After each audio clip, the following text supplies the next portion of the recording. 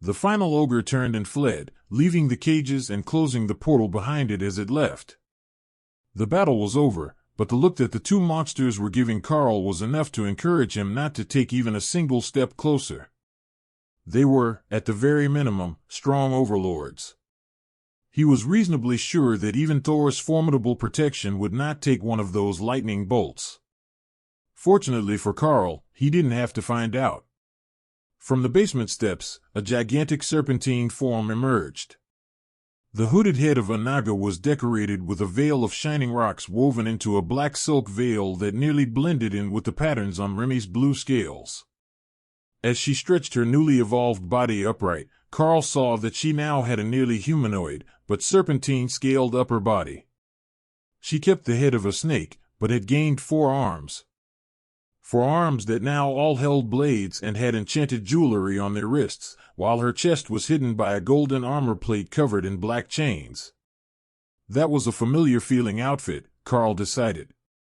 Remi had learned how to use bestial raiment, his armor spell, and she had used it to make her queenly attire. 3 smaller Naga warriors appeared around her, spears in hand. It was an innate skill of the Naga Queens to summon bodyguards, and Remi's had taken on her coloration, but with all black armor. Congratulations, Naga Queen.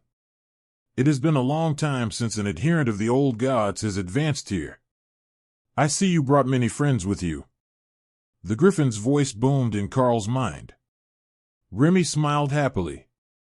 Thank you for coming to my assistance. I love this new body, but it took some time to get used to, and we were delayed in coming to help our final pack member. The Gryphons gave Karl suspicious looks, then seemed to shrug.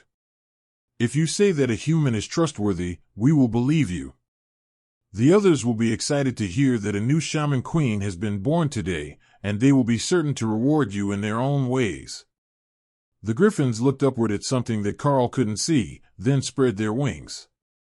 Your time here is done for today. But we will see you again soon enough. Karl wasn't certain what they meant until the impenetrable white fog began to descend over them. The beasts were forced into their spaces, and the bodyguards were dismissed along with raised golems. It was a shame that they hadn't gotten a chance to fight. Karl was interested to see how Remi's bodyguards stacked up against raised golems. I wonder if we're going skydiving again. Ray pondered as the world seemed to vanish around them. Skydiving sounds fun. What is it? Kara asked. The two started on a profound discussion of the benefits of dropping indestructible objects from the sky on your opponents, but the world was already coming back into focus. Only Karl still had no idea where he was. They were in a room made of white marble with a well-worn wooden floor, and they were surrounded by clerics. But it wasn't the capital cathedral, and Karl could have sworn that he could see tails swishing out of many of the robes, and horns on heads. In a strange unison, the chatter in the room faded, and everyone turned to face Karl, who was covered in black ogre blood and still holding a massive flaming sword. Sorry. He muttered as he put the blade away, but everyone was still staring at him. Sir, do you need assistance? Where are you injured? One of the clerics stammered. Oh, sorry. Thank you for the healing, but I'm not injured. This isn't my blood. I was trying to return home through an anomaly, and for some reason it brought me here. Wherever here is. The clerics were still staring at him, unsure if they were supposed to answer, run away in terror, possibly fight him, or douse him with holy water. A familiar voice came from Karl's left. Prince Karl of the Golden Dragon Nation. Karl turned and nodded. I am. Might I ask again where I happened to end up? The priest smiled, and his eyes went fully bronze, and slotted like a dragon's eyes. There were bronze horns on his head, and he was almost guaranteed to be in charge here, with his overlord rank power. I suppose you don't recognize me like this, as I have changed appearances since we last met. I am Orthos, formerly the town champion of the Darklight host in Bunga, and a purebred bronze dragon. Welcome to Bru's Temple. Well, fancy that. I didn't think I would be seeing you again this week. I was on my way back to Bayberg after a quest sent me east out of Glad. The last of my beasts reached Royal Rank, and it sent me here. I am impressed that you could hide your power that well. I could have sworn that I was the stronger of the two of us when we last met. Karl laughed. The dragon threw his head back and gave a full-throated draconic laugh that shook the walls of the temple. You might have been close back then. But that was well over 10,000 years ago. However, a bronze dragon remembers every moment of their life as clearly as if it were yesterday, and I have not forgotten the Beastmaster war champion who accepts duels over his rank. Wait, so Bunga is somewhere nearby? Karl asked. No, it's on another continent. I'm not certain how much it has changed. I haven't been there in thousands of years. Not since the last of the system collapsed, and I moved to the Divine Beast Nation to be with my kinfolk. It seems that we have a lot to talk about. Or at least, I have many questions for you. But first, where is Bru's temple? In the Flockwar River region of the Divine Beast Nation. I do hope that you weren't in a hurry to leave, human Beastmaster. That could be problematic.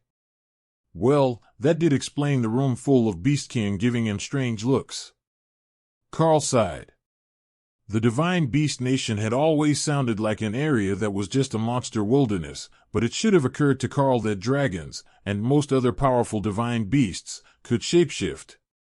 It also made sense that they would welcome the Beastkin in their nation, as those species were at least half-beast anyhow. Most of the ones here were fully furred, despite being humanoid. Not like Overlord Ahmad, who just had cat ears, most of these had animal-shaped heads and fur or scales everywhere. They were actually rather adorable when they were nervous. From beside Karl, there was a soft chuckle, and an elderly warbear woman smiled down at him. You can all relax, the human isn't going to attack. Though, with the way that he looks at swishing tails, he might be dangerous in an entirely different way. She declared. The warbear laughed at her own joke, and most of the clerics gave Karl a strange look, but he could see that a few of them were walking with extra sway in their hips. One of the male priests, a man with small round ears and black streaks in the light brown fur on his head, frowned at Karl. Are we sure that it's safe to have a foreign predator here? This place is a safe spot for the clerics of the beast gods, not for hosting international guests. He suggested quietly. Would it help if I brought out a friend who recently advanced with the help of the beast gods? She even did so in the old temple northeast of Bayberg. It might have been in ruins, but the link to the gods was still there, as they sent a pair of Gryphons to defend her when the Miviaskan slavers attacked. Orthos the dragon looked skeptical. You needed help to defend against a group of slavers. Karl shook his head. No, but it's the thought that counts.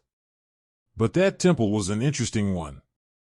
I could sense the anomaly there that linked it to another temple, one that was very similar, but not quite the same layout. If you go there and check with echolocation, you should find it. Orthos looked excited. The temple was still linked after its destruction.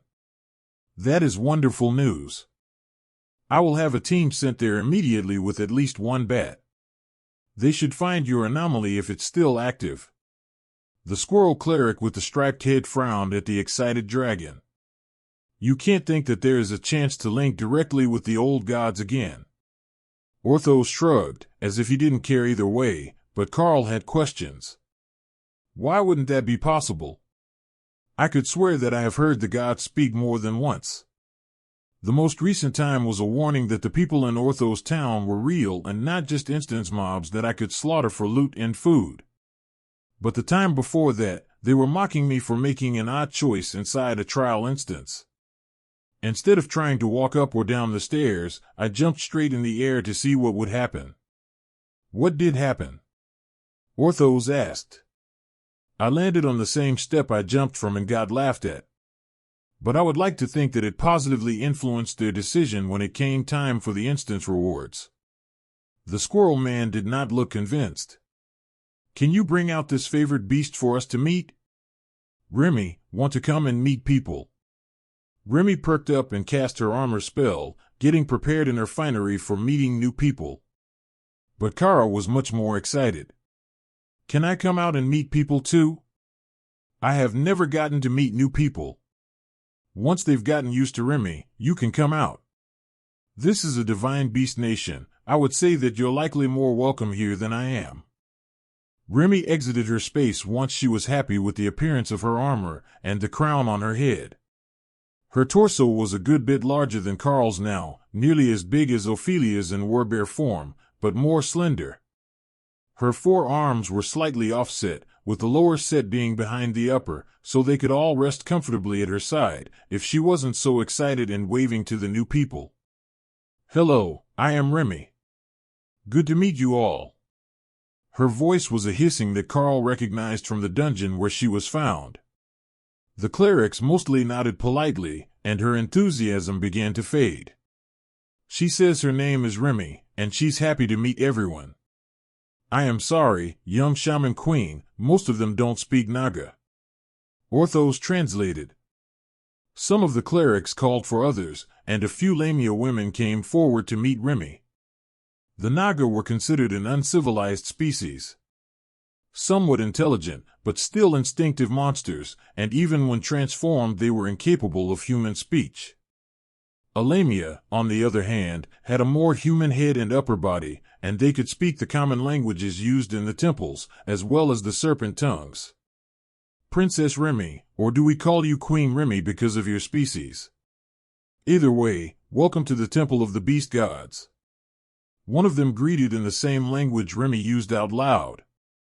The two began to talk rapidly enough that the others were having trouble following them, then they moved forward to hug each other before the Lamia began to give Remi a tour of the temple's highlights.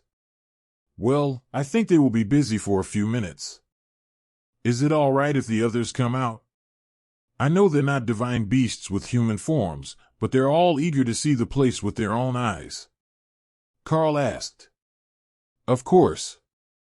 We would also like to know more about your team. Orthos replied. Karl paused. The dragon made a good point. At this time, he was not in a friendly nation, and most likely was not particularly safe. If they tried to do something to mess with the bonds, he could be in trouble. Relax, young beast master. We're not going to try to steal your friends. We just want to meet everyone and make a proper report. Many in our nation have been curious about you since the war with the giants broke out. Orthos explained. On one condition. I have a question about how there were so many system users 10,000 years ago, when I was told that the system had faded over 100,000 years earlier. Karl replied, hoping to make a trade. Orthos smiled. That is information that I can give you, and the answer is actually a simple one. You see, 10,000 years ago, there was a resurgence in the presence of the dungeons. We don't know for certain what caused it, perhaps the world dragon testing us to see if we could meet some standard to get a new world dragon scale or set of system stones. But for that 1,000 years or so while the dungeons were active, the continent had nearly as many system users as the old days. Then, the dungeons faded, and only a handful of long-lived creatures remained. There were elves that lived a bit longer, and could help their children awaken, but their children lacked that ability. On this continent, it faded nearly as fast as it had appeared. You see, all of the dungeons that appeared here during that time were common grade. Nothing powerful managed to awaken the system by completing a dungeon, they were too far beyond the level for it to reward them. So, the resurgence came and went, and the presence of system users became an urban legend, tales of heroes and champions of the churches and armies that faded into the founding myths of the nations that came after. Karl sighed. It would have saved me so much research time if whoever wrote my textbooks had just asked you. The dragon rumbled with laughter. What makes you think I would have told them? I wouldn't have told you, but you were there to see it, and I despise misinformation. Karl nodded in understanding. Once upon a time, the dragon had been aligned with the Dark Light host and the largely human population of the area where Karl had landed. But that was a long time ago, and he had no incentive to remind the humans now of the truth about the past. All right, everyone can come out and say hello. Thor, no flirting with the priestesses. Ray, no eating anyone. Karl laughed. You people are way more fun than I expected. I'm going to go poke the dragon. And poke the dragon is precisely what she did. As soon as she left the space, Karl flapped her wings and extended one black claw to poke Orthos in the nose, then she flew away across the room, laughing as the clerics tried to at least track the chaos gremlin in badger form as she explored. The ancient dragon simply stared after her in shock, unable to process the fact that he had been booped by a juvenile void badger. That creature is not afraid of anything, is she? I could eat her in one bite. Orthos growled as Kara dove through a slime monster priest as she evaded capture. They were making a valiant effort to capture her, but now that she was covered in slime, even when they could get a hand on her, they couldn't get a grip, and she would just fly off to explore another room, leaving slippery blue footprints everywhere. It was utter chaos, but other than avoiding capture, Kara was pointedly ignoring the clerics. Ray made herself silk socks for the end of her legs so she didn't destroy the floor, and then she also began to wander, but by using her silk to lift herself to the second floor, where the acolytes were watching from. They are under control, right? Orthos asked nervously as he watched the nonsensical scene in his temple. This was a beast god temple, but not all beasts were capable of rational thought. Yeah, they won't hurt anyone, they just want to explore. They spend too much time in their own spaces, and they need to stretch out now and then. Well, most of them. Karl amended. Thor had settled onto the floor so that the clerics could pat him and take measurements. A commander rank lightning Sarrow was rare, but a mutated royal rank lightning Sarrow that gave off holy energy was a unique find. However, the examination process came with clerics stroking his scales, patting his head, feeding him snacks, and praising him. In short, Thor had no intentions of moving. Does the bloodbath spider enjoy terrifying children? You are listening to a story on Time Drift Stories channel.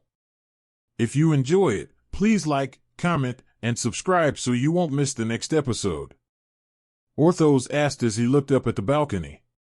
Not just children, she just loves terrifying people in general. But I think she's going to make them some sort of playground. At least that's what it looks like. You can take it down later. Karl explained. The dragon smirked up at the balcony as Ray started to make a silk play area for the acolytes. Fortunately for me, I am an elder of the church. It is not my job to take down decorations or clean the upper floors of the temple. However, adding that net just made it a lot more tempting to order them to thoroughly clean the fresco paintings. Orthos joked. Karl looked up and realized that the entire ceiling was covered in ancient murals that portrayed either religious or historical events. As he wasn't familiar with either, it could be both. Damaging one was unthinkable, but every decade or so, they would need to be carefully cleaned so that the colors didn't fade and a fresh coat of clear protectant could be applied to any spots that had flaked. Like Karl, who hadn't realized they were there, the clergy rarely looked up at them. They were more for visitors than the daily residents, but with the acolytes playing up there, someone was bound to notice that there were spots that could use some cleaning. After a few minutes of exploring, Karl was the first to call it quits. People kept bothering her, but now she had the perfect defense mechanism. She could just go back to her space and watch them while they couldn't see her. For the solitude-loving badger, this was possibly the greatest thing that ever happened to her. She could now speak with nobody but family, while still watching everything that happened around her. Did the void badger, Kara, I believe you named her, retreat to her space? One of the clerics asked. Yes, Kara is her name. Unlike the others, who I got as infants, she had already picked a name when we met. Karl explained. So, your class lets you capture older beasts as well? Karl shook his head. I can't capture them at all. I brought the others in as eggs, and we bonded when they hatched. Kara stayed for the buffet. That made both the cleric and Karl laugh. The bond was solid now, but when she had first awakened in the space, she could have chosen to leave and fight off the effects of the class ability bonding her. Is that how it works? One of the younger acolytes asked. Karl reached into Kara's space and cut a small strip of meat from the roast pig, then held it out for her. Ooh, meat. Thank you. The acolyte gobbled down the snack, and Karl patted her head while the older clerics facepalmed. All right, I see your point. Sometimes our nature can be used against us. Once she finished eating, the acolyte realized that was precisely how Karl had convinced Kara to stay, and that she had fallen for it as well. You're not going to try to take any of our clerics, are you? An older woman asked suspiciously. I have no idea where the cutoff is, but one of my beasts tried to claim a human for the team, and it didn't work. So, I suspect that most or all of these demi-humans would not be considered beasts by the system, even if I wanted to try. Orthos' eyes lit up with excitement. Do you happen to have a piece of equipment that you obtained while you were sent back through time? Did anyone grab any loot while we were there? I don't really want to give him my bracelet for whatever experiment he's got going on. Karl asked. Oh, yeah. I've got lots, they're tasty. Kara announced. Karl had thought she was just gathering random bits from the battlefield, but she had been cutting limbs with magical items from the fallen giants. All of the bits in the pile at the edge of her space had a magical item on them. You can eat that. Kara nodded happily. Void badgers have a strong stomach. Magical items are good for growth, but not really worth going to look for. Here, you can have this ring. I've got too many of that flavor. Karl took the giant strength ring and handed it to the dragon. Yes, this is perfect. The system stats are still active on it. He declared, then slid it on his finger. He blinked a few times as a smile grew on his face. Yes, that is perfect, the system interface refreshed. Thank you for this. Do you mind if I hold on to it for a while? Orthos asked.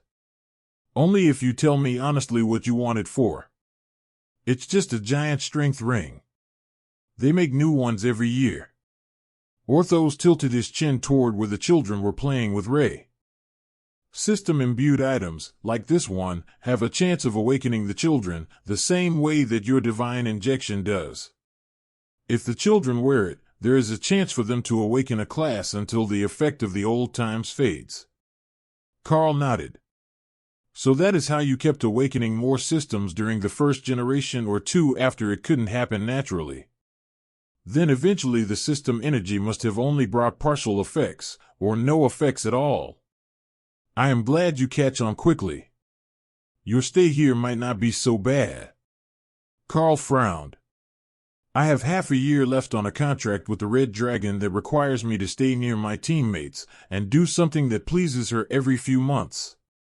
We've already been separated for a while during the time that I was gone. Orthos was a dragon, he had to understand. Or so Karl hoped. We will work on something. The beast gods and the dragon clerics don't always get along, but the red dragon should understand that you are unavoidably detained and not deliberately leaving them behind. How did you know that was the terms of the contract? Karl asked. Bronze dragon. It's part of our thing. He was going to have to accept that as an answer for now because it didn't seem like Orthos was going to give him more answers, or let him just walk out of here and into the Divine Beast Nation's wilderness. Their conversation was interrupted when a commotion at the other end of the temple turned into an argument in Serpent. Karl sighed and turned to see what was going on as Orthos hid his laughter behind his sleeve. Remi had a small, furry acolyte, and she had raised her body to keep the child out of the reach of the guardian clerics that were trying to take her back to whatever passed for daycare here. What are you doing, Remi? This creature is fascinating. She's half dragon and half catgirl. And why are you keeping her away from the clerics? Because it's funny. Plus, I'm a queen now. Queens get to do what they want, right? Your species is queen, but you're still a princess. You should likely give them the child. Instead of handing the child over, Remi used her lower arms and her elongated body to climb one of the pillars and escape to the upper floor, with a group of clerics chasing after her. I will give her a timeout once she puts the child back in bed. Sorry, she had never seen whatever species that is before. The father was a dragonkin from the western regions, and the mother is a Felian, one of the cat women. But a winged beastkin with fur is quite uncommon, especially when they're not bats. The little one gets a lot of attention, and I do fear that we're spoiling her without teaching her about stranger danger. If Remi hadn't been friendly, she could have been injured or abducted by a visiting beast. A few seconds later, the shouting turned to laughing, and Remi came racing back down the hallway and around the spiral staircase, this time holding a full-grown priestess. It was awkward, but with 4 arms, Remi could hold her no problem, and the Naga Queen was surprisingly strong. Karl was used to thinking of her as a small snake, but she wasn't anymore. Well, for another 5 seconds, before she put the cleric on the ground and turned back into a small spirit snake to escape up Karl's side, seeking protection on his shoulders. Your Naga friend is insane. The priestess that Remi had been carrying insisted. In her defense, she literally got arms a day ago. If they're not for cuddling small furry creatures, what is the point of having arms? Karl replied. Most of the clerics in the room laughed, and some sort of large beast outside rumbled in amusement. The cleric gave him a skeptical look, and Karl gently stroked Remi's head. Fine, point taken. Sometimes we forget how excited the youngsters are to see new things. The priestess sighed. Pat the head for good luck. Karl didn't question the voice in his mind as he patted the beastkin woman's soft furred head. Even if it didn't bring good luck, it was totally worth it. The long bunny ears were so soft. Gah, he got me. I let my guard down because he was human, but he did it. She complained. Is that some sort of running thing? I heard a suggestion that it was good luck. Karl asked. The clerics went silent and Karl turned to Orthos. Did I say something strange? The dragon shook his head. No, but you might have really heard the voice of the gods. They have a particular fondness for messing with rabbit-related beasts and beastkin. Even in the time when you saw me last, there was a superstition that gently touching their ears brought good luck. But you see, their ears are very sensitive, and depending on how you touch them, it can be an erogenous zone. Karl bowed to the priestess. Sorry, I didn't know it was sexual harassment. Patting as a form of friendly encouragement is pretty common for me. Thor loves it. Some of the other clerics who had been in charge of his measurements smiled at the memory. Thor aggressively loved head pats and most other forms of affection. He was currently outside having his scales polished and scrubbed with sand. Ray returned to her space to let the children play, and the clerics began to relax. Nobody could view Thor as a threat, and the only other outsiders around now were Remi and Karl, and Remi had the favor of the beast gods, even if she was troublesome. Princess Remi, can you tell us what god favored you when you evolved? Orthos asked. Tell them Lucky Statue Lady came to visit me. She has a statue of a pregnant giant that, I believe, is one of the Titan shaman gods. She says the statue lady was the one. Karl gently removed the statue from her space and took it out to show the dragon. Fascinating.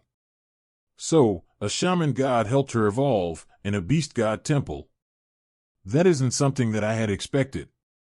But the primordial gods are supporters of both beasts and titans, though they fell from favor when the new pantheons of beast and titan gods were formed.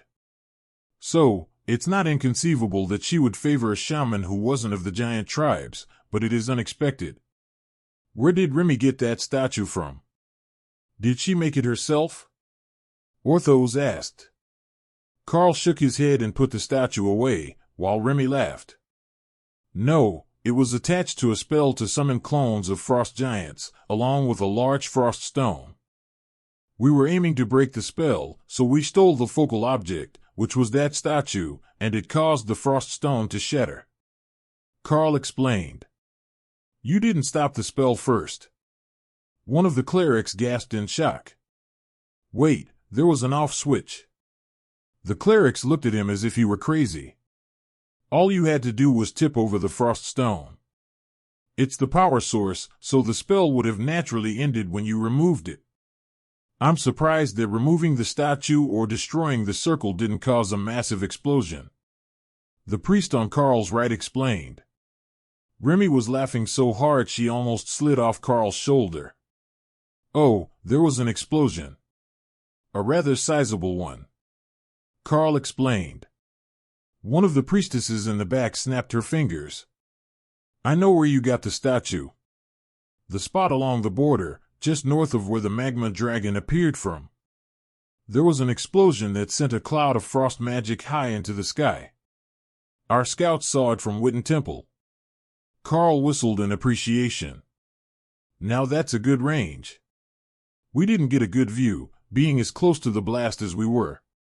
You were still nearby when it exploded. The priest asked. We were still getting clear of the crater that the stone was in when it exploded.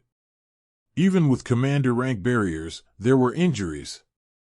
The priest and Orthos nodded in understanding. The explosion was huge, but not contained, so it was lower damage over a much larger area than if it had been indoors. Is it true that you challenged the Royal Rank Frost Giant at commander rank? One of the priestesses asked, sliding up beside Karl so he could pet her fluffy cat ears. That was clearly a bribe to trick him into giving away secrets, but it wasn't really a secret that he had taken out a Royal Rank Frost Giant. It had been on the news. Let me regale you with the tale of an investigation gone wrong, or successfully failed, as you might say. Karl began. A well-told story was as important as the actual details, and the clerics were all eager to hear all about the war between the Golden Dragon Nation and the Giants.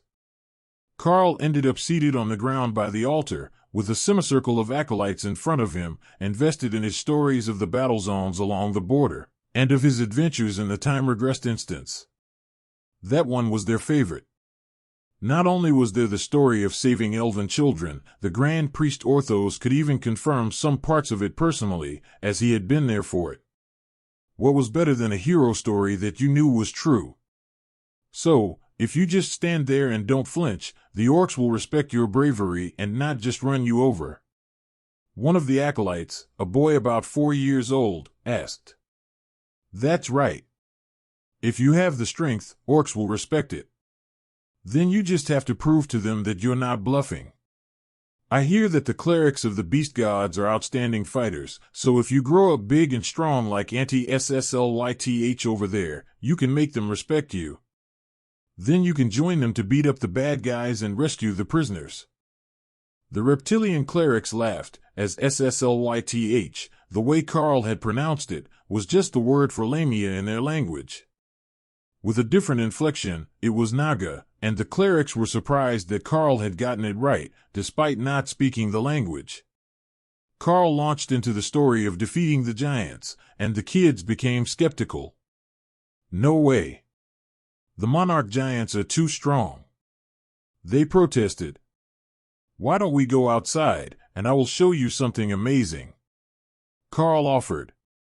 Everyone followed him outside to where Thor was basking in the sun with a number of Dragonkin clerics leaning against him. Karl took out 2 monarch rank bodies. One from the village, and one from the slavers. Ray had saved both of them for blood and personal use.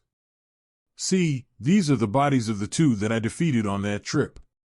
Now, I will have Miss Ray put them back in storage, and we can put out a blanket to tell stories here in the sun where it is warm. Orthos smiled at the high priest next to him. He's actually a skilled babysitter.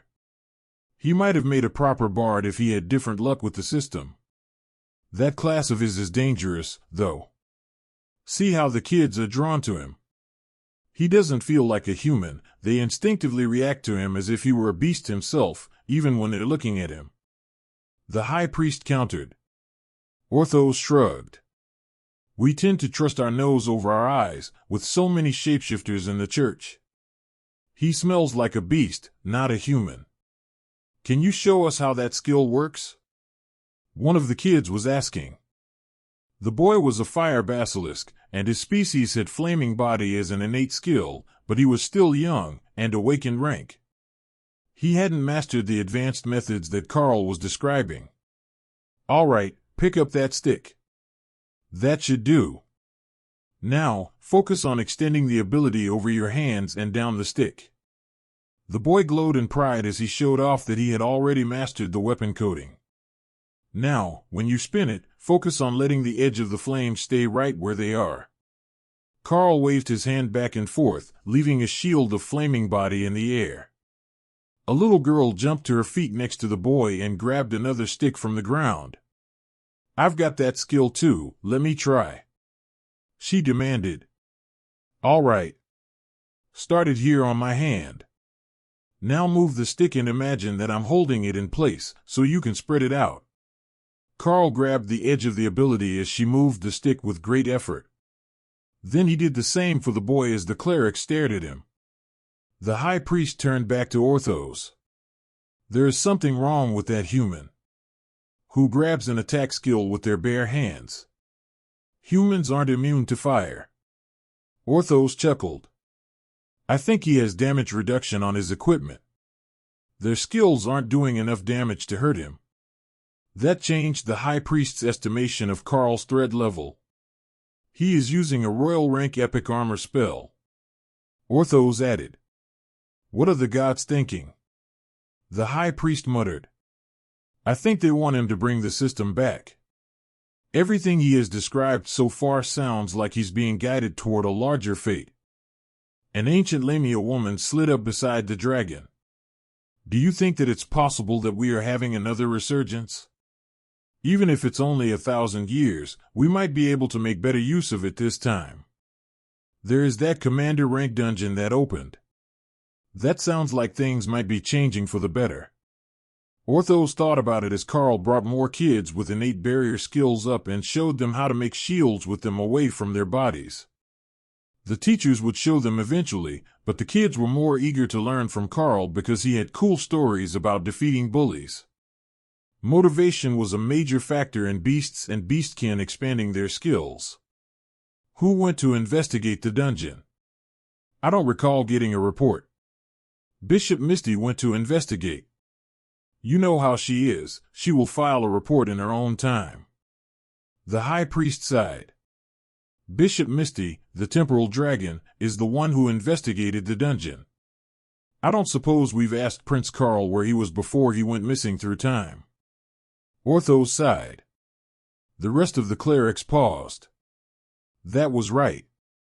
Misty was less reliable than the average nature cleric, and had zero sense of punctuality, as she saw time as a fluid function. But the fact that she might have met with an interesting human and interfered in the time flow hadn't occurred to them until now. She hadn't done it in generations, as her kind hated to change the timeline and cause ripples in the natural order. But she was certainly capable. Orthos gestured to one of the Felian clerics who went over to stand beside Karl, who was happily teaching a young Gryphon to make a better wind barrier. Where did you go between the battlefield and the anomaly? Our scouts saw you leave weeks ago. Did you get to explore more before you were transferred? She asked. Karl smiled and stroked her ears, making the priestess purr. Sorry, that part is confidential. I had to take care of some things away from the battle for a while, and then celebrate the birthday of one of my team members. Orthos sighed. That wasn't a confirmation, but enough for them to suspect that he had been the one at the dungeon when it first opened. But in the process, she had told him that they were watching the battlefield from a distance, when officially they didn't have any spies within the Golden Dragon Nation. It wasn't exactly a good trade of intelligence details. But once they found the bishop, they would have confirmation of the timeline, even if she hadn't been the one that had been messing with it. The clerics went inside while Karl taught the children, leaving only a few junior priestesses with him, as they were instinctively drawn to Thor, who was currently napping in the sun. So, when Karl went from hands-on training the young beasts to riding, nobody in charge noticed. This will be great. I'm sure I can use Rend. Kara was laughing as Karl finished the second copy of the book. He had been careful to make sure the kids were not paying attention as he worked, and they had thought he was just doing paperwork, so they hadn't realized that he was doing anything special. Karl passed the book into her space, and the book vanished as soon as the Void Badger touched it. All right, does everyone understand the rules to the Thor challenge? You have to extend your barrier in front of yourself and charge at your training partner. Whoever's shield fails first loses. Then the winners challenge each other. The last one standing gets the skill book. Karl explained. This was likely a terrible idea, giving new skills to citizens of a hostile nation. But they were baby clerics in training, and they were all beasts or beastkin with claws. They should be able to use rend, or they could trade it with the others for something they needed. Most beasts couldn't innately use it, as they didn't hunt like Hawk did. Instead, they would have claw, or shred, sometimes slash. The priestesses looked up when they heard the first collision, but the kids looked like they were playing, so they went back to sunning themselves with Thor. The acolytes were really invested in the game, running full speed at each other, not caring that the primary impact would come from the two shields interacting with each other. If they could hit hard enough that their target lost their footing, they would also lose focus on the barrier, and most of them had only just learned to expand it, so they would lose. After a few minutes, the noise drew the elder clerics back outside. They paused for a moment as they saw what looked like the kids roughhousing, but the organization showed that it was some sort of unorthodox training exercise. There were only 4 left: the young Gryphon, a half-dragon, the fire basilisk, and a Phelian who had learned an earth shield skill. They were all under 6 years old, and all awakened, so the contest was a hard-fought one, but they were all exhausted, and they were barely stumbling towards each other when the high priests came back out. They weren't known to push themselves this hard in training without a reason, so the elders stopped to watch as the Phelian lost to the Gryphon, and the half-dragon continually clashed with the fire basilisk until he actually passed out from exhaustion.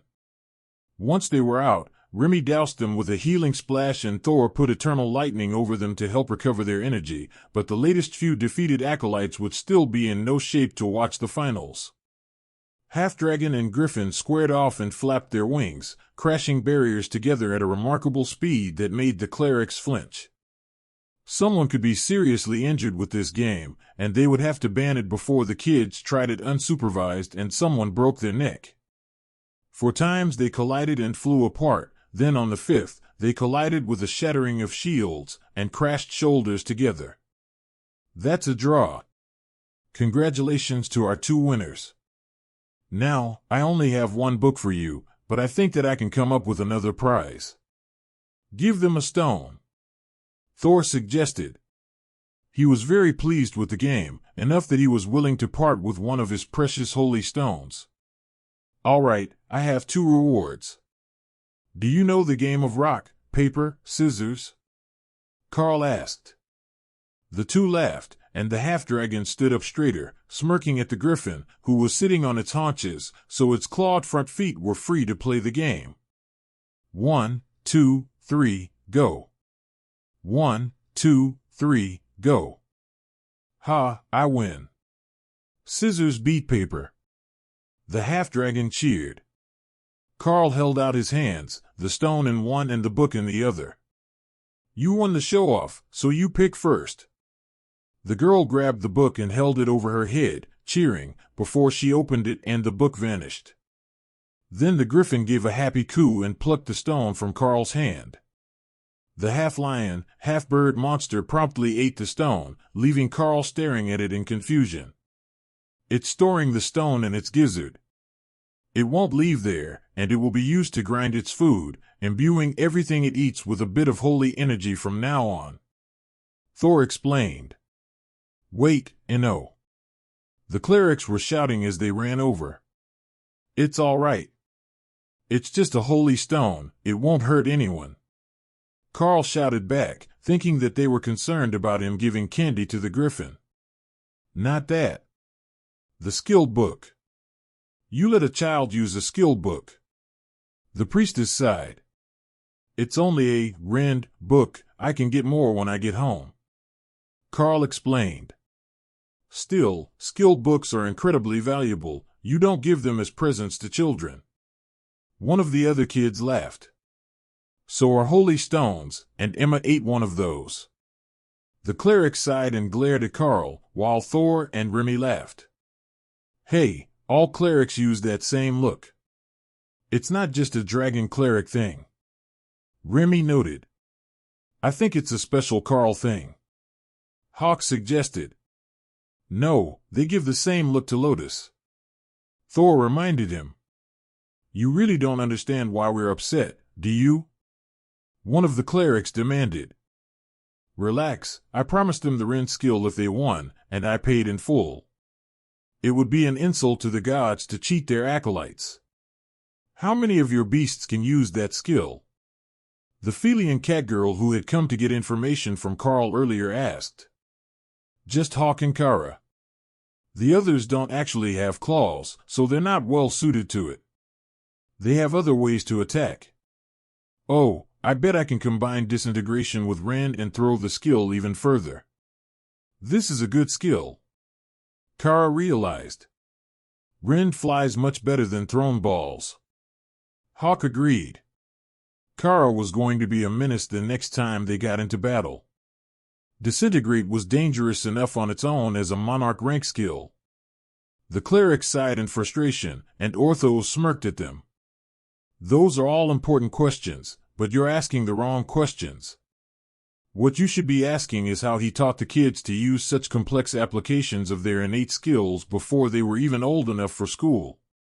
The dragon suggested. Karl knew perfectly well what the reason was.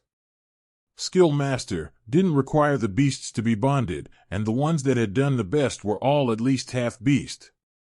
He had completely forgotten that he had the skill active constantly, as it was an essential for his team.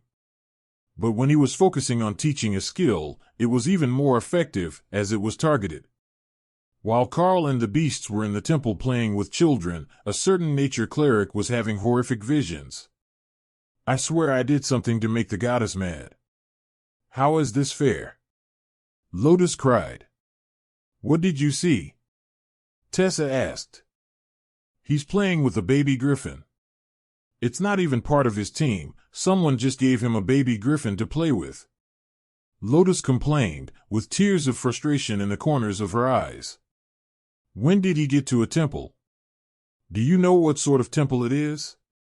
Tessa asked, trying to keep the little cleric focused. Visions were usually intended to give them some sort of valuable information, not just to taunt a single bored priestess. They had been stuck here for an entire week now, waiting for some news or new orders. The issues had been dealt with the first day, and there were no known threats in the region anymore. Doug was at the mine's cafeteria, helping them with lunch for the workers. A company provided meal for every shift, but the others were simply lounging around in the courtyard outside the only hotel in town.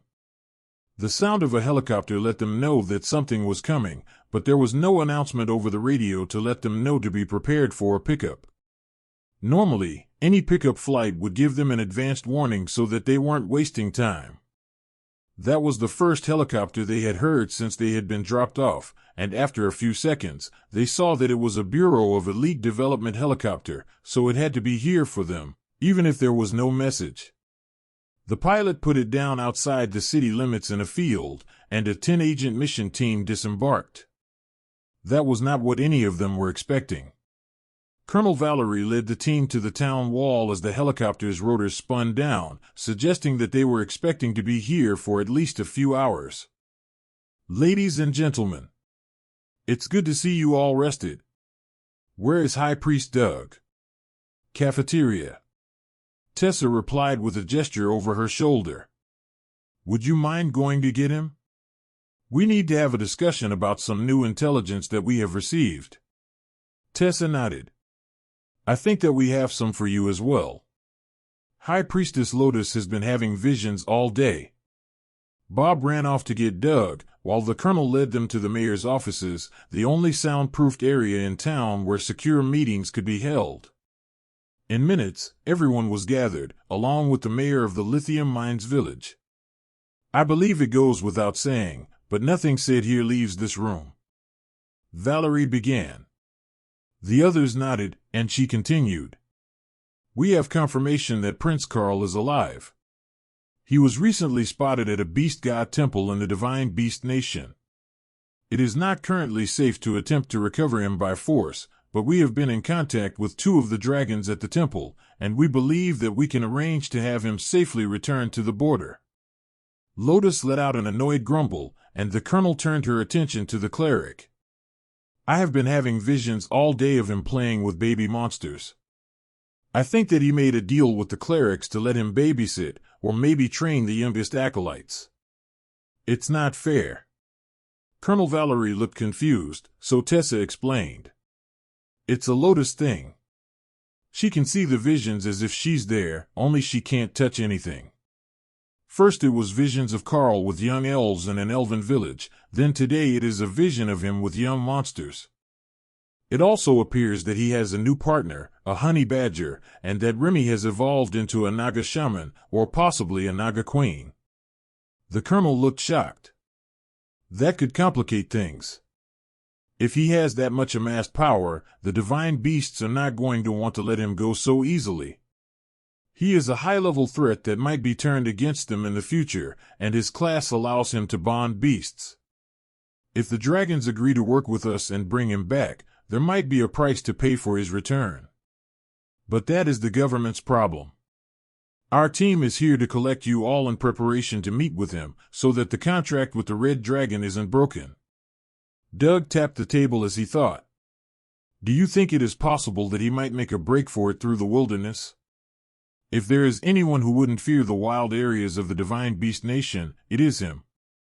In fact, they might not even realize that he's not one of them. If he put his head up, he could pass as one of the beastkin. Colonel Valerie sighed. That's what we're afraid of. He's at a temple right now, but they might not prevent him from leaving, and that would put him out of reach of both our spies and any sort of safety he might be enjoying. There are 2 dragons there, a bronze dragon overlord, and a commander rank green dragon who is practicing her healing skills at their temple. Lotus froze for a moment, then frowned. Her linked dragon was a commander rank juvenile green dragon. If it was not a vision, but an info dump from her patron who was usually so eager to see new things, it would make all sorts of sense. She never got to see things on her own, so now that she had seen them, she was just sharing everything with Lotus. But when she thought about it, her patron seemed naive and intrigued by the concept of getting to go apprentice at a temple. So, it wasn't her green dragon, just another young one. That was a relief, somehow. Colonel Valerie continued her explanation. Tonight, we are going to head to the border and make contact with the representatives of the Divine Beast Nation. We are not officially at war with them, but we are not on particularly good terms with them either, so I need everyone to be on their best behavior. I don't know who they will send to meet with us, but be extra respectful, and remember that they are the representatives of another nation. A neutral nation that we need to stay neutral in our conflict with the giants. They are known to send a lower-ranking beast as their representative, just to see if we will take it as an insult. That means no trying to treat the representative like a child or a wild animal. No talking down to them. In short, don't do anything out of line if you want us to get Karl back without months of headaches. Dana laughed. You know, now that Thor is surrounded by Divine Beast Nation clerics, he might not want to leave. They're extra friendly to beasts, right? So even if they don't want Karl there, the rest of the team should be pretty popular. Ophelia laughed. There is no way that Thor is not popular. Everyone loves Thor. The visiting bureau team members chuckled. They could only imagine the chaos that would happen if the divine beasts refused to assist in returning an elite that had been brought there by an anomaly because his beasts were too likable. The team smirked at the thought. They could definitely see it happening. But the good news was that they now had reliable intelligence on Karl's safety and not just vague visions of him interacting with small animals. 4 hours later, the helicopter landed at the border of the Divine Beast Nation, not far from where the Flockwer River headwaters started at a natural spring. Assembled to meet them was an odd assortment of creatures. There was a dire bear, a dragonkin priestess, and a trio of more cats. Other than the priestess, who was a commander-rank high priestess, the others were all strong monarchs. The colonel had been expecting the divine beast nation to send a weak representative as an insult, but it appeared that they had sent an exceptionally powerful emergency response team to meet them. There was still a portal open behind the beasts, waiting for the meeting to end, and Ophelia began to suspect that this meeting might not go the way they were hoping. So, as they got out of the helicopter, she shifted into werebear form, ensuring that there would be at least one beastkin with their contingent. She had some hope that it would help alleviate the hostility she could feel, and unlike her dire bear form, she could still speak as a werebear. The two sides stopped a few meters apart, and the dragonkin high priestess nodded at the newly arrived clerics while ignoring the others. First, as a sign of good faith, she announced, then opened a viewing spell that showed Karl teaching a combat class to a group of 5-year-olds. He was currently showing them the art of the side chokehold, where you could get close enough to a beast's neck that they couldn't bite you as you attacked. Thor was napping in the background, and Colonel Valerie prepared for the worst. Karl was clearly accepted by the beasts if they were letting him be around the kids, and that was going to make it harder to get him back. We should have warned him not to be so friendly to foreign nations, Colonel Valerie's assistant whispered to her. But if he wasn't, what sort of condition would he be in now? She whispered back. The dragonkin gestured for Tessa to come forward and speak with her, but the beasts growled when the colonel tried to join her. High Priestess, I have been informed that your team has a contract with the dragon gods, the dragonkin began. Tessa silently nodded and took out a copy of the contract. So, the 4 of you, she asked. Normally, we travel as a group of 8. Ophelia is our 5th for most situations, while Morgana, Bob, and Doug bolster our numbers for dangerous situations. That was a rather powerful group, with Bob and Doug both at royal rank, and Morgana right at the bottleneck. But the High Priestess had been informed of Karl's combat power with his beasts, and he would still be the designated leader of the team even in the Divine Beast Nation, despite his youth. I have been approved to bring his contracted team members to him. No more. I am willing to make an exception for the werebear, but not the humans. What are the chances that he could be returned to the group here? We do have duties to take care of as well, Tessa asked. The dragonkin high priestess shook her head. The grand priest says his skills are too valuable to let him go before his debt is cleared. What debt? The dragonkin shrugged. I have no idea. It wasn't explained to me, as it was considered non-negotiable. Can you ask? Perhaps we can help settle the debt right now. Her eyes seemed to glaze over as she used a communication spell. He did not clarify, and only said that they are still cleaning slimy footprints off the ceiling. That left Karl's entire team confused. None of the beasts had slime-type abilities, and the ones that could conceivably be on the ceiling were Ray and Hawk, neither of which would leave footprints. Had Karl done something that involved him fighting indoors with slimy feet? Hopefully, he hadn't gotten into a fight with the beast god clerics. Tessa turned to Colonel Valerie for answers. Sending more elites into the Divine Beast Nation defeated the purpose of trying to recover one. But they did have a contract that said they wouldn't leave each other behind. He certainly seemed like he was on an adventure, and if they let him go alone now that they had the chance to join him, it might be a violation of the contract. Can I have a moment to confer with the Bureau agents? Tessa asked. The High Priestess nodded and Tessa stepped back to talk to the others. Where do I go from here? It's pretty clear that they're not going to let him go easily. We came here to get an elite back, but with the contract, most of us will have to go to him if he won't be brought to us, she whispered. Colonel Valerie sighed and nodded. If it comes down to that, try to get terms from them. Preferably a condition to return you all home once whatever debt he racked up has been paid. I suspect that it's a made-up charge, an excuse to keep him there. I just wish that I could confidently say that him leaving slimy footprints on the ceiling was a false accusation. Dana smirked. Yeah, we were all a bit startled at that, but I don't think anyone would say it's impossible, or even all that unlikely. In the distance, they heard the dire bear's rumbling laughter. The bear has definitely met him. He wouldn't be laughing that hard if he didn't know Karl, Doug noted. The dire bear nodded in agreement, letting everyone know his hearing was sensitive enough to hear their whispers. Why are we pretending that any of this is a secret meeting? We can all hear each other, Dana asked. The bear and the more cats all made huffing laughing noises at her comment, and even the Dragonkin priestess chuckled. Tessa stepped back toward the Divine Beast Nation group. We would ask to join our partner until such time as we can all leave together. What we ask is that you guarantee our safety and our return together to the Golden Dragon Nation at the soonest opportunity. The High Priestess was silent for a minute as she considered the wording. We can agree to bring you to him and assist you in fulfilling the terms of the contract with the Red Dragon until such time as you all leave together, at our earliest convenience, she suggested. That was not quite the same thing, as there were many exceptions to earliest convenience, but it was not a bad agreement, as they had agreed to allow them to fulfill the terms of the contract. The contract stipulated that they needed to please the Red Dragon, so it would be difficult to keep them there in a secure temple for an extended period, as the divine beasts were not at war with anyone. The Black Dragon who ruled their nation didn't see the need, the deaths on the continent were balancing themselves. Colonel Valerie nodded and handed Tessa a small bag that she put in her storage.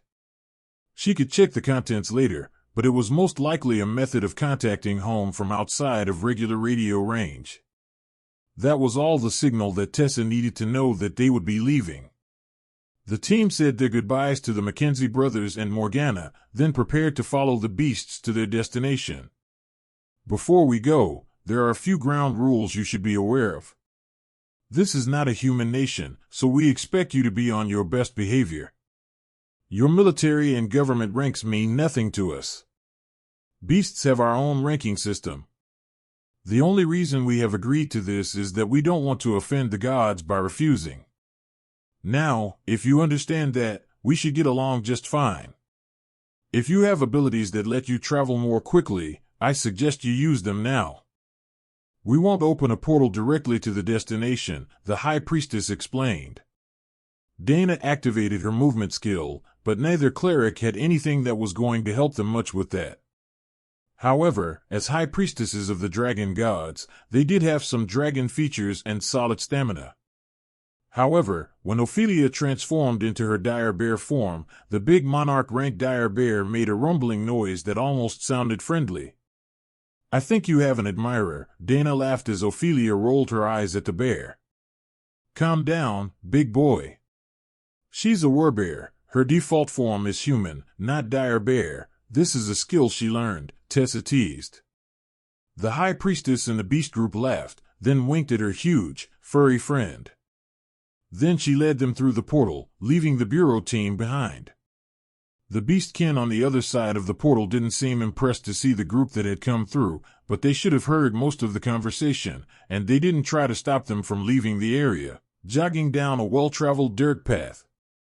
They could hear laughing in the distance, and the dire bear huffed in amusement. It seems your friends will be waiting for you.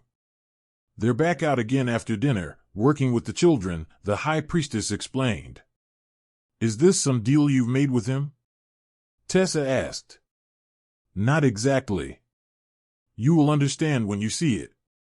Karl had no idea that anyone was coming for him so soon, so he was overseeing a sparring match between the acolytes and Kara, preparing them for when they might have to deal with a rampaging feral beast. The others were too large to fight without skills, or in Remi's case, too deadly in her smaller form. Remi's only attack in snake form was a venomous bite, and at her rank that would instantly kill the acolytes. Kara, on the other hand, could deactivate her skills and play with the kids as long as they wanted. She puffed up her back, like she was angry, and let the kids circle her. The older clerics laughed. A void badger rarely got defensive and angry. They weren't afraid of anything, they just attacked when they were angry. But she was fighting kids under 7 years old. Once she was certain the kids were in position, Karl moved, grabbing a boy around the waist and spinning him around to body slam him before nuzzling his belly to simulate a bite attack. What did we just go over? You can't let her grab you like that. If you do that with a feral beast, they'll eat you, Karl reminded the kids. The one targeted should use their weapon to bash at her paws while the others move in to capture and restrain her, he explained. Now go again. This time, the boy used his training sword to bat away Kara's claw as he retreated, and the Void Badger began to chase the others around as their plan fell apart. Gather around. Force her to the ground. You can hit her, it won't hurt her, Karl encouraged. She swatted one a bit harder than intended, and Karl darted forward to catch the little acolyte before they hit the ground. Keep your guard up. Fighters with shields to the front, keep her occupied. That was how Dana led the group into the training grounds at the temple to find Karl with a werewolf in a headlock, giving him a wet willy. Karl, what are you teaching the children? She called. Dana. How did you get here? I didn't expect to see you until I got back. Meet Kara, the winged Void Badger, and the newest member of the team. Kara let go of the boy to fly over to Dana and tackle her to the ground, where she could be properly examined. Your friend is a human mage. They're kind of squishy. Give her the bracelet, or I'm going to break her just trying to say hello. Kindly don't break my team members. There are likely going to be 2 clerics and a berserker coming, all human. Dana looked up at the Void Badger, who was sniffing at her and pulling at her armor to inspect the equipment. The robes smell like Ray. That's good, they shouldn't tear. Oh, more people. Kara spread her wings and launched forwards, only to be intercepted and grabbed by Lotus. You are adorable. I'm Lotus. Are you one of Karl's friends? She asked. This one doesn't listen well. Kara spread her wings and flapped hard, lifting both herself and Lotus into the air, so she could deposit the cleric on Ophelia's back. Then she slid down to examine Tessa, leaving Lotus confused. I swear I had a good grip on her. Badgers are hard to hold on to, Lotus noted. Even with magic. They mostly do what they like. It's good to see you all again, but how did you end up here? Unless my map reading skills are exceptionally poor, we are a long way from the border. Tessa chuckled at Karl's question. They brought us to you because of the contract. Apparently, you have things to do before you leave. Karl nodded. That is true. I'm in the middle of teaching the kids to use their innate skills, and we learned some very interesting new things in the last day or so. Oh, what did you learn? Tessa asked, as she realized that Karl had become fully sidetracked in a temple full of beasts. He was as bad as the nature priests, but he was focusing on expanding his system skills, not just on the new experiences. Well, the first obvious one is that I'm quite good with children. But more importantly, I discovered that I can use skill books in a whole new way. We were just about to start, if you want to watch. They were confused, but when Karl called Remi out in her Naga Queen form, they were all shocked. Oh, right. Remi advanced. She can only speak serpent so far, but we're working on it. Now, for the part that we were about to test. Orthos came out with a freshly written book in his hands, and reluctantly handed it to Karl. If this went wrong, from the dragon's point of view, Karl would use the book and it would vanish. Their inscriptionists had spent half the day on this. He didn't want to lose it, but Karl was confident that his theory would work. Karl opened the skill book and began to read it to Remi, while focusing on using Skill Master to transfer the knowledge to Remi. It was a four-armed combat style, and the chances of Karl being able to use it were very low. But if they gave the book to Remi, she should be able to. The dragon wouldn't agree to that, but he had agreed to lend it to Karl, with the condition that he replaced it with something of equal value if this didn't work. It took 15 minutes of chanting the instructions before Karl was done, and Remi began to make her way through the movements of the skill. She still wasn't quite there, but she had the basics, and with practice she was getting better by the minute. "Come back and I will try again." "A second lesson might help," Karl offered. He was right. The second time around, Remi was much better. She still didn't quite have the skill, but she was getting close. Karl closed the book and settled down on the grass. "That took way more energy than expected," he explained. Orthos took the book back before Karl got it dirty, but the ancient dragon was beaming with joy. "It really works. You can teach a beast to use a skill from the book without destroying it. There are so many books that we can't duplicate, but can't afford to not have anyone know," he cheered. "So that is the thing that was so important that you couldn't leave. They want you to teach a beast how to use a rare skill," Dana realized. Orthos nodded. "Not just a rare skill, I want him to teach one of our prodigies an epic skill." "What skill did you want him to teach someone?" Tessa asked, suspicious of the dragon's intentions. "You don't need to be so suspicious, War Cleric.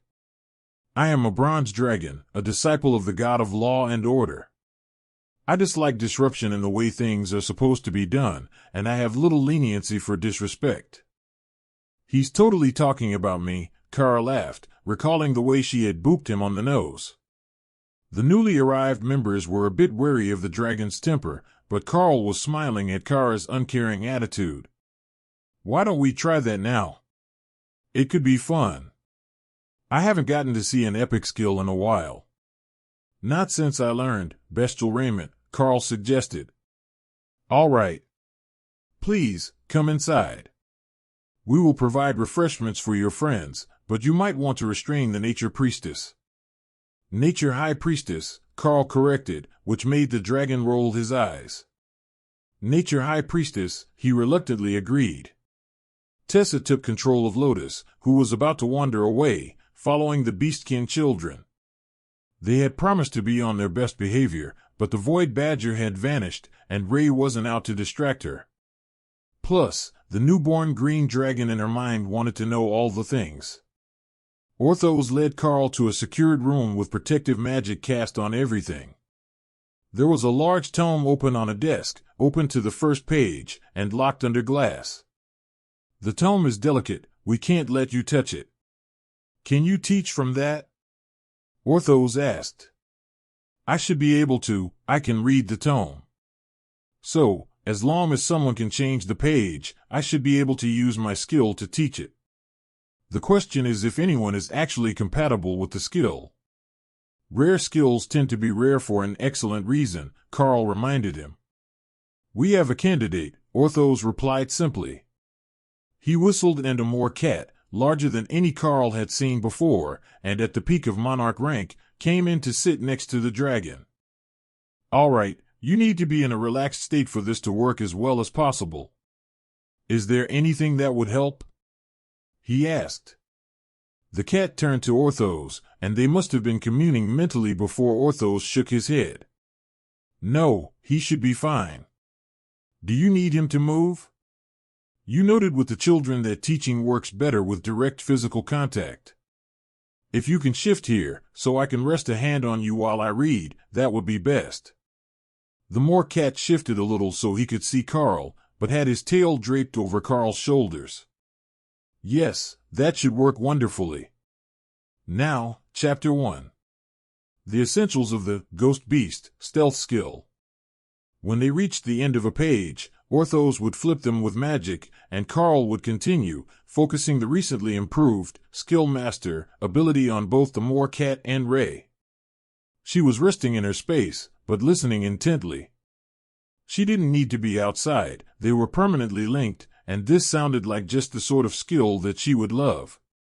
It was also the essential skill for a Moor Cat at the peak of the monarch rank to evolve into a ghost cat and break through the bottleneck to become an overlord. Ray didn't understand human politics, but she understood beasts, and this was a colossal favor to be asking of Karl. Advancing a beast to the overlord rank added to the nation's top combat power. Even one or two more overlords in a battle could be enough to tilt it in favor of one nation or another. There was no way that Karl leaving footprints all over the ceiling as she ran away from the clerics warranted this. Even teaching the children who would clean the mess should have been enough to pay their debt. But she knew that Karl was doing this as much for her as for the Moor cat and the bronze dragon. This was an epic grade skill that was fully capable of taking her to the overlord rank, and it would most likely cause her to evolve instantly when she learned it. What form that evolution would take was unknown, but for her future, she would do her very best to learn every bit of this skill, no matter how long she had to practice. But this skill seemed to be attuned to her, a natural fit in the same way that her own innate skills were, even more natural than golems, and she loved her golems. Perhaps this was a skill that she would have also naturally gained as she advanced. When he was finished with the book once, Karl realized that it was a good start, but neither beast had quite mastered the skill yet. The essence of it was something that was so completely foreign to a living being that it could not be mastered so easily, even by the beasts that would call it an innate skill in their new form. Ghost Beast did not actually hide you, that was taken care of by other skills. Ghost Beast let you step halfway out of phase with reality to briefly move through an object, like a door or wall. According to the text, it was incredibly draining, and few could hope to do it more than once a day. But for an assassin-type beast, being able to step through a door or a solid wall to get to your target was an absolutely brutal advantage. The name fit the skill, and Karl was looking forward to the terror that Rei could cause once she had mastered the ability. The Moor cat, now a ghost cat, or well on its way to becoming one, was the first to master the ability, but Karl dutifully continued reading the skill book to let Rei finish learning. The cat wasn't moving yet, but Karl could sense the skill activation, so he was reasonably certain that it had mastered the ability.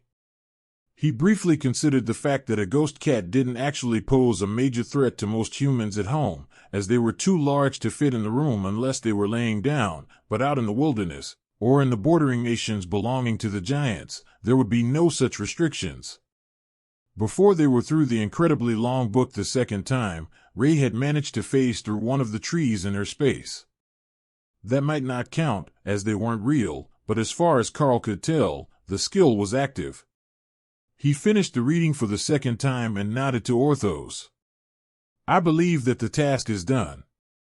The skill should have been understood and transferred, so if it was the key to an advancement, that should come within the next day or two, he explained. The bronze dragon smiled. You have no idea how much you have helped us today. By allowing the Divine Beast Nation to gain a new overlord rank beast that might be able to instruct others of his species in the skill he has just learned. Oh, I think I have a fairly decent grasp on just what I have done here today.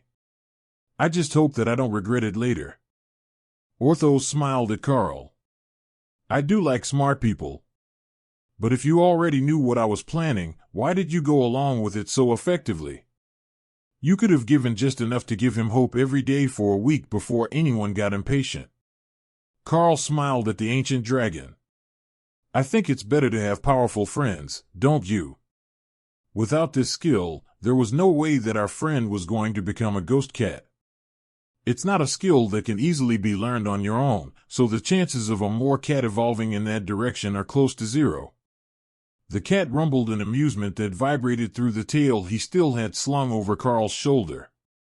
Perhaps you are right. It is hard to say that you are a threat to the nation when everyone here is beginning to consider you a friend. Even the acolytes are fond of your lessons. They say that you are a more effective teacher than the clerics are, and that is saying something. They walked out of the library section with the rare books, and a white-haired woman with white eyes joined them. Oh, Prince Karl, it is good to see you back in your proper timeline. How was your journey? She asked. Quite productive, actually. If you would like a detailed version, you can ask the young ones. They had me tell the story at least 3 times. They should have it memorized by now. Karl replied politely. Orthos chuckled.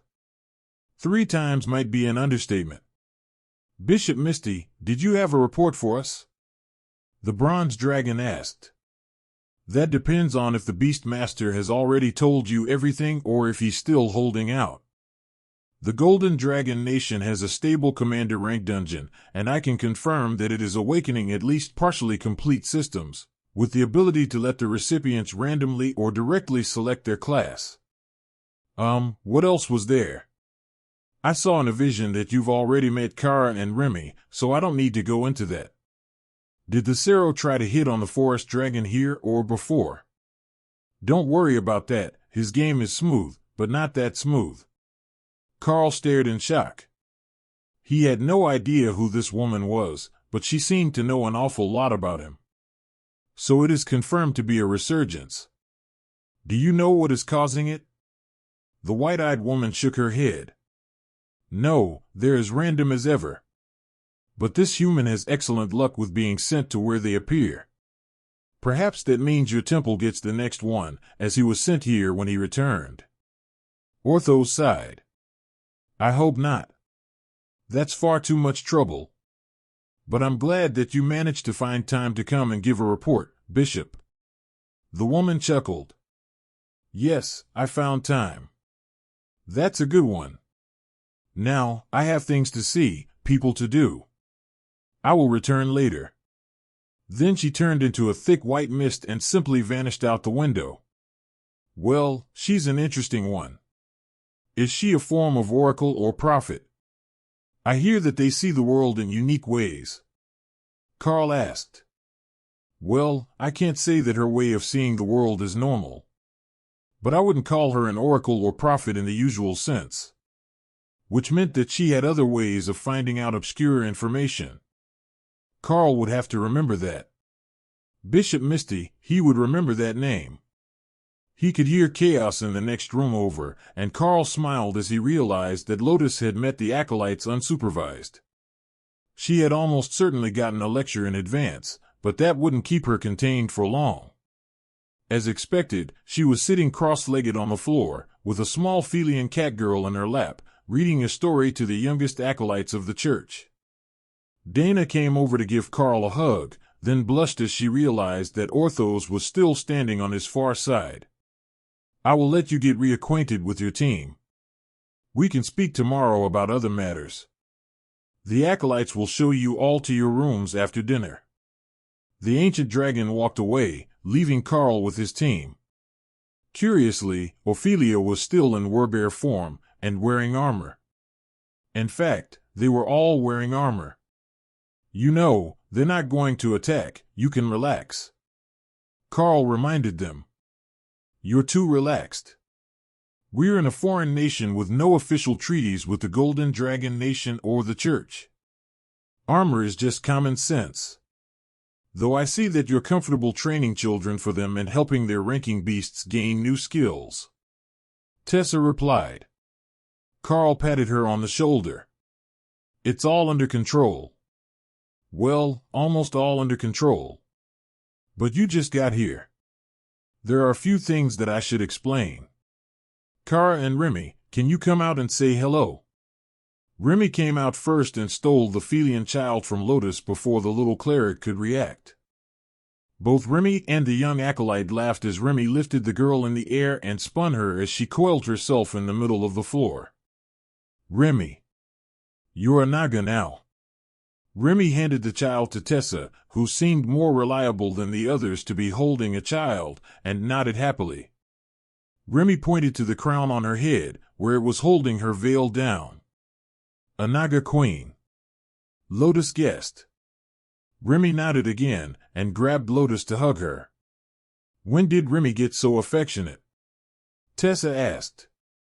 As soon as she got arms. Now that she can hug people without them thinking she's trying to kill them, she has been going all out. She even ran around the temple hugging children the first day. When did you get here? Tessa asked. Last night. You got here much more quickly than I had expected. I might have trained an army of loyal children if you gave me an extra week. A few of the older clerics turned suspicious glares at Karl as they realized that he was only half joking. He was doing very well at training the kids, and the young ones loved him.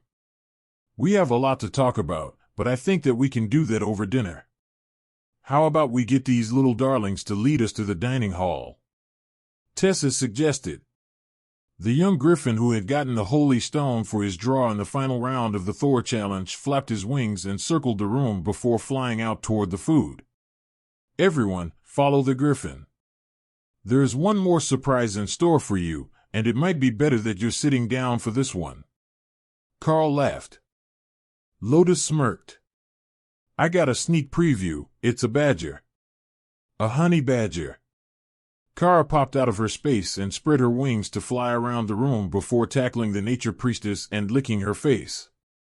Close, Kara is a winged void badger. And it looks like she likes you. Or at least the honey and the body lotion you use. But that isn't the surprise that I meant.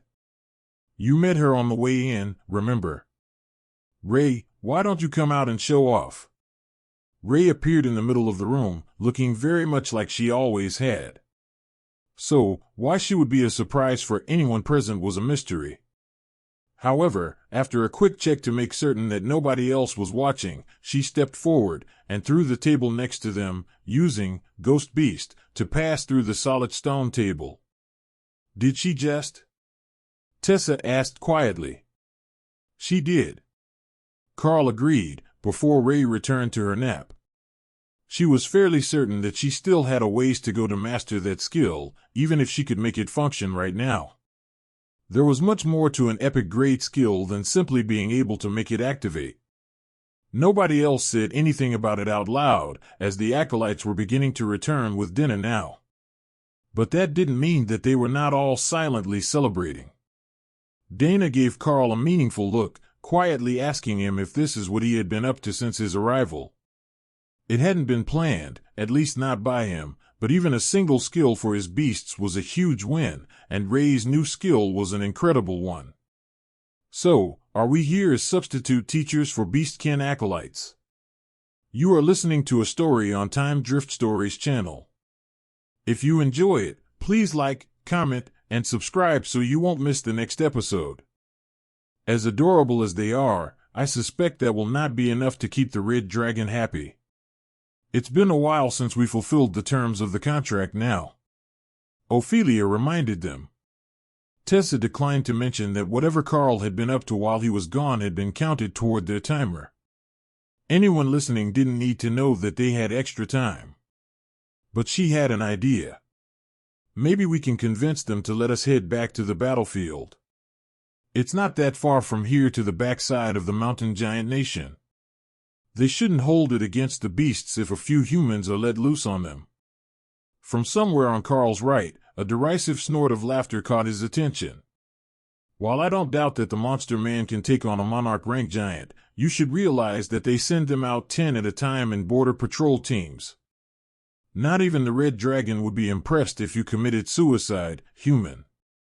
Tessa turned to look at the speaker, and saw that it was a large and muscular lion-type beastkin, nearly as large as Ophelia's warbear form. He was on the strong side of Commander, but he lived here, so he would be more of an expert on the situation at their border with the mountain giants than they were. But to think that they put border patrols that strong along the border with the divine beasts. That had to be cutting down on the strength they could put against the humans, even though they were at war.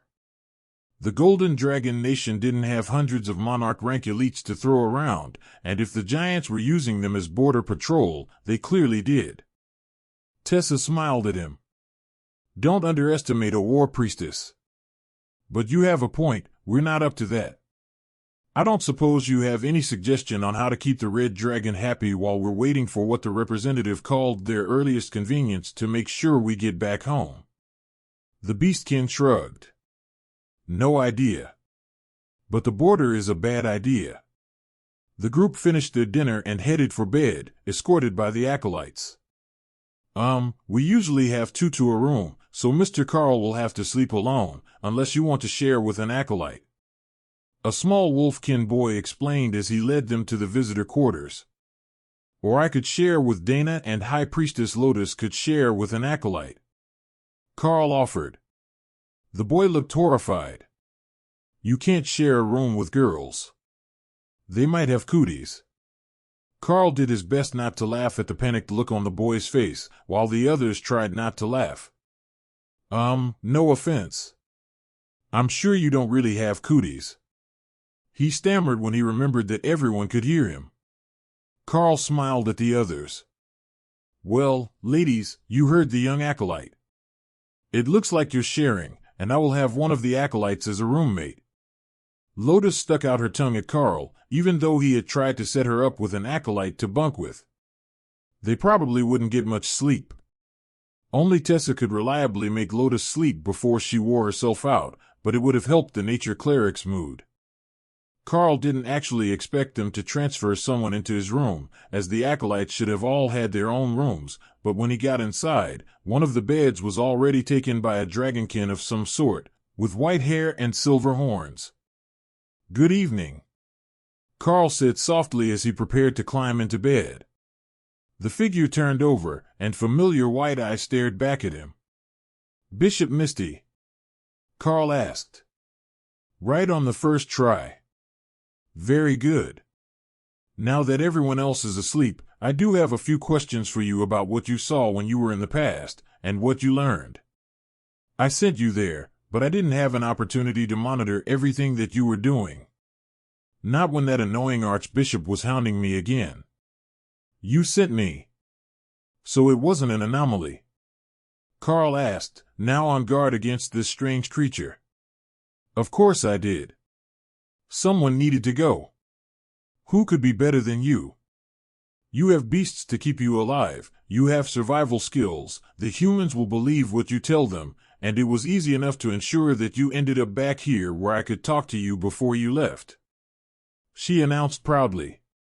So, you wanted me to go back and find out something about the past? Karl asked, not understanding. Find out. Nonsense, I can see the past. Plus, Orthos was there. I wanted you to go there and experience it so that you could confirm whether the system version that is being awakened by the new dungeons is the same for humans. Tell me, were there any new functions during that time that you didn't have already after visiting the dungeon? I can borrow one of the newly awakened if we need. That could be a political nightmare. Their inventory system was not the same as mine, and I don't seem to have as much storage. They can see names and classes over everyone's head as well. I couldn't do that before, or perhaps I didn't know how to activate it until I saw them do it. I can do it now, but I never think to do it, and only a few people actually have a tag. You do, now that I'm looking for it. My group members all do, and Orthos does, but I haven't been looking to see if anyone else does. Other than that, they had a guild function, and I have no idea how that works. Karl explained. Misty nodded. That is understandable. The ability to make new guilds was lost even then. Everyone just joined one of the few surviving ones from the times before. Karl snapped his fingers. The city control function. That might be part of the guild functions, but the city was under control of the guild, and it changed hands with the challenge. Misty smiled. That is also lost. The city control stones were a magical item that was linked to the guilds, not part of the core system functions. But if you maintained some of the upgrades that you gained there, and we now know that at least a few beastkin can be awakened by the item you brought back, it means that both our nation and yours should be able to awaken more by having them equip gear from the dungeon. Karl smiled, and the dragon nodded happily. See, I won't make you work for nothing. This is valuable information. But the important part is the next part. Simply wearing the item isn't enough. You need to equip it. That can only be done if you're already primed for the system. So, either have all the kids who have taken the injection also try to equip the item, or have someone with a fully functional system put the item on them and focus on equipping it to them. That is what Orthos did. Karl nodded and made a physical note to go with the mental note. Why are you telling me all this? Wouldn't it be better for your people if I didn't know? Misty shook her head. No, it is better if everyone knows now because everyone will figure it out eventually on their own. But Orthos has another treasure for you tomorrow, and the gods will demand that you have it. Now, you look rather warm, so slide over. Karl barely had time to react before the dragon had slid under his blankets and was curling up to go back to sleep. They could talk about this treasure Orthos had for him tomorrow. Karl didn't notice that Misty had changed into the form of a dog-sized white dragon until the next morning, when he felt a small body trying to insert itself into his bed. The others had come to wake him up, but Lotus was hoping to steal his spot without waking the dragon. Of course, it didn't work, but Misty had no intentions of getting out of bed, and Lotus wore pleasant-smelling body lotion. Karl reached up and settled his fingertips into the stonework of the block wall to lift himself straight up out of bed, then pushed off the wall to land on the floor. As impressive as that feat of physical strength is, you should put pants on before you come to breakfast. Lotus will miss the meal without complaints, but you should eat, Tessa whispered. Karl put his armor on to blend with the rest of the team and made his way to breakfast. Halfway down, the acolytes were holding everyone's hands, acting as their guides. "Are you going to be training us again today, Monster Man?" a half-dragon girl asked. "Most likely. I hear that Grand Priest Orthos has something to tell me first, but there should be time to watch your training after that." Karl agreed. The acolyte tilted their chin toward a corner of the room where a bunch of elders were gathered. "They've been gathering here all night from the other temples in the area. I think that they want to tell you something important." By Karl's guess, it must be a very important topic, given that he could sense at least 3 overlord rank beasts, and 2 of them were dragons. Adding in Misty, who was sleeping in this morning, that made 3 powerful dragons in one spot, plus the other elders who had come to visit. Unlike the Golden Dragon Nation, there was a lot of meat at breakfast, served with oatmeal and honey. The elders were kind enough to let them finish eating before they came over to address their concerns. But they appeared much more concerned than Karl had expected after his previous days here. "Prince Karl, commanders. Welcome to Bru's Temple. If you would please accompany us to a meeting room, we have much to discuss," the elder announced. He appeared to be human, but his temperature was off, and he smelled like seawater, so Karl assumed that it was a transformation ability or a disguise spell. The other elders fell in beside them as they made their way to the meeting room, along with Orthos and Misty, who was walking hand in hand with Lotus. The Morcat on guard at the door closed it behind them, and everyone took seats around a huge circular table. The unfamiliar dragon, a monarch-rank beast whose human form had void black eyes, started the meeting. "Let us get right to business. It is no secret that the Golden Dragon Nation has opened a commander-rank dungeon with a stable entrance on their territory. With that, they will be able to awaken new system users up to the commander rank. Even though they will flat-line there without further opportunities, the dungeon has become a source of great envy for the other nations, both human and demi-human. But more importantly, it has become a source of concern for the monster nations. The Giants and Nubon Empire in particular. Now, that is primarily a concern for your leaders, but it is also a concern for us and the Beastkin Nation, who is our ally but does not share our border. In this case, we find ourselves in a similar situation to the Golden Dragon Nation in that we are beset on all sides by enemies. The Giants won't allow the Nubon Empire passage through their mountains, so they will have to move armies through the lands of the Beastkin. The humans to our north will have to come through our territory to get to yours. Until there is another stabilized dungeon, the threat of invasion on the intelligent beasts' territories will not abate." Karl listened intently. Their problem made sense, but he didn't see what it was that he could do about it.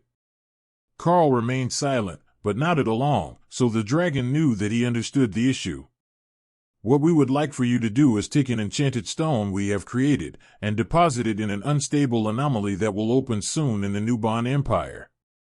The humans would rather attack the monsters using their naval fleets than cross the entirety of 2 nations or more on the ground to send an army. If there is a stable anomaly in the Nubon Empire, the Golden Dragon Nation will become a lower priority target for everyone but the Giants. Safer for you, safer for us. Mutual benefit. The dragon finished. And why don't you send one of your own teams? You've got plenty of powerful residents just in this room that could do the job. Tessa asked. The red dragon didn't like trickery, except for ambushes, and the war dragon certainly didn't approve of sending soldiers on suicide missions. For one, we cannot open a portal near the anomaly. But more importantly, we lack the ability to be subtle. We have beasts with great stealth skills. But stealth won't be possible on this mission, as many groups will be gathered for the mission. Intelligent beasts do not live in Nubon Empire. However, they do have some monster-blooded demi-humans, and small pockets of humans. There are more than a dozen human nations on this continent, and only one with divine beasts. If they suspect you, there's plausible deniability. They cannot pin the blame directly on the Golden Dragon Nation. Karl nodded. So, we will have to walk in, through territory controlled by monsters, on the vague promise of potential safety for the Golden Dragon Nation, who is not currently at war with Nubon Empire. The dragon smiled. And then walk back out again. I will give you a writ of protection, so if you make it to our border or the Beastkin Nation, they will escort you safely home, upholding our agreement with your bureau people. Karl's unimpressed look made the dragon smirk, and a few of the elders chuckle. However, Misty had the answer. I have a mission order for the closest team to investigate the anomaly. You're the closest by over 2,000 kilometers, and it's all signed by the Chief of Staff of the military and the Archbishop himself. Karl turned on the temporal dragon, who was back in her fully human form. And just how did you get that? He asked. Easy, I went there after it was done and requested it, then brought it back. The goddess said it would be fine. Dana and Ophelia stared, overwhelmed by the unfathomable level of cheating that her abilities represented, while Karl sighed and Tessa rubbed her temples. Lotus frowned. So, you went and got an order for us to stabilize the dungeon, after we had done it, and then brought it back here so that you could send us to stabilize the dungeon. Misty patted her head. Of course not. You didn't go the first time, now, did you? Because we weren't here to warn you of the danger, and there was no motivation for you to travel that far on your own when there were acolytes to train with right here. Lotus glared at the dragon. I am quite sure that has to be against the rules somewhere. You're a temporal dragon. Don't you safeguard time? Misty shrugged. Of course I do. But this timeline is stable as well. There is no harm in sending you down it. Orthos smiled at the elites. I can see that even with the order, you are still skeptical. You can check the order and see that it is a valid magical contract, created by your archbishop. But we are willing to pay for your assistance to the divine beasts. Karl smiled. Now they might be onto something. The beasts had many good things that would be impossible to get for themselves. To show our sincerity, we prepared 5 tokens of our leader's favor. The magic will fade with use, but you should keep them, as they are also used to secure safe passage through our lands. He opened a chest, and revealed 5 exquisitely carved black dragon scales from an overlord rank dragon, the faithful of the god of death. Oh, those are cool. They tilt the scales of life and death in your favor. Enemies take more damage, friends take less when the token is near. Kara informed Karl in an excited voice. How do you know that? I licked a black dragon one time, and this magic feels the same. It's the good stuff. What sort of circumstance had led to her licking a dragon was unclear, but Karl didn't doubt that she had done it. The Void Badger had no fear of anything in this world or the next. Karl looked to his team for confirmation. Safe passage through the Divine Beast Nation was valuable, and as Misty had said, they did have the agreement of the Archbishop that this was the best course of action, even if he had given it after the fact, and possibly under duress when the other nations invaded to get to the dungeon. There were no objections, so he passed out the tokens, and let everyone put them in their storage bags. So, Do you all have an active inventory? Or just a storage bag bonded? Orthos asked. Lotus was practically bursting to answer, but held herself back until Karl spoke first. I have an active inventory, but we all started out with storage bags from an instance reward. He explained. That way, if the others wanted, they could keep their power level a secret, and he wasn't giving them anything that the nosy temporal dragon didn't already know. What Misty knew, she would certainly tell the others if there was a need for them to know. How do I know if I have an active inventory? Lotus asked. Just think the word status with the intention of bringing up system information. Orthos explained. The way Lotus' eyes lit up made it clear that she had found something unexpected. The nature cleric would never be a good poker player, but that was enough of an answer for the beasts. Dana nodded. I have inventory as well. And the storage bag is in one of the spaces. Can you see titles? Orthos asked. Everyone looked confused for a second, then Ophelia did a double take. Over your head in white, your name is Orthos. Why is it white when Karl is red and Dana is blue? Orthos gestured over her head.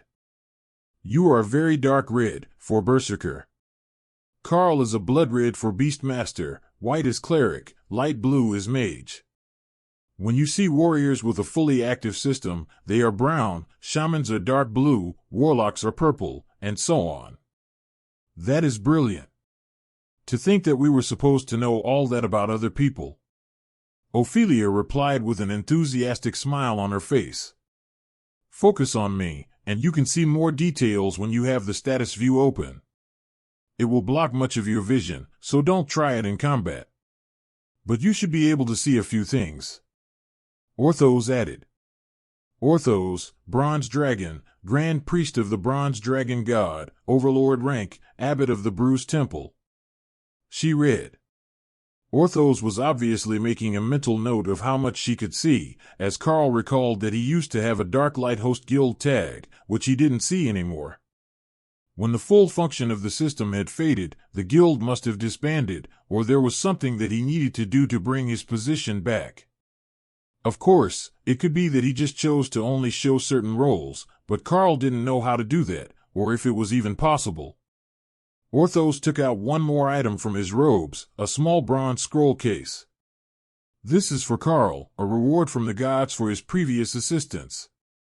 Orthos explained. Karl placed a hand on the scroll tube, expecting Orthos to hand it over, but the dragon kept a hold of it, and information began to flash in Karl's vision. Random class skill acquired, core skill tree selected, tier 3 taming ability, skill merger. The Beastmaster has a chance to create new skills by combining shared skills. You look like you got something good. Orthos commented as he took the scroll case back and put it in his inventory. Indeed. It upgraded one of my class skills. With some practice, I might be able to adapt some of the skills that I can already use, so they are more effective. Karl explained. That was vague enough that it wouldn't sidetrack the conversation, but it was also true, so they couldn't accuse him of insulting the gift that the beast gods gave him. He already had a few ideas on how skills might be used together to make something truly brutal. Bone Crusher, with its armor bypass, and Chain Lightning, with its stun and spreading damage, would be great together. But if he could learn to use Kar's disintegration and combine it with Bone Crusher, the result would be nearly unstoppable. Karl laughed in Karl's mind as she thought about the potential of a disintegrate attack that simply ignored armor and barriers. That would be the greatest skill ever. She would call it Slap, and she would use it on every enemy she met. Blend Eternal Lightning and Circle of Protection. That would be way better. Thor suggested. Circle of Protection wasn't a shared skill, but Thor thought that there should be a way around that. Maybe Karl just needed to upgrade his new skill merger ability. We need to teach you to use new skills.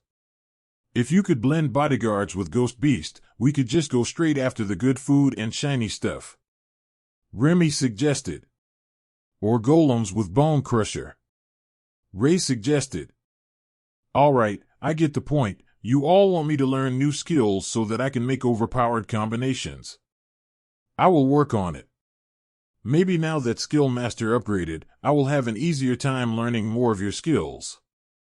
Karl agreed. Hawk nodded in agreement. If you could combine the extra beasts with all the attack skills, they could be real team members. We could teach Remi's bodyguards to use proper magic, like fireballs. Hawk was getting better at putting flaming body on other people, but he had a point. If the summoned Naga warriors could hurl fireballs or create extra totems, they would be even better. This gift was going to be a lot of work. Orthos cleared his throat to get Karl's attention. We will send you as close as possible to the destination tomorrow morning. There is still time before the anomaly opens, and you won't want to be standing around waiting for it. Is there anything that you need to make your preparations for the trip? Karl still had far too much prepared from the last time he had helped preparing for a trip, and most of his inventory was filled with stuff he had gotten from the elves. He had supplies for every conceivable situation already, so Karl shook his head. The others did as well, as they had been prepared at home for an extended mission, in case they were stuck along the border for weeks trying to make a deal. All right, then you have the day to yourselves. Do as you wish, just try not to cause trouble for others, they do have duties to attend to. Orthos clearly considered the conversation to be finished, but some of the other elders were intrigued by Karl's training skills, and eager to see what he was going to do next. Why don't we all go help the older students today? I worked with the young children yesterday, but there is still a group about to take up official duties that could use some practice with their skills. And, of course, Karl was hoping that he might pick up one or two of them if he tried hard enough. That wasn't a possibility with the youngest ones, they barely understood the skills themselves. But the older ones were close to fully grown beasts, so they should have a good understanding of their skills, and they would be trying to advance it to speed their progress through the ranks. Like Thor and Rei, most divine beasts finished growing in body long before they stopped growing in power. The dragons were an exception, as they never stopped growing, and some weaker species reached peak power before adulthood, but those were mostly considered wild beasts or monsters, not divine beasts with intelligence. The older trainees were mostly in beast form today when Karl reached the training field, though there were a few half-breeds whose natural form was demi-human. Transformation was a skill that he would love to teach the team, but he could feel that it was holy magic from their beast god clerical symbols. Other than Remi, it was unlikely that any of the others would be able to use that right now, if ever, as they weren't exactly devout followers, much less ordained clerics. But there was zero chance that Karl would be able to steal the skill and teach it to them. The bias between beasts and beastkin was eminently clear at this stage. The beastkin had mostly fallen behind in advancement and were relegated to the role of assistants, while the beasts were pushing to improve their power. A winged wolf turned to nod at Karl as he approached, then smirk at Lotus with its tongue out. I thought that we would help you all with your skills today. You have gotten skilled at fighting each other, as you live and train together every day. So, today you can train with me and one of my teammates. We will give you pointers on improving your skills, as well any mistakes that you might be making in strategy. Karl explained, then turned to the team. Who wants to volunteer to help? Dana smiled and nodded. I will. I have barriers, so I shouldn't be injured too badly. Karl smiled and patted her on the shoulder, then took off the damage reduction bracelet he had gotten from the bandit leader. Here, wear this. It will make training much safer. He whispered. All of the beasts here were in the late awakened and early ascended ranks, so they shouldn't overcome the base damage reduction of the amulet without going way overboard on their sparring. But learning to fight against a humanoid mage would be a change from a bunch of beast clerics fighting each other. Fighting Karl was more similar to sparring each other, but he could use skills to cheat and keep things interesting. There was a constant buzzing in his mind as Karl prepared to go to the sparring ring to find his first target, and he realized that Remi was meditating and chanting. She was trying to teach him how to use bodyguards. When she said that she wanted to see what they could do with some enhancement, she wasn't joking. Karl focused skill master between them, and he could actually feel the knowledge of how to call bodyguards flowing into his mind. It was a racial ability of the Naga Queen, and one of the easiest to learn to share. At least for Remi. Dana picked her opponent first, a Moor cat whose shoulders were the same height as her own. For Moor cats, it was still half-grown. But it would be a good matchup, as they were both fast-moving combatants. The cleric in charge put a golden barrier over them both for defense and to indicate who was the winner. The first barrier to break lost. Karl focused on learning bodyguards as the fight began, and Dana flipped through the air to avoid a leap by the Moor cat. Her blade flashed down, and the beast twisted to avoid having its back slashed open, then leaped straight sideways to avoid a barrage of magic missiles. Dana was holding back on the power, to the same low awakened standard that everyone was using, but if the cat didn't figure something out quickly, it would be in trouble. It didn't take long to realize that keeping a mage at a distance was a bad idea, and the Moor cat used its species skill of silent predator to vanish from sight and silence its steps. Dana only had a limited amount of detection ability, but she knew how to deal with invisible attackers. She created a field of fog, which would let her see the disturbance as the Moor cat moved, even if she couldn't clearly see the beast. Claws raked her, nullification barrier, as she moved too late, but her blade caused a golden flash as she struck true before the Moor cat could relocate. The winged wolf transformed into a young man nearly Karl's age, wearing the plain gray robes of the beast clerics. Fighting mages is tricky. Even invisible, they can still find you. Plus, she can fly. I can see that she's not using it as much to make the fight more fair, but she could be holding this entire fight from above and making Nala jump at her. Karl nodded. We're not here to discourage anyone, and flying targets are hard for anyone to deal with. Especially a Moor cat cleric who doesn't have ranged attacks. The wolf chuckled. If I had ranged attacks, I would totally abuse them. But the flying species with ranged abilities train separately, and there is a whole class on how to deal with that. If you would like, I can convince Kara the winged void badger to spar with you. If she doesn't use her ranged attacks, it should be a good learning chance. The wolf barked a laugh and shook his head. Thanks, but I don't feel like getting beat up today. I can't fly without magic, and a void badger can nullify that and send me crashing to the ground. The outcome of the first match was set from the start. After only a few minutes of fighting in the fog, Dana managed to hit the Moor cat with a barrage of magic missiles, breaking its barrier and ending the match. Dana ended her spells, and the cat transformed back to human form to pout. Mages are too dangerous in a fair fight, she complained. Another beast, some sort of chimera with a mostly feline body, but tentacles on the sides and 6 legs, stepped up to challenge Dana. They started off easy enough, with probing attacks. Then the beast seemed to split into 3, and a surge of understanding flowed through Karl's mind. That skill was a solid illusion, but it was the same as the essence of the bodyguards. Now he understood how they were supposed to be formed. But on the battlefield, Dana was having trouble. The clones seemed to shimmer in and out of existence, vanishing only to reappear, and under the effects of the skill, she couldn't tell which was the real one. Even using wide-area blade attacks wasn't having luck, and the beast had landed multiple hits on her shield already. But Dana wasn't always missing. It only looked like it to her, thanks to the beast's illusion. So when Dana sent a flurry of attacks out at where she predicted the beast to be, then jumped to avoid its retribution, she was as surprised as everyone else when the match was called.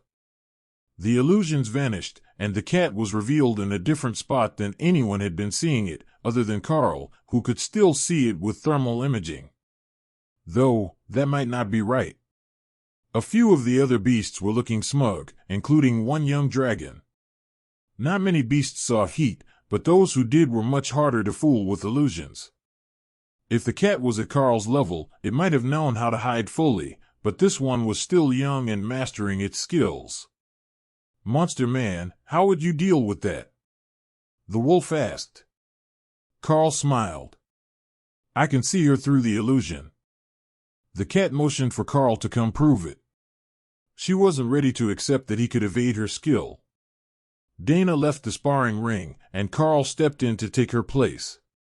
He didn't take out a weapon, only nodded at his opponent. There was a split second of lag in her short-range teleport when she attacked, and it telegraphed her movements perfectly. The cat activated the illusion again without waiting for the clerics to bring up the barriers, and Karl smiled as it crept along the ground, looking to ambush him from the side as the three illusionary images approached, and Karl remained perfectly still, as the cat hadn't moved out of his peripheral vision. The illusions prepared to attack as the cat pounced, and Karl lifted a leg to spin himself horizontally to the ground, over the line of the strike. He caught the cat on the way by, then wrapped her back legs with his own and put an arm around her neck and forelegs to pet her head while she couldn't escape. It took a second for her to release the illusion, she was so shocked at the turn of events. The problem was that if she transformed to find out how he did it, he would still have her, and that would be even more embarrassing. Karl let her up after a second, and she shook the dust out of her fur before transforming to shout at him. How did you do that? It shouldn't be possible. You can't see a displacer beast through her illusion. She demanded. When you teleport, your butt wiggles, and it gives away both your timing and your target. That's how I knew to move. Also, for some of us with enhanced vision, we can still see you. Your illusion doesn't hide your heat signature. One of the other beasts transformed into a human girl with long fox ears. She still wiggles her butt when she attacks. She totally did that as a kid. Like a blink cat preparing to attack. It was adorable. She giggled. Shut up, I do not wiggle my butt. The monster man is messing with me. The displacer beast complained. If we can't beat him with illusions, maybe we can beat him with speed. One of the others suggested. Or strength. He is higher rank, but he's still human. Another suggested. Karl motioned them forward. Why don't we test both theories? I should be able to keep track of two targets at once. Actually, I have a better idea. You can test against my summons. That way I can give pointers. The two beasts transformed. One into an owlbear, and one into a massive scorpion nearly the size of Rei. Karl focused on the bodyguard skill and called forth the summons. They weren't quite what he expected. Remi got blue Naga warriors with black patterns similar to her own. Karl got a pair of lamias with white scales, vibrant red hair, and leather armor. They also only had 2 arms, not 4 as the Naga warriors did. They were also smaller, not muscular warriors with thick chests, but slender females with an assassin's grace. Of course, there was no such thing as a male lamia, but some of them were large and muscular. They were commanders, which was startling to Karl. Remi's was royal rank, but for some reason his was a rank weaker. He was sure he did the skill correctly, but the bodyguards weren't at the same standard. But when the match started, Karl realized that they were an entirely different beast than the warriors. On their own, they activated a royal rank, flaming body, and attacked with rend, though they did cut the power of the attack. You screwed it up. Remi complained. I have no idea how. I was certain that it was right, but it summoned Lamia instead of Naga. Karl replied as he watched them fight the students. Maybe because he's human and it's a Naga skill. He got halfway in between. Hawk suggested. You're just smug because they can use fire. Remi informed him. Very much so, yes. The Lamia swayed on their lower body, enabling them to attack from rapidly changing angles. That mobility was offsetting both the damage of the stronger opponent and the faster one. Get closer. You're giving them too much room to evade. If you're nearly chest to chest, they can't sway far enough before your strikes land. Karl offered. He could sense them rolling their eyes at him. If it were that easy, they would have already done it. The Lamia had swords covered in fire, and almost all beasts were instinctively afraid of fire. It made them want to shy away, not get closer. But after some consideration, the trainees both came to the same conclusion. The body of a Lamia was more vulnerable than the chest. That was how they landed their first strikes. Just behind the ground contact point, where most of the bodyguard's weight was balanced. Of course, they didn't make it out unscathed. But they did manage to land a strike, which was better than anyone before them. The teacher stepped into the ring as they were about to retreat. Try again. You've almost understood the concept. Karl watched the beasts fight with the two Lamia bodyguards, while Ray and Remi compared them to the bodyguards and golems that they had. It was hard to tell whose were the most deadly between Karl and Ray, as they both had offensive optimization available, and the Lamia had to hold back against the student beast. But there was some argument over whether 4 arms with swords was better than 8 legs, when only the front 2 were normally used to attack. They wanted to test the theory, but they didn't want to give away their actual power level while they were still being observed by others. The beast clerics weren't bad sorts, at least not in the mind of the beasts, but they weren't part of the team. They told us the first day that you should always have a secret reserve of power that nobody else knows about. Hawk reminded them. Not So Evil Lady had said it very clearly. The students' training against the bodyguards changed, and the pair of white Lamia tested them to their limits, making them improve their strategies in ways that the clerics hadn't thought of before, and use their skills and bodies in the most effective manners. The teacher was impressed that the training could go so smoothly, and with Karl using Skill Master on both the students and his own beasts, everyone was making progress. Most of the team couldn't use the skills that they were seeing, but there was hope that it would give them inspiration to more easily learn other skills that they were compatible with. It was also valuable training for the team, as they had been fighting giants for a while, and now they had the chance to watch battles with multiple body styles. The bodyguards had some combat skills, but at first, they lacked combat instincts. Even after practice, they were still lacking compared to a trained elite, but the same was true of golems, so Karl put the spell on the same general level. Karl let them practice until lunch, when the older students went to their indoor training, which was more private, as it was church doctrine, and the humans weren't followers of the beast gods. The cafeteria was busy at lunch, but Dana had many questions for Karl. When did you learn to use bodyguards? Or are those Remi's? Plus, why can they use your skills? I honestly have no idea. Remi has never sent hers into combat yet, so I don't know if they can also use some of her skills. If they can use even 1 or 2 of her skills, they will be very dangerous. But mine came out as Lamia, and hers are Naga warriors. It might be the form that determined the abilities. But for the Lamia, their outfit looks more decorative, while for the Naga bodyguards, bestial raiment looks like it's actually making epic-grade armor on them.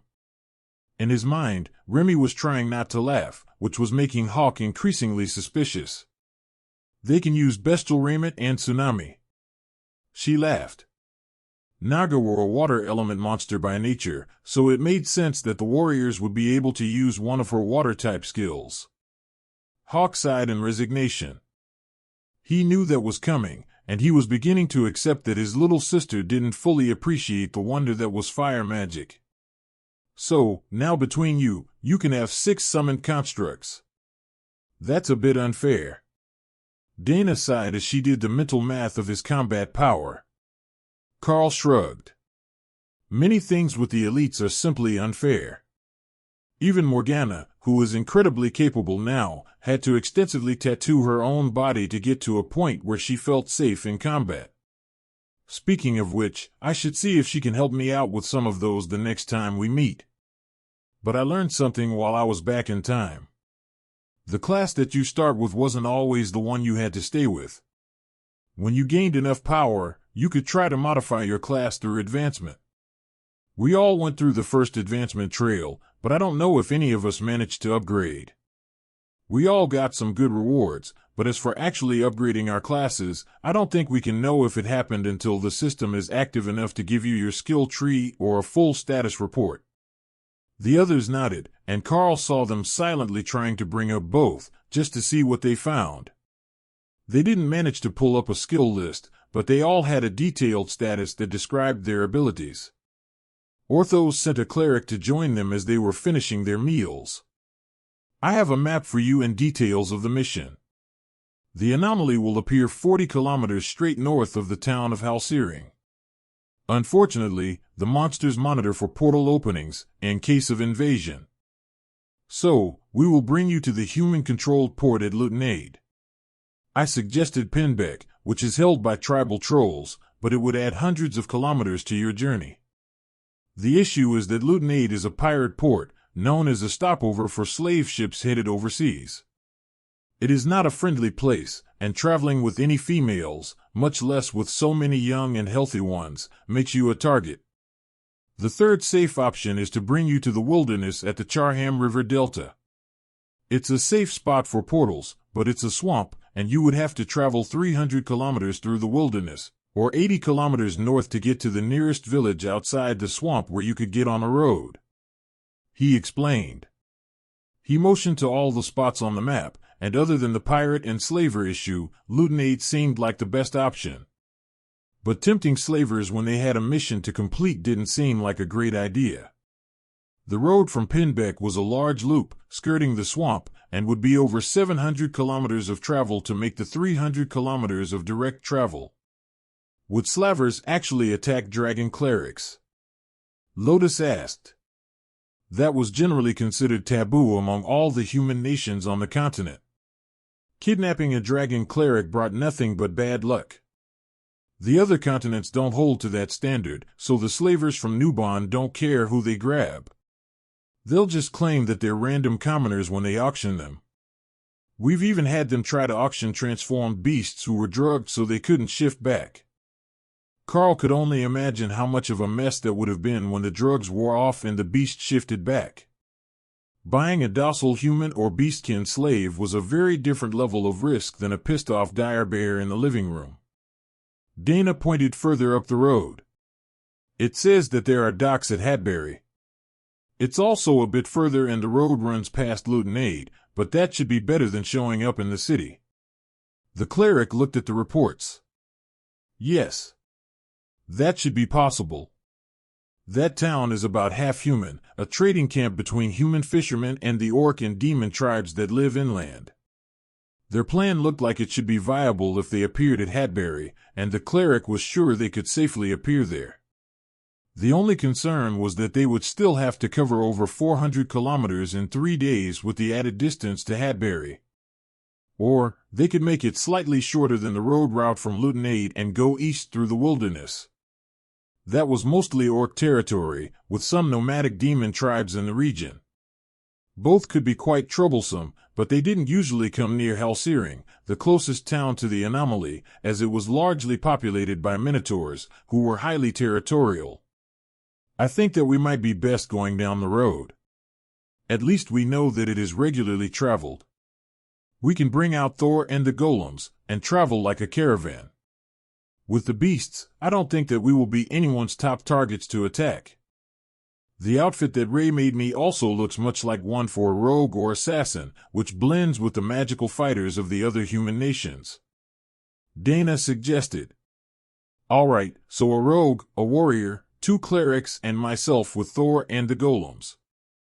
That sounds like a reasonable group. Karl agreed. Bring out the bodyguards from Remi as well. They should be able to keep up with Thor at a jog, and Naga actually belongs here. Maybe not in that region, unless it's swampy, but we can say that we came from the swamps or are going to them. Tessa suggested. The beast god cleric looked intrigued. That could work. The swamp starts not far from the road, and runs from this river here to the Charham River. Most of your journey will be next to the swamp, so it wouldn't be out of character for Naga warriors to accept a guard contract.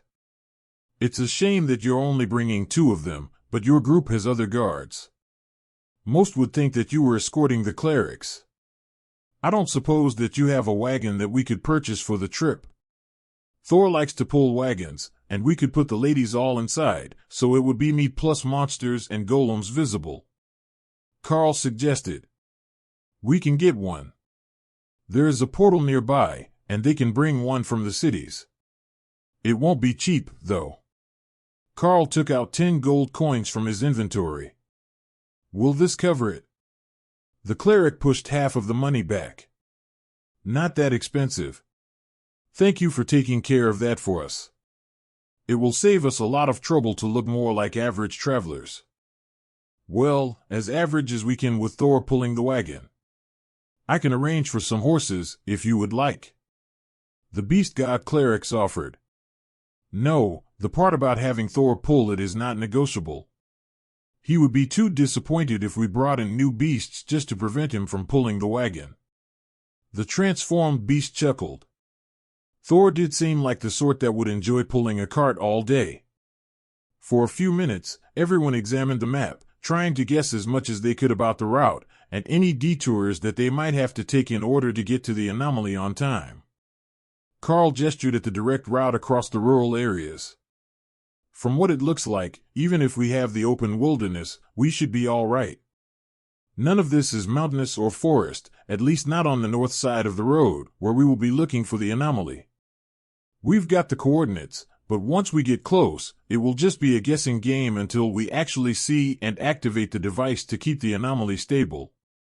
The only issue is that we have no idea what is actually there for the inhabitants. With nomadic tribes making up most of the monsters, I guess it makes sense that you can't pin them down on a map. The cleric smiled at Karl's frustration. Well, we have some intelligence on the numbers of the orc clans, but they have hundreds of camps over the 1,000 kilometers east of the coast, all the way north to our borders. There are that many orcs.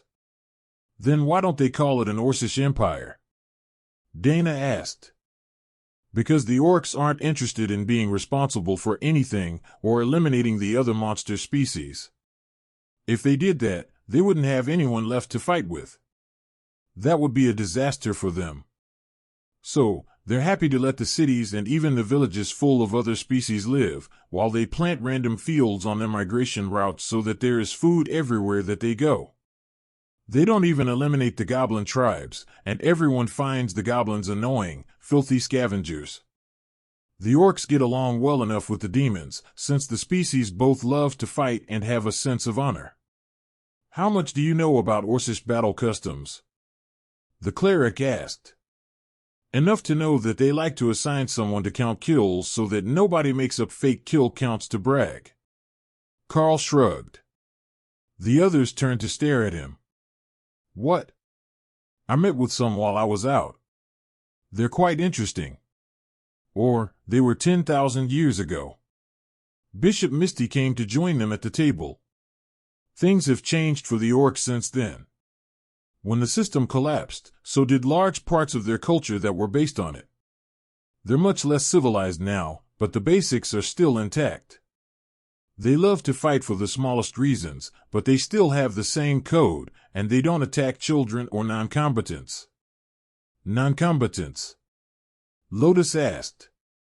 If you stand back of the fight and wait to heal your side after the fight finishes, they won't attack you. The war clerics wouldn't get away with it, but nature clerics are notoriously flaky. Lotus sighed. How did we get such a horrible reputation even here? You follow the beast gods, the fans of all things feral. You cuddled an immortal temporal dragon this morning instead of going to breakfast. Then, you had to snack during morning training because you were dizzy from hunger. The others nodded and Lotus shrugged. That's not flaky, that's just priorities.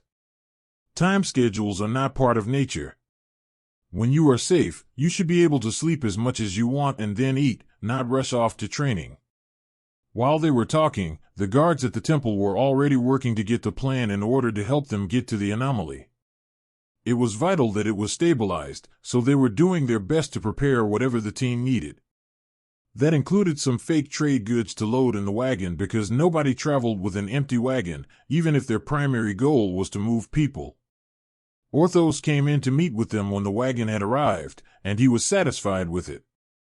The guards had loaded bolts of linen into the wagon, which were a trademark of one of the northern human nations, and only valuable within Nuban. Everywhere else, linen was among the cheapest options. The wagon was on the small side for a merchant wagon, but big enough to do the job, and there were side platforms for guards. They could put golems or something on there, so that bandits knew the wagon was protected. Karl looked over the wagon with satisfaction. What is the plan to get us there? Will you just open a portal at the edge of town? Or perhaps at the docks and pretend that we unloaded from one of the ships? He asked. We were going to deliver you just outside of town. You can act as if you came down through the Beast Nation, or used the trade port at Hitchbird and then had your crew deliver you to the beach. The docks at Hatbury are good for small fishing boats, but not for the sorts of large transport that could be moving a wagon. I would say that you could claim to have come from inland then south from Pickheap, but there is no road south of Pickheap and both are fishing villages, so a cross-country trek to gather fish makes no sense. You would have taken the goods back inland. Pickheap is a deep-water port, so you could have gotten the linen there, but the route still makes no sense, as Lutenaid is right there. The dragon explained. So, we claim to have come ashore on the beach for the safety of the ladies, if we do have to answer questions, and then we get going. Karl confirmed. Stop and grab dried fish in Hatbury. Having some of it visible at the top of your cargo will also make them less likely to attack as you pass Lutenaid. They have plenty of fish of their own, even if the fish are cheaper in Hatbury. Bandits are resourceful, so don't try too hard to hide your team members. They will think that you have something valuable tucked away. I would have the ladies switch to their most tattered robes and get them dirty before leaving. Nobody washes clothes during a journey. The dirt helps insulate against the cold night air. The guard who brought the wagon insisted. That makes a lot of sense. We don't want them to realize that it's a pair of high priestesses. 2 junior priestesses with their guards, plus the wagon driver and the security Naga should be good enough. The guard nodded. If you have more golems, have them run behind the wagon, to guard from the back. It's standard practice. Plus your curly one will likely be mistaken for a spells word anyhow. They dress like rogues, but they're much more dangerous. It's safer for bandits to assume that the rogues might be using magic. Karl smiled as he realized that it wasn't just his team that had problems with the common tongue when it came to people as individuals. They wouldn't be far from right. Dana did train with the Magic Knights so that she would have better close combat skills than the average mage. Of course, she also had received powerful blade skills as well. But the beasts had already seen a bit of that during training and there was no reason to tell them that it was a system-gifted set of bonuses. Orthos nodded in satisfaction. That team composition works out perfectly. 2 clerics, 2 pretend bodyguards, and the wagon team. That makes it much more believable than 1 cleric with an overpowered bodyguard team. The church wouldn't shell out the money to get a team that powerful, and they wouldn't rely on a local trade wagon to be the guards for a traveling high cleric. More likely, they would open a portal close to the target and then deal with the response directly. We're trying to avoid that this time, so neither of our nations is linked to the anomaly becoming stable. Alright, then we have our plan and cover story. 2 dragon clerics with a merchant team. That should be enough to not start any strange rumors. The massive Sero pulling the wagon will draw some attention, but they do have Sero herds in the region, so it's not completely outlandish, other than the fact that you tamed 1. Orthos chuckled. Should we head out early for the extra distance? Or is it better to go there just after dawn and push through the day to get as far as possible? Karl asked. I would go in the morning so that they don't have time to send a runner to warn bandits and slavers that you're coming. They might have magical communications, but you can't prevent that. Staying overnight in hostile villages is dangerous. Staying in the wilderness was dangerous as well. But at least they had a chance that outsiders wouldn't find their camp, and now they had multiple guards who could be up all night. With the golems and the Naga in place, the wagon should be safe enough for the evening, and Karl would have remake the tarp cover for it so that they would have the luxury of arrow-resistant Royal Rank silk. It might not make a fully armored wagon, but it would make ambushes less deadly, which would give the team members inside more time to react. There was one skill that Karl wished he had, and that was the ability to hide his active barriers. He wasn't certain that was possible, but if he could make it look like they had no active skills, they would be harder to detect from a distance. He wouldn't risk a team member for a bit of extra stealth, though. If they couldn't hide, it was better to seem like a target that shouldn't be attacked. From what he had managed to learn so far, the danger level here should be lower than it was during his trip to the past. If they had that many monarch rank monsters and that much territory, they could have taken over the continent. So, it was more likely that they would come across Ascended and Commander rank monsters in groups. That should be something that they could handle. Most monsters had limited magic, so there was little chance of them being ambushed with an area attack. But pure numbers could bring down even the mightiest.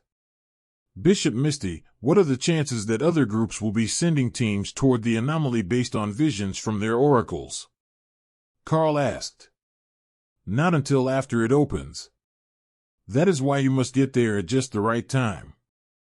Anomalies are strange things, you can't see them with predictive magic until they have already happened. So, as long as you arrive before anyone else discovers the exact location, or within the first few hours, you should be able to stabilize the anomaly without anyone seeing you do it. If that fails, I suggest that you go in and stabilize it from the other side. You will be separated from the others, and while it will be a fight to get in, once you do, there will be no way to prove that you were responsible, even if they do suspect that you had something to do with it. I suggest that you blame the strongest magic user in the area. That is my favorite way of passing the blame. The temporal dragon had a good point. Do what you could in secret, blame someone else for the rest. Karl could do that.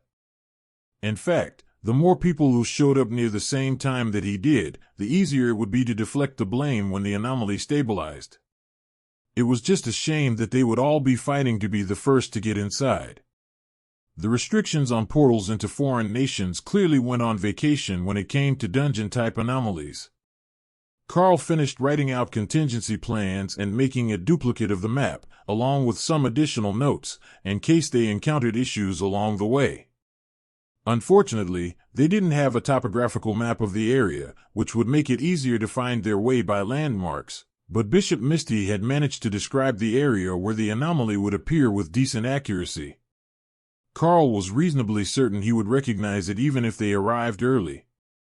All right, that should be everything we need to be ready for the morning trip. What's the time difference between here and there? He asked. About an hour.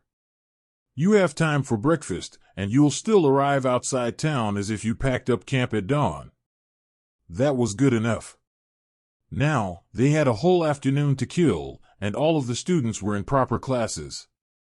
Hey, why do you have them train in the morning and then do classes all afternoon? The Dragon Church does it the same way, but I never knew why, Lotus asked. It's because children are hyper, and you need to wear them out so they sit still for more than 10 minutes at a time.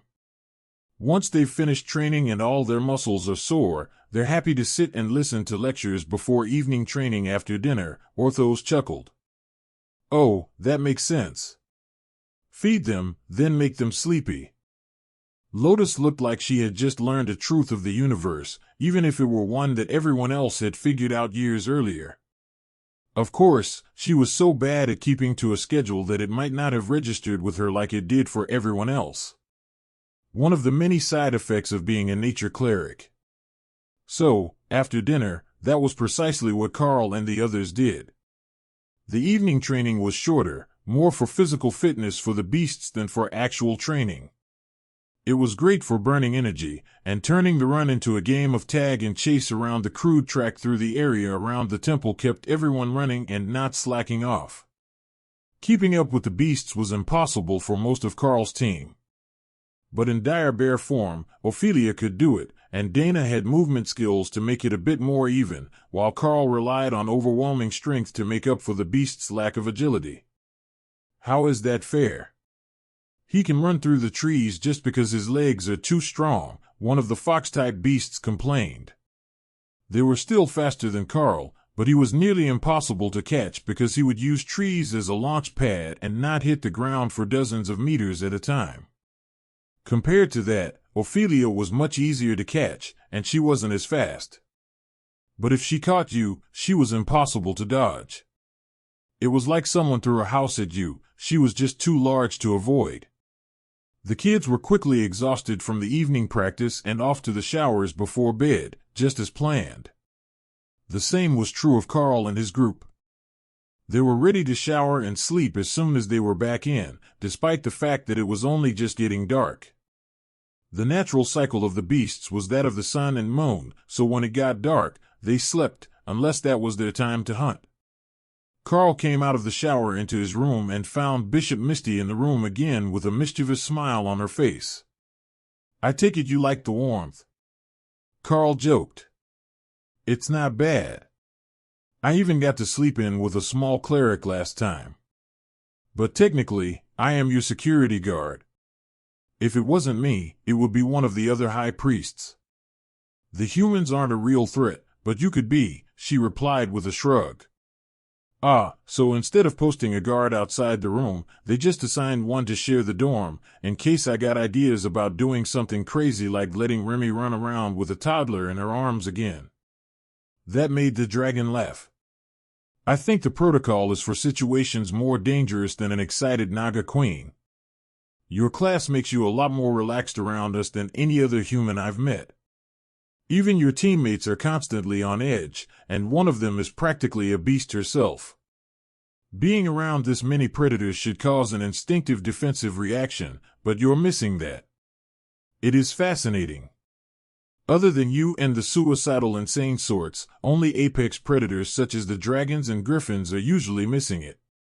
As she talked, her form shrunk from close to Karl's height to less than 150 centimeters.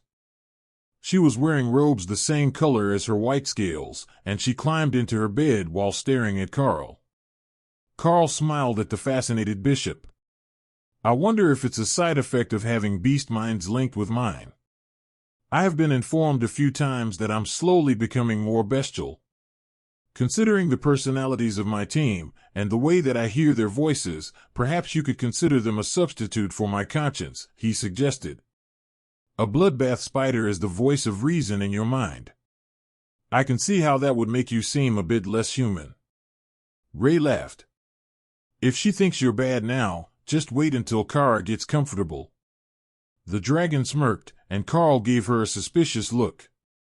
"You can hear them, can't you?" he asked. "Not exactly. I can't hear them in their separate space, but I can hear your thoughts, which means that I hear when they talk to you." That made sense. Nobody else had been able to detect or interact with the separate spaces, and her powers were time-based, which shouldn't be a hard counter to his system skills. "All right. I will see you in the morning. But I do have one request, in case you're too busy to tell me tomorrow. If you plan to send me through time again, give me some warning, would you?" That was supremely confusing. Misty laughed and gave him a thumbs up before pretending to be asleep. Tomorrow was going to be a long day, so he should likely get as much sleep as he could. The next morning, Karl woke up much warmer than expected.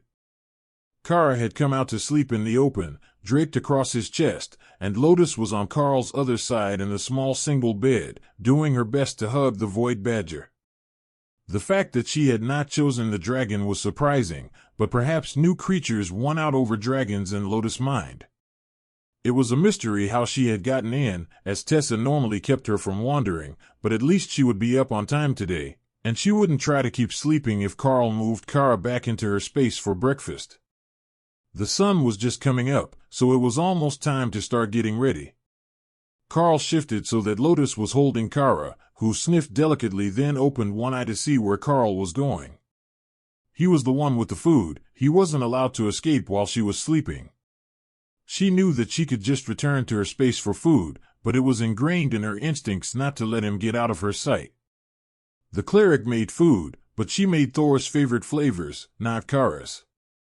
Kara could eat almost anything, from vegetables to magical items, but roasted meat tasted the best. Once Karl was showered, Kara dragged Lotus out of bed, pulling the drowsy cleric into the shower before turning the water on. It was a warm, tiny waterfall, and Kara greatly enjoyed the water, so she was startled when Lotus began to splutter and curse as she was soaked. If she just took her clothes off, she would be fine. Kara grumbled as she jumped and flapped around the cramped confines of the shower stall. "What are you doing, crazy woman?" "I was sleeping," Lotus complained. "Kara says it's time to get up." You are listening to a story on Time Drift Stories channel. If you enjoy it, please like, comment, and subscribe so you won't miss the next episode.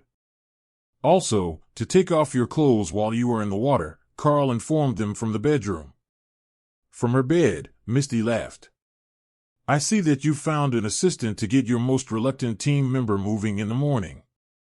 Karl chuckled. "She's not the most reluctant, it's just that Ophelia understands that coffee will make everything better, so she powers through." Lotus and Kara came out a few minutes later, both freshly towel-dried and smelling like some sort of minty shampoo. Kara was very pleased with herself. Having someone to shampoo your fur was pure luxury on a level that she had never experienced. Lotus could even get to the spots that Kara couldn't reach by herself. She was going to have to make this a regular thing. Unlike Ray, she wasn't big enough to run around with her personal human on her back. She still had some growing left, but she wouldn't even get to the size of a wolf with short legs. There was no way that she could carry a human on her back unless she got much larger. It did sound fun, though. If she was big like Thor, but with wings, she could fly into combat with Karl and they could dive-bomb enemies. That seemed like a pretty good goal to Kara. Even Ray approved, as she was learning to enjoy dropping large rocks on things from above. Breakfast was a quick meal, and then the guards at the portal location south of the temple were ready to send the group on their merry way. The wagon that the clergy had obtained had long steps on the side, so Remi called her bodyguards onto them, while Thor waited for Karl and Ray to get him hooked up to the wagon. Dana's golems were summoned to jog along behind the wagon, and everyone else took their seats inside, while Ray created a secondary tarp of strong silk for protection. "All right, that looks like we've got everything we need to get started. Where will the portal bring us?" Karl asked as he took the driver's seat. "It will deposit you at an empty pull-off 5 kilometers north of town. We have had our members monitoring it, and it was clear all night. Good luck. I hope you get the anomaly stabilized without anyone having to take drastic actions," the gate guard informed them in a dry voice. Karl nodded and led the team through the prepared portal, then turned Thor south down the road beside the campsite. "Dana, have the golems stomp around the area to make it look like someone stayed here last night. Then we will head out." The golems quickly worked their way around the area with the assistance of the Lamia warriors. That should be enough to make it appear that they actually stayed the night if someone came along behind them. Chances are it would never matter, but it was better to cover all the bases. Then Karl remembered that he had missed one important item on his checklist. He had forgotten to fully activate everyone's system, the way that the old items did for Orthos. First, he focused on Dana's wrist, where the bracelet was dangling. If it was properly equipped and not just worn, it would have adapted to her wrist size. Fortunately, it only took a moment of focus to get it to equip on her, and then Karl moved on to the others. "Ophelia, trade me your giant strength ring. I have another for you that might be better, but should also activate more of your system abilities," he explained. They made the trade out of Kara's collection, and then Karl went hunting for Clara-compatible items as Ophelia equipped the ring. Thor had the answer. Gold chains that had been soaking in his pond. They weren't originally useful magical items, just decorative items that had been taken from the bodies of bandits and giants. But a quick inspection said that they gave a small bonus to holy magic now, in addition to the bonuses they originally had, so they should be equipable. Ladies, try these on. Courtesy of Thor. The two clerics put on the necklace, then muttered the word status. Yes, that worked perfectly. I have all sorts of information about myself now. There are still a few grayed out buttons, but almost everything works, Tessa explained. Wonderful. Items that were brought back from the past still have a strong dose of the system's power on them, and they can finish awakening the system of people now. Or at least, as much of the system as can be resurrected, Karl explained. We will see if there are more useful bits available to us now. Hopefully, we can do something with this new ability. That must be why everyone was so excited about a stable dungeon, Tessa replied. Exactly. Elites who awaken in the dungeon apparently have their power capped to the level of the dungeon, at least if they're human, but that might not apply to monsters and beasts who grow in power naturally. For them, the system is just bonus powers, a pure cheat when they were already powerful. The ladies considered what Karl had said as they got on the road, keeping to a pace that was a jog for the golems so that they could overtake Thor if they needed. The Naga warriors kept a close eye on the fields around them as the wagon left the trees, but the area looked clear, and they could see the ocean in the distance, along with a small village. Hadbury wasn't as small as Karl had expected. It held about 1,000 people, and was built between two small bays, so they had docks on both sides of town. It wasn't an impressive place, made with simple field stone buildings, but they should be sturdy and wouldn't rot in the humidity from the ocean.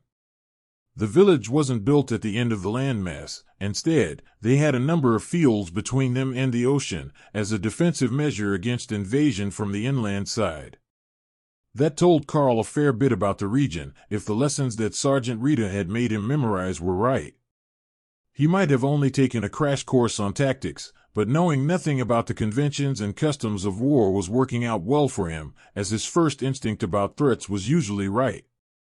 Hawk took off into the sky to scout for them, and immediately started sending back annoyed messages. Are they joking here? The town can see them there in the open grass, and they're still going to try to set up a checkpoint. Hobgoblins don't even taste good. But when did they get smart enough to operate a checkpoint? Oh, there is a pair of ogres overseeing them. The angry bird relayed. It looks like we've got some monsters setting a checkpoint ahead. There is no actual cover, so we're going to do this the quick and dirty way, Karl explained to the rest of the team. Can we just go around? It's not like we actually need the dried fish from the village, Dana suggested. That is a good point. Hawk says the strongest of them is a commander, though. They might not bother us if I don't drive right through them. They are just on the road. I can go around and still get to the village, Karl agreed. Tessa laughed. You think they're not going to do anything if you just drive 20 meters away from them through the grass? Karl shrugged. They might, or they might not. That depends on how smart they are. Ophelia smirked at him. This sounds like an excuse to kill goblins and ogres with a clean conscience.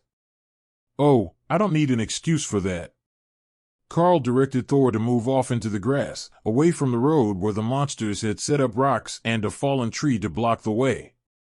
There were no ditches to the dirt road, and it was an open grassland. There was nothing stopping them from going around, but it didn't bode well for the monsters' intelligence. Fortunately, or perhaps unfortunately for them, the hobgoblins and their ogre overseers were not stupid enough to miss the fact that Karl was driving a wagon past them only 100 meters away in an open field.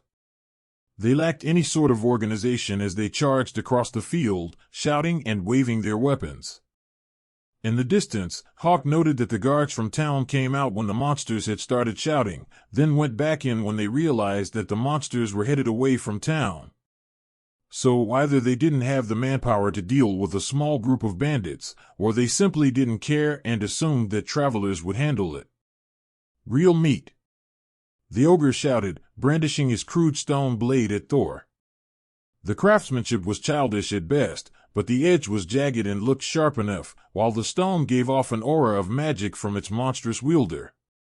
Well, it looks like they're not just toll collectors.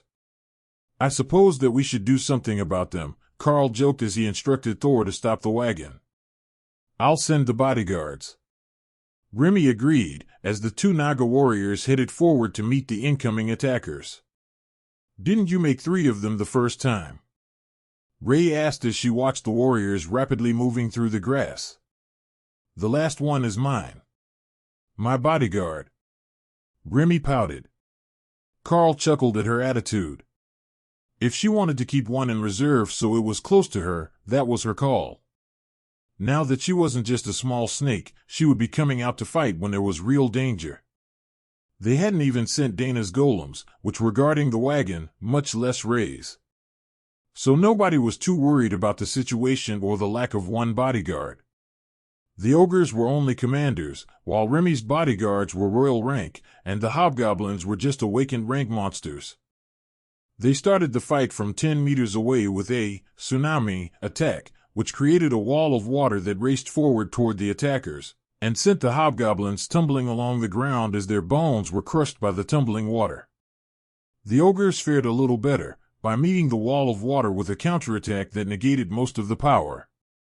But they were still hopelessly outmatched, and immediately turned to run off into the wilderness. Let them run, they're not going to bother us anymore, Karl loudly announced, as if the Naga needed verbal commands. The guards at the town wall were watching and listening. Karl didn't want to come across as a ruthless mercenary to them. Hawk, once they're out of sight of the town, kill them. Thor turned back to the road, on the other side of the barricade, and began to happily trot towards the town's fish market. At the gate to their rather pathetic attempt at a town wall, which didn't even reach all the way across town, the guard stopped the wagon to do their checks. "What's your business here?" the guard demanded, his scarred face twisted in what might have been disgust, or possibly just nerve damage. "We have come to buy some dried fish for a buyer in Halsering," Karl replied in a bored tone. "Not a big wagon you've got, with those passengers," the guard replied. "Big enough. I only need 100 kilos of dried fish." The guard nodded and waved them through while glaring suspiciously at the Naga on the side running boards. It looked like the swamp monsters weren't particularly welcome, even when they were accompanying humans into town, but nobody tried to stop them. Karl stopped the wagon and climbed down in front of a stall that had a large amount of dried fish hung up and bundled. There were others, but most of the shops sold fresh or frozen fish, not dried. Drying changed the flavor, and it was better for long-distance travel than general consumption. "How much for 100 kilos? Karl asked, getting straight to the point. If it was close to buying bulk dried meat at home, converted to the worth of gold coins, it should be about 3 of the dungeon coins. "Who are you? You want bulk prices, you should have a referral," the merchant replied, not even looking over his shoulder. Karl put 2 gold coins and 5 silver ones down on the counter with a solid thump of jangling metal. "I'm just a man with money." 100 kilos of dried salmon worth, Karl replied, taking note of the predominant fish in the drying racks. The merchant turned around, looking ready to tell Karl off. Then he saw the armor and the money on the counter. "Well now, if you knew the king, you could have just said so," the old man replied, looking at the money. "But you don't know him well enough." Karl put down 5 more silver coins, and the old man smiled. "I do believe I have a bundle weight already." The merchant was surprisingly strong for an aging human with no magical abilities. He managed to get the 100-kilo bundle up on the scale on the second try, and the gross weight came out perfect. That meant the actual fish weight was a bit low, and the last kilo or 2 was the canvas wrap and rope, but it was close enough for Karl. The old man untied the bundle and Karl sniffed to make sure there was nothing else bundled in the middle of the salmon, then nodded in satisfaction. "That will do just fine," he agreed, allowing the old man to tie the bundle back into a brick. "Let me go get some helpers," the old man grumbled. Karl shook his head and gestured for the old man to stay where he was. "I've got them." A gesture brought one of the Naga warriors forward, and he easily hefted the bundle into the back of the wagon. There was plenty of room with only 4 people in the wagon, and few other trade goods. Well, almost trade goods. What the beast clerics had procured for them was 2 kegs of cheap rum that had failed quality control at a local brewery. They were still strong alcohol, but not good alcohol. "Are you selling goods here?" the merchant asked, with a nod toward the wagon. He couldn't see in, but it was normal to both buy and sell at every stop. "Nah, the last deal fell through, so all I have is 2 barrels of discount rum. Hardly fit for fishermen." "They'll sell inland, though," Karl shrugged. The old man chuckled. "Well, you're not a stupid one, stranger. I'll give you that. No sailor deserves cheap rum. But if you get some good stuff, stop in the next time you're through. Reunited takes up most of the shipments, and it's becoming a right pain to get more than a pony keg here at a time." With the goods loaded, Karl was ready to leave for their next destination, but it seemed too fast to be in and out of town. They should at least look around at a few other spots, and not just stop in at one merchant and bolt like they were running from something. So Karl didn't turn Thor directly around. He made a small loop through the surrounding streets to go by a fish and chips vendor and grab a bite to eat. They weren't hungry yet, but it would be the usual thing for a traveling merchant to do, even if they were in a hurry. The vendor was happy to make an early morning sale just as he was getting the fryers heated for the day, and Karl left with plenty of food for the day, wrapped in crudely made straw paper. It smelled delicious, and they had 2 healers with them, so once Karl had taste-tested it for poison, everyone started a second breakfast. The guards didn't even give them a second look as they headed south out of town and went toward Reunited. The road was little more than a well-worn wagon track and didn't show much sign of improvement in the last few decades. The road north of town was better, so it was possible that the travelers in this area often split up to take other routes and avoid bandits. That seemed like a good idea to Karl. If they went a bit inland of the current road, they would eventually meet up with the main road heading east. It was harder for bandits to guess how far you would be from the road, and if they had to come to you, the ambush was ruined. Karl's team was on the strong side for this continent, and even on the other one, he would be able to hold his own with a group like this. At the very least, they weren't a soft target or tempting to bandits who didn't have a death wish. Karl led Thor off into the open grasslands and kept him at a cautious trot, both for the sake of the passengers and the wagon itself. It was a good one, but it was still just a regular wooden wagon. If they abused it too hard, they did risk damaging it before they got where they were going. That would be a nightmare for them all, and they would have to walk the rest of the way unless Lotus's magic could fix a wagon. It was good for growing and altering wooden things, so it was possible, but Karl didn't want to risk having to find out in the middle of nowhere with a broken wagon. Fortunately, the ground was open grasslands, with only a few stands of trees, and they were able to make good time. Even at this pace, it would take almost all day to get past Reunited, and they would still be uncomfortably close if they didn't detour further east. So, anytime there was an obstacle, Karl led Thor to the east of it, getting further from the road which stayed close to the coast. Just after the sun passed its zenith, marking midday, they found a pounded path that went southeast. There were no markers for where the tribal and nomadic villages were, but this looked like an entire army had passed by multiple times. It hadn't crossed their path earlier, so at some point it must have turned, but it was going in generally the correct direction to avoid the pirate port. The only problem was that it might lead to an army camp, or a slaver village that wasn't marked on the map. "Are we really going to follow the path of an army?" Dana asked as she realized what Karl was doing. "It doesn't look fresh. See how the weeds are regrown.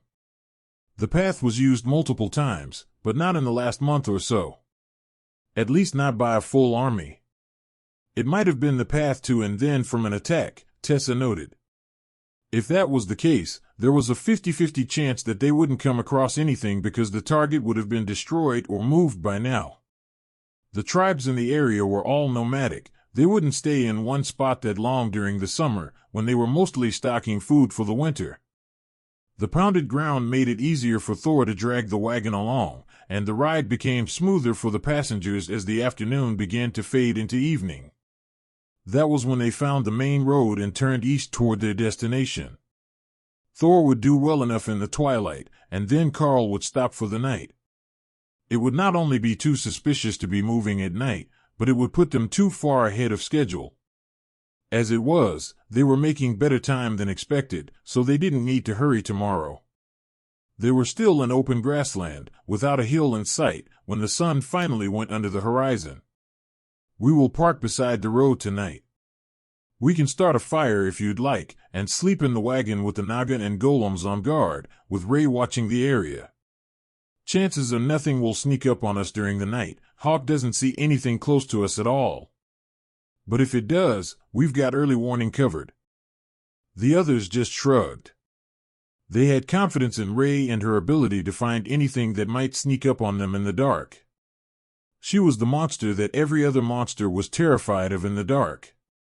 Karl parked, and the clerics went to gather what they could from a nearby stand of trees. They didn't need much, just a small fire to give them light while they ate. Everyone would be sleeping with barriers up and in their armor, so there wasn't much evening prep to be done. Then they would use the extra wood to make a breakfast fire. That would be enough to get them all motivated. "Where is everyone sleeping?" "The wagon isn't huge," Lotus asked. Dana gestured to the floor. "I will stay here with you, and one other." Ophelia gestured outside. "I am going to sleep in dire bear form. It's actually the most comfortable for sleeping outside." Karl nodded. "That works. I will sleep under the wagon, as is customary for the driver. That means Tessa can stay with you and keep up our escort job appearances." Lotus sighed and pulled out her bedroll. They had been spoiled for too long. But the three of them would be comfortable together in the wagon once they combined all three blankets. Dinner was quick and silent. Then the Naga warriors took their places on either side of the fire, watching for threats coming down the road, while Dana's golems watched the back of the wagon, closest to the road, and Ophelia took a spot on the far side of the fire. Her massive black form looked like a hill of fur when she was sleeping, and Karl could tell that Lotus was already regretting not volunteering to sleep on top of the bear. Karl set up his hammock between the wagon axles and stretched out for the evening. In his armor, he would be plenty warm enough, so there was no need for a blanket that would hinder his response time if they were attacked. He had thought that they would have plenty of warning before anything reached them, but just before dawn, when a portal suddenly opened in the camp, he only had a few seconds warning to roll out of bed and get his bearings before the first attackers were coming through, 20 meters away and creeping through the dark. They must have thought that the Naga couldn't see them, even though Naga could see exceptionally well in the dark. The reason why they were so confident became obvious when they shadow-stepped behind the Naga warriors and tried to slit their throats silently. If the Naga had been ascended, or even regular commanders, they would have died instantly. But they were Royal Rank, with eternal lightning barriers on them, and they were fast to respond. Karl's whistle to bring everyone awake was followed by the sound of blades meeting blades, and the shouts of the rest of the fighters coming through the portal. Ophelia was up within a second as she activated Berserk Terror, her upgraded rage skill, and charged at the pair of minotaurs that had just come through the portal. While complex thought might escape the rampaging dire bear, battle tactics did not, and that was all she needed as she transitioned from slumber to war mode. Karl took out his maul and swatted a wounded rogue back through the portal with 5 stacks of Bone Crusher. If that wasn't enough to convince them that they had picked the wrong target, he wasn't certain that they were going to learn at all. He wasn't certain what species was under that hood, but going by the sound the maul made, it wasn't one that could take that hit. A small monster with long claws and neon green skin jumped at Karl, who caught it by the face and retaliated with Chain Lightning, killing it instantly. The corpse was unceremoniously tossed through the portal after the shattered rogue, and Karl heard cursing from the other side.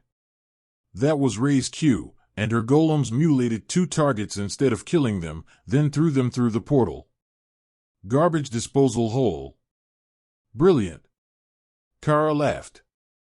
Her skills weren't well suited to leaving intact bodies, but she was happily helping Ophelia beat up minotaurs. Kara jumped on their backs and pinned their arms wide, disintegrating the back of their heads, while Ophelia tore them into little bite-sized chunks, perfect for Hawk to roast. I like the bear lady, she's got that anger in her.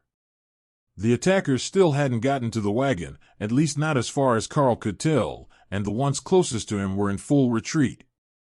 You have 5 seconds to retreat before I put a Royal Rank blizzard on the other side of that portal and follow it up with a meteor barrage. Karl shouted toward the portal, hoping that there was someone intelligent on the other side. In response, a massive monarch rank troll in plate armor under a long coat with a red sash crawled through the portal that was far too small for him to walk through. "Who are you to threaten innocents?" he demanded. "There are no innocents in a bandit camp. You made a mistake attacking my team. If you want any of your people to see tomorrow, I suggest you take the loss and go home." The troll laughed and flexed his prodigious muscles.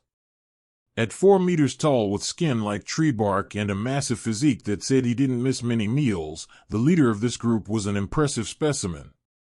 But he was rapidly running out of teammates. "Go back. I am going to teach this human a lesson about the pecking order," the troll demanded. Karl smiled. "Everyone stand back. I think our new trollish friend needs a little sense beat into him." Karl stacked, flaming body, on his maul, set to explode on contact. Trolls didn't do well with fire, and this one was about to have a very bad morning. "Use disintegrate.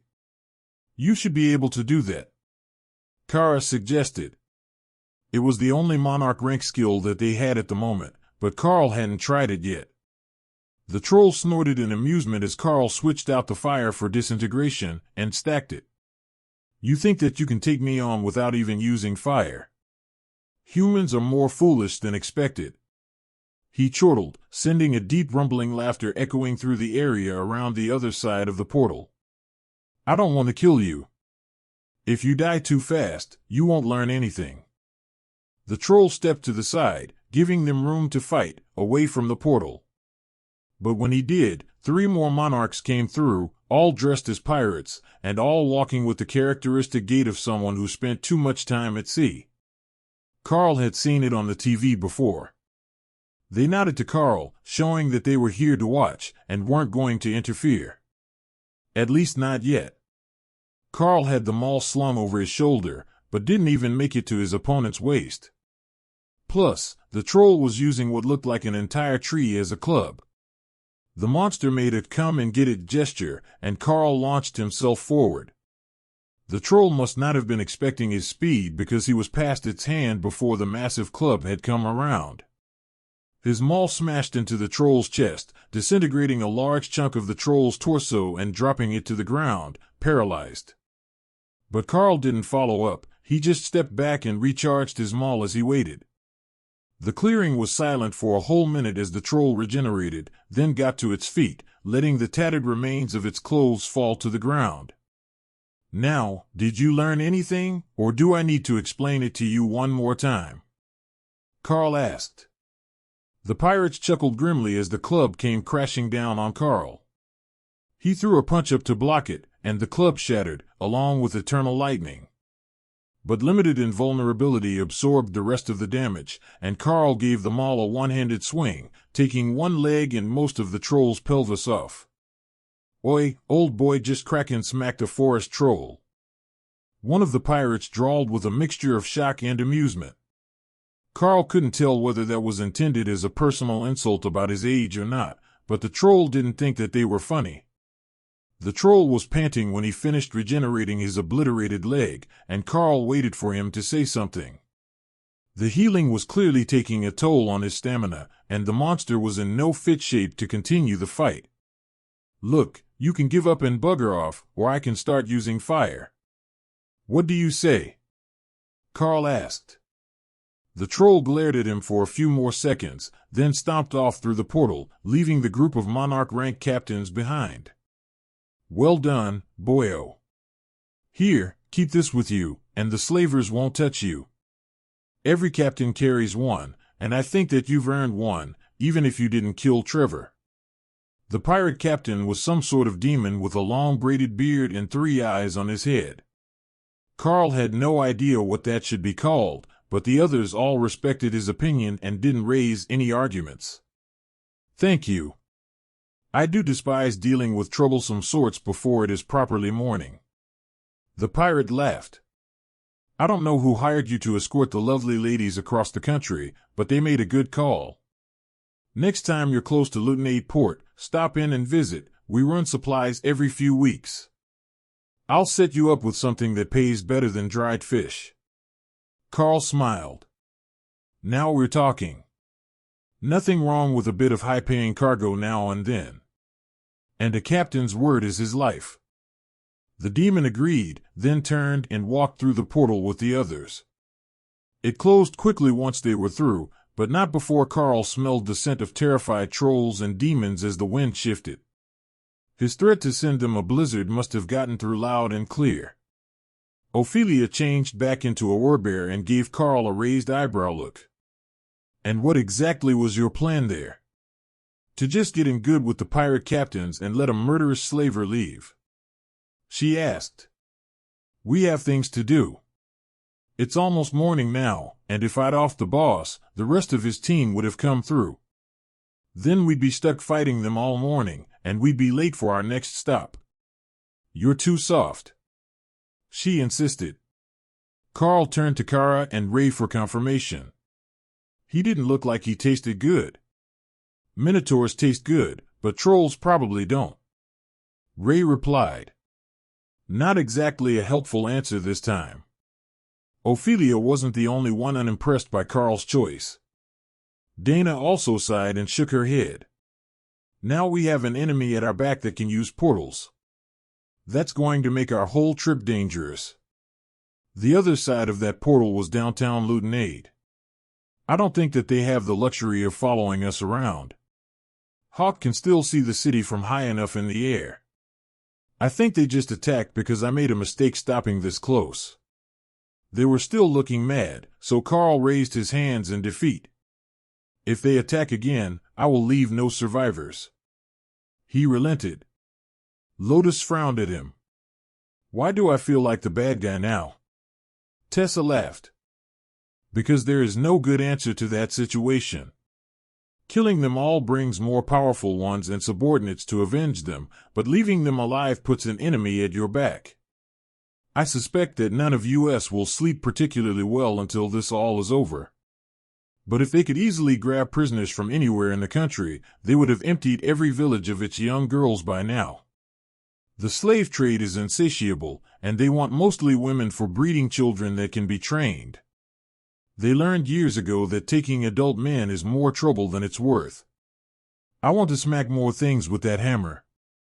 Did you see how big of a hole it knocked in that troll? That was awesome. Kara added helpfully. Karl smiled and reached down to pat her before realizing that the void badger was covered in blood. That's easy to fix. I just go in and out of my space, and I'm all clean. But I don't smell like soap anymore. Kara replied, demonstrating as she spoke in Karl's mind. Karl stroked her head and Kara made a happy noise before flying over to the cart. Lotus was good with a brush, and Kara wasn't sure that Karl even owned one. Well, we might as well get going. We've had enough trouble for one evening. Karl packed up his hammock, back into his backpack and the storage bag in his inventory, and helped everyone into the wagon before hooking up Thor and taking his seat. Thor got the wagon moving down the road, leaving behind a blood-soaked patch of grass as a warning to others that the campsite was not a safe one. Heading east to Halsering would take them all day, but according to the map, it should be safe enough. It wasn't known for bandits, thieves, slavers, or really anything negative. It was just a decently sized city full of monsters and demons. That might be awkward for their team, but as long as everyone kept their hoods up and their helmets on in public, it would be fine.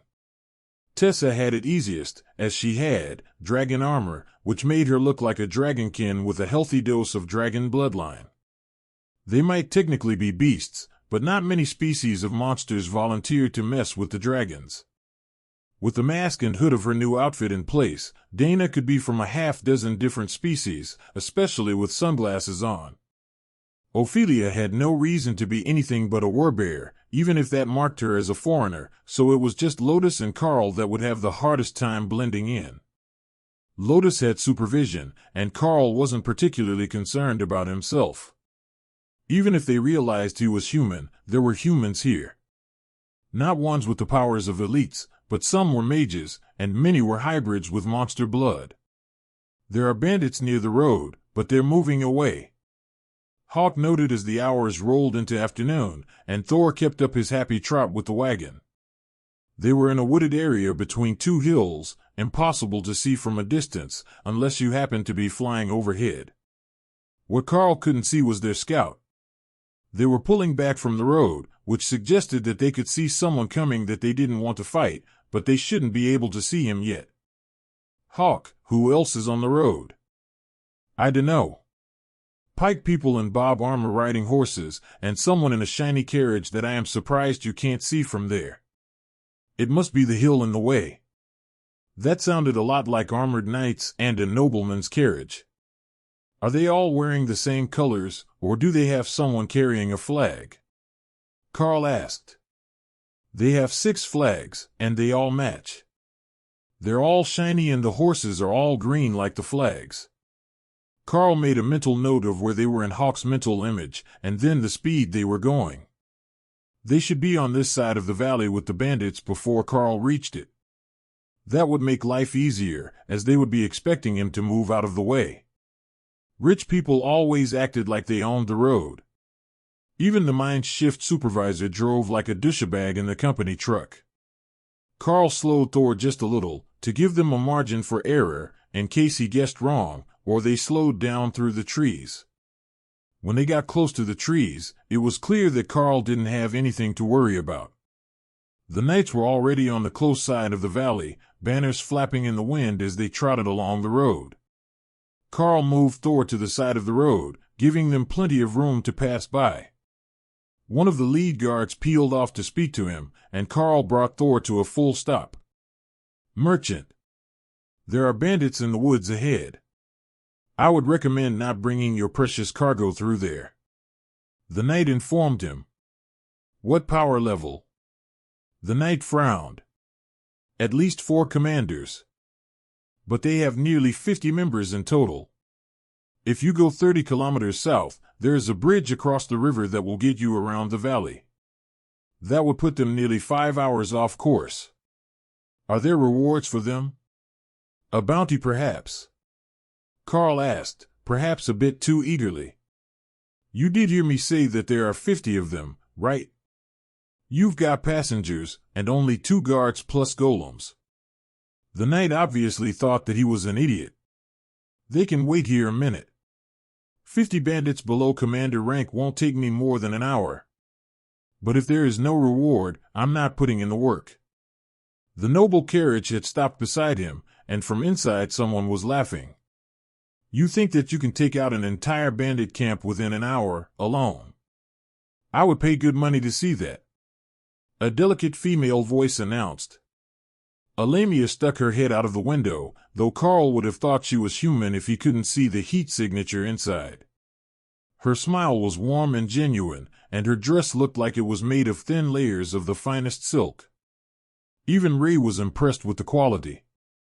Karl turned back into the wagon. Do you mind staying here for a few minutes?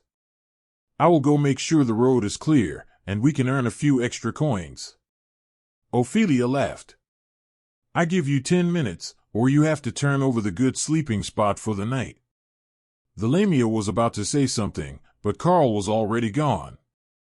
Ray used shadow step and a length of silk to drag him with her into the trees, then a second step to where Hawk had found the bandits. The group turned to stare at Karl, who had appeared alone next to their camp, and began to slowly get to their feet, brandishing weapons. I have some good news and some bad news for you, Karl informed them. Oh, you think you have good news for us, do you? An aging bandit informed him with a smirk. The man looked at least half ogre and smelled far worse, but that could have something to do with whatever it was that they were cooking. It smelled of rotten vomit, and Karl was becoming certain that he was about to do these bandits a favor. Karl nodded at him. The good news is that none of you have to go to work tomorrow. The bandits began to laugh and circle Karl, who still didn't have a weapon in his hands. And what is the bad news? I forgot to ask that lovely young lady how much she was willing to pay for your stinking carcasses. Karl called the team out, and Remi got things started with a thunderstorm that had Hawk immediately complaining about her poor decision-making skills. He had his wine barrier up to stay dry, but he didn't love water magic anymore just because it was his little sister using it. Remi's lone bodyguard hit the leaders with a tsunami, while Karl followed it with a flurry of chain lightning enhanced arrows. He hadn't had his bow out in a while, but all the bandits were running as soon as Remi and Ray appeared. They didn't even seem to see Kara until someone nearly stepped on her and the Void Badger flew into a rage, tearing everything apart. Not even the trees were safe from her wrath. Ray was herding bandits toward Kara with her webs and golems, while Remi and her bodyguard focused on the core area. Karl called out the 2 Lamia bodyguards and let them loose on the camp. It was over in under a minute, leaving only 1 dome of silk and a lot of blood after Ray picked up the bodies. What is in there? Snacks for later. Karl asked Ray.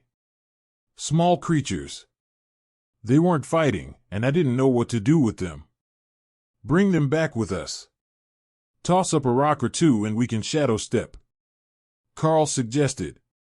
Instead, Ray made him a blanket and passed Karl the bag. With both on her back, she was covered enough to shadow step. Remi retreated to her space, and Kara sniffed around the camp for a minute before realizing there was nothing worth taking. Not even roast meat. She returned to her space empty-handed, and Karl hopped back toward the wagon, with Ray's help. She returned to her space, and Karl jogged the last dozen meters to the waiting group with the bag full of children dragging behind him. That was a minor oversight. When they were on Ray's back, it was fine, but he shouldn't bump them along the ground like that. I don't suppose that you have an orphan collection program, do you? I've got a bunch of them from the valley, Karl asked as he approached. Pardon? The closest guard asked, confused. The bag, it's full of the children from the bandit camp. They don't really count as bandits because they didn't even try to fight. I have the corpses of the combatants stored in a separate space. The Lamia and her guards were staring at Karl now, and Ophelia began to laugh. Well, that was definitely less than 10 minutes. You can keep your good sleeping spot. The guards came over to grab the large silk bag, and one of the others gestured for Karl to step aside. Did you really kill them all and collect their bodies? He whispered. Karl nodded. You can have them if you like. Or I can put them in the ditch over there. The guard nodded. We do need to verify their deaths, and if the bodies are gone from their camp, we need to see them. Karl led the guard away to a low spot, where he began to stack the bodies. The guard looked more horrified with every addition, and Karl realized that with the extensive use of rend and disintegration, there weren't all that many fully intact corpses. How did you do that? The guard whispered. I'm part troll. Karl joked. That didn't really answer the man's question, and Karl didn't look part troll. But it was a good enough answer for his superiors. A rampaging Royal Rank troll would be the sort of natural disaster that a bandit group would not survive. We should get rid of those. The guard sighed. I've got this. Hawk, please do the honors. Hawk bombarded the pile with fireballs, roasting it all to ash in a matter of seconds. A troll that isn't afraid of fire. The guard asked. Find the one thing in the world that can kill you, and make it your friend. Dragon hawks are a great and loyal partner once you earn their respect. The guard looked at Karl like he was insane, but didn't say anything else before returning to his team. The bag was open, but the kids were still sitting in a terrified huddle, too afraid to even cry. There were demons, a young minotaur, 3 half-ogres, and a few Karl couldn't identify. Their eyes were locked on him, unwilling to look away from the danger, even when the guards were trying to talk to them. Karl smiled at them. "Why don't you tell these nice people all about how you ended up in that valley? I think that they can help you find a much safer spot to be, with no monsters. I mean, maybe with monsters, but not the scary kind." The lamia in the luxurious carriage giggled softly, and a few of the guards facepalmed. "You have a way with words, merchant. We will have a team from the city escort the children back to town for placement." "Were you heading for Halcyon?" she asked. Karl nodded. "We are. Then I head north tomorrow. There is a nomadic orc tribe that should be in the area, and they wanted the dried fish." The lamia nodded, and Karl added a warning. "We were attacked this morning, between here and Reunited, using a portal. If you're going to head west with a fine lady, you should be careful." They had pirate captains with them.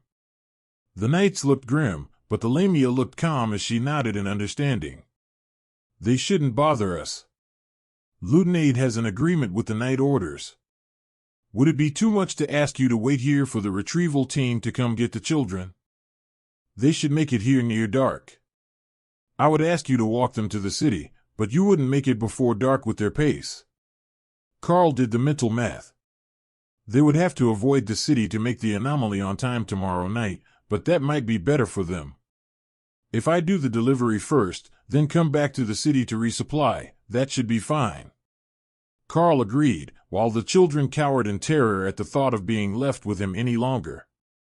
Once the lamia and her escort left, Ophelia turned to Karl to give him the updates on their situation. "The knights aren't worried about bandits on this trip. They are on their way to a wedding announcement and can't be late. They did leave us with a whole bag full of coins for your trouble, so we're good on spending money while we're here. But how are we on time? Will we still make our meeting?" Karl nodded. "We will have to move the stop in the city to after we deliver the fish, but that's not a big deal. We can resupply there, then we will make our way to the next stop." The children from the bandit group were listening intently to their conversation, and Karl didn't want to give anything away. Nobody in this region seemed to mind the bandits all that much, so it was only the outsiders that would run into trouble with them. The kids would likely tell whoever came to pick them up what Karl and his team were planning, even if it wasn't to set up another bandit attack. Letting the city know that they were meeting a nomadic tribe might lead to questions later, but they didn't have anything to hide other than their identities, and having everyone looking for illicit goods took the attention off the actual group. The children didn't seem to relax at all, and they were still huddled on the silk sheet when 3 wagons arrived to pick them up. "You're the one that the knightly orders sent us to assist, I take it. We will take in the survivors of the bandit camp. But can we know what led to them being completely wiped out?" The kids looked up in unison and pointed at Karl. "The knightly order made me a friendly wager about how long it would take to remove the bandit threat along the road. So, I went and eliminated it." Karl shrugged. "You?" The green-skinned demon man with a single forehead horn asked. "Me? It wasn't all that hard. I had a significant power advantage." The wagon driver just shrugged. "It's fine. We don't need the details, as long as there weren't any escaped bandits who will be looking for their kids." Karl shook his head. "None that were around the camp. Hopefully, the little ones will be given a proper chance to live a decent life. I think that today might have scared them off the path of a bandit." The kids all nodded in agreement. No way were they going to let that madman and his monsters believe that they would ever consider going back to banditry. "I trust you don't mind sharing a camp.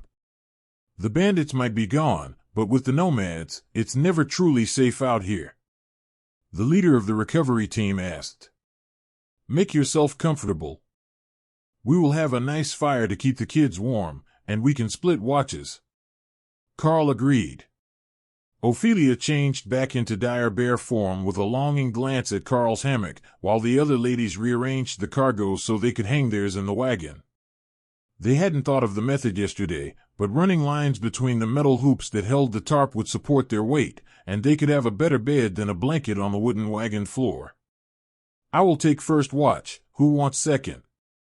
Karl asked. The leader of the caravan gave an annoyed grunt. I will. I suspect that the little ones are just waiting for a chance to run off again and look for a hiding spot. We can't have that when a nightly order only pays on completion of an assignment. That made Karl chuckle. Of all the ways to keep a contractor motivated, guaranteed paid but only on completion seemed like one of the most reliable. The night was quiet, and the children were all passed out from exhaustion as Karl took the first watch. After yesterday's incident, there shouldn't be more trouble. The pirate captains wouldn't bother him now that he had their token, and the next city along the way was where the retrieval team came from. So, Karl actually managed to relax during his shift with Ray watching from her space, and then woke the team leader for his turn. A few hours of meditation would get Karl through the night, but they were only doing 2 watches, splitting the evening, so he had nearly 5 hours before he had to be awake again. He didn't fall into a deep sleep, even with the beasts watching for him. Kara had escaped her space again to curl up with Ophelia, and she didn't seem to require sleep at all. She just enjoyed doing nothing. That would be a good enough bodyguard. Nothing on this continent short of a dragon was likely to win a fistfight with a void badger. Just before the sun came up, the clerics started to make breakfast, much to the relief of the retrieval team and the children. Dragon clerics. What brings you all the way out here? The team leader asked when he saw the breakfast meal. The gods willed it. Tessa replied with a shrug. That was a good enough answer for most. Clerics could end up anywhere, following the whims of the gods, and only the giants and a few isolationist nations would stop them. Not that the feral monsters wouldn't kill and eat them, but the civilized ones would let them be. The kids were beginning to relax as the retrieval team explained how the orphanage worked, how it sorted them into school years, and helped them find real work. It was when Karl got up that they began to huddle together again. He won't hurt you. I know what happened with your parents, but he won't hurt you now. The group leader explained softly. You don't understand. That thing isn't human. It looks like a human, but it's not. It's really not. One of the demon children explained. The team leader looked to Karl for an answer, and he just shrugged. I don't eat children if that helps. Besides, I already put this nice man in charge of bringing you back, and I wouldn't want to make his job harder. Lotus poked Karl in the side and smiled at the kids. He's only scary in combat. Now, let me fill everyone's water skins so you're good for the trip to your new home. The kids were quickly packed up into the wagons, and Karl's team prepared to head out. Will you be following us to town? The retrieval team leader asked. Karl shook his head. No, we need to make a delivery to a nomadic tribe today, and if we go through the city we won't make it on time after all this delay. The team and the bandit kids all looked concerned with that answer. You're going to make a trade deal with the nomads. The yellow-tusk orc nomads. Are you insane? The team leader asked, unconsciously checking his armor as if they might hear and attack. It's just a load of dried fish, it's not like we're trading weapons. Besides, I'm pretty good at getting along with orcs. One of the wagon drivers laughed. Is that even possible? Of course. When they challenge you, just tell them off and demand to talk to the boss. The wagon driver held his belly as he laughed. Oh, it's like that. I suppose if you're not averse to a fistfight with an orc champion, it's a good method. Presuming that you don't die of stupidity. Ophelia changed back to werbear form and took a seat on the front of the wagon after everyone else was loaded. She had put Kara in the wagon to keep both Lotus and the Void Badger entertained, and they were ready to leave as soon as Karl finished chatting. All right, gentlemen. Good luck with your work. Perhaps I will see you again one day. Karl turned the wagon northeast across the road and into the open grassland. He had a general idea where he was going thanks to hawk scouting, and now he just had to wait for the bird to find the exact spot where the anomaly was going to appear. Thor was making good time, as the grass was mostly untouched, and the dirt soft enough that the wheels weren't taking jarring hits, except when they found a hidden stone. There is a large group of people walking in the distance, near the hill with the 3 upright stones where the anomaly should be. What species? Karl asked. Orcs, mostly. But they've got some others with them. That sounded odd for orcs, but Karl altered Thor's course so they were all headed for the anomaly location. Even if the meeting with the nomads went badly, it would be good cover for them interfering with the anomaly. There's an orc tribe ahead.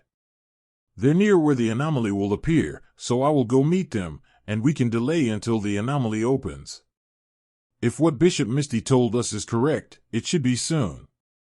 He explained, so the others understood. The orc sent a runner when Karl was still 5 kilometers from the stones. He turned to meet them, so the orcs didn't think he was running away. But he didn't turn directly so that he would end up with a few hundred meters of the stones when they met each other.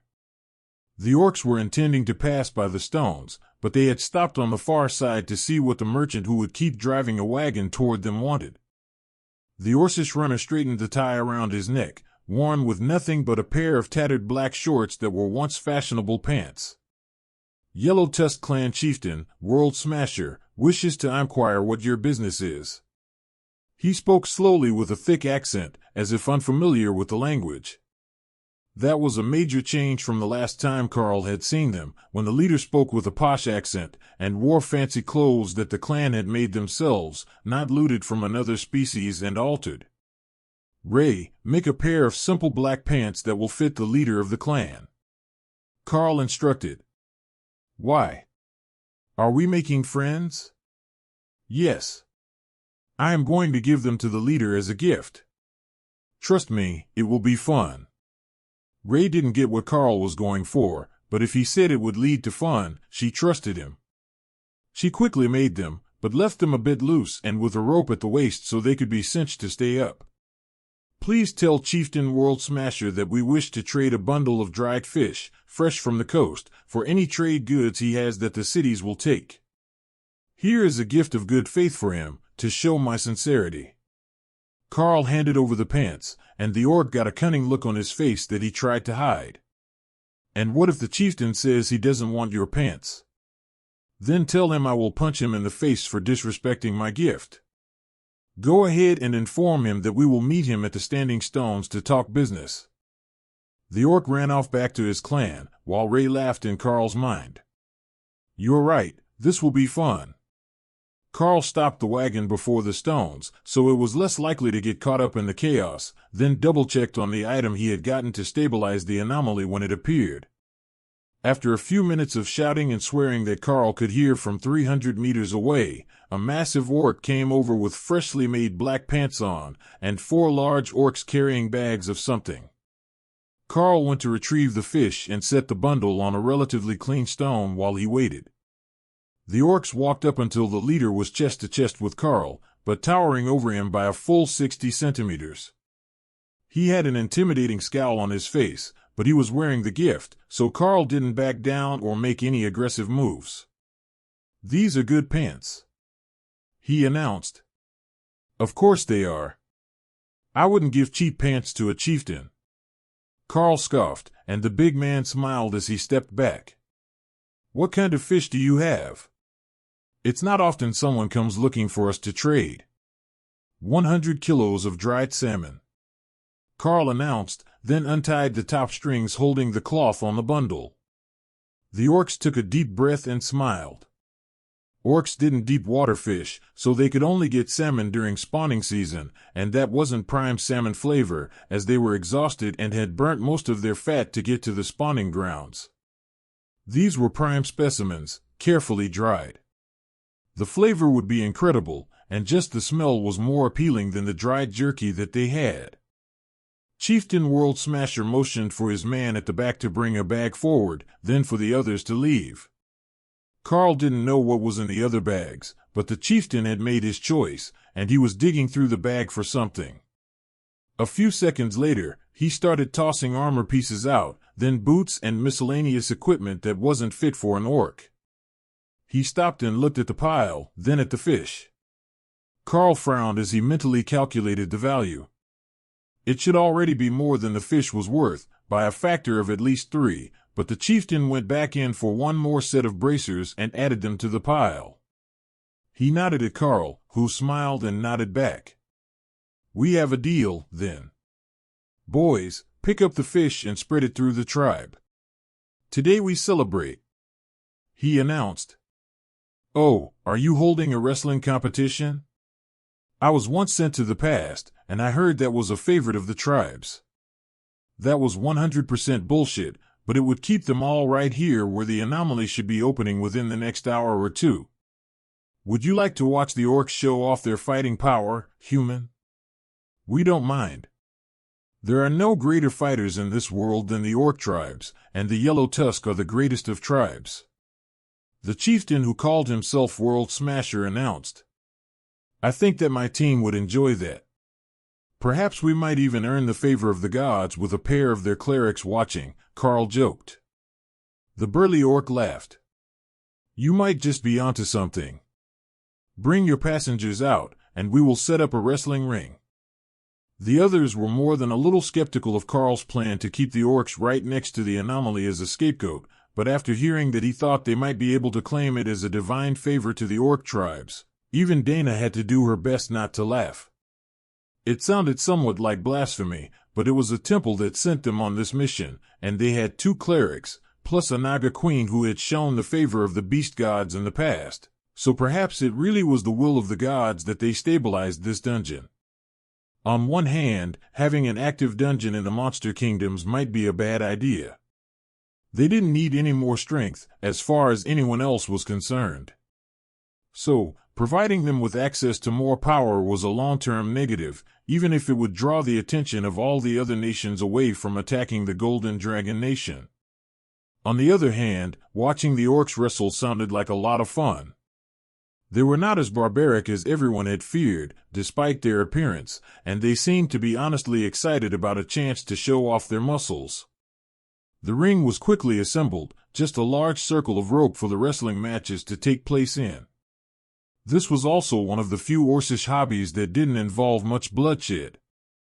They had frequent trials for rank, and some would likely follow this set of wrestling matches, but today, all would be peaceful until the anomaly opened. That was the part that Dana feared. They were far too close to where the anomaly was going to open, and if they couldn't get out of the way in time, they would end up fighting the orcs for the chance to go inside the dungeon. Nobody would pass up that opportunity, and it would seem extremely suspicious if they did. So, the orcs would most likely want to chase them off, and there was no spot further than their next life. The rest of his team followed close behind Karl and the 2 orcs that he had dragged with them, leaving the last 3 chasing them to catch up. Inside, the area looked much like the underground dungeon that Karl had seen in the mountains near the frost giant border.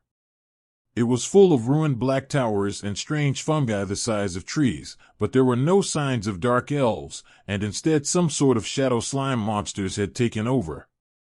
To Karl's senses, they appeared to be at high ascended and low commander, similar to the dungeon in the Golden Dragon Nation, but this one required 10 people to enter.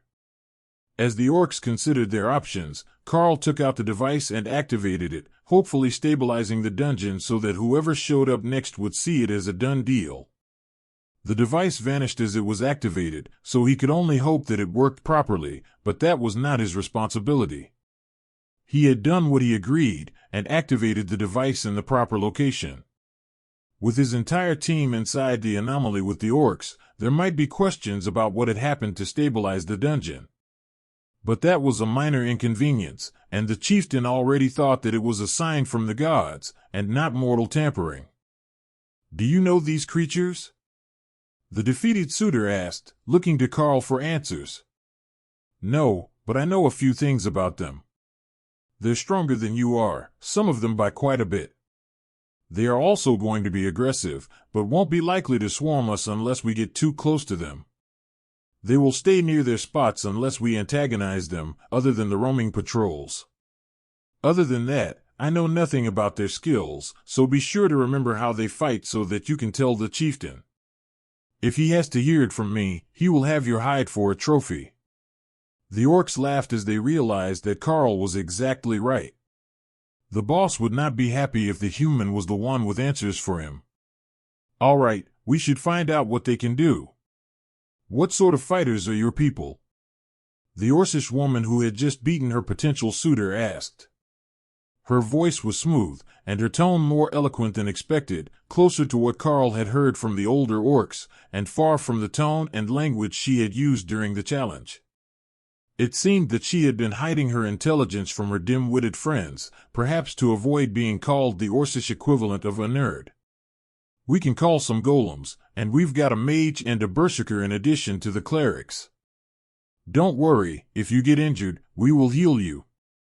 This place is meant for 10 people to work together, not for 2 groups of 5 to fight with each other and the mobs," Karl explained. "Thank you. That will make our lives much easier. We have shamans with the clan, so we will treat your mage like that, fighting from the back. The warbear looks like she can fight, so she can come up front with us." "What sort of fighter are you?" she asked. "I'm somewhere between a mage and a warrior. But I usually rely on my beast friends to help out. They're pretty tough. But we can do without them today, and let them rest. At least they could rest until the group ran into trouble, anyhow. It would be less difficult for the orc's pride to accept." The woman nodded and motioned for her comrades to join her as she advanced on the first group of the shadow slime monsters. Ophelia joined them, as she was the only commander rank fighter on the front lines, and sending Karl against ascended slimes was just rude. Even sending Kara or one of the other beasts would obliterate the threats in a matter of seconds. But for the rest of the group, it was a good fight. Thor extended eternal lightning over everyone, startling the orcs. But they were happy to get defensive magic on their side for an unknown fight, and they happily charged into battle. The fact that they managed to do it without a war cry seemed like it required great effort for them, but they didn't want to make so much noise that they would pull everything to them at the very start. The slimes turned to engage the orcs as they approached, and their bodies shifted shape. They were using their innate ability to mimic what was sent at them, taking on the appearance of both the Orcish team and Ophelia in her warbear form. You are listening to a story on Time Drift Stories channel. If you enjoy it, please like, comment, and subscribe so you won't miss the next episode. It was quite the spectacle, and Karl was glad that they hadn't sent any of the spellcasters closer to the group. There were only 5 slimes, and Karl assumed that they shouldn't take too long for the melee attackers with Ophelia's help, but the orcs that had been chosen seemed to be having a particularly tough time doing any damage. "Dana, mind helping them out?" Karl asked. Everyone needed the experience, especially the young orcs, but when Dana started to attack, it became clear that the issue was the opponents, not the attackers. Her spells weren't doing much damage at all, only leaving small damaged craters, and the slimes were fighting on, undeterred. Curious, Karl hit one with a rend and cut off an arm, but the creature kept fighting as black ooze poured from the wound like blood. It wasn't regenerating, and it fought like it was dying of slime loss. That was a good start, but the amount of damage that it took from attacks was ridiculously low. Not like him or Kara, who ignored a base amount, but as if they were 3 times as durable as they should be, at the same power level. Ladies and gentlemen, we have found the perfect training ground for orcs. They're not too powerful, but they can really take a beating. Do you want me to start going all out, or should I hold back and let you fight? Karl asked. Let us fight. The wimps need the help, the Orcish woman laughed. All right. We weren't in a hurry anyhow. It was easier not to argue with the orcs on that one, even if it was going to start getting dark soon. The rest of the orcs chuckled, and Dana moved forward so that she could attack more effectively, while Karl threw attacks at the slimes that might have gotten around the orcs' defenses and put them in a bad position. That way, Lotus and Tessa could mostly relax, though Tessa had cast a weapon blessing on everyone to increase their damage. By the time that the first group fell, they were beginning to all work well together in a group, and Karl was ready to start joining them in the fight. While he wasn't in a particular hurry, they didn't want to be here all night, and these slimes could take a beating, even if they didn't do much to Eternal Lightning. With that in mind, Karl led the way to the second group and began the attack as soon as the slimes started to change. They took on the appearances of the attackers, but they didn't take on the skills. At least not as far as Karl could tell. At the very least, they didn't take on the ones he got from his beasts, or he would have made the second encounter a very dangerous one for everyone involved. The second group did have a mage of sorts, though. It was a blue slime monster, and it cast water bolts at them that had Hawk nearly in a frenzy, wanting to come out and punish the creature for existing. "Relax, we will let you all out to fight the bosses if the orcs aren't doing a good job," Karl consoled him. "Like that will happen. Once you and the Dana mage start going all out, the boss won't stand a chance." Karl smiled inwardly at the petulant bird. Hawk wasn't wrong, though. If he really went all out against a target 2 full ranks below himself, even the boss monsters would only last a few seconds. As fun as it might be to get loot, the orcs were here for a different reason. The second and third groups both had a mage with them, copying Dana in appearance, but they could only use a water bolt spell. That made them manageable, but they were still doing fairly impressive damage to the barriers. "Your barrier ability is too strong. They can't hurt us at all. How are we supposed to be learning anything?" the female orc asked. "Do orcs learn best with pain and not practice?" Karl replied. They all nodded, as if that should have been obvious, and Karl had Thor take the barrier off them, while leaving it on Dana and Ophelia. There was no need to make his team suffer just because the orcs were stubborn. The next group fight actually went better, as after they had taken a few hits, the orcs began to adapt their tactics and deal damage more efficiently to the monsters. It was a fascinating change, even if it did start an argument between Kara and Ray as to whether an entire species could be masochists. The eventual consensus was that the evidence supported the hypothesis, and the orcs might actually need the pain in order to function, which might be directly related to the reason that they were constantly looking for a fight. Without it, they weren't at their best, so casting a numbing spell, or using a numbing poison, on them might be the equivalent to torture in addition to crippling their combat skills. Then, they were at the first boss, or what passed for it in this dungeon. It looked just like the other slimes, but when they stepped on the platform, a timer started. Enrage in 1. 0000, enrage in 5900, 1 minute to burn the boss down, Karl explained, in case the orcs couldn't read. He finally took his maul out and stacked disintegrate on it to deal with the threat. The boss was mid-commander rank, and as durable as the monsters here had proven to be, there was a good chance that the thing might actually survive a regular hit with Bone Crusher or another ability that wasn't stacked. Karl's hit caused the boss to splatter, and an announcement appeared above the platform. Member Karl has completed the challenge. 9 Fan 10 members remaining. The orcs laughed and lined up for their turns to attack the boss. It was the most ridiculous thing that Karl had ever seen inside a dungeon, and he wondered if his attempt to help had broken something within the system. If the clerics had to deal with an enraged timer, they might have a very hard time defeating this creature. Well, maybe not Tessa, who could actually fight quite well, but Lotus wasn't known for her offensive output. She did have a Thorned Vines spell, thanks to Karl, but she rarely used it, and he didn't even know how much damage it did.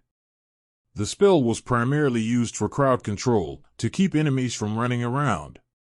The female orc valiantly hacked at the beast for the full minute, while also needing to be healed 4 times, but didn't beat the timer. The creature increased in strength and size by about a quarter, and now she was struggling to fight it alone.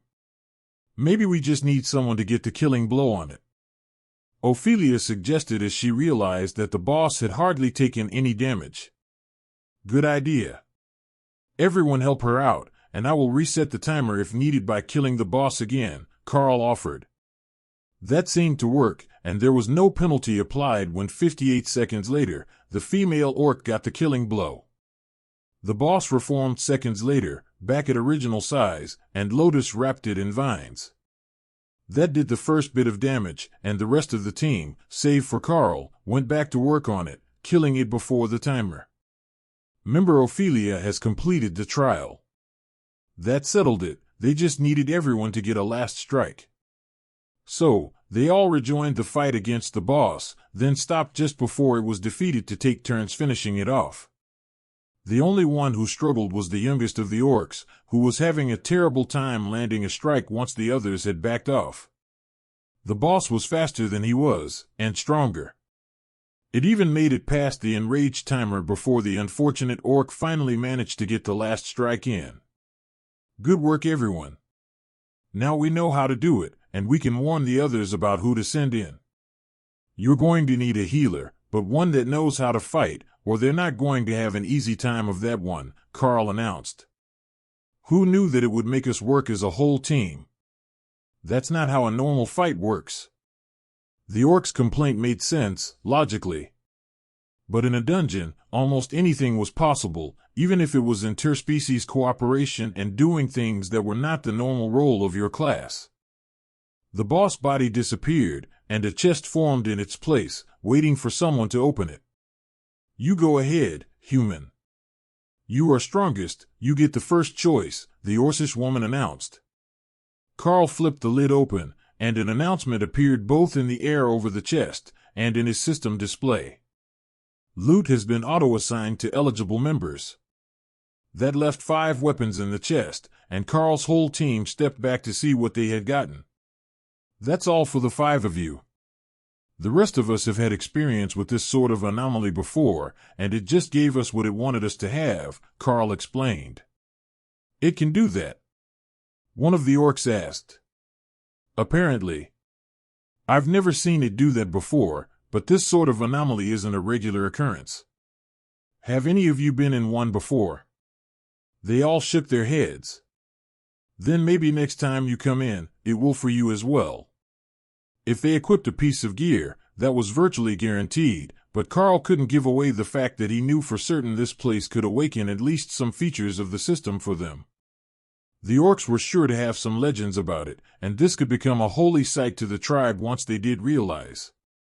That would be amusing, but more amusing if he wasn't around to see it firsthand. The orcs were less eager to prove anything with the fights that came after the first boss, as it was clear that Karl was massively overpowered with that maul in his hands. It made the orcs more eager to work as a team and less eager to prove themselves.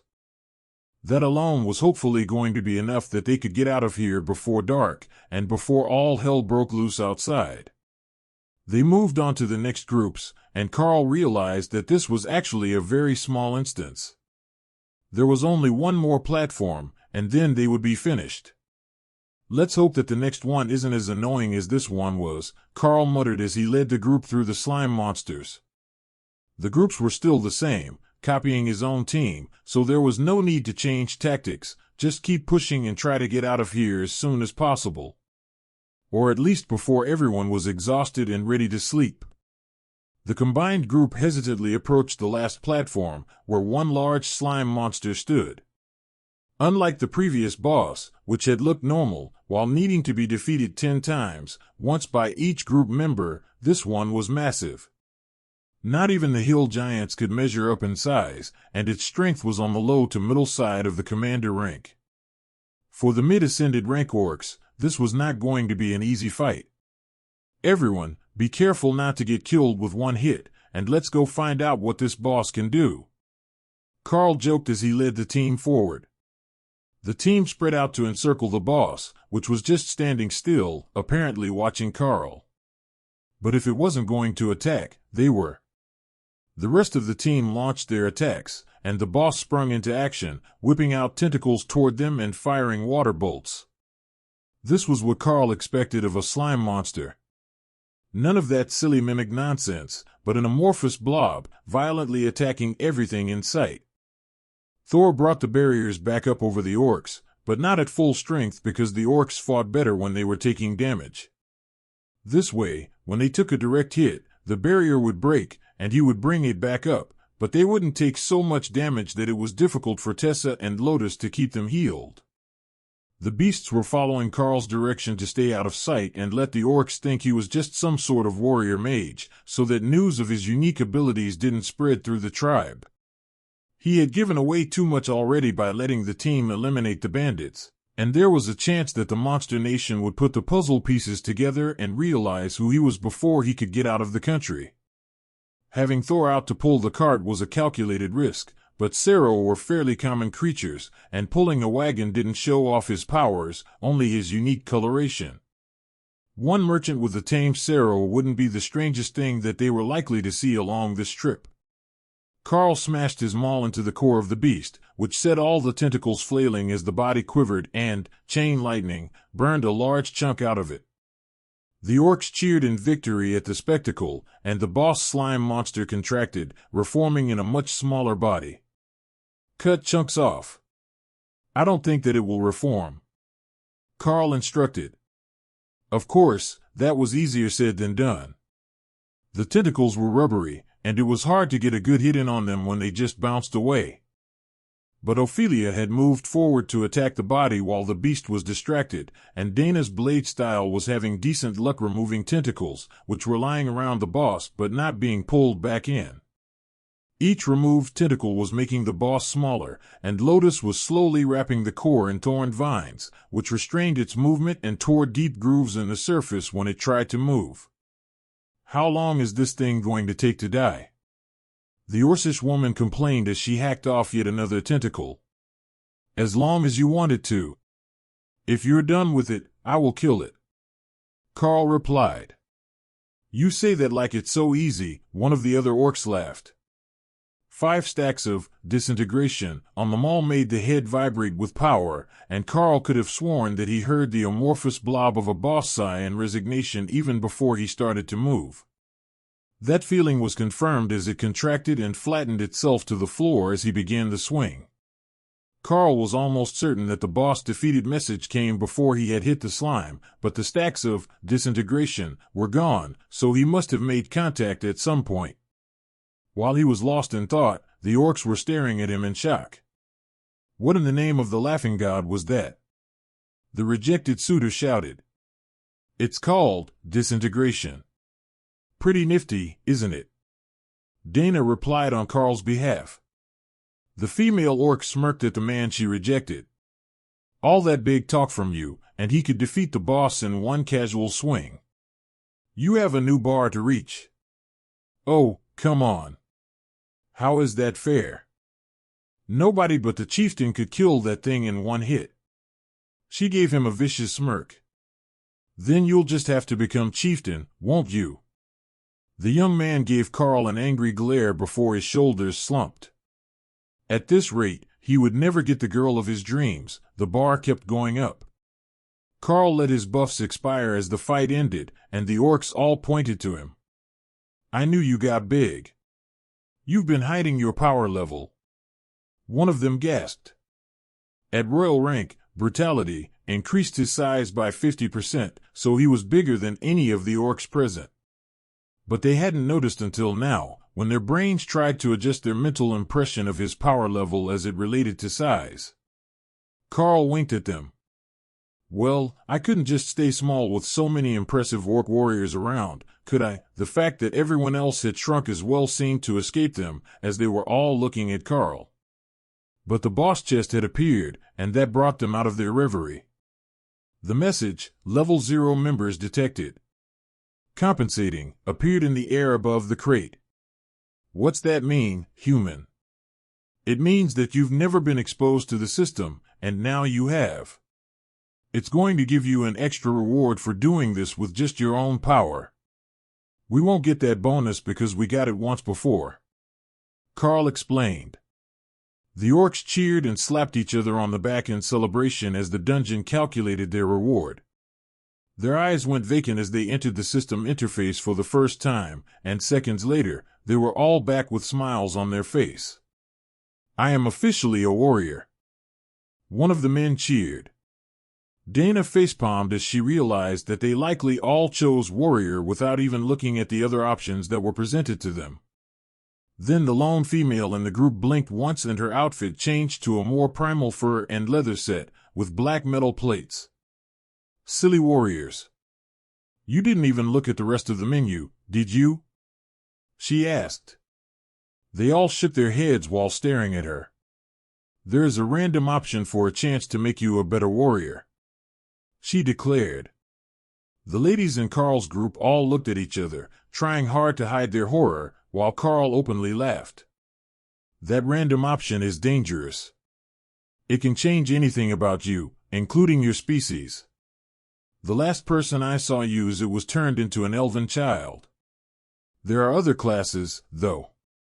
You could have picked shaman or berserker instead and not risked turning into something other than an orc, he explained. The woman's eyes went large as she realized how close she had come to disaster. Karl nodded as he saw that she understood. What did it give you? I am a Death Knight, she announced proudly. Karl didn't know what that could do, but it should be a magic-using warrior of some sort, with unique skills. All right, I will give you a bit of advice, from one champion to another. Focusing on the word status, inventory, and skill tree will allow you to access system functions. You might have a skill available, as you're all ascended rank already. Don't forget those words, as you'll need them in the future as you gain power. They all muttered the words and got distracted for a few minutes, then the female orc's armor turned to a full black suit of plate mail with a new greatsword. Death Knights get unholy equipment. This is pretty cool. I even got special attack skills, she explained. Good, good. If you've got a few skills from your class, and new gear that you can just summon back when it gets damaged, you should become a great champion of the tribe. Even if the others become warriors, few will be able to compete with the powers of a Death Knight. The other orcs were too busy celebrating their new powers to even notice her outfit changed. So, Ophelia used a claw to flip open the reward crate. All loot has been auto-assigned to eligible members. The chest disappeared, and Karl smiled at the orcs. Check your inventory, there should be a reward there. You can show your friends or keep it a secret, the dungeon gave it just to you. There is likely money as well, but I don't know how your tribe deals with that. The orcs laughed. What do orcs need coins for? Orcs share food, but the only other items we are allowed we must earn ourselves with our own effort or make with our own hands. Lotus gave them a curious look. So, you don't trade for anything but food? The orcs nodded. Getting strong by buying goods that the other species make is cheating. That's not real strength. But these dungeon rewards, we earned that ourselves. Even if the Hidden Powers warrior helped. We get it now, why you didn't just fight everything from the start? You wanted us to earn a reward, so we had more to go home with. You are a wise man, warrior Karl. Behind Karl, 4 sets of eyes rolled at the same time. He wasn't being brilliant, he was giving them time to practice their skills because the dungeon was the best place to gain power. Karl led the group out of the dungeon, and immediately wished that he had put earplugs in. There were now dozens of monsters surrounding the Orthos tribe, which had encircled the dungeon entrance. It was a good thing that they had parked the wagon well out of the way, as it was still intact, but the others were trying to force their way in, and Chieftain World Smasher wasn't going to let them do that. At least not before his team came back out, and perhaps not before his whole clan had gone inside. Chieftain World Smasher smiled at Karl when he saw the team come out. Was it worth it? Karl nodded and moved to whisper to the orc. It will activate a system interface for everyone who completes the dungeon, but you need at least 1 or 2 powerful commanders and a healer to actually do it. The chieftain nodded, then began shouting something in Orcish. Groups of 10 began to back away from the defensive lines, running into the dungeon entrance, while the other forces howled in rage. Should I talk to them? I think we can arrange for everyone to get a shot, Karl offered. After the Yellow Tusk clan. We earned this place. If it is going to close, we will be the ones to use it. Karl nodded and took his place beside the chieftain with the others who had finished their run, then stepped forward to be in between the orcs and the leaders of the other factions. The yellow-tusked orcs received this anomaly as a divine blessing from the gods after an appeal for mercy. Once they have sent their warriors, the dungeon will be free for anyone else to enter. Chieftain Worldbreaker gives his word that he won't block access after all his people have entered. Karl announced.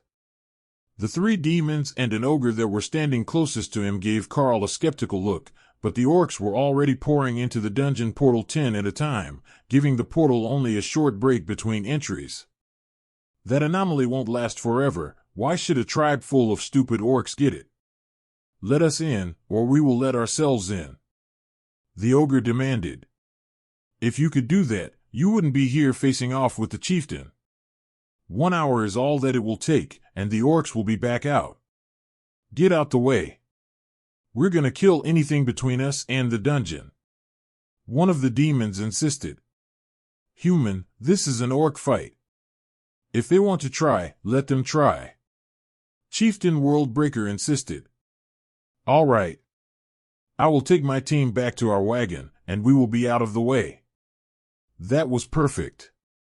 Karl could retreat without it looking like he was abandoning the orcs, and they had already sent most of their people inside, so it was only the chieftain and a small group of warriors, including the ones that had just come out, that would be fighting. The battle would be long finished, one way or the other, by the time the others completed the dungeon run. The crowd parted to let Karl and his team out, and then began to form a circle around the chieftain and his challengers. Unfortunately for Worldbreaker, he had missed one vital detail.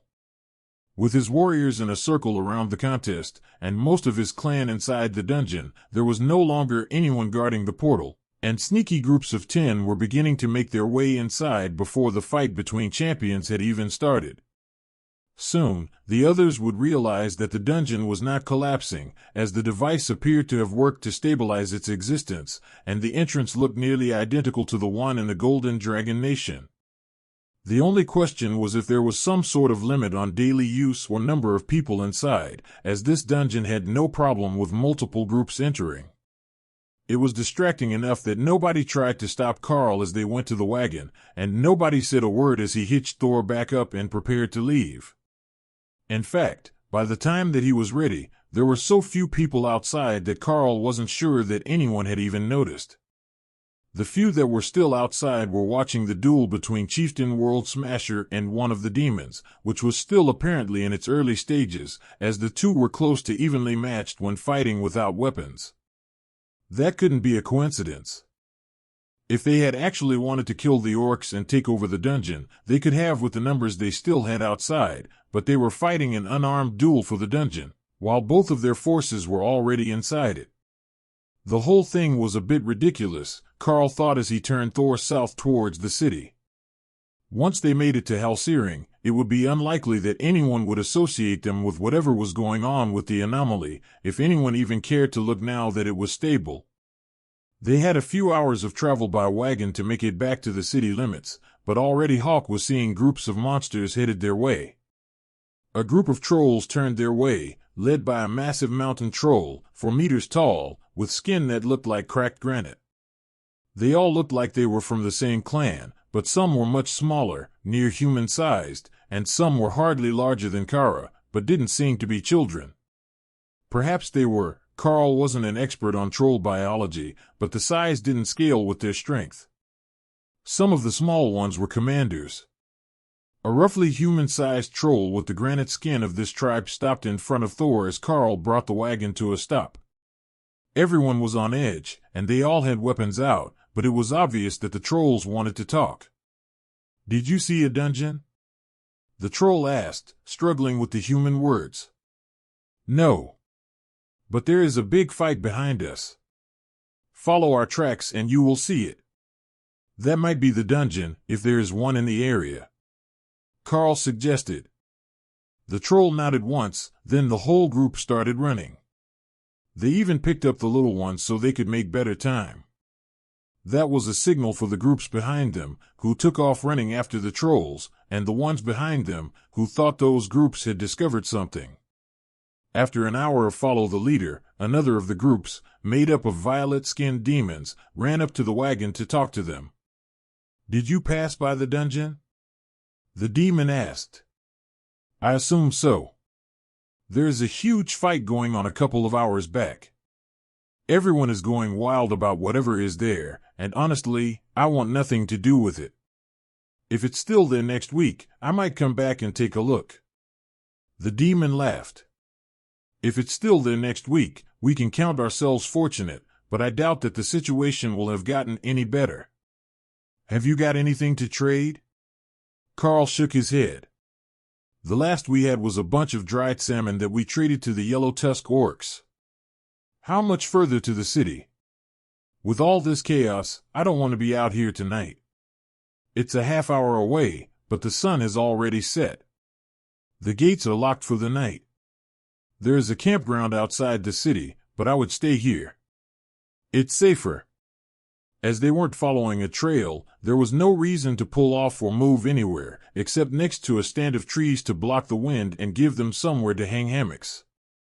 The weather was warm here in the afternoon, but it was getting cold quickly in the evening, and Karl realized that perhaps just setting up in the trees might not be the most comfortable option. He had, Flaming Body, to keep himself warm, but it was still better to create a tent and have a proper sleep. There was one in all the supplies that the elves had gathered for him, and Karl considered taking it out, but Rei was already on her way to the trees to make them something. She wasn't going all out today so that they could easily pack it up in the morning and not leave one of her glorious constructs for strangers she didn't even like.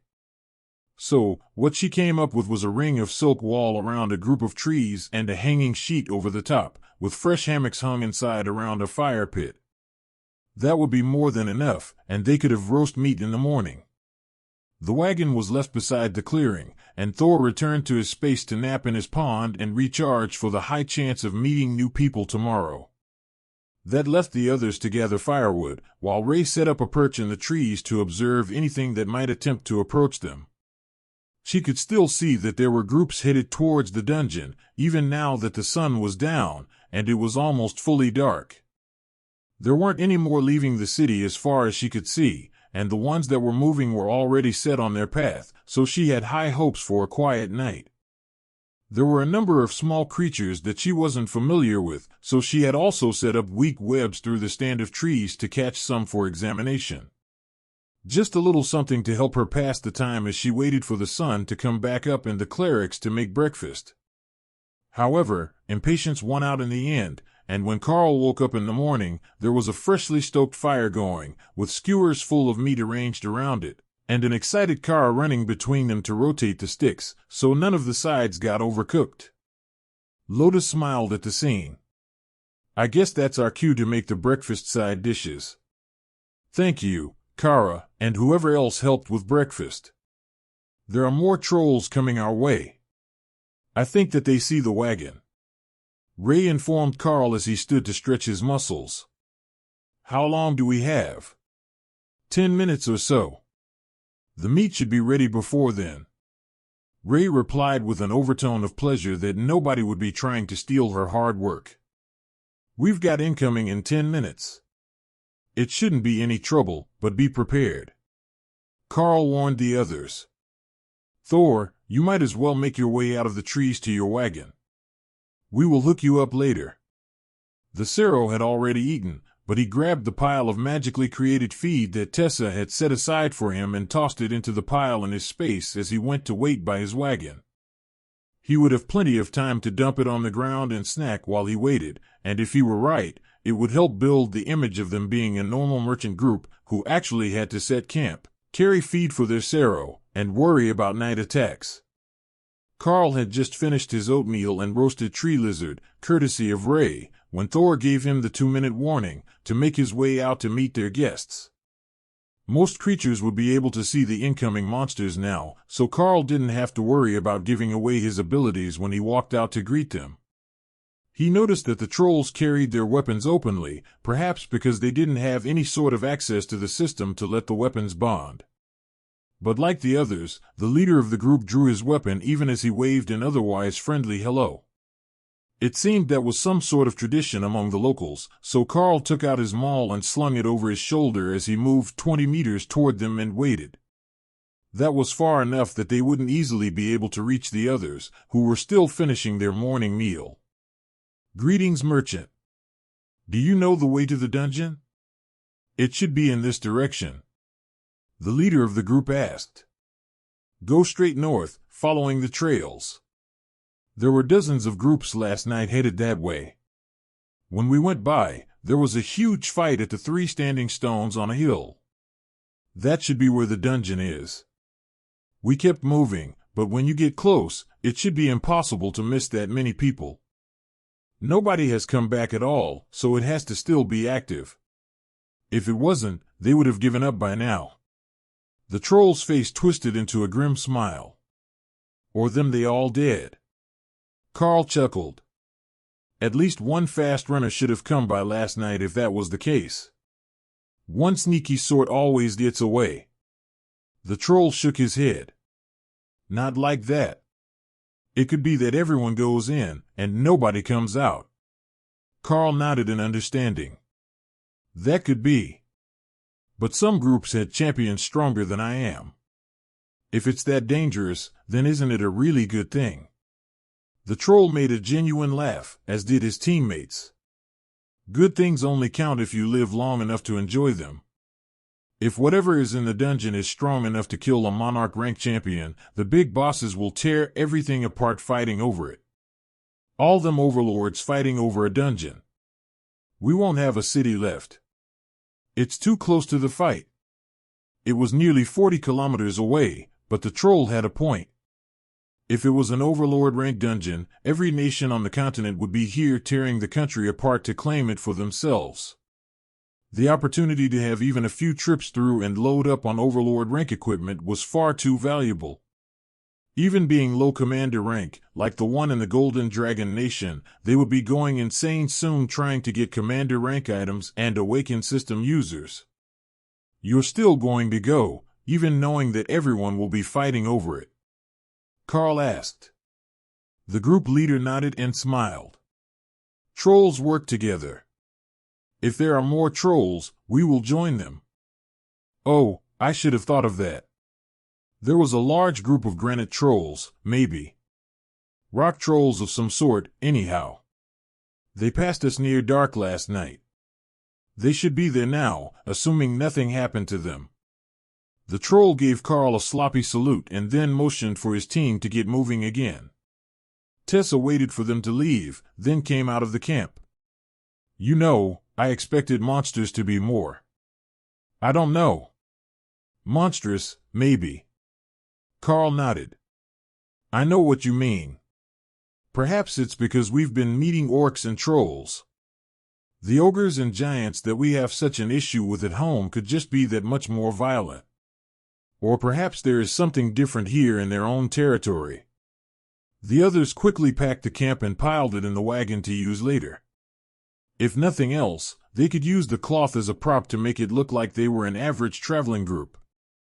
It was obvious now that being able to store items in a separate space was a rare ability, and traveling without large amounts of supplies made them stand out.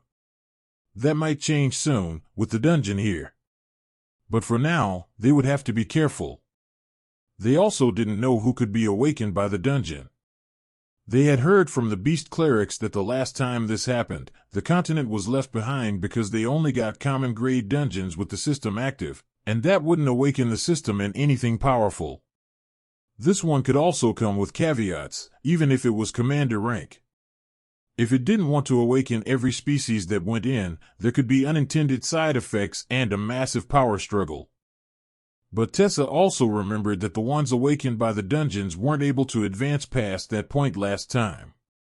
There was a chance that species with higher potential might get very little out of it, if it didn't give them anything more than an inventory and skills that were worse than what they had already.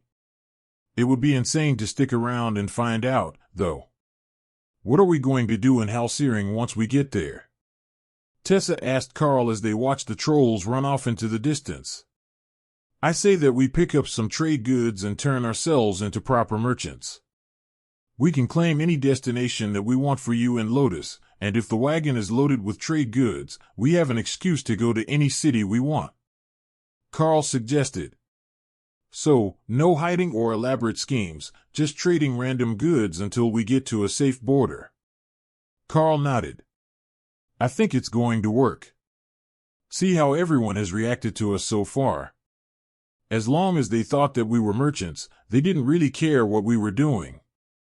It would be better if we could actually disguise the rest of the team. Traveling with so many women in a nation that keeps slaves is a dangerous proposition. She sighed. Do you think that we should hire more guards? Like, actual hired guards? Karl asked. And have to hide who we are and what we're doing all the time? No, thanks. Hopefully, Remi's bodyguards are enough. If yours had come out the same, it would have been better, but with you calling a pair of lamias, that's just more females. There was laughter from behind them as Ophelia came out of the camp with an armload of cloth. He's got that sort of luck. I'm surprised that the bodyguards didn't come out as smaller copies of Remi, to be honest. We've got most of the camp packed now, so we can leave whenever. Do we have a plan? Karl nodded. We're going to sell the gear we got from the orcs, then reload the wagon with trade goods and head out of town on one of the major roads. I don't think that it matters much. One runs east, one goes northeast, and they both head near a safe border. We just need to trade where we stop to keep up the appearances, and we're good to go. Ophelia nodded, then loaded the supplies in the wagon. All right, we will trust you. How long do you think that it will take to get out of the country that way? Karl thought of the map, and the distances that they had managed to cover each day with Thor pulling the wagon. A full week of travel, so likely close to 2 weeks with trade and rest days. It looks suspicious for a merchant group to be in too big of a hurry if the town is safe, so we will likely stop at a few of the towns along the way. If we go up to Berwickham, that's 2 or maybe 3 days. Then we can go east into Northesia, which is human-controlled. Then east across their territory to take a short ship ride to the south coast of home, sailing past the wilds. Or we could take a bit of an overland detour and go through the Beastkin Nation, headed for Witten Temple. There are no roads for that route, but with the lake, it would be very hard to get lost. Ophelia frowned, and Tessa took out a small map as Karl described the routes. The other option would be to head north after Berwickham and go cross-country to the Divine Beast Nation, where we would have to circle around the mountain giants to go home. Or, I suppose that we could go to Lutenade and try to pay off a captain to take us all the way home, but that is even more risky than walking across a nation of monsters. The look on everyone else's faces said that was the very last option that they were willing to try, and only after every other option had failed to get them out of the country. The captains had already tried to capture them once, so just turning up at their home base didn't seem like a great plan. All right then. We've got cash from the bandit clearing, so we at least have local currency, and the items from the orcs to trade. Does anyone want to stay here a day? Or do you want to get on the road as soon as we've finished our business? Karl asked. I think that we should get on the road today. We can take a bit of time for lunch, but we should get out of town before more nations come for the festivities. Orthos warned us that they would be there not long after the event, and they are likely to be looking for us on the description of those who were there. They might not know that we stabilized the dungeon, but they are likely to guess that we gained a treasure from being the first group through, especially if the orcs are dead and no treasure was recovered. Tessa suggested. Dana frowned under her mask. She hadn't thought about that. Dungeons usually gave a big reward for the first clearance, but they hadn't seen anything notable. Or perhaps they had gotten it, but because it went straight into their inventory, they just hadn't paid enough attention. She could almost guarantee that Karl hadn't even looked at what was in his inventory after they left. Karl realized that everyone was looking at him, but he wasn't sure why. They were all on the same page with the plan, so why was he getting that look? It didn't matter much. They were all loaded up now, and he just had to hook up Thor so that they could head out. All right, everyone on board and in position. Let's get this show on the road. The golems moved to the back, and the pair of bodyguards took their place on the sideboards, while everyone else entered from the back as Karl and Rei finished the work with Thor's harness. It was wagon time, and Thor hardly let Karl get on the wagon, much less seated, before he was on the move, headed for where Hawk said the road into the city was. The mood in Halcyon was clear even as they pulled up to the gates an hour later. It looked like the entire city was in the streets, and Karl's sensitive ears could hear the dozens of species of monsters talking about a new anomaly outside of town. Word was that the town's prophet had foreseen that the nomadic tribes would bring a warband to the location, which had put the whole city into a panic, thinking that the nomadic tribes were going to go to war against the region in order to claim the dungeon for themselves. They might, but somehow, Karl couldn't see the orc tribes working well together, much less with other species of nomads. If he had to guess, what they had seen was most likely just Chieftain World Smasher and his clan meeting with him at the dungeon. Karl pretended that the reins were actually for controlling, but actually used them to rub the Ceros back as they pulled to a stop in front of the gate guards. "Welcome to Halcyon. What is your business?" the guard demanded. "I have armor to trade, purchased from the nomads. Then I need supplies to take to Ocamping," Karl replied, referring to a troll-controlled city about a day up the main road, headed northeast. "All right. Be careful not to run anyone over. There are many children in the street today with all the chaos." "What chaos? News of war, or famine?" Karl asked. That was a relatively normal question for a merchant. It would change what they wanted to buy here, as the value of their trade goods would change based on where and when they sold them. "Something is going on north of town in the wilderness. The big troll's office says that there might be a fight. So, this city was also troll-controlled. That explained the number of them headed out toward the dungeon. They didn't appear to be the majority of the population, though. There were humans, demons, dozens of smaller species of monsters, and even a few beastkin visible in the crowd.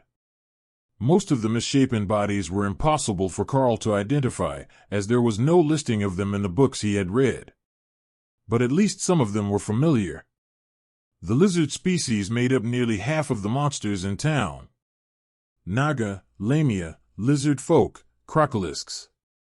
Those were all species that were in his textbooks when he did his familiarization with monster and beast species. There were some that preferred to be on 2 feet, some on 4 or more, and a few human-headed chimeras that everyone was giving a wide berth. Karl led Thor through the street at a slow walk, giving everyone time to get out of the way. It wasn't working well. The kids kept running up to pat the Cero before being grabbed by parents to avoid being trampled, and the Naga warriors had been propositioned at least a dozen times in the first 2 minutes.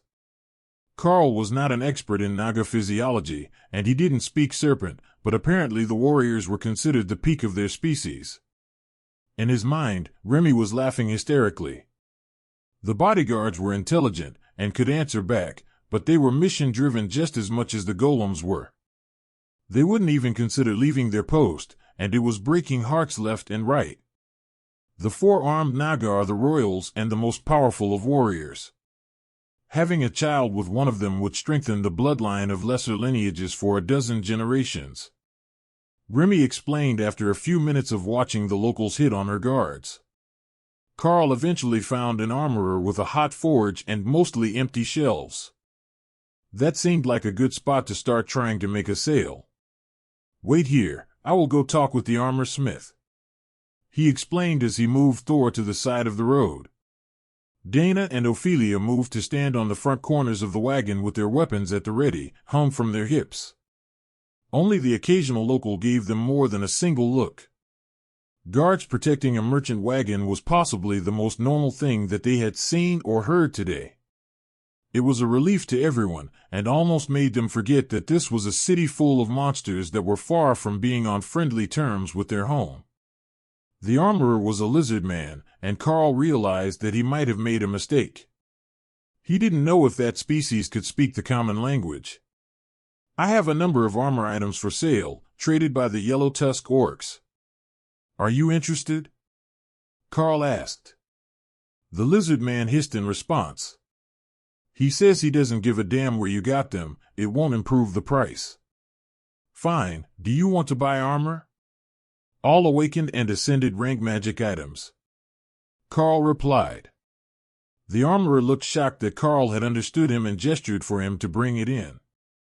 Karl stepped back out and grabbed the loot, which he dropped on the counter. The lizardman's eyes lit up with excitement, a faint glow of magic as excess power flowed to them as the monster focused. He spoke and Remi translated. He wants to know what you want for them. I will take coins, or trade items that the trolls of Ocamping need. What do you have in stock? The armorer nodded, then vanished into a back room. He came back out with a bundle of tools and crystals that Ray was instantly interested in. He says they're the favorites of the trolls. The crystals help them use magic, and the trolls aren't good at tool making. 3 more of the earth-type crystals, and we have a deal. Karl offered. The lizard man frowned and held up 2 fingers. Fine, 2 more. He brought out 2 more, and greedily scooped up the armor to take back to his forge to alter for use by other species. Karl scooped the gems into his inventory, then picked up the bundle of tools. It's been a pleasure doing business with you. The tools took up most of the center of the wagon, making them look like proper merchants again. Karl hopped up into the driver's seat, and Ophelia returned to the wagon, taking a seat at the back, while Dana sat beside Karl in the morning sun. What do you think? With all this chaos, should we get lunch before we go, or should we grab something to eat outside the city limits? Karl asked. There is a street market between us and the other exit from town. We should drive through there and pick up a few things. It might be a security risk to get out of the wagon, but it should be worth it to spend a bit of time shopping. Dana suggested. All right, let's head over. I will wait with the wagon, you all take the security with you. Hawk and I should be plenty to guard the goods. Karl called Hawk out, so the sudden appearance of the bird didn't startle people at the market. The addition of the Royal Rank Dragonhawk should be enough to discourage all but the boldest of thieves, even if they weren't afraid of Karl and Thor. The monsters should be able to sense general power level the way that Karl did, even if most of them discounted him as human and attributed the power they felt to one of the others. The entrance to the market was a wide street, enough for 6 wagons to pass, or 4 with 2 rows of them parked near the buildings. That was where Karl stopped Thor, at the edge of the market, in a quieter section close to a small group of clothing vendors surrounded by baked goods. That would distract the ladies for a while, and they wouldn't have to go too far from the wagon, so if either group got in trouble, they could send reinforcements. If Karl sent over Remi with her last bodyguard, the 2 Lamia and Ray's golems, they shouldn't have any trouble at all dealing with whatever was bothering the ladies.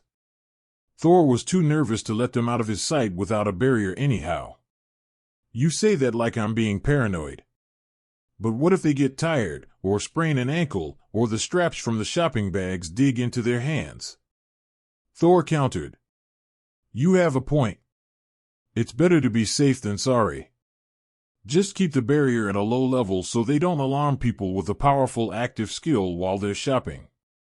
The Sero needn't have worried about the shopping because only a few minutes later, one of the Naga warriors was headed back with a whole load of baked goods.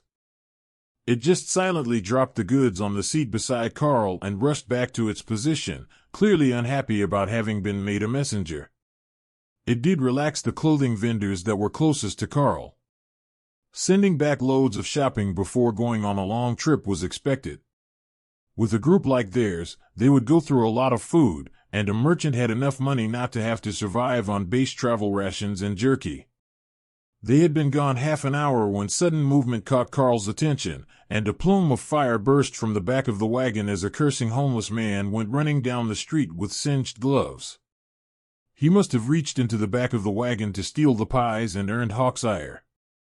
Karl heard the laughter from the merchants closest to his wagon, and the jeweler who had stepped out of his shop to have a smoke. A merchant wagon stopped on the street beside Karl, and a small group of guards got off to do their shopping while the wagon blocked a bit more of the road, as the curb was all full already. "Morning." Karl greeted the wingless green demon.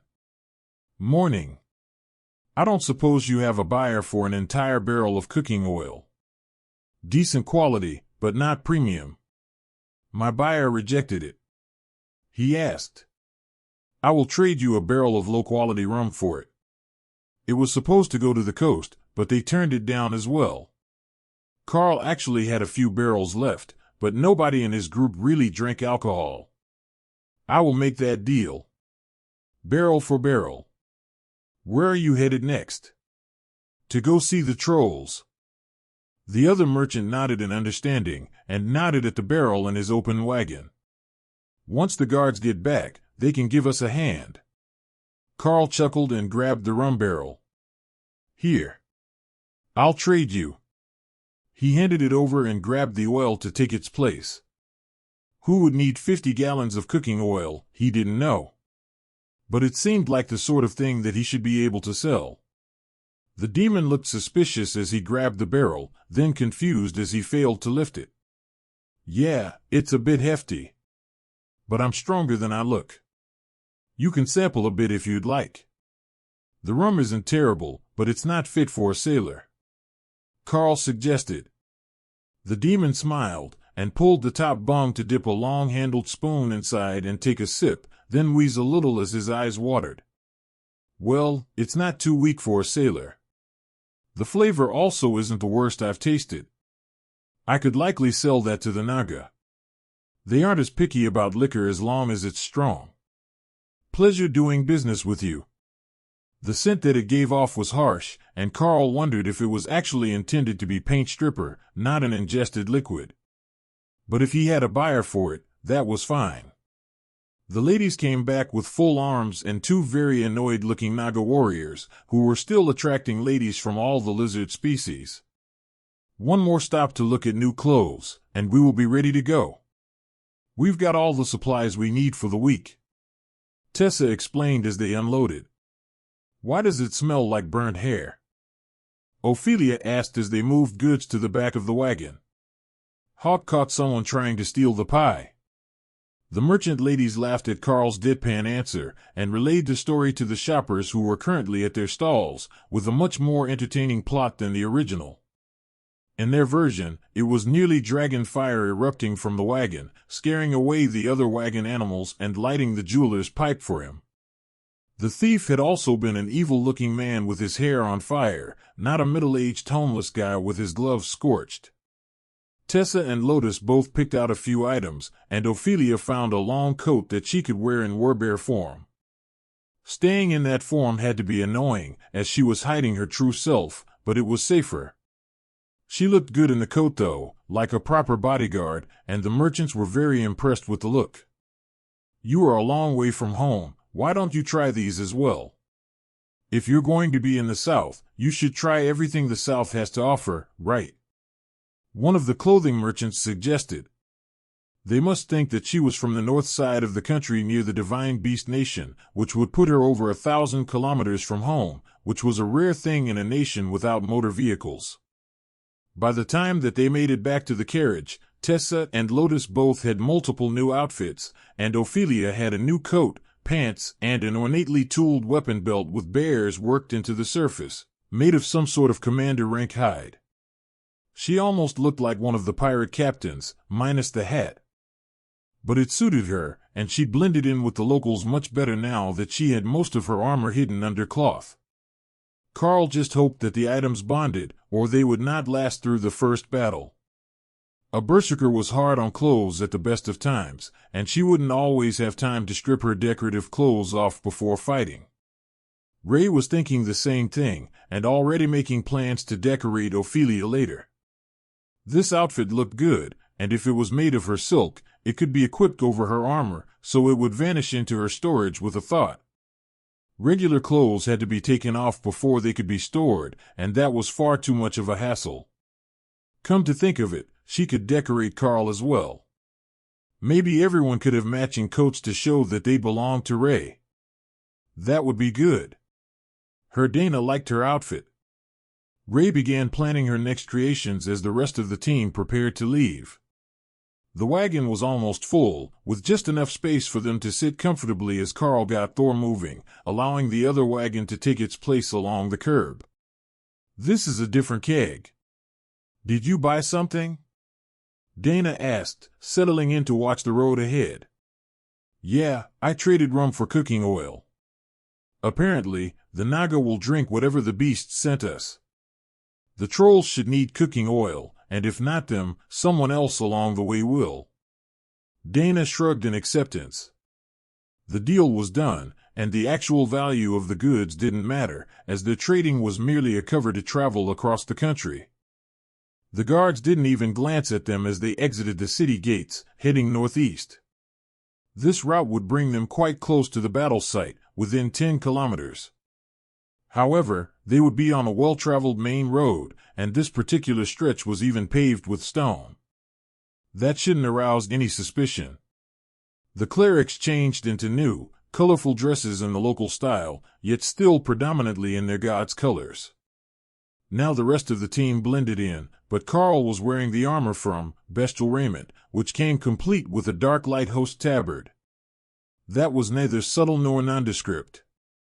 Everyone they met would likely be able to describe him and Thor, so if they wanted to avoid being tracked back to the incident, it would be much better to disguise him somehow.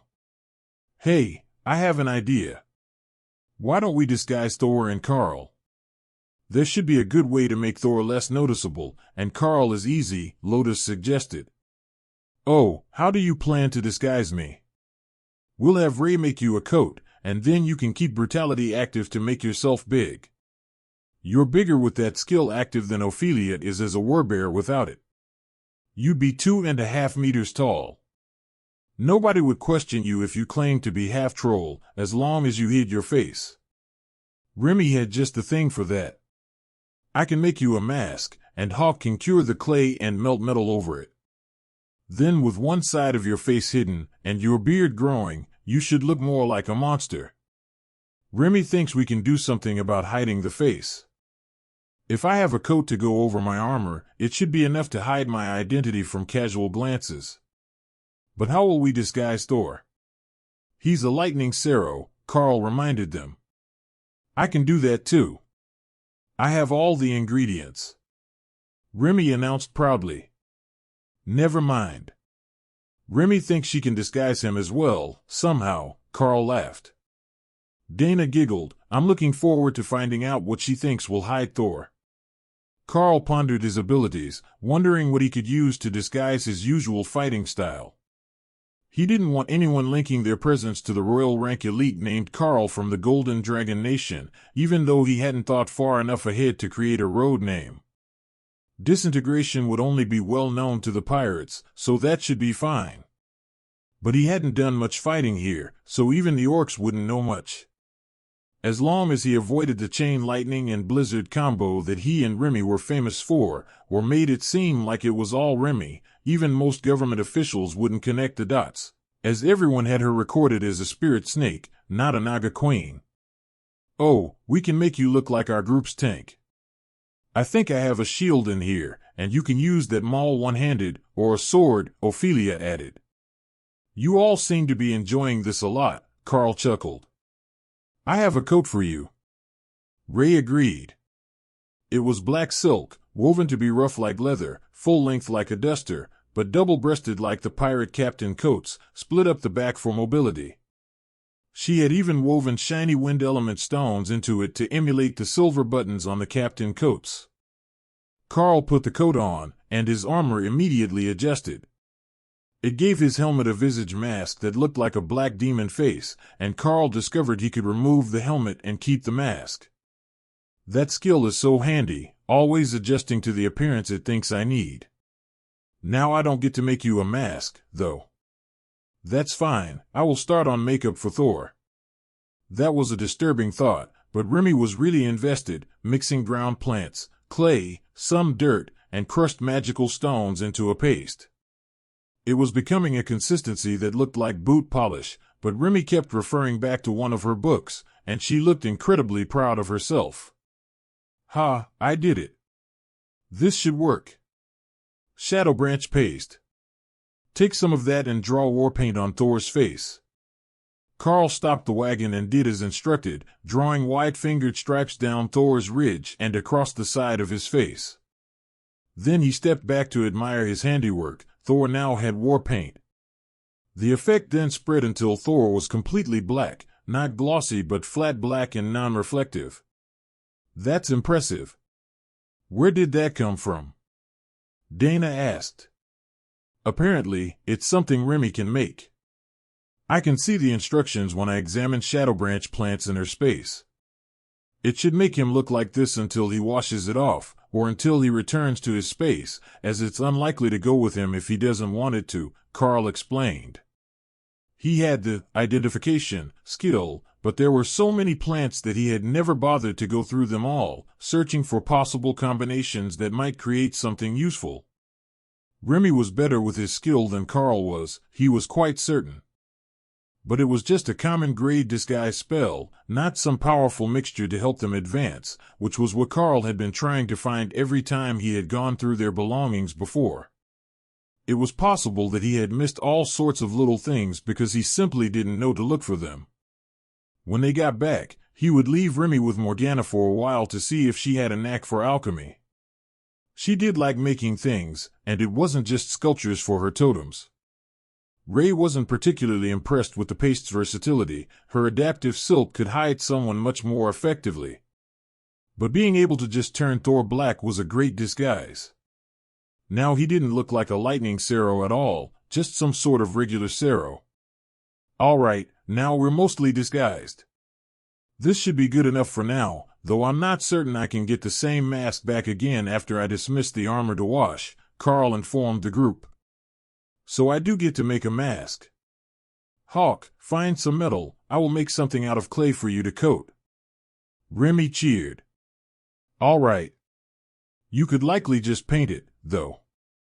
Hawk reminded her. Maybe. We will see when I'm done. But I want you to bake it with fire. The road was becoming busier by the minute, to the point that by noon, it almost felt like they were back in the city, with a wagon caravan passing every minute or two. There shouldn't be that many people in the nearby cities, according to the maps Bruce Temple had shown them. They had seen hundreds of merchants just this morning, and there should have only been a few thousand people in the 50-kilometer radius around the city. Certainly, not enough to require this many merchants. In fact, there shouldn't be that many people whose trade was merchant in the entire region. Then, suddenly, no more merchant wagons came. Hawk, what's going on out there? Was it just a morning rush? Karl asked. If it was some sort of regional event, like a major market day, it might explain all the people on the road. There are more stopped in the distance. I don't know what they're up to. Oh, I see it now. There are orcs coming from the east. If you keep going, we should meet up with them. Hawk saw no reason to fear orcs. They had been quite pleasant every time he had seen them, and they didn't use water magic at all. Not even one little bit. Karl kept the wagon rolling. If they were going to be delayed, it might as well be by chatting with the orcs, not waiting for an entire tribe to pass by. They were nearly in front of the Orcish tribe when its scouts reached the road. You're a merchant, the young Orcish man asked. Karl nodded. We have mostly tools for the trolls, farming tools. We've got a bit of cleric-made food as well, if your tribe wants to trade. Wait here. Chief Nantucket will speak with you. Karl nodded, and behind him, he felt a surge of power as the clerics began preparing the promised food. They were making dry rice and beans, which would keep for a long time, along with some fresh vegetables and a single pie. You are listening to a story on Time Drift Stories channel. If you enjoy it, please like, comment, and subscribe so you won't miss the next episode. They had hidden the rest, but they left out one of the sweet potato pies from the market and even heated it so it would still seem fresh, even after being in the wagon all morning. The chief and his group were already running their way as Karl stopped the wagon and climbed down to greet them. Chief Nantucket. I am Karl. He extended his hand, and the chieftain shook it with a smile. The scout says you had a dragon cleric make you food to trade. How much do you have? The orc asked. Karl took out the rough burlap sack to set on the ground, then carefully took the pie and handed it to Nantucket. That is a first meeting gift from me to you. Fresh from the markets in Halsering. The chieftain smiled. Still warm. You know about orcs. His tone was approving, and Karl chuckled softly. That's the same thing Chieftain World Smasher said yesterday. His clan is just west of here. The gods granted them a dungeon trial for one of their boys who wasn't strong enough to claim his mate. Nantucket laughed. How can an orc be too weak to claim his mate? Karl smiled and leaned into stage whisper, as if it were a secret. He had earned his spot as a warrior, but she very publicly called him out and then beat his ass in a wrestling trial. Quite the woman, he set his sights high. The orcs who came with the chieftain's group roared with laughter, and the big orc clapped Karl on the shoulder. I've got to see that. You say he's just west of here. Karl nodded. About 15 kilometers, mostly west, maybe a bit southwest. I went south to the city after I traded him 100 kilos of salmon. There will be a lot of fighters there if the dungeon is still open. A big fight and an old friend. Now I do have to go. How much do you want for the food? Karl heard Tessa clear her throat in the wagon. The church didn't charge for their food. It's for you. You know how the clerics are, they share their food. The orcs laughed at the subtle reference to the similarity with their own customs. One of the warriors picked up the bag, while another handed Karl a folded lump of burlap, presumably a replacement bag. It was a pleasure to meet you. May good weather and better fights be in your future, Karl added as the assistants ran back to the tribe. Same to you, Merchant Karl. If our tribes cross paths again, we will drink together. What sort of liquor the orcs made was a mystery to Karl, but he envisioned something almost toxically potent. The Orcish tribe altered their path to run behind Karl, and he got Thor moving again. Don't you think that was too easy? The nomadic tribes are supposed to be feral and dangerous, but they're even easier to get along with than the cities, Ophelia asked. I think the issue might be local, not generalized. The Orcish tribes must have a problem with either the trolls or the other monster factions, he replied after a moment's thought. Could it be something about our group instead? Dana asked. It could be, but I don't think we have a way to test that. Karl saw a wagon caravan in the distance and began to relax.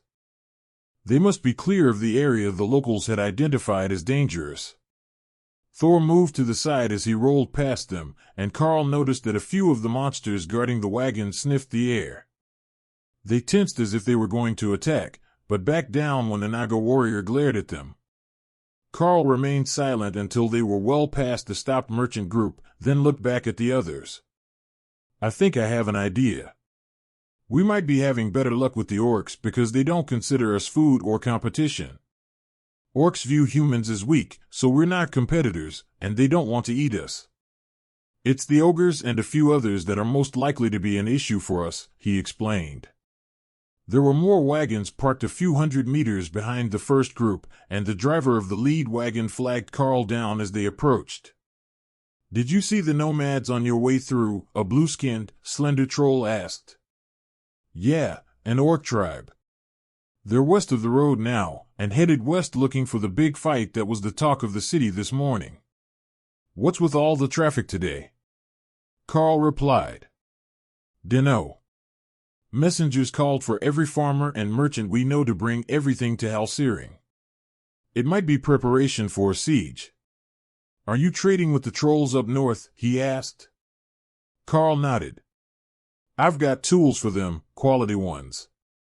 Good call.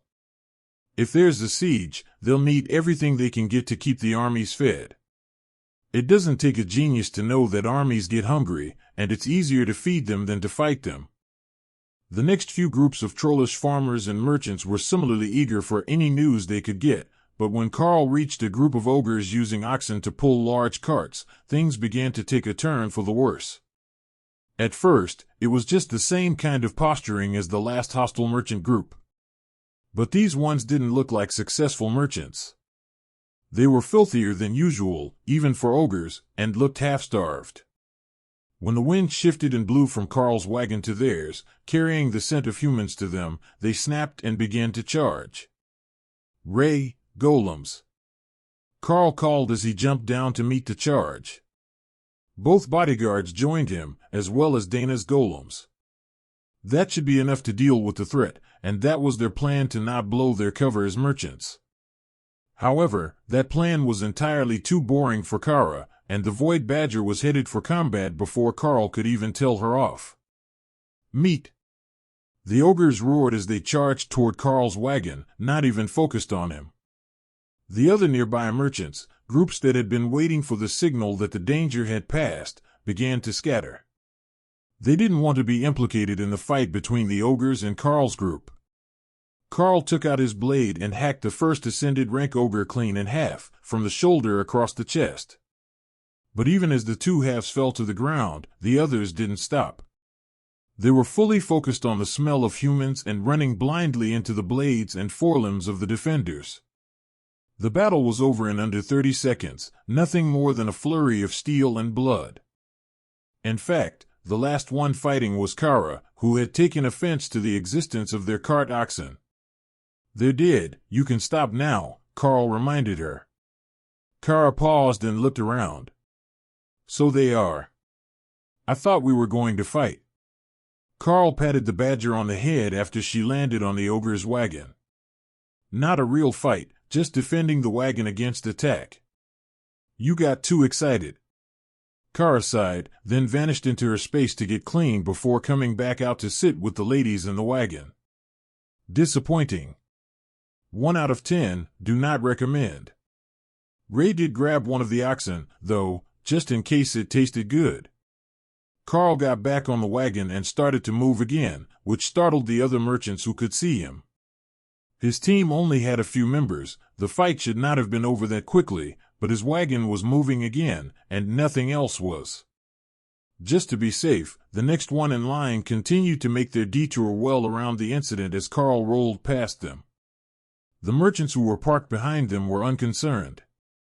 Fights between groups of monsters were a common occurrence, and if you started a fight that you couldn't win, that was your own fault. Groups of ogres seemed to be rare in the region, but trolls of various sorts, as well as lizard men and something that looked like a featherless bird walking upright, were plentiful. The last one gave Hawk the creeps because they had grown weird fingers out of what used to be wing bones, unnaturally long for hands. Between that and their beaked heads with no feathers, Hawk was glad that no such thing existed at home. He might have to reconsider water as his greatest enemy if someone compared him to one of those things. Remi had a very different opinion. They looked like pre-plucked chickens, and she was pretty sure they didn't need any prep at all to eat. Thor walked past the line of merchant wagons, which were starting to move now, following the lead of those in front of them. Karl wondered how long they would have been sitting there if he hadn't been the first one to move through. Would they have sat there all day, waiting to see who went first? Or was there some sort of estimate on how long it would take the orcs to move past? Karl didn't see any scouts, and neither did Hawk. But even with the delays, they were going to make it to the next town before dinner. They weren't anywhere near the city of Ocamping, but this appeared to be the layover point, as the town had large amounts of parking for merchant caravans, as well as taverns, motels, and blacksmiths advertising wagon repairs. "We will camp here for the evening. They have guards on patrol, and there are others around to help keep watch, so we won't have to worry as much about opportunistic thieves as we might alongside the road," Karl explained. "That makes sense. We might be going the opposite way to everyone else, but there is safety in numbers," Dana agreed. That didn't actually make much sense when everything around you could be considered an enemy, but nothing recognized Karl as a human, and they had the Naga warriors on guard to blend in with the other monsters. Most of the wagons weren't setting up much of a camp. At best, it was a small fire for the guards to sleep around, while one of them kept watch. That was about what Karl's team would do as well, with most of the team sleeping in the wagon and the summons on guard. Lotus grew a small collection of firewood from the boards of the wagon using her magic, and they prepared to heat dinner. The new arrivals and their fire caught some attention from the farmers in the next group, who were sitting in the rapidly fading twilight, leaned against their wagon. "Would you like to join us? The heat is free, but dinner needs a good story," Karl offered. The troll smiled and brought 2 boys over with him. "I think we can come up with a story or 2. Good evening, everyone. Might you ladies be dragon clerics? You don't smell like beast clerics, and you're certainly not giants." The troll gave them a toothy smile as the firelight flickered off the silver band on his lone remaining lower tusk. The other had been broken at some point, leaving a jagged stump a quarter of its full length that hadn't regrown yet. Trolls normally regenerated quickly, but their tusks needed to be pulled to regrow, much like hair, which grew at a normal rate unless it was pulled out. That led to a strange phenomenon Karl could see at another camp. One of the older trolls was actually growing a beard by shaving with a dull razor that pulled the hair out. Then he trimmed it to shape with a pair of scissors, except for a portion in the center, which he braided. It was one of the strangest grooming routines Karl had ever seen, and it made him think of the trollish regeneration skill in his skill tree. He could afford to get it now, or he could keep saving for some of the offensive abilities. He hadn't been able to see them until Skill Master evolved to rank 2. It seemed to be an oddity of the skill tree. He had to finish a tier of his core abilities before he could use more advanced secondary skills. He might have done better in the short term by picking the offensive tree, as he would have all those abilities by now. However, that would have left him without access to Evolution and Skill Master. Those 2 skills were going to be essential to his team very soon. Tier 4 offensive skills, only one may be chosen. 50 points, Devastate, strikes dealing more than 10% of the target's health do double damage. 50 points, Overwhelming Presence, causes a terror type debuff that causes affected targets to become paralyzed for 5 seconds, plus 10 seconds per rank difference between caster and target. 50 points, Rampage, every time an enemy is damaged by the Beastmaster or a bonded beast, increase the damage done by the Beastmaster or the bonded beast for 1 minute. There were over a dozen grayed-out attack skills, which were only available to an attack specialist Beastmaster, but there were 3 core skills that Karl could use. Rampage, Kara and Remi demanded at the same time. Devastate, Ray insisted. She hit hard, and double damage stabbing sounded better than slowly stacking damage. I want to see them pee themselves when they see us, Hawk recommended. That did have a certain appeal to it. Making them too terrified to even move as they were slaughtered could be interesting. The real problem was that they could only choose one, and it was 50 points. Karl probably didn't have that many. They could most likely get Trollish Regeneration from the defense skills tree, though. That would be a fun skill to have. Bodyguards and golems with Trollish Regeneration seemed like it would be a most excellent prank to play on people. Even after the barriers broke and the enemy hacked a limb off, they could just pick it up and let it reattach itself. It would be hilarious. Karl did his best not to laugh at their antics as they settled in for dinner with the trollish farmers telling stories of mundane events on the farm.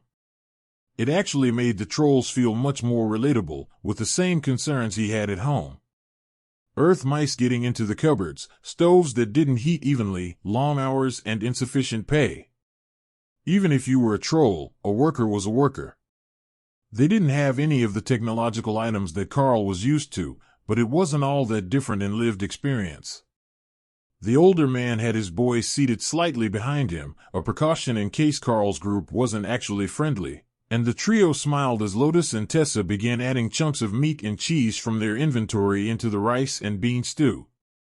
The pot would normally be too much for just the 8 of them, but trolls should have a big appetite after a long day of traveling. The pot that Tessa had chosen was a pressure cooker with a locking lid, and while the whistling was a bit annoying, to the trolls it was the sound of good things to come. Cheesy rice and beans didn't sound all that great, Karl thought. But Lotus was happy to add spices to anything, and it came out much better than anticipated. It made a moderately spicy gumbo-style stew, short on meat but thick in filling. The church kitchen would never serve something like that, but it proved to be a huge hit with the trolls, and Karl could see the wistful looks that those further away were giving them. With the stone pile around the fire pit and the Naga warriors on guard, everyone settled into sleep near the heat. Trolls were rather flammable, but they were also fond of being warm. It was a trade-off that had to be made for comfort. Karl's team paired up for warmth, with Ophelia and Tessa sharing, while Lotus and Kara shared a sleeping bag. If anyone had noticed Kara leaving her space to join the little cleric, they hadn't said anything about it. It would solve their wandering Lotus issues, as even if Lotus was eager to explore, Kara didn't like moving until morning, and she would keep the inquisitive one locked in place. There were dozens of merchant wagon caravans outside this small farming town, one of many along the main road, all with new cultures, stories, and experiences to share. But sleep was more important, and everyone was more interested in being well rested for tomorrow's long day than staying up all night telling stories. A commotion just before dawn caused the Naga warriors to wake Karl and the others. They weren't at the edge of the camp, and it didn't sound like an imminent fight, but Karl got up and dressed anyhow, just to be safe. The commotion seemed to be a handful of humans with lizard men in tattered armor who had staggered into the camp covered in blood and fading fast. "Tessa, come lend a hand." "I think something attacked the merchants along the road," Karl whispered. By Tessa's estimation, attack was an understatement. These few survivors were merchants' guards, and they were all horribly maimed and barely hanging on to their lives when she began her healing work. It was more difficult than she was used to, as some were monsters out of favor with the dragon gods, but that was more in the nature of her not receiving the bonuses she was used to than the gods actively preventing her from healing them. The spells closed their wounds and stopped the internal bleeding, but most of these men would never work as caravan guards again. Some were missing limbs, one most of a hand and both eyes. But that didn't answer the question of what happened to them. They should be stable now. They might not be able to tell us much until they have calmed down, but there is a troll among them, and he will be fine in a few minutes, as long as his eyes heal properly, she explained. The half-troll gave them a weak thumbs up, and blinked his newly regenerated eyes. They will be fine now. I had to scoop them out so they would heal right, and that takes time to grow back naturally. Everything was going well, and we had cut around the city to bypass all the traffic and the road pirates exacting tolls to get to the gates. But there was some sort of massive battle going on in the middle of nowhere, and they just attacked us without warning. Some massive orc calling himself Dora the Destroyer annihilated our entire caravan. We fled, and we were over 5 kilometers from the main battle, but they still chased us down, he explained. "So, it was the nomadic orc tribes fighting?" one of the farmers asked. The merchant shook his head. "They were there, but there are orcs, trolls, dragons, minotaur herds, and I swear I saw an entire Spellblade clan. It's hell, they're going to tear the whole region apart at that rate, and it's still spreading. I saw 5 more portals open as I crawled to safety." One of the humans lying near him laughed. "You got lucky. We weren't even trying to get near the city. We were going cross-country from the coast and got ambushed by a demon clan. Same thing, they just came out of nowhere and started killing everyone." Karl nodded. "Whatever is going on there must have riled them up. I heard rumors in the city that it was a dungeon opening, but both orc tribes that I have met with this week were pretty reasonable." The survivors and the farmers all looked at Karl like he was insane. "You met, as in stopped and spoke with, the orc tribes, and you didn't get attacked?" Karl nodded. "Yeah. We traded fish with the yellow-tusk orcs, and then greeted the ones south of here as they passed by the highway. Neither one of those tribes was just randomly violent. Once, I can see. But twice in a week, and you're still here to tell us about it.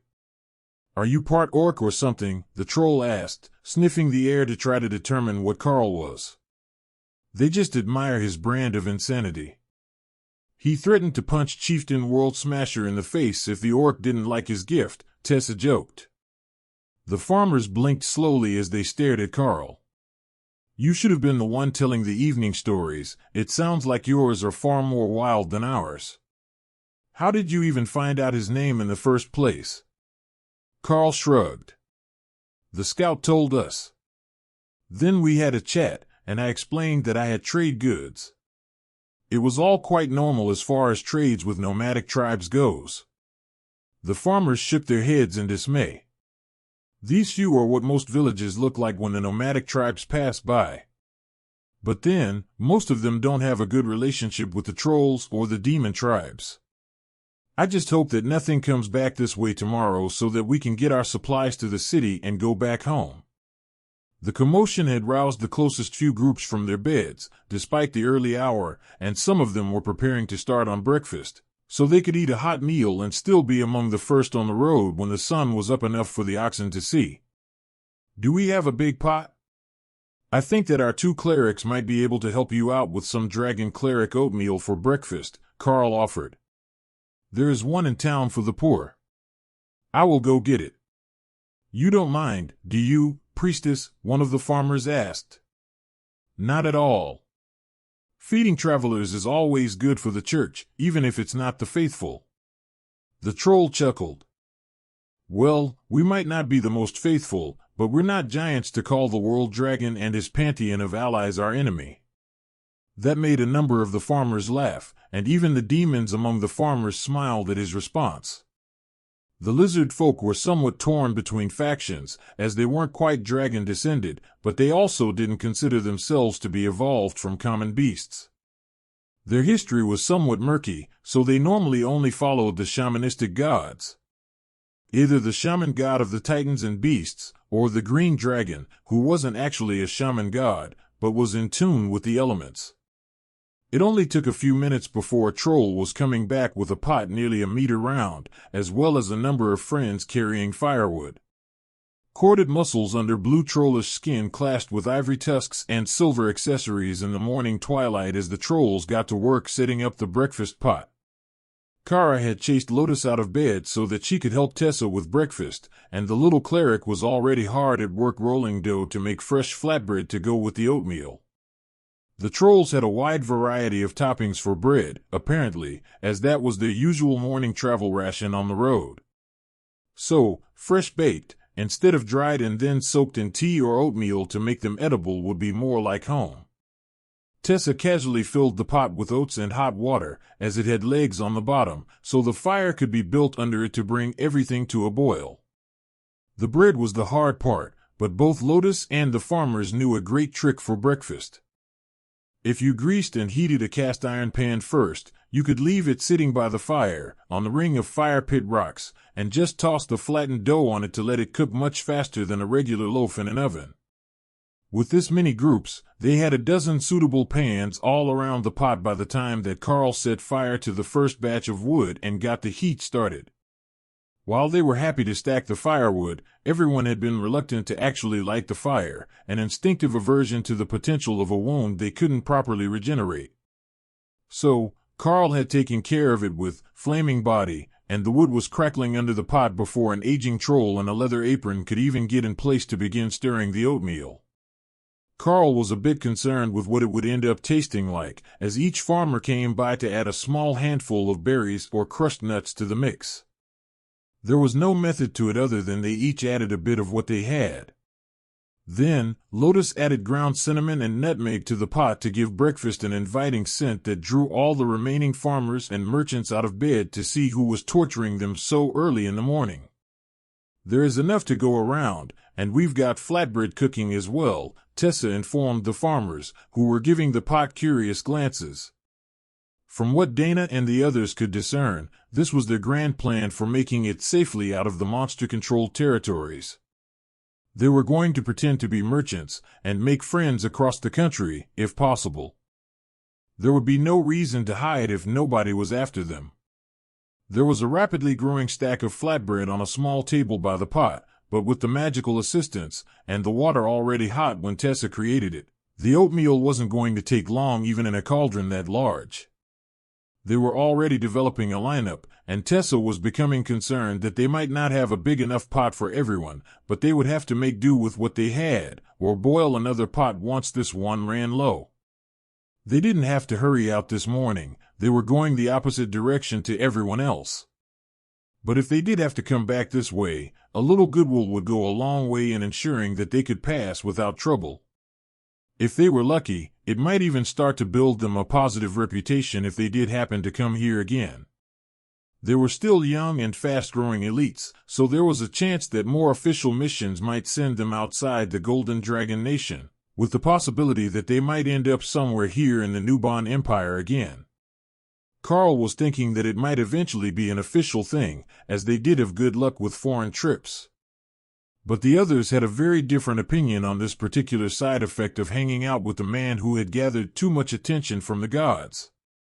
As a few of the monsters had mentioned, it was not only the world dragon that might have taken an interest in current events. There had been far too many strange coincidences, and the Archbishop himself had said that the system stones they had encountered early in their travels might have been linked to the Laughing God, and not the world dragon. That ancient deity was a curious one. Nobody really knew what he was supposed to be the god of, but every ancient legend mentioned him as a trickster, a deity that granted your wildest desires in a way that you could never have anticipated. He was neither good nor evil. Unlike the world dragon, whose very existence brought stability and magic, the Laughing God simply existed for his own amusement. That alone was enough to make his attention a dangerous thing. Even worse, there were rumors that the Laughing God was not one of the dragon gods at all, but an ancient god lingering from the time of creation, even after the memory of most other primordial gods had faded. Something like the god of magic that Karl had been named after. The increase in traffic and resultant danger along the road caused the towns to send out their guards to patrol the main road that day. They were patrolling in groups of 3, all heavily armed and armored, but compared to what the average merchant caravan had with them, it wasn't much security. For one, most of the merchants had strong commanders on guard, and for two, this was a nation full of monster species. Even the average farmer was ascended rank.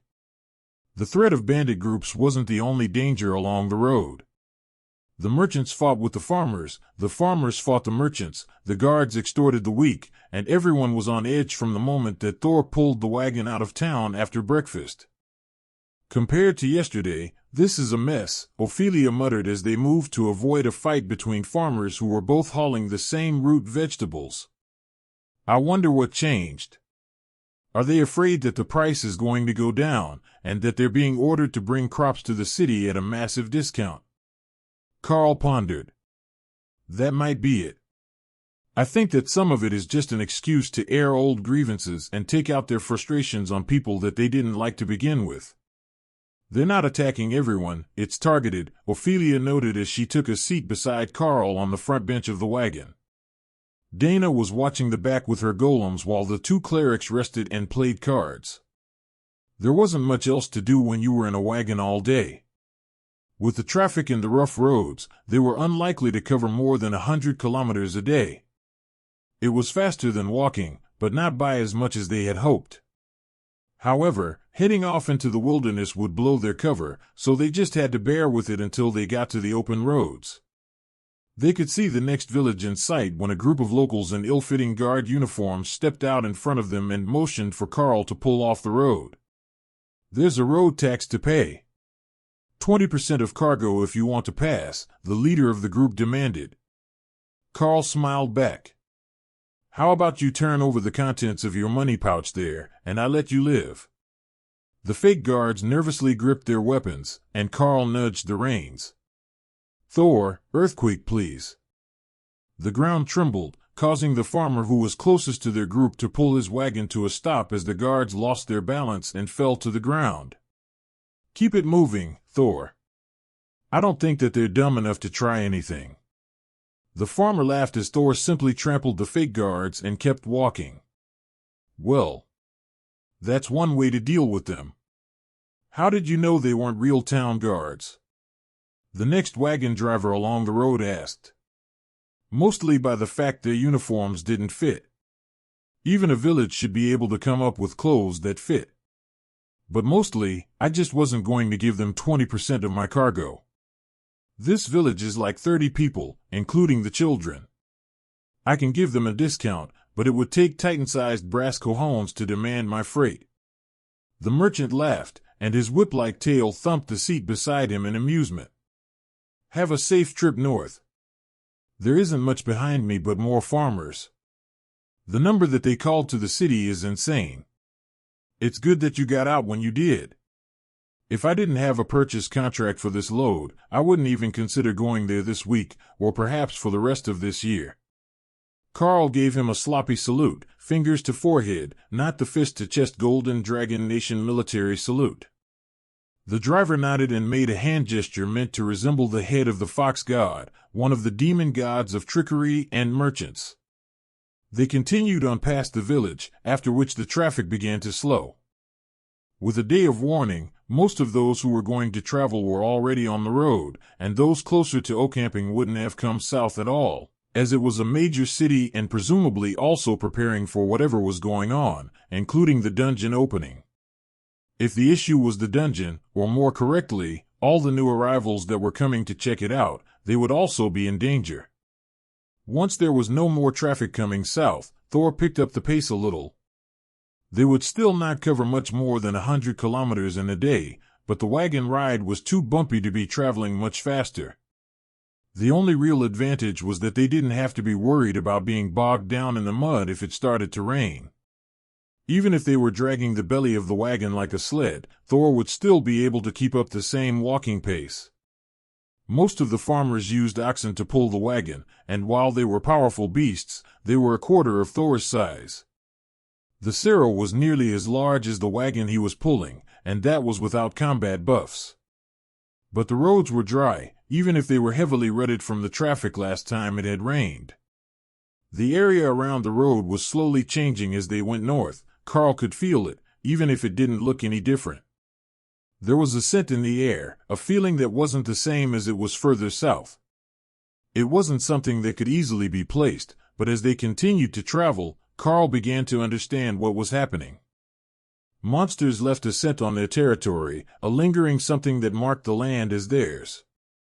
Beasts could sense another beast's territory by the scent of its patrol routes, but this was different, more of a lingering feeling of magic similar to what a temple or cathedral had, but primal and somewhat sinister.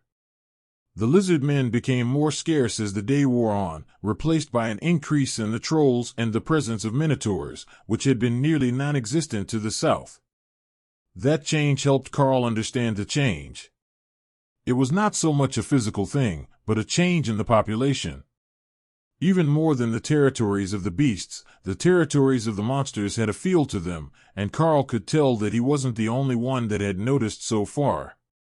Dana and the clerics hadn't, but Thor had, and Ophelia might have, as she looked a bit more uneasy than the situation called for. But as unwelcoming as the territory itself felt, the Minotaur locals that they passed were no more hostile than the trolls, and mostly just watched the merchant caravan to ensure that Karl's team didn't intend to attack them or swerve in front of their carts. However, with the change in species, the power level of the region was growing as well, and it wasn't uncommon to see commanders among the common workers. That could turn out to be a problem later because commander rank farmers meant they would most likely have monarch rank guard captains and enforcers in the next city. The Minotaur tribes reminded Karl a lot of the orcs, in a way.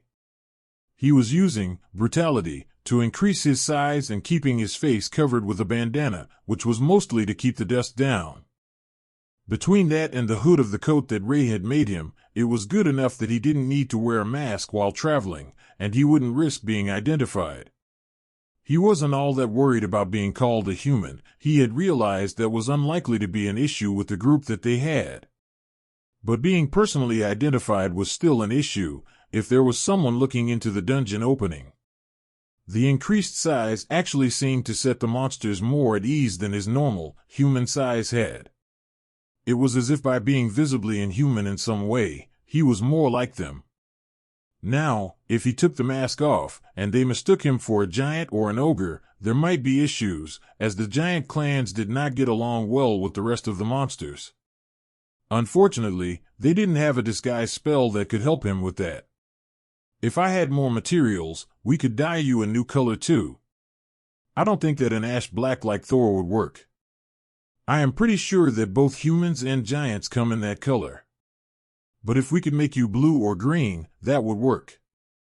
The trolls and orcs are both good people, and it wouldn't be bad to look like them. Remi suggested. Well, if you happen to come across the rest of the ingredients, I will consider it. For now, I will just keep the bandana up. Remi had made him a half-dozen mask prototypes so far, but she wasn't happy with any of them, so they had all been scrapped, and now she was trying to get inspiration for another, while she looked for the ingredients to make a different colored version of the Shadow Branch paste. Evening still hadn't taken them to Ocamping, but it did take them to another small farming village full of trolls and minotaur. Do you think that you can milk a minotaur? How far down are they, bull? Do you think that you can polish their horns like troll tusks and make them shiny? I have so many questions. Karl was rambling in Karl's mind as they settled in for the evening. I don't know any of those questions, and I don't want to know most of them. But I'm pretty sure that you could polish the horns to be shiny. See that one on the left of the gate? There is a bit of damage on the horn where it hit something, and it's slightly shiny. So if you polish them, they should buff up. That was enough to sate her curiosity as the clerics got ready for the evening's public relations work. They had made an entire bulk bag full of rice and beans, and now it was up to Karl to find out if anyone wanted to join them. He parked Thor between the few other merchant wagons and the village's low stone wall. The guards watched him, but didn't really care, as his group wasn't doing anything threatening. It was only when he approached that they were on alert. Gates are closed for the night. The guard informed him brusquely. That's all right. I have a dragon cleric with me who is making an evening stew, and it is their custom to invite anyone who is hungry to join them. So if there are other guards or someone else in town who could use a meal, let me know. I will leave you to it and go talk to the other merchants now. Karl replied with a shrug. He made a loop, quietly informing them that the dragon priestess would have dinner if they wanted some. The merchants had all eaten already, as Karl stopped later in the day than most, but they came over to socialize anyhow. It was good to hear the stories of the road from fellow merchants, and these were actual merchants, far from home, not farmers called in to supply the city. The road has been rough these last few days. All the big bosses are off to do something important, and the stupid ones are trying to test their luck while the overlords are away. One of the Minotaur merchants began as his assistant poured a potent-smelling cream liquor into a mug. A few of the others nodded. The entire town council in Ocamping is gone. They used the portal array in the city to go somewhere, but they didn't tell anyone where. They just grabbed a bunch of city guards and left right in the middle of market day. Are you all headed south? Karl asked. Yeah. You came from that way, is it the same at Halsiring? Karl shook his head. It's much stranger. They've called for every farmer they can get in contact with to stock the city with food. But there was also a huge battle west of the highway, and talk of a possible dungeon. I don't know how much of the rumors are true, but there is definitely a big fight going on. We saw that much ourselves, and there are at least 2 orc tribes, plus every combat-capable troll from Halsiring. That doesn't sound good at all. It might be all over before we get there, but if they've called so many people to the city, how are we going to make a profit? We've had some of these goods too long already. It might not be food, but we can't just lug them around the country all spring without a plan. The Minotaur with the strange liquor sighed. Tessa smiled as she looked at the city walls and saw a number of small faces hiding behind the stones. She added more of the mix to her largest pot and topped it off with hot water, preparing for guests. The merchants chuckled. Every village is filled with urchins, the dregs who have lost their families in battle, or to the wild. I suppose having a dragon cleric around might actually make things safer. Karl smiled as he realized what they meant. The street kids would steal food or coins if you weren't careful, but Tessa was going to feed them tonight, so they would be a bit less desperate and hungry. They might still try, but they wouldn't be driven by that life or death instinct when their belly was full. They just had to sneak past the guards, whose job it was to keep them from wandering out and causing trouble. That was easy enough. There were only 2 on guard at the gate, and they were pretending that they didn't see anything. So, when the food was ready a half hour later, nearly a dozen kids and 2 off-duty guards came out to join the circle of merchants around the campfire. They had all brought bowls and spoons with them, understanding the process.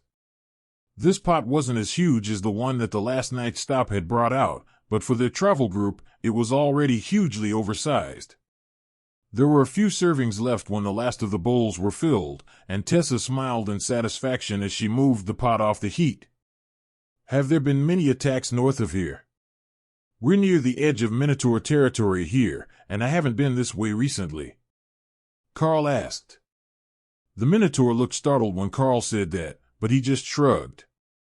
Nothing too close, but once you get past Ocamping, things are never all that good. The towns are getting smaller every year, with the people all moving to the city unless they're farming.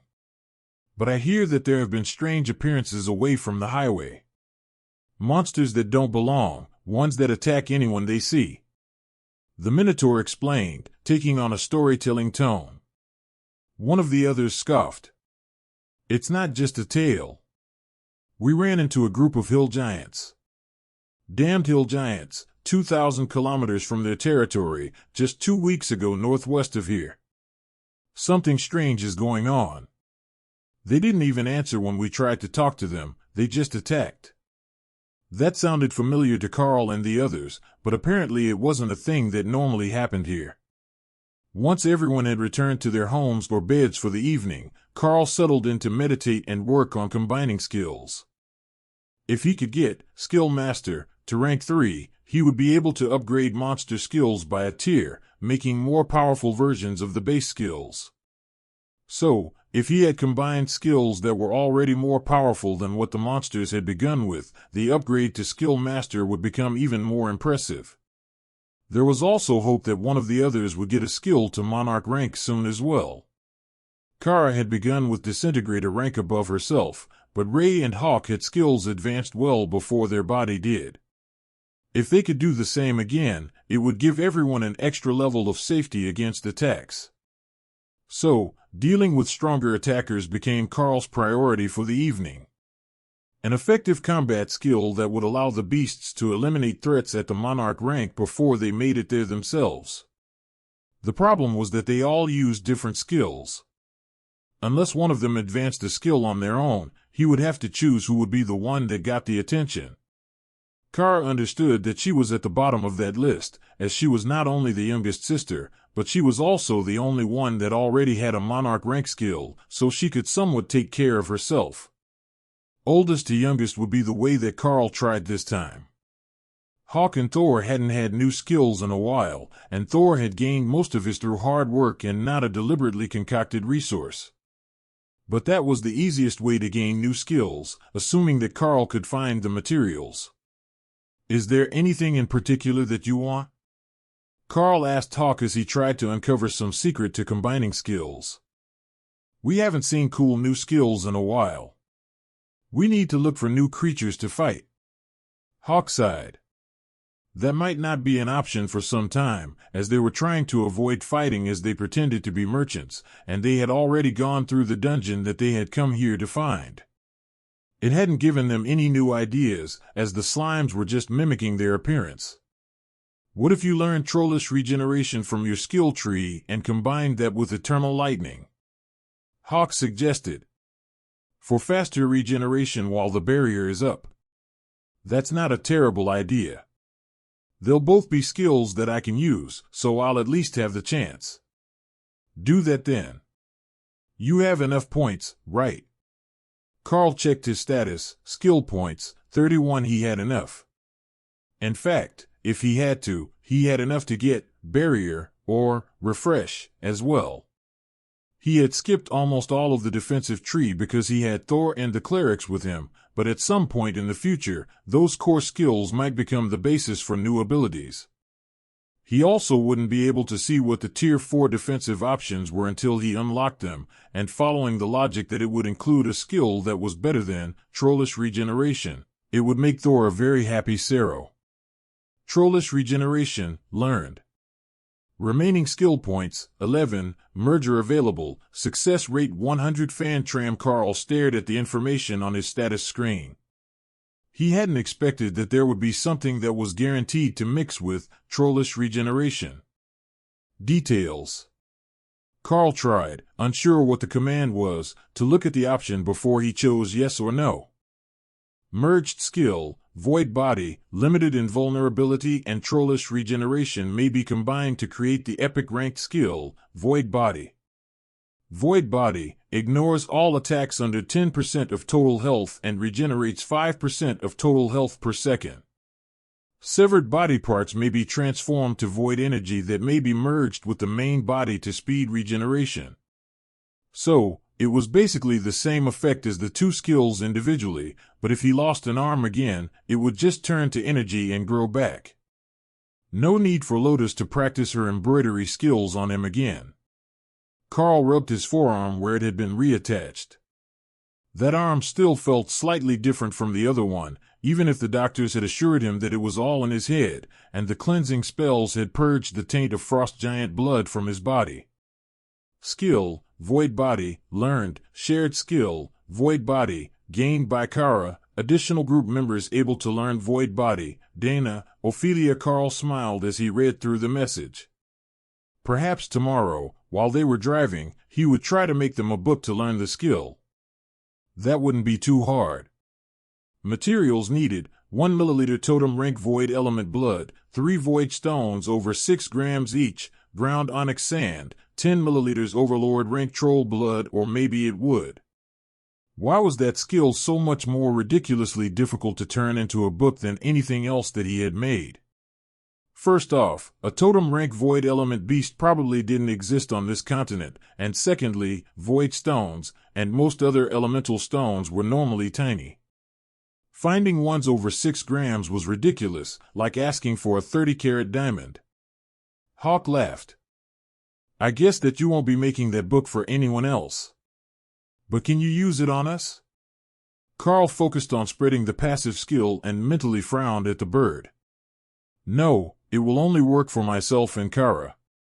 At least for now.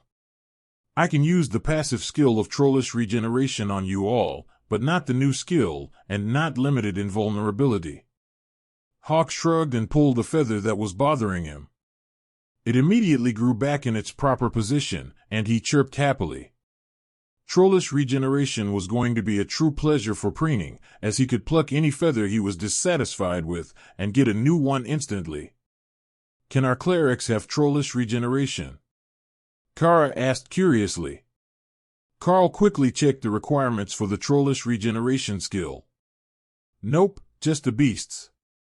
2 of them might be able to learn the new skill, but Trollish Regeneration is just for us so far. Like with Refreshing Lightning, I might have to learn how to share it with the whole group. When you learn to use it on them, will it make all their hair grow back? I know that they like to cut it off with a blade. Kara giggled. Karl didn't have the answer to that. If the trolls cut their hair short, it grew normally, but if they ripped it out, it returned at a much longer length. Applying it now shouldn't cause their hair to rapidly grow.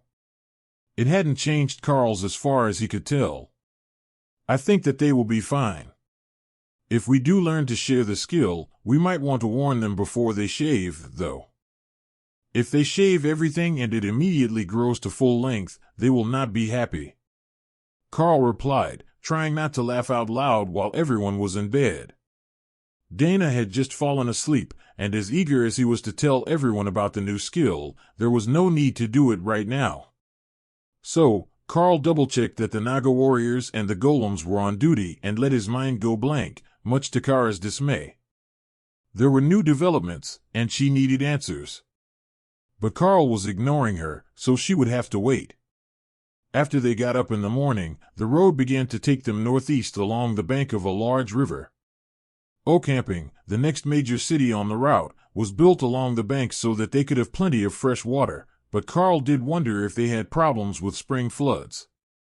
The road itself was in rough shape, but it showed signs of having been groomed. There were drag marks where something large, perhaps a group of logs, had been pulled along the muddy road surface to flatten it. The traffic was light, and the fields were busier, with more livestock and fewer pulse crops. It made the area feel more alive, even if the ambience still felt somewhat unwelcoming to Karl. There was no good reason for it that he could tell. The people were kind enough and happy to see him, but he got the feeling that the land itself was rejecting him. The city of Ocamping was impossible to miss. Unlike Halsering, it was a stone-walled fortress city, designed as an 8-pointed star fort on a hill beside the river.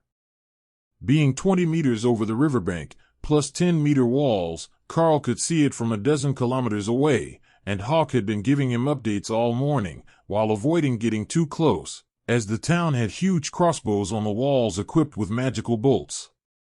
When they got a few kilometers away, Hawk returned to his space and Karl led Thor into the lineup to get into the gates. There was a massive rock troll in an ornate guard uniform filling water skins for travelers and asking questions. "What are you importing?" he asked, ready to make a note on the sheet attached to his clipboard. "We've got an assortment of tools from Halsering." The troll nodded. "Anything else in the wagon?" "A barrel of rum and one of cooking oil." "That's also going to be up for sale if we find a buyer." The troll whistled and raised his hand, which brought over a smaller troll with deep red skin and highly polished tusks that had golden bells hung from them. Karl almost mistook him for a jester, then he realized that it was the troll version of a nobleman's outfit. "Yes, guard captain." The troll asked. "Check this wagon, they've got good stuff to sell." The big troll explained. The troll noble gave Karl an appraising glance, estimating his power level and wealth. His outfit was naturally mostly made with an epic-grade skill, but the coat was Royal Rank silk. That caught the noble's attention, then he noticed the inner lining of the wagon's cover, which had also been made by Ray. That was enough for his trained glance to know that Karl was no average merchant, no matter how cheap the good he was selling were. In fact, with the 2 Royal Rank Naga warriors guarding the clerics and their personal guards, it didn't take a genius to know that Karl was more likely to be a mercenary than a merchant.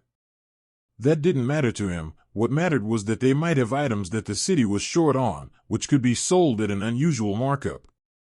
Tessa pulled back the cover on the tools for the troll to check, and he smiled in satisfaction. The tools all appear to be good quality. "How is the oil and liquor?" he asked.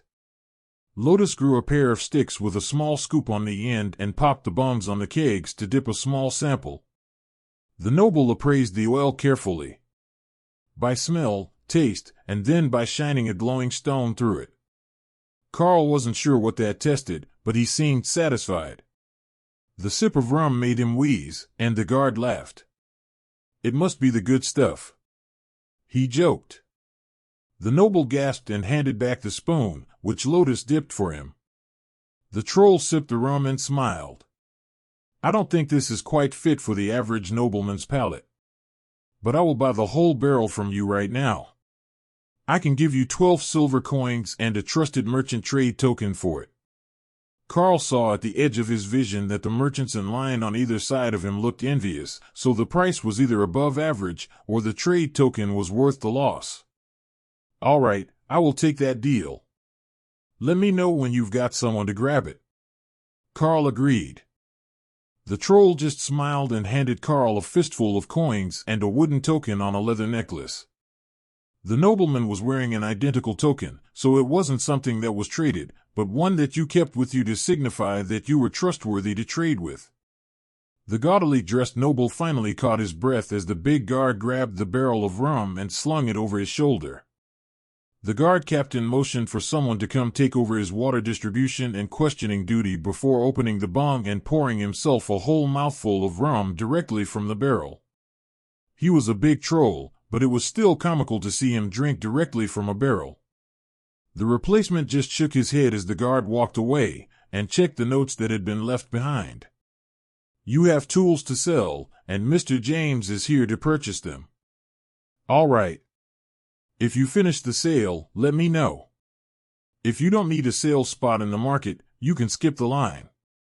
He explained. The troll noble that had been identified as Mr. James took out a notepad and made marks as he counted the tools. I will give you 4 gold, 6 silver. That's as high as I can go, even with your new trusted trader token. That was more than they had paid, Karl was fairly certain. You have a deal.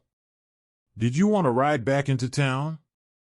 We can drop these goods at your shop before I go looking to restock for the next leg of the trip. That would be excellent. My shop is near the gates, the James Mercantile store.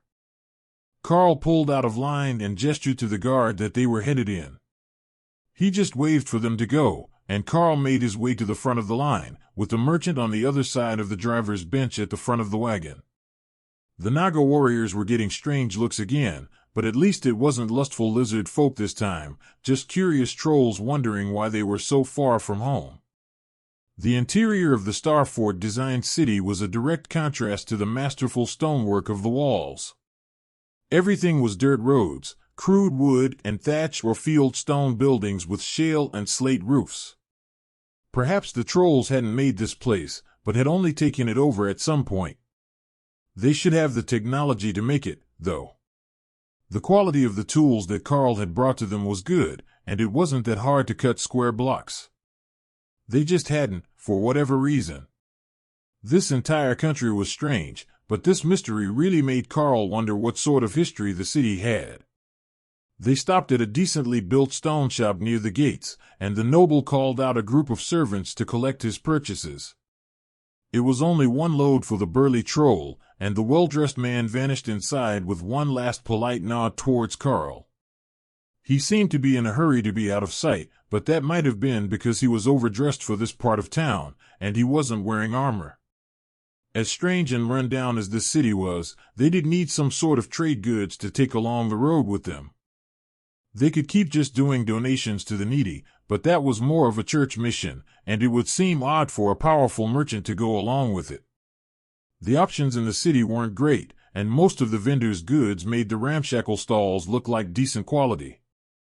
But as Karl led Thor through the street, they were encountering more of the original stone buildings, which were far too large for the trolls. It might have been minotaurs, but Karl suspected that this was actually a giant-built city. The doorways were close to 7 meters in most of the buildings, and the trolls rarely got over 4 meters.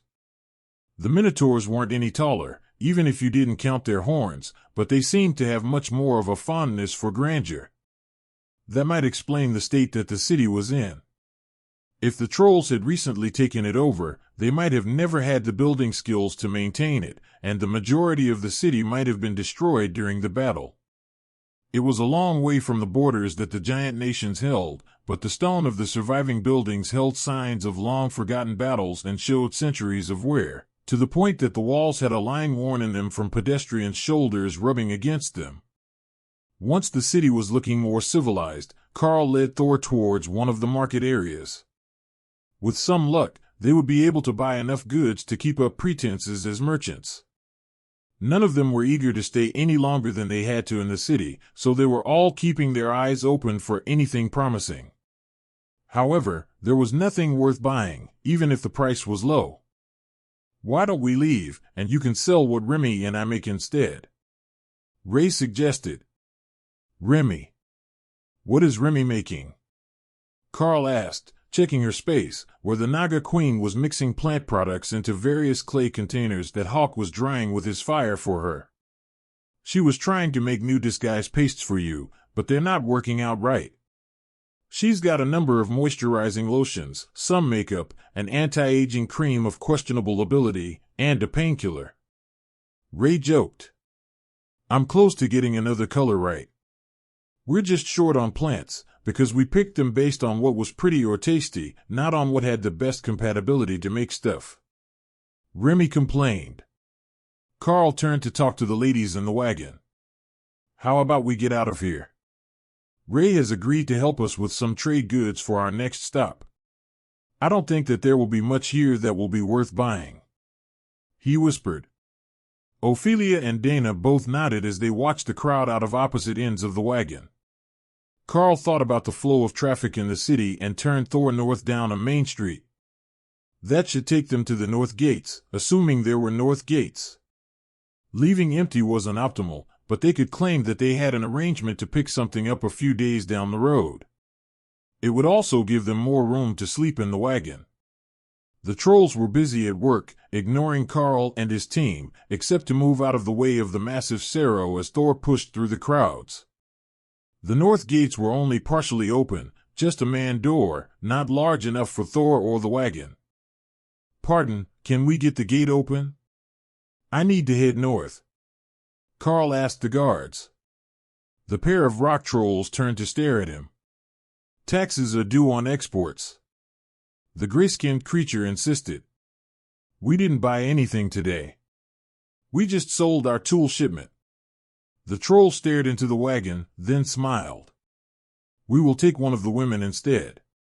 Karl shifted so they could see his trusted merchant token, in case it made a difference.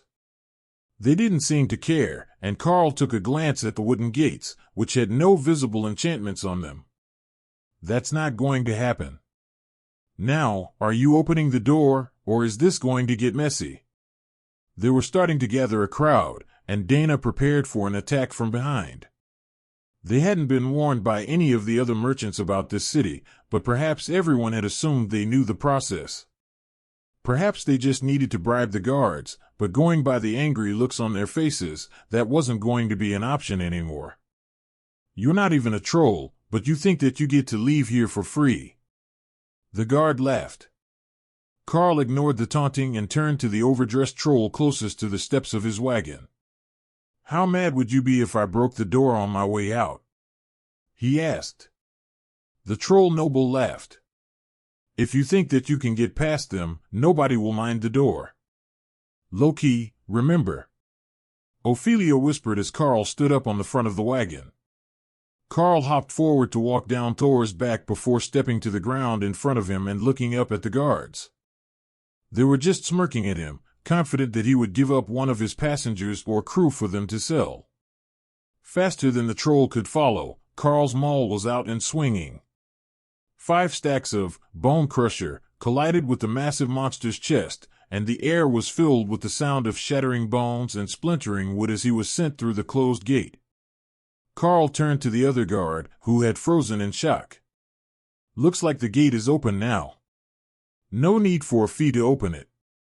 Thor, let's go. I have no more patience for stupidity today. Karl expected something. Some response, whether it was anger, fear, or outrage at his actions. But the trolls just stood there as Thor walked out the gate with the wagon, and the puddle of troll in the wreckage of the gate began to heal and reform its bones.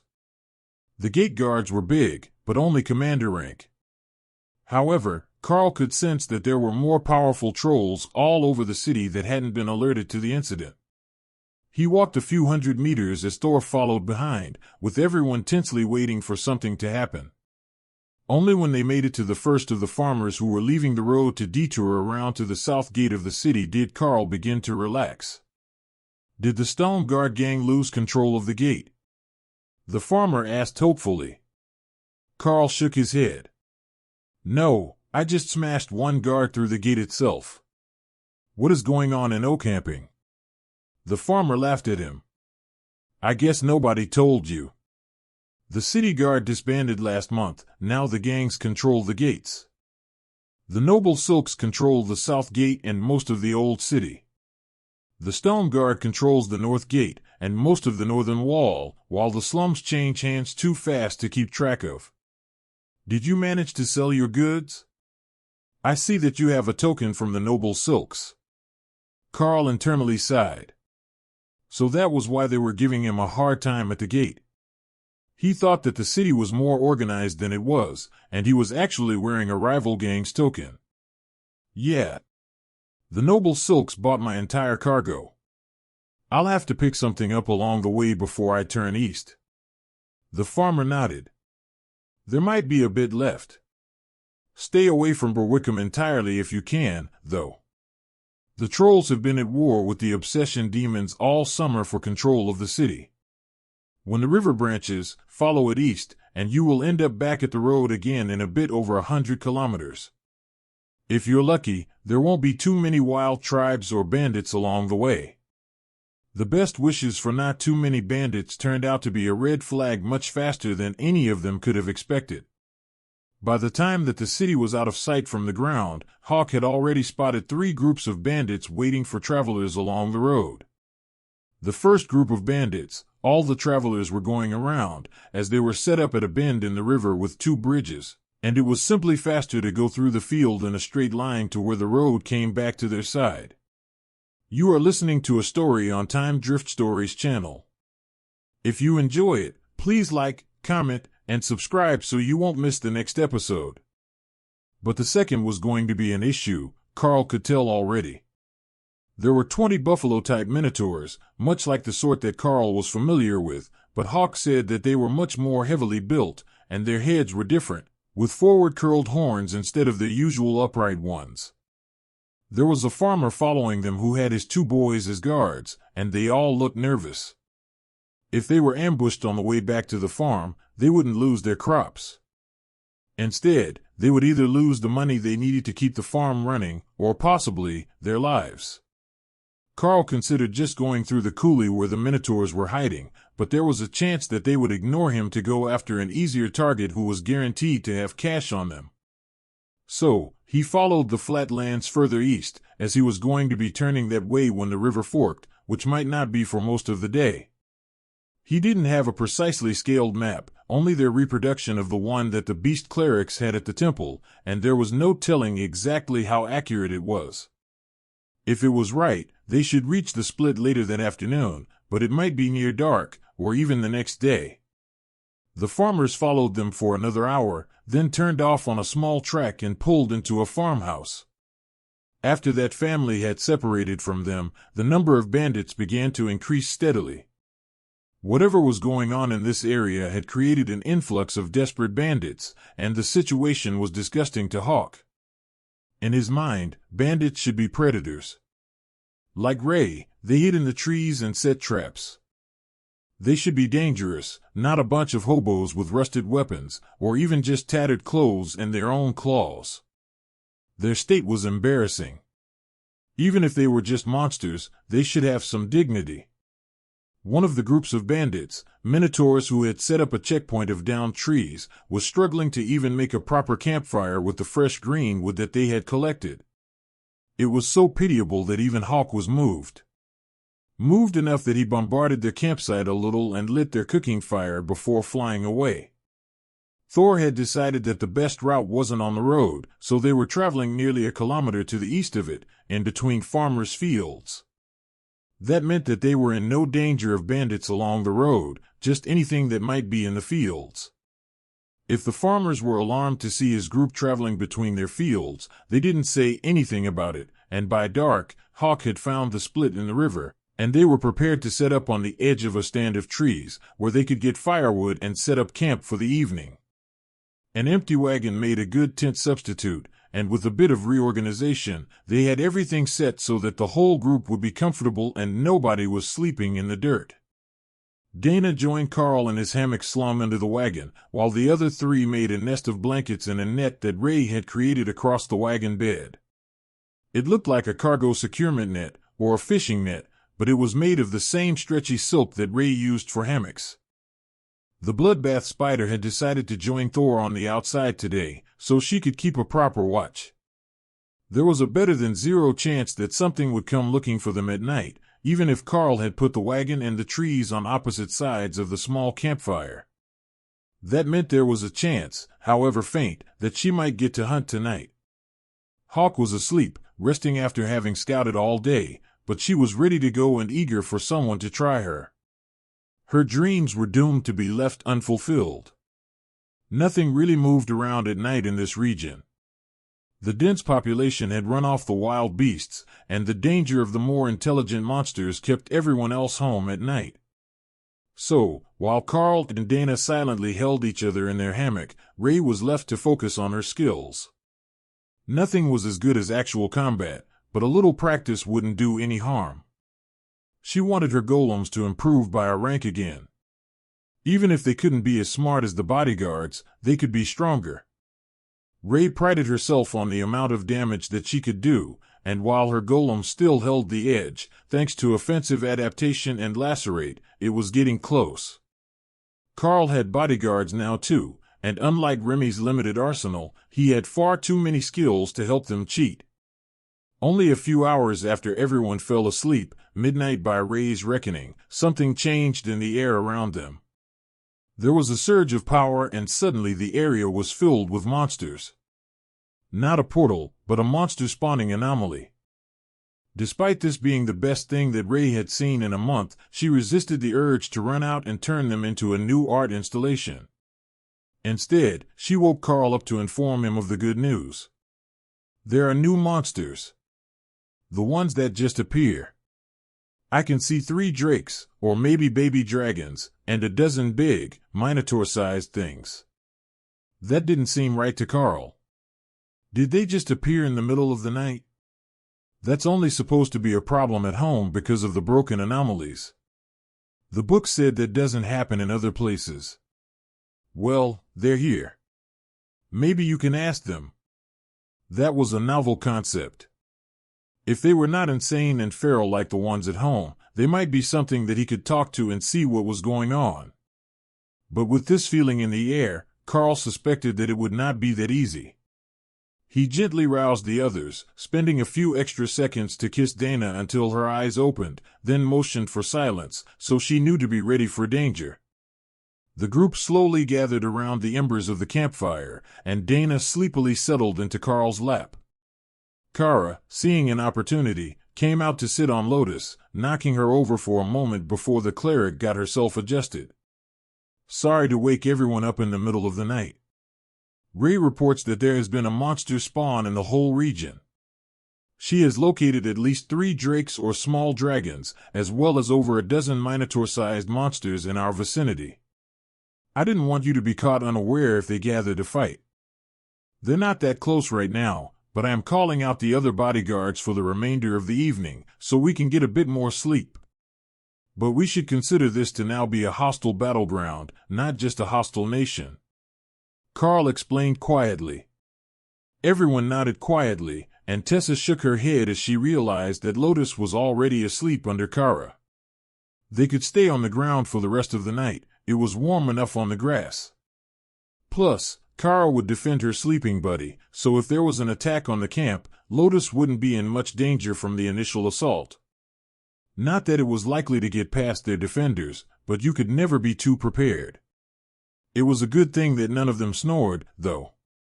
The night air was so silent, as if every small creature had gone to ground, that Karl could hear the wind rustling the grass, and the faint crackle of the fire's embers. None of them were sleeping deeply, except for Lotus under the disintegration bubble that Kara had erected over them while they slept. At first, Karl thought that it must take a lot of energy to keep an attack spell active all night like that, but the Void Badger used it like a tripwire. There was almost no energy in it until something touched it and woke her up, then she would lash out at them. With Eternal Lightning active, it was no burden at all, and she could keep it active without interrupting her normal night's rest. So, that was what she did, and took full advantage of the fact that they had a small person for her to cuddle like a stuffed toy. The first few hours after their arrival, the monsters seemed just as confused to be here as Karl was to see them there. But once they got their bearings, they began to spread out and stake their claim on the surrounding areas. Nothing had claimed the areas that were dangerously close to their camp, but twice in the early morning hours, Karl heard the sounds of combat as they either attacked a distant farm, or were attacked by the locals whose territory they had trespassed on. The farmers were mostly minotaurs and related species around here, and they did not take kindly to whatever these creatures were. Without light, Karl couldn't be certain, but to thermal vision, it still looked like Yeti and Drakes, as Ray had described them. The whole group was up with first light, too nervous about the situation to sleep. What are we going to do? Do we follow the river toward the road and continue with the plan to keep working as merchants? Or do we just assume that everything has gone to shit if they're getting random monster spawns in the Monster Nation? Dana asked, gesturing with a spoonful of oatmeal to emphasize her words. Tessa sighed and nodded. Some of the monsters are sure to settle in, while others will be killed in territory wars. But hanging around longer than necessary isn't a particularly smart call. Whether we go north to get out, or east as planned to finish our loop, I think that we shouldn't delay. It might only be this area that is in trouble, but I have an idea of why. The Golden Dragon Nation has always had too many anomalies and some low-level dungeons. That's why nothing else really wanted the territory to begin with, leaving it to the humans. But now there is a stable dungeon here. A stable dungeon should also mean unstable anomalies that dump monsters on the area. That's how it works at home. Karl frowned. So, that means the region around the dungeon is likely to have a never-ending supply of trouble, just appearing. He asked. Tessa nodded. Not every day, but they are more common near known stable anomalies of all sorts. So, it's likely that there will be more anomalies in this nation now than there were before. I don't know all the details, that's more the specialty of the Blue Dragons and their research teams, but it's not a secret within the church that a new anomaly means more monster subjugation missions in the area over the next few years. There is one near the Seminary Academy, and the monster appearances are reliable enough that they use the region to train church guards. That sneaky dragon. Lotus gasped as she realized the implications. Ophelia was taking a moment to consider all the options, while a smirk slowly grew on Dana's face. I just learned a valuable tidbit about the nature of the bronze dragons. They serve the dragon aspect of law and rules. But their actual attitude toward the law is much more. If there is no law directly saying you can't, then you can. The spirit of the law concerns their patron much less than the actual letter of the law. Many people go out of their way to obey the spirit of agreements, so they don't upset the bronze dragon and bring misfortune on themselves. But if they just look for a clear and legitimate loophole, I don't think he would mind. Lotus nodded. That's right. The bronze dragon clerics are sticklers for contracts. If you want moral rulings, look for one of the Gold Dragon or World Dragon followers. Karl had begun to suspect that the World Dragon was much more amusement-driven and less moralistic than the church let on. But he wouldn't say that in front of a pair of clerics. At least not until he had definitive proof. That voice in his head, laughing at him every time something strange happened in relation to the system, was most likely the World Dragon. But that was impossible to prove. So, what way are we going? Where does Hawk say the easiest way through is? Ophelia asked. There isn't one. No matter where we go, we're going to have a fight. They've just been avoiding us because they think we're a sleeping monster pack, and they didn't want to fight at night. Now that the sun is coming up, they will realize that we're a merchant wagon with guards. Once that happens, they will get more aggressive, especially the drakes. I don't know what skills these sand-colored ones have, but we can hope that it's not something hard to deal with. Karl explained. Tessa shrugged. The copper drake shouldn't be too bad. They are a type of sand dragon. They use a corrosive sand cloud attack. The problem will be if they're working with another monster. Drakes are smarter than people give them credit for. They can adapt to the weaknesses of their enemies and bolster the strength of their allies. They might not be as powerful as their draconic cousins, but the drakes are a higher-order beast, and if they're working with an intelligent monster, they could be forming complex and deadly strategies. What does Hawk say about the power levels? Hawk did one more loop of the immediate area to check, and found that it was mostly ascended rank, but there were 2 commander rank drakes in his scanning range. Kara spread her wings and flew up to rest on top of the wagon's cover, while Tessa packed up the netting, rolling it to the front so it could be quickly unrolled the next evening. Everyone, be ready. In under a kilometer, we are going to meet up with a drake leading a group of sand-colored yeti things. They're all ascended rank, but there are over a dozen of them, and I don't know their powers, Karl explained. Their guards altered positions, with the Lamias joining the Naga warriors on each side of the wagon, while Dana came to the front to sit with Karl and Ophelia went to the back of the wagon to bother Lotus for snacks. Her supply was running low, and the nature cleric could make an incredible trail mix. Incoming. The drake is ignoring me, so the whole group is coming for you. Hawk reported. That's a good thing, keep scouting. I think that Kara should be able to deal with a drake. Kara thought that was a great idea. She had seen drakes before, but not for some time, and she hadn't been doing a lot of flying. If she could have a flying badger fight with the drake, it would be a good way to keep her wings in shape and burn off some of the extra kilos that she had been gaining as she relaxed in her space. Once they had spotted the group, the commander-rank drake led his group of what Karl was tentatively calling Sand Yeti in a full frontal attack. They might have just arrived here, but they understood the essentials of dealing with a merchant wagon. They had fanned out to keep Karl from flanking them and making them chase Thor. We will send all the golems and bodyguards forward this time. I want to know what these Sand Yeti can do before we face ones that are closer to our level. If the incident is similar to the ones in the Golden Dragon Nation, it will be almost all similar groups of creatures at different power levels, Karl insisted. It was sound logic, and nobody argued as he pulled the wagon to a stop and the summoned guards fanned out to defend the team.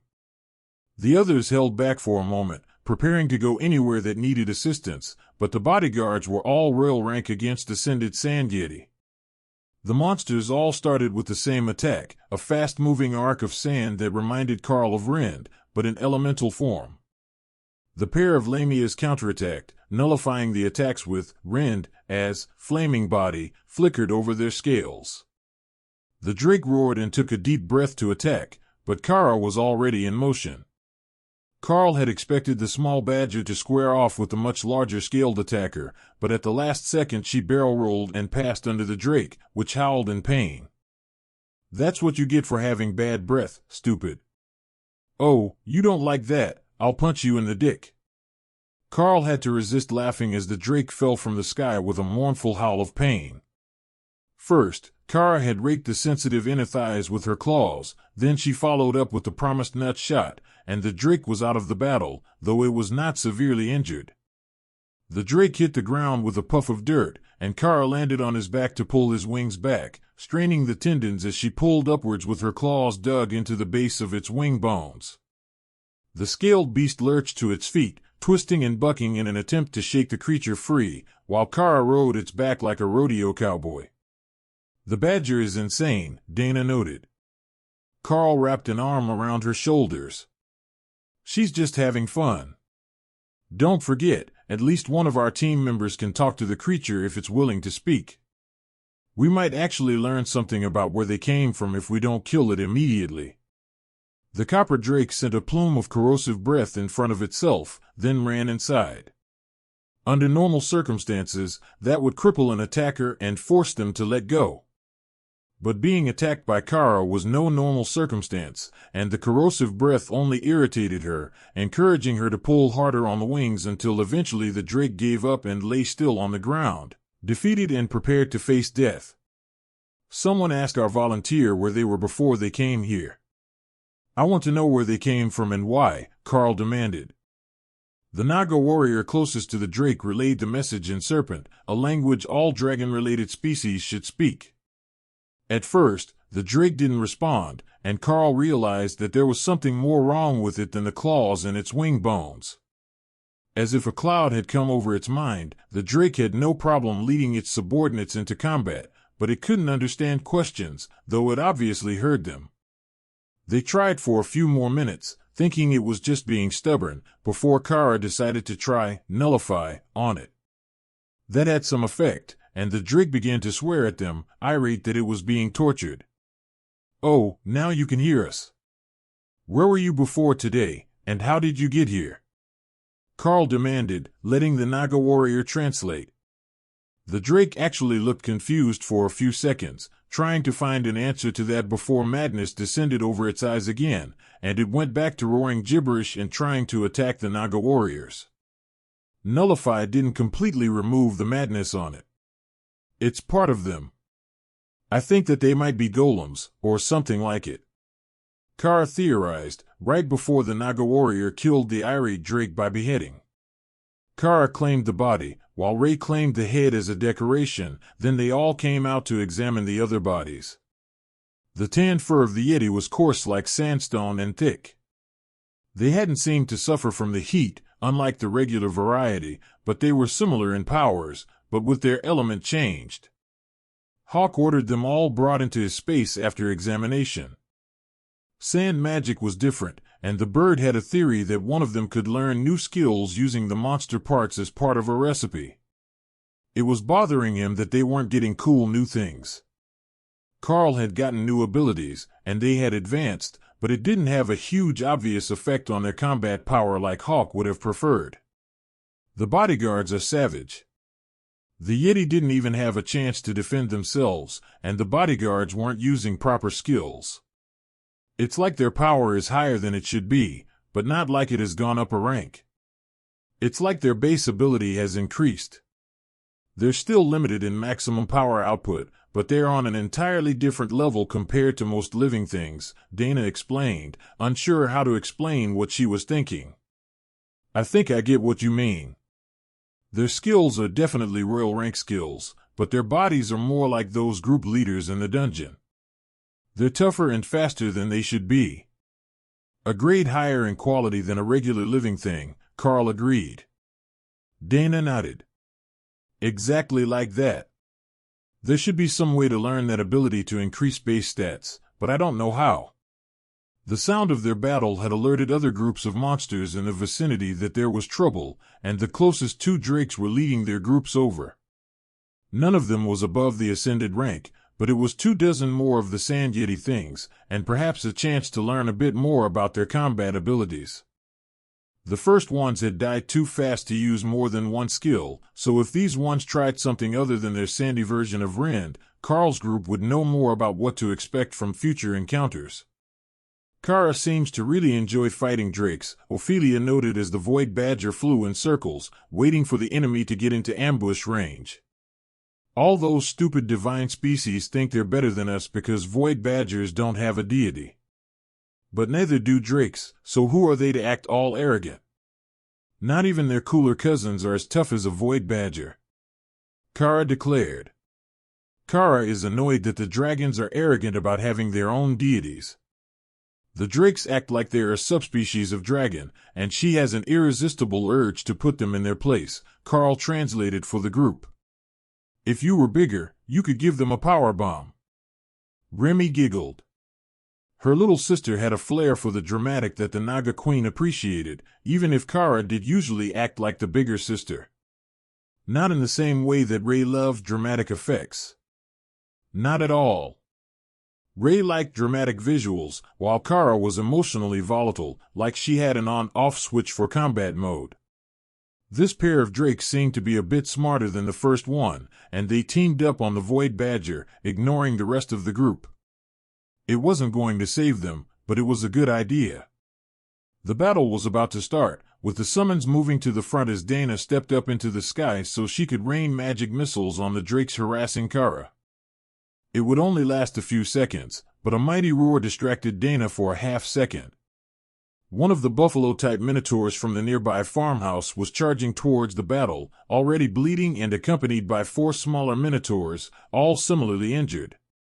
They had to be the local residents, and they were most likely under attack by one of these groups before the pained roars of the other drake had drawn them away. Dana didn't hesitate for more than a second, as Kara was already hurling disintegration-enhanced rend attacks at the drakes. She wasn't even trying to fight them this time, and Dana was pretty sure that she was actually preparing her favorite cuts to be roasted. Before the drakes were even dead. The farmer and his children stopped at the scene of the battle as the bodyguards toyed with the sand yeti for a few seconds to see if they would use a new skill. But they only used that one skill and then went for claw attacks when they were close. Even if they were kicked away, they still used the same skill. They used it in different ways, but it was still just the one skill. Merchant, thank the gods that you're here. Can we pay you to save our farm? My brothers and cousins are holding the farmyard, but there are more of these things coming, and they won't see sense, the Minotaur pleaded. We could use some trade goods. You give us a discount, and we will help. Now, lead the way, Karl agreed. They could use the practice, and the goods. Most of Karl's team took off running after the Minotaur family, while Tessa and Lotus got back in the wagon. Thor was faster than they were over a kilometer or more, even with the wagon. The others were at least fast enough to keep up with the Minotaur family, while Karl already knew where they were going because he could see the pair of drakes and the large group of sand yeti attacking a farm. There were other homesteads in the area that had been overrun, with the houses demolished, but a large group of defenders had gathered at this one. There were commander-rank Minotaurs among them, but there were commanders among the Sand Yeti here as well, and commander-rank Drakes, which were much more difficult for the Minotaur warriors to deal with. Dana turned to Karl as they ran. Have Kara leave at least one of the Drakes for me. I want to fight a flying target so that I have the experience before we meet stronger ones. Got it. I will leave hers alone. Or, you can practice artillery work and just shoot at the others to improve your aim. Kara suggested. Do you think that my aim needs work? Karl asked, curious how she came to that conclusion. Of course it does. You're not even a badger, how could your aim be perfect? Even Sister Ray still works on her targeting. Ray laughed as she ran towards the farm, startling the Minotaur family, who hadn't realized she was there.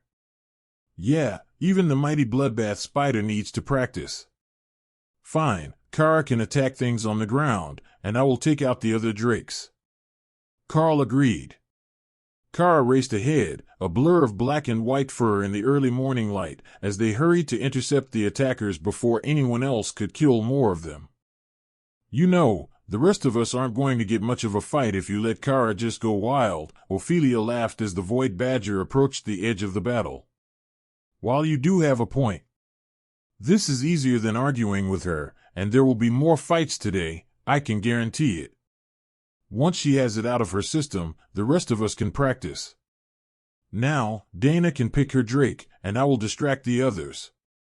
Ray wasn't going to let Kara get all of the fun, but it would be even harder for the local farmers to identify her, as the bloodbath spider was working on her stealth skills. She could blend with most things effortlessly, but her body wasn't easy to hide. So, she had found that if she moved in spurts and pretended to be another object, in this case a hay pile, she might be able to trick her targets. She started out behind an actual hay pile, and then Shadow stepped closer with her body disguised to look as much as possible like loose straw. But then her patience ran out, and she stepped into the group furthest from the farmers and went to work dismembering the Sand Yeti while her golems circled around to attack the sides.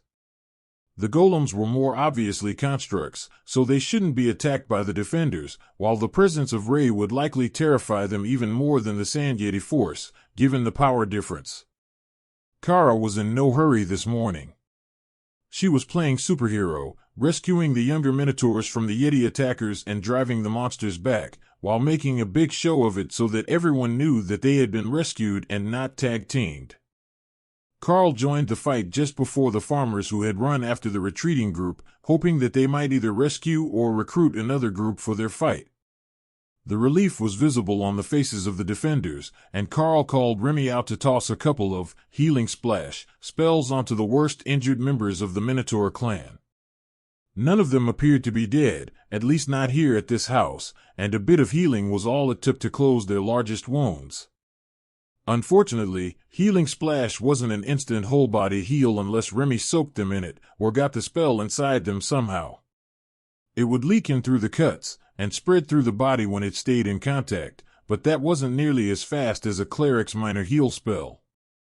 She had been preparing for this situation, with a number of vials of healing potion. Hawk had made the containers for her with flames and sand, and she was delighted with them. The bottles even had their logo on it, a naga with a hawk on her shoulder. Remi had made the logo out of clay, and Hawk had set the vials on it to cool, imprinting it on the bottom of the potion bottles. Open up. There you go, and one for you and for you. Remi took mental notes of how long it took for the potion to start working, as she had never made someone drink a diluted healing splash before. Her pleasure that she had found a way to run experiments that she couldn't get in trouble for was clear through the link with Karl, but he was busy with other tasks, and didn't have the time to praise her ingenuity. He had hit both of the copper drakes with Rend already, and they had moved away from where Dana was fighting the third member of their flight. But they were retreating to hundreds of meters in the air, giving them plenty of time to dodge Karl's attacks, so he had to chase them with the skills. It took far longer than it should have, as they were incredibly agile flyers. But Karl had a lot of practice controlling his skills, and with dozens of deadly arcs of energy chasing them, the monsters were taking steady damage, no matter how hard they fought to avoid his attacks. See, not as easy as you thought. Kara laughed as she sensed Karl's frustration. Change of tactics. Karl agreed. Arrows with disintegration on them were much easier to work with, and the targeting enchantment on the bow did half the work for him. The first shot was a direct heart shot, as the drake was already trying to avoid the Rend attacks, and the second was not off by much, punching a clean hole through the drake's rear hip and out its back. It howled in pain, but the effect hadn't been set to spread on contact, so it was a clean injury that the drake would be able to heal with a few minutes of effort. However, when the next arrow came, the drake caught it with a smug smile on its draconic face. Until the disintegration spell exploded and removed the front half of its body. That's cheating. You can't just trick them into holding a bomb to kill them. Kara complained. No, I think that he's onto something. Watching stupid monsters explode is kind of fun. Hawk countered. Karl let the beasts argue as he began to fire at the sand yeti, taking out the last few who had started to flee. If they were left alone, they were a threat to other farms and homesteads. That shouldn't actually concern Karl, but it was still the right thing to do. Dana finished her drake and landed next to Karl as Thor and the clerics finally arrived. They started right in on the healing process, helping the farmers recover. Thank you, priestess, one of the older minotaurs, a massively muscular woman, greeted them in a deep but somehow feminine voice. Are there other survivors or wounded? I see that there are many damaged farmhouses, Tessa asked. The largest minotaur shook her head. No, the wee ones are in the house here. The only ones who didn't make it this far are unlikely to be making it anywhere else, she explained. That must mean that they had some sort of plan in place, in case of attacks. If all of the children had made it here, where the adults had gathered to fight, it meant that the plan worked. But probably not well enough to prevent casualties among those who tried to slow the approach of the monsters, or who were caught out unaware. At home, Karl knew that shepherds stayed out in the fields all night to watch over their flock, so the same might be true of some of the farmers here. Those would be the most likely casualties, as well as the ones to alert the others to flee to the meeting point. Remi passed over a few more potions with a smile on her face that Karl always thought looked like she wanted to eat someone. At least it was a mouth-closed smile this time, so she wasn't showing fangs. Just in case there is another need for healing in the near future. These keep for a few months, at the very least, so you don't need to have a dragon cleric around all the time, she explained in Serpent, but at least a few of the minotaurs seemed to know the language. The minotaur looked at the potions in shock. These are proper healing potions. I haven't seen one of these in ages. Not since that beast king came down from the north, selling them to the rich folks. One of the older men laughed. That's been nearly 80 years. I wonder whatever happened to him. But thank you, Queen Naga. Our herd is in your debt. Thor snorted happily. They were herd monsters. Karl hadn't considered that before. The bestial half of them was a herd animal, but they were classed as a monster species, not a beast species. He had previously assumed that meant they didn't take on bestial traits, only their appearance. The sun is up enough to travel now. We should get moving, Karl sighed, looking at the horizon, and knowing that there would be a lot more encounters like this in the next week or two until the anomaly ended, and the monsters stopped spawning at midnight. You should keep everyone close. These monsters are likely to appear again at midnight for some time. I don't know how long, but I don't think it's over, he added. The farmers nodded. At least they're not interested in destroying the crops. That's a good start. If we travel in groups, we should still be able to do our work. It will just be uncomfortable for a while until we can rebuild everyone's houses. There are more coming. Do you want to do something about them? Hawk asked as he continued his patrols. How close, and what direction? 10 kilometers, from the south. They're past the city and headed this way. There should be quite a few farms, and a couple of bandit traps, in that direction. If these farmers were lucky, the Sand Yeti wouldn't make it this far. No, let the locals deal with it. We will get what trade goods we can and move on. The Minotaur group was already busy with that. They weren't gathering food or goods they would need, but they had quite a few tools made in identical copies. Karl looked at what they were laying out and realized that what he had taken as tools weren't actually tools. They were all combat weapons designed to look like farm implements. They could be used as farm tools, but they were designed to either do double duty or be partially disassembled to make them into proper combat weapons. That must be a Minotaur thing, as they were all Minotaur scaled. But the designs were brilliant. Some of these could become quite popular with farmers at home. They might not be as strong as Minotaurs, but Karl had a suspicion that as the elites learned more, they would be able to help the rest of humanity even the odds. Karl made a guess as to what those weapons would be worth at home, given that they were all common-grade magical weapons, then put about half that much money on the bench in front of him. The Minotaurs didn't look happy with the offer, but they didn't look insulted, so he was at least close to what they would accept after he helped them with the attack. Karl added 6 more gold coins and watched as the largest Minotaur woman began to relax a little. 2 more gold coins, and most of the others had lost their concerned looks. Do we have a deal? Karl asked her. She was the oldest, the largest, and the most powerful. By most standards, she should be in charge. She looked around at the other farmers and nodded in satisfaction. Yes, we can accept that, merchant. We appreciate your business. Going to the city has become a troublesome experience lately. Karl smiled. If you see others, you might want to flag them down.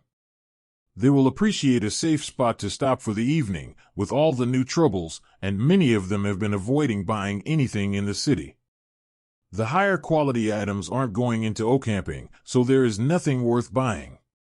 The farmer nodded. That's why we had so many here. We were waiting until we had a full cartload to take them for sale. If we all leave at once, other than one family, they can watch our animals, and we will have enough guards for the trip. But now, we can put it off until next year. We've got enough to buy what we need, but the farms have been mostly self-sufficient for a while now. Best of luck to you, then. We will get on our way so that we can get to another safe spot before it gets dark. The Minotaurs nodded, and Karl picked up their purchase to load into the wagon. The beasts didn't immediately return to their spaces. Kara and Ray just wandered away from the farm, as if the locals would forget that they existed if they were out of sight. Or, perhaps they really did. Nobody seemed concerned about a missing pair of Royal Rank beasts as Karl led the team away with Remi curled up in the middle of the wagon, on top of their new cargo. It would be more comfortable if they put the net in place, but that blocked the side benches where everyone else was sitting. So, it wasn't long after they were out of sight of the farms that the beasts, other than Thor, returned to their spaces to rest. Hawk had scouted everything within an hour's walk, so he returned for breakfast, with the intent to head back out after, but for the moment, they were just an average-looking merchant wagon. Karl had even dismissed the Lamia bodyguards after the battle, so they didn't have an excessive number of guards. Hawk came back out a half hour later to scout the area and directed them straight east, away from the river. There are too many fights along the river. All the wagons have attracted the drakes, which has attracted more monsters, and others hoping to get loot or valuable drake scales and body parts, he explained. That was a good point. The drake body parts were actually precious resources. The price might be dropping hard in this area, but if they had a number of bodies with them, they could sell them after they were out of the area where the monsters were spawning. Giant strength rings were some of the cheapest magical items you could get in the Golden Dragon Nation because of the spawns and now the wars. So the same would apply to the drake scales in this area for at least the next few months until the materials had cycled through the market. There are a lot of farms out here. Should we go to the ones that are being attacked so we can loot them? Hawk asked. He meant it the same way that they had traded with the last one, but that was just a form of looting to Hawk because coins had no value in his brain. You just got them from hunting things or getting rid of stuff you didn't want. How far off course are the battles? Karl asked. Not far, you'll be able to see them if we stay on the best course. Hawk has found more farmers fighting. Does anyone mind intervening? The materials are valuable, and we can sell them later. Plus, it leaves fewer monsters to worry about at night, Karl offered the others. Ophelia sighed as she turned to look out the front of the wagon. As much as I hate to say it, that's what a local merchant would do. All these farms are potential customers. If we're not going to follow the river to the road, we might as well trade with all the rural farms along the way. I just wish that we had gotten a reason that there are no towns along this entire savanna. She agreed. Tessa nodded. It's because of the nomadic tribes. Nobody dares to try to build a road and settle villages out here, but there should be random farms and nomadic villages. And because the nomadic villages move to where the food and water are, there are no permanent roads, only recently used trails. All right, that makes sense. I will follow Hawk's directions to the farms, and then we will trade with the nomads as we go. I suggest that we keep some bags or barrels of food for trade once we get to the nomads. That's all that the orcs will trade for, and I don't know what the demons will want. Karl suggested. Dana looked at Karl like he was crazy. And what makes you think that we can trade with the demons? It shouldn't be impossible. The ones we've seen so far have been intelligent and reasonable enough. If it's just a matter of being evil, I think we've all met a couple of humans who would qualify for the title. Dana huffed in annoyance. Karl was likely referring to the mine bosses, but she recalled that one year when she was a kid that her dad opened a general store. He had been absolutely terrible to his employees until word spread through town and people stopped coming to buy from him. The last straw had been when another shopkeeper came in with his goons, beat her father unconscious and looted the store empty. With all the store profit spent on liquor, he had nothing left to restock or repair, and that was the end of his attempt at self-employment. If that was the sort of evil that the demons were, it would be manageable. But she suspected that it was a more primal sort of amoral evil. Like an aggressively cruel version of Ray. That could be much harder to deal with, and there weren't enough of them to take on an entire nomadic tribe. If they were going to be passing through the nomadic areas, it would be better to just try to avoid them entirely. Tessa and Lotus were thinking nearly the same thing. Demons were unpredictable, unless you were dealing with matters of their aspect. Obsession demons were actually the most predictable, once you knew what they were obsessed with. Wrath and plague demons were far less predictable, and the unaligned ones nobody could predict. They seemed to enjoy pranks more than anything else.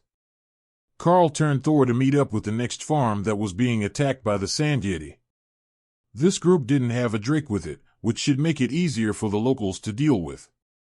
Not that it would be easy for the Minotaur farmers to deal with over a dozen of the creatures, assuming they appeared in the same size of group as his team had been fighting earlier. These ones are weaker.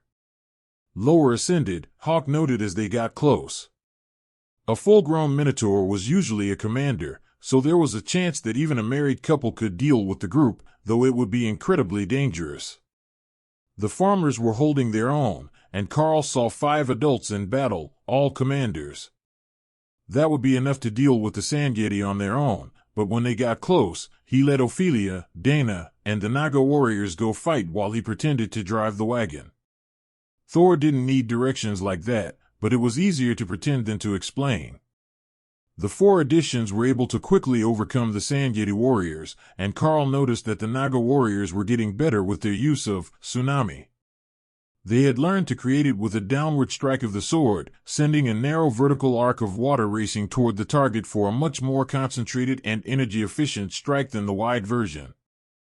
The Yeti were not particularly intelligent creatures, and they were mindlessly charging at the farmers without any sort of coordination, far from the level of threat that the groups led by Drakes had managed. Ophelia didn't transform, she just hacked into the Sangeti with her axes, while Dana attacked from above, so she could see over the defenders. Compared to the others, she was tiny. Ophelia could use Berserk Terror when she was enraged to increase her size and power without Karl's assistance. That made her larger than the Minotaurs and the Sangeti, while the Naga warriors were not as thick, but their body length let them fight at an equal height to the others. Their combat style was much more three-dimensional than most. They had no problem stretching out to attack from below, or raising to let their upper arms attack from above. Any target would have trouble dealing with 4 blades at once, and the more that they practiced, the more skilled that they were becoming. With their combined efforts, all the attackers were dead by the time that Karl pulled up to the farmhouse. "Do you need any healing?" "I have dragon clerics with me," he called over to the farmers. The bull-headed grandfather of the family snorted in what sounded like annoyance, then gestured to the house. "If they don't mind helping our kind, we do have injured," he agreed. Lotus hopped down from the wagon to take her turn at healing, and Kara poked at the mental link with Karl. "Tell her to try to polish their horns. I want to know what they look like when they are shiny. Later. Let us heal them and get them to calm down before we try to get them to agree to let Lotus groom them." The presence of the nature cleric seemed to set them at ease. Lotus was possibly the least threatening person that Karl had ever met, and when she came in with an area healing spell active, it gave everyone a warm, welcoming feeling. "What are you doing so far off the track, merchant?" the oldest of the farmers asked. "This nonsense is happening all over the region, and we got a report that the route along the river, to bypass the battles at Berwickham, is even worse. The Sand Yeti are usually accompanied by copper drakes, who give them organizational skills. Between that and the opportunistic ones looking to either kill the drakes or the merchants who might have valuables, this way is safer. It's not much of a trade route, but I'll try to make a go of it as I head east," Karl explained. "Well, if you can trade with the remote farms all the way through, you might do all right. What do you have for trade items?" "We've got some Minotaur tools, the sort that double as weapons for the farmers," Karl offered. The Minotaur nodded. "Do you want more of them to sell?" "We've got lots of steel here, but it's rare further into the savannah." Karl shrugged. "I think that we have room for some extra gear. What do you have for sale?" "We get numerous requests for the sickle spear, or quality shovels. Grain and grass crops are the majority of the roughage grown around here, but we also do root vegetables. Sickles are essential for cutting wheat and hay, so we're carrying them for most of the year. Shovels are just generally good weapons. So, we make some with serrated edges for dealing with thick hides and leather armor." That sounded like an innovative way to make a dual-purpose tool, even if you would have to sharpen the sides regularly with use. But Karl suspected that the sharpness was secondary when you were using the shovel as an axe. Minotaurs were strong, and a shovel head had a decent bit of weight to it, so it would make an acceptable axe in an emergency. Karl turned to Tessa, who gave him a thumbs up from the wagon. They didn't have too many of either, so they could afford to buy more here.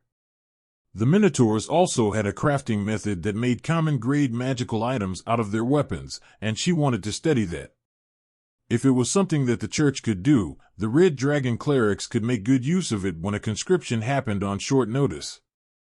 Teaching conscripts to use anything but a spear was difficult, and even their spear skills were questionable. However, handing them a shovel-shaped axe should be more familiar. It had surely been tried in the past, and she had seen more than one pitchfork used in combat before, but it might become more commonplace if they had better quality tools already in hand. The farmer sent one of the younger girls to go get their goods, and she came running back with a wheelbarrow full of them a minute later. "This is what we have stockpiled. We haven't had a lot of spare time to make tools this year, but it should be enough." Karl did the quick math and set out the money. Minotaurs weren't hard negotiators from what he had seen. They had a more communal mentality and looked for the price that was best for everyone. So, offering them a fair price at the start actually saved time and didn't cost you any extra. The farmer nodded as he did the same math Karl had. The little girl counted coins on her fingers and looked up at the elder Minotaur. "Is that a good price, Grandpa?" she asked. "It is 2/3 of the market price. That is a good price from a merchant who has to carry them and find a buyer. It will be enough to cover all the supplies we ordered this spring," the older man replied. The little girl smiled and carefully put the coins in a bag before running inside with the bag held proudly in front of her. "Cute kid. Here, I have a couple extra healing potions, just in case you have more monster trouble." Remi passed Karl the potions from her space. She had been busy making these, and she was getting better at them. They still lost some effectiveness compared to directly using the skill, but she had mixed some medicinal herbs in them from her swamp, and it was getting closer to full power. The old Minotaur smiled as he carefully put the potions in a straw-lined wooden chest. "If you're certain, I won't say no to your generosity. Emergency healing supplies are hard to buy, but not many merchants have clerics with them." Lotus giggled from inside the farmhouse, and Karl smiled. "They're actually not made by the clerics. They're made by a Naga Queen friend of mine. They're shaman healing magic." The Minotaur's smile got even larger. "Oh, that is a shock. I don't think I've ever seen a Naga shaman, much less a shaman queen. Even those noble warriors are a rarity outside their southern swamps. But if you're headed east, there will be lizard men among the nomadic tribes. They are the closest thing to permanent residents that you'll find east of the Minotaur farms. Arrogant bastards they are. Lizards and Minotaurs don't get along all that well, but with dragon clerics and Naga they should be easier for you to talk to." Remi wasn't sure why the Minotaurs kept equating the lizard men with Naga. They were entirely different species. The lizard men weren't even aquatic like the crocolisk species were. All they had in common was scales. Karl took note of the old man's attitude on the other species before asking more questions. "Have there been any recent troubles with the nomadic orcs or demons?" The farmer shook his head. "The demons all went west, intending to claim a city for themselves. I haven't seen any sign of them in months. The orcs passed by here just a week or two ago, but they were in a good mood. We had a short fight, and then they traded us some steel in exchange for food." Karl chuckled. "Yeah, that sounds like them. As long as they're not on a warpath, we should be all right, then." Karl saw Lotus sneak the younger Minotaurs inside the house a small bag of rice and beans, along with a bag of seeds that he couldn't immediately identify. Then she came back out with her typical happy smile. "We're all finished with the healing. Did you finish your trades?" she asked. "Yeah, we're all done. We can head out as soon as everyone is back in the wagon." Lotus held out her arms, and Karl laughed as he grabbed her by the hips to put her back in the wagon. Ophelia rolled her eyes as she climbed up the ladder into the wagon, but Dana mimicked Lotus, holding out her arms. Karl grabbed her behind the legs for a one-armed princess carry and hopped up onto his seat. The farmer laughed at her shocked expression, and Karl waved his free hand as he got Thor moving. Dana thumped him on the head as she wiggled out of his hole to sit beside him on the bench, cheeks flushed with embarrassment. There were a few other farms to the east, but Hawk didn't spot any more trouble. In fact, the rest of the morning was quiet as they traveled. Do you think that we reached the edge of the spawn area? When we went on missions, we would have reached a group at least twice an hour at this pace, but there isn't much of anything here, Ophelia noted as they traveled across the open grassland. That is possible. We have no way to tell what the edge of the spawn was, so it is plausible that it was centered closer to the city, and that would have put us outside the range by now. We only have Hawk's reports to go on, and he's focused on finding us the best route east. But I won't complain if we have a break between battles. Dealing with drakes and a nomadic tribe at the same time would just be confusing, unless it was orcs. The others all stared at Karl, waiting for an explanation of that idea. Orcs like a good fight. If we ran into them and a group of sand yeti at the same time, we could send a champion out to fight, and they would accept that as a show of pride. What are you, the orc whisperer? Tessa laughed. Just wait. There are nomadic orc tribes here, and we will see them eventually. When I was sent back in time by Bishop Misty, I learned a lot about them. They used to be more civilized, but they have easy-to-follow rules of behavior that seem to have survived the years. Tessa gave him a suspicious look, but Thor was nodding in agreement. Orcs were good people, they liked to smash stuff just as much as he did. Karl sighed as he realized that everyone trusted Thor's judgment more than his own. Hawk scouting didn't turn up much of anything for the rest of the day. They had left the spawn area for the drakes, and even the farms had mostly ended. Hey, do you think that the populations are related? As soon as the farms ended, so did the spawn. There were larger and stronger groups in the morning than at lunch, and now there is nothing. It feels like the spawn is tied to the local population, Tessa noted as they prepared to set camp for the evening.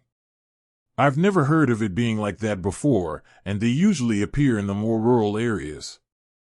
Or perhaps those areas are rural now because that's where the spawns happen. But it does track. Hawk agrees too. The stronger groups were in the areas where the farmhouses were clustered. If we add that to what you said earlier about them appearing near other anomalies, this might have been the smaller of the spawns as well. We're days away from the dungeon, so if distance has any relation to strength, this should be the weakest that it gets, Karl offered. Tessa took out the map and looked at the area in front of them, which was basically one large blank spot on the map. Going by this, it's going to take us a week just to get back on the road, and close to a month to get to the border with the Beastkin Nation. When we set the schedule, we greatly overestimated how fast you can travel without breaking a wagon. It's faster than having us mere mortals on foot, but compared to having us ride Thor and the rest of you jogging, we're less than a quarter of our daily travel distance, maybe even an eighth, Tessa sighed. Ophelia nodded. That is true. But it is what it is, and we're not under any sort of set deadline to get back. Dana nodded, then smiled as she made a realization. You know, this is as close as we've gotten to a vacation since we started at the academy. We can just travel at our own pace and there is nobody to tell us otherwise.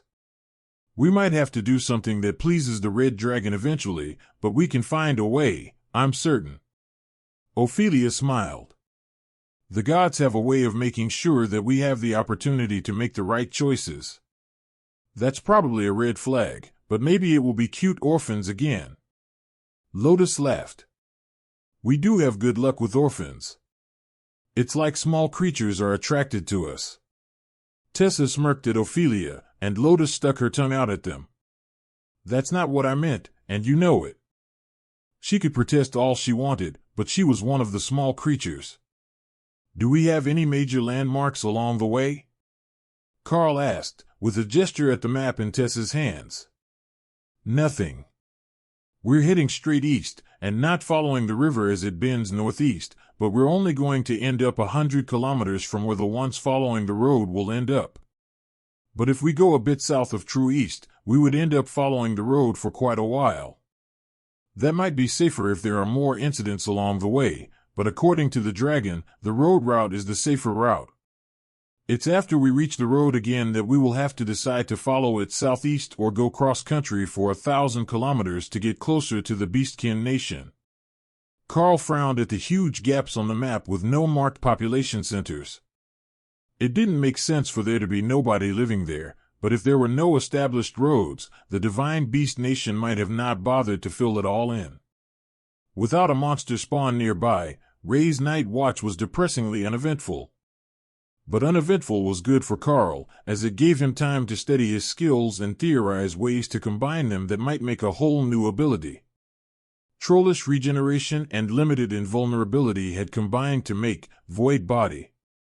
The skill basically combined the best of both, with a bit more power, while keeping them as a passive skill. That wasn't really what Karl was hoping for. It was an absolutely incredible skill, but he should be able to combine them into an ability that was better than just having both skills active, which he was already doing anyhow. None of the other skills seemed all that compatible, though. Karl considered his options, and while it seemed like he might be able to combine some of his attack skills, his imagination was failing him on how to combine them to make them better than skill plus skill combined. There was no way that a skill so difficult to obtain could be limited to this degree. It wasn't available on the offensive or defensive skill trees, so there had to be more to it. Perhaps the point was to try to make incompatible skills work together to do something new and innovative. Maybe you just need to think about how to make something from each of us work together. You can visualize skills, so just imagine all of us working together on one spell. Remi offered. She was actually the one with the most talent and success creating new skills. She had made 2 different types of totems so far, and she had learned a wider variety of skills than anyone else. Just make the snake's magic less evil and go from there. Hawk suggested. Karl laughed at the bird's loyalty to his element, and focused on the one shared skill from Remi's advancement that he hadn't tried yet. Cyclone created a vortex of water, similar to the defensive cyclone that the Naga Shaman boss had used. Hawk would want that to be less evil. So, Karl focused on converting the element to be fire. A flaming tornado was more acceptable to Hawk, even if it wasn't better than the base cyclone. Soup! Kara shouted, startling them all. What in the world are you talking about? Karl asked. It wasn't even close to lunchtime, and the drake leg that Hawk was roasting for her wasn't ready yet. You know, soup. Just keep putting stuff in the pot until it's good. You have a flaming cyclone, but if you added the earth barrier from Ray and a dash of nullify. The void badger trailed off to let Karl finish the thought. Karl thought about it, and that might be good, but not quite right. However, if he added shatter to cause physical hits to inflict additional vibration damage, then made the earth shield swirl in the flaming cyclone, with a touch of nullify to help it break defenses, they might be onto something. It was a great concept, in theory. The only problem was, Karl couldn't use nullify. In practice, trying to add Earth's shield to the cyclone was a pain, and he was unable to use raise, boulder toss, to just add small stones. However, if he added shred, the swirling vortex became positively hateful. In practice, trying to add Earth's shield to the cyclone was a pain, and he was unable to use raise, boulder toss, to just add small stones. However, if he added shred, the swirling vortex became positively hateful. But it still needed a bit more, and Bone Crusher did a fine job replacing nullify in this situation, as it bypassed armor. It wouldn't break their defenses, but having a portion of the damage bypass them was a great start. Karl spent most of the afternoon trying to make that work together. He could form it in his mind, but it was unstable and missing something. Chain lightning, that was what it was missing. The lightning would arc around it, carrying Shred and Bone Crusher with it, while the repetitive nature of the spell would help stabilize the chaotic mix of magic elements. Mentally, it was a great spell. It only gained a fraction of each component, but Ray and Karl were unhappy about being left out of the new ultimate skill. Disintegration wasn't going to merge with this spell, though. There was already too much going on. We might have to make this one the Hawk and Remi combo. I've already added far too much to this soup, and I don't think that it's even going to stabilize. If I go any further, I'm just going to make a mess of things. Karl sighed as they prepared to stop for the evening. At least try it once to see if you can make a less evil cyclone. Hawk pleaded. You've been lost in your head all day. Did you make some sort of discovery? Dana asked as she leaned against his shoulder. She had been there all day, and Karl had been so preoccupied that he had hardly noticed. I've been trying to use the skill merger ability that I got from Orthos to turn some of the shared skills into higher grade skills. It's harder than it seems, and the skill doesn't seem to want to give me hints on what might work. Karl sighed. How far along are you? Dana replied. Well, I think I've got an upgraded cyclone, but fire element instead of water. In theory, it should be much more powerful, but I don't know if it's going to work at all. Lotus popped her head over his other shoulder. Are we going to get a show? I want to see you try to use a made-up skill. That is too cool. Does that mean, if you learn enough different things, you can just make up a whole new set of attacks? I suppose that might be true. If I had the next stage of the skill master ability, the beasts would naturally be able to evolve their skills into new ones related to the base, like how Shred is an evolved Rend. Karl explained. A single-use version was how they had gotten Eternal Lightning, and that one skill alone was enough to call Thor overpowered as a defensive support. Well, let's see what you have. Just cast it over there. We don't want to get caught if it goes wrong. Lotus insisted as Thor pulled the wagon to a stop next to a large boulder that would be their windbreak tonight. Karl chuckled as he got to the ground. All right. This might need some extra space, so I'll go some distance away. Karl walked 50 meters from the wagon, just to be safe.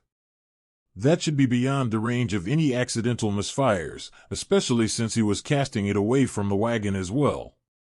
Karl focused on the new cyclone, then activated all of the spells that would need to be combined to make it work. It was a massive energy use, but the spell was beginning to take effect as he had envisioned it. The cyclone was fire, it was energized with Shred and Chain Lightning, but when he tried to add Bone Crusher, it vanished in a puff of unstable fire. All right, that might have been too much to ask. Let me try that again. You are listening to a story on Time Drift Stories channel. If you enjoy it, please like, comment, and subscribe so you won't miss the next episode. Karl began to reform the 4-meter-tall cyclone with more focus on the base spell to keep the form and then activated Shred for the tearing damage, and then Chain Lightning. That was fairly stable, but nothing special had happened, so Karl began to tweak the balances. If he could get it right before he was exhausted, it would be a great victory. The spell began to settle, but the mana cost was still that of 4 spells at once. That wasn't really an improvement, but at least the effect looked right. Then suddenly, lightning arced off the vortex, hitting an earth mouse 10 meters from the main cyclone. A smaller version of the spell formed at the impact site, wandering off on its own without Karl's input or control. Then another chain lightning arc hit a hidden creature and a second 2-meter-tall vortex formed, wandering through the grass. Karl nearly collapsed as a pulse of energy was pulled from him, and a dozen more small vortexes formed, 1 meter tall and spreading from the secondary vortexes. Brother Hawk, it is glorious. Kara breathed, barely loud enough for Karl to hear in his thoughts. Hawk blinked a tear from his eye. It is beautiful. New shared skill learned, Hellstorm, usable by Remi, usable Hawk. There was only one problem with the new skill. They had started a grass fire. Remi, would you mind putting that out for us? Congratulations to you and Hawk on your new spell. Thunderstorm quickly put out the grass fire, and Karl sighed in relief that the skill creation process had actually worked. That is absolutely ridiculous. Why was it splitting? Is it supposed to do that? Dana asked. There were earth mice. The spell used chain lightning to stabilize it, but that made it arc to nearby targets. I think that it's overall a success. The system didn't call it an epic grade skill or anything, but if the energy cost is reasonable, it should be one of the most powerful area attack spells that I have. Karl explained. Well, it will make Hawk happy, anyhow. Wait, he can use it, right? Karl smiled at the panicked look on Dana's face. Yes, he can use it. So can Remi. Ophelia began to laugh, and everyone turned to see what was so amusing. I can see it now. Just fire tornadoes all over the battlefield, randomly duplicating every time they get too close to something. It will be utter chaos. Nowhere will be safe, and we won't even be able to work with allies without risking them getting a fire cyclone to the face. It's both the greatest and most horrific spell that I've ever seen. It doesn't even spare the grass. When you cast a normal fire magic spell, it doesn't target the ground unless it actually lights the target on fire, but those things leave a burned path as they wander. She explained between giggles. I might need a bit of practice with the targeting. Karl admitted. But are you even in control of the additional ones? The first one you created sat in one spot, but the rest didn't. Minor technical difficulty, but it's an effective group combat spell. Besides, if there are no extra targets, I can just create the vortex on top of the enemy and make them fight their way out. Tessa shook her head and began to hang a silk sheet between the wagon and the large boulder beside them, so she could set up a fire pit underneath. It didn't seem like it was going to rain naturally tonight, but the tarp would keep the light contained in case something was watching. Lotus grew the firewood to warm the area, while Ophelia and Dana strung out the hammock nets for the evening. Has anyone else noticed that the air here smells funny? It's like there's something rotten, but I can't figure out where it's coming from. Lotus asked as she finished lighting the campfire. Karl sniffed the air, and yes, there was some smell of rotting vegetation, but that was normal for any wilderness area. Nothing out of the ordinary. Do you think it might be something like that weird feeling before the last monster spawn? Karl asked. Tessa frowned. It might. You were the one who felt the strangeness last time, or at least felt it the most powerfully. Tonight it is Lotus. Perhaps we should sleep early and prepare to be awake at midnight, in case of an attack. That's probably a good idea. If nothing appears in the middle of the night, it might happen at dawn, or the next night. The area around Ocamping felt wrong for days before the monsters spawned. Karl explained. That night, everyone slept armored, much to Karl's dismay. What was the point of sharing a hammock with a lumpy suit of chainmail? Even if it was covered in the soft silk of the outfit Ray had made for Dana, armor still wasn't fun to cuddle with. Ray mentally nudged Karl just before midnight, so he would be the first awake if anything was happening.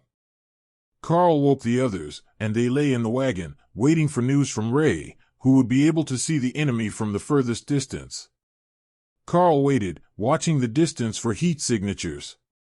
They watched for a half hour, and Karl was about to relax when movement in the distance caught his attention.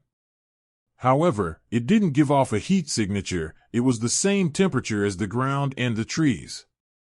But it was moving, and from over a slight rise, there were more moving objects.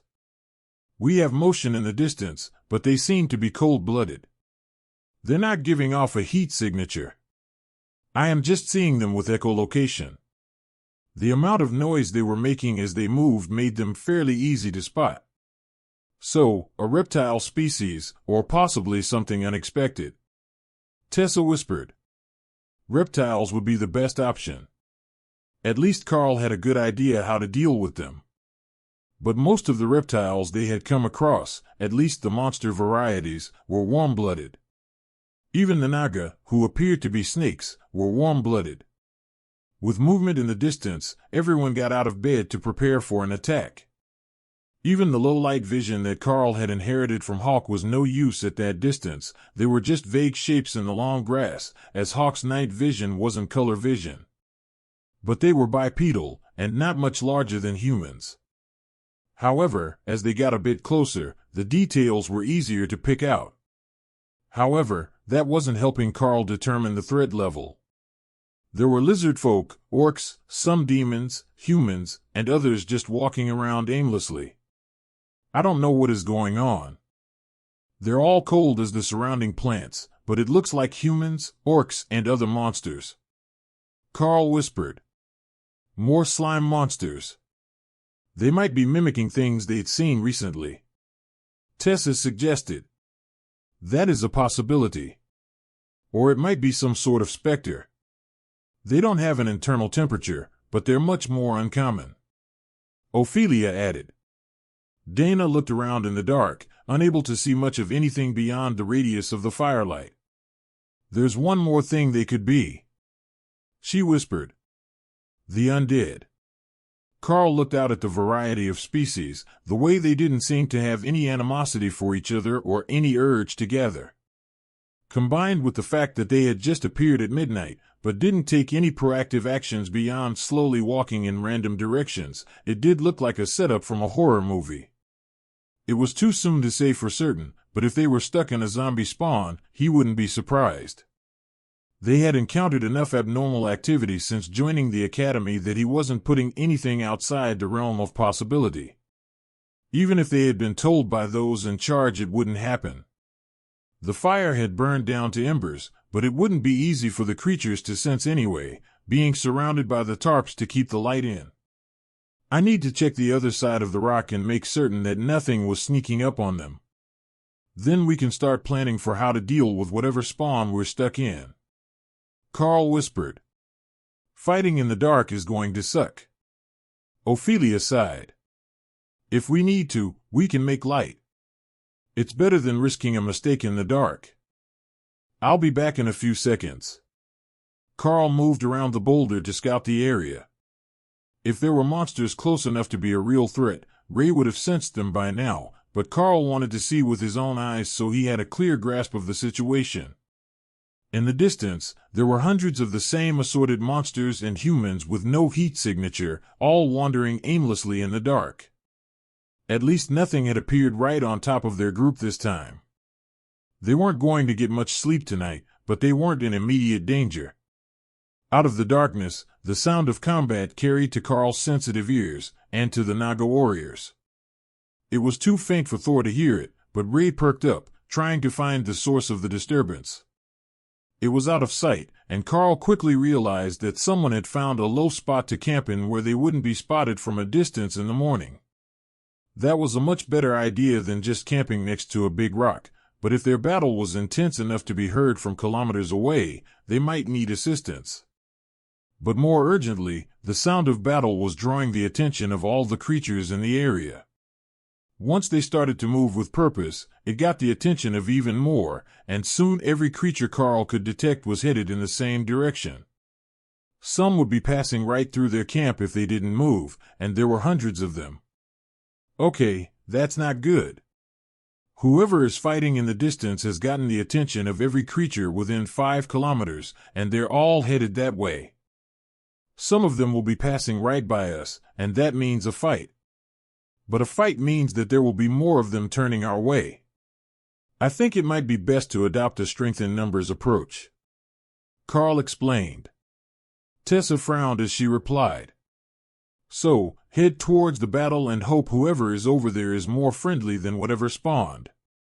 Well, given their experience with the spawns, that shouldn't be hard to achieve. Do they know what the enemy is yet? Karl shook his head. Just their various theories, but they will find out when they get to them. We won't have to wait long. There are already monsters headed this way. Ray reminded him. All right, pack quickly and let's get going. I want to get as close as possible before the fight spreads. Karl insisted. They only had to pack up the 2 sheets hiding the campfire, then they were ready to move, as fast as Thor could go without risking the wagon. Karl jogged alongside the wagon as Ray kept Thor updated on the best routes. The monsters weren't fast, and they were actually catching up to the ones in front of them, so Karl ordered Thor to slow a little. They would get as close as possible before they had to actually join the fight. He could already hear the voices, and they were speaking the common language, so at the very least, the defenders weren't insane. Shoulder to shoulder, keep your positions circled and don't get so far from the ground that they can get under you and inside the ring. A male voice was shouting. The sound of blades and the flashing lights of spells were now visible. Whoever was there had magic users. That meant it wasn't a random group of farmers, as the Minotaurs didn't have any spellcasters Karl knew of. They had extremely powerful warriors, but that was the extent of their combat power. Tamarind, watch your offhand blade technique. You're slow on the left side. Hellstorm. Remi cheered in Karl's mind, and a massive funnel of fire formed off to their right side, where a dense pack of attackers had gathered. There was a short stone ledge there, but for some reason, they were not climbing it, just piling up against it or going around. But with the light illuminating their features, Karl knew that today was going to be a lousy one. Every face was rotted, eyes glazed in death, as the zombie horde pressed toward the signs of life. The undead were relentless. The only option was to kill them all or run away. But they were all around both groups, so running wasn't an option. What the fuck is that? The voice shouted. So they were close enough that they could see the fire. Merchant team coming to your location. Karl shouted, drawing the attention of a number of zombies. He called out to Lamia to join the Naga warriors around the wagon, and Ray called out her golems to help clear the path for Thor. Karl used Ren to cut down swathes of the creatures, then realized the upper halves kept moving. Crushing their heads or burning them was the best option. So, he brought out his bow and began to fire, chain lightning, enhanced arrows into the horde. Most of them were awakened and ascended, but there were a few stronger ones in the crowd. Karl could feel them there, but it was impossible to tell which was which when they were packed so densely. The source of the spells came into sight as the ground dropped away into what looked like a dry dugout pond the sword farmers made for their cattle. It was an oval about 10 meters by 20, and only 5 meters deep. However, the defenders were all human, wearing the black cloth outfits of a Spellblade clan. They were putting up a valiant defense, and the zombie bodies were beginning to stack up. Don't attack the spider, it's a friendly. Someone was shouting, and Karl breathed a sigh of relief. It was good to have intelligent allies. Karl started a second, Hellstorm, on his left, matching the one Remi was still holding active on the right, along with over a dozen smaller flaming cyclones. They were wandering through the horde, lighting zombies on fire. The weaker ones burned to ash in seconds, but the smaller cyclones weren't royal rank. They stepped down by a rank as they shrank, first to commander, then to ascended rank. Karl let his vortex wander, spreading the chained vortexes through the horde, but it was nowhere near enough.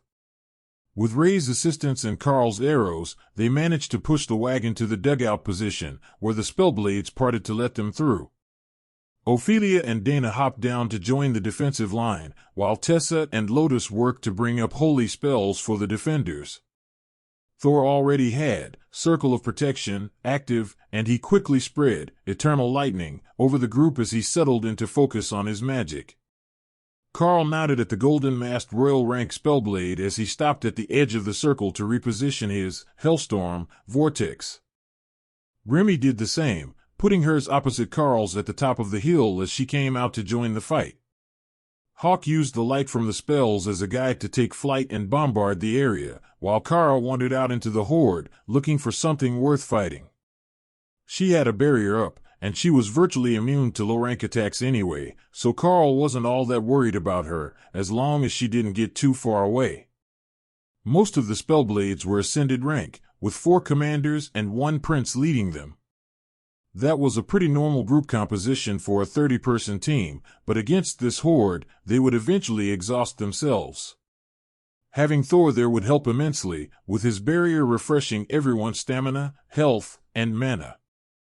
The blade skills looked familiar, and Karl quickly settled into his role killing zombies who made it to the ridgeline, using minimal power with his arrows so he didn't have to take down Hellstorm, which was still mana-intensive even after it was completed and learned as a skill. Prince Karl, what a sight for sore eyes. Of all the things we expected to be coming our way, Thor and Rei were not even on the list, the prince next to Karl informed him. I take it we've met before. How is your team? Skilled fighters or recruits on a training mission? Karl replied. All skilled combatants now. We were reassigned from the mountain giant front to try to reach an anomaly that opened west of here. There is a rumor that it is stabilizing, and it might be high-ranked. As the man spoke, Karl realized where he knew that voice from. Prince Corbin. He asked. You got it in one guess. Muffin is 4 or 5 spots down, and Tamarind is on the other side somewhere. Karl didn't remember a Tamarind, but he was more focused on the battle right now than people's names. And the others from the Yeti anomaly? He asked instead. Larry and Daryl, the commanders, are here. The other youngsters had duties at home. Karl continued to casually fire arrows into the crowd while Remi stood with her arms outstretched, guiding her main vortex with her hands while Karl let his roam freely. Corbin sent arcs of energy that were rather similar to Rend into the zombie horde, keeping them back from the defenders on their side, but some of the others were beginning to have trouble on the far end, where there was no Royal and no Hellstorm to slow the attack. I will move to support the others. Once this initial wave slows, we can talk again, Karl informed the Spellblade with a quick nod of his head. That's greatly appreciated. We will see you soon. Let me know if your team needs to take down that regenerating barrier. The mana it grants is likely all that is keeping our ascended blades going at this point. The fight had only just started, they hadn't been fighting for more than 15 minutes.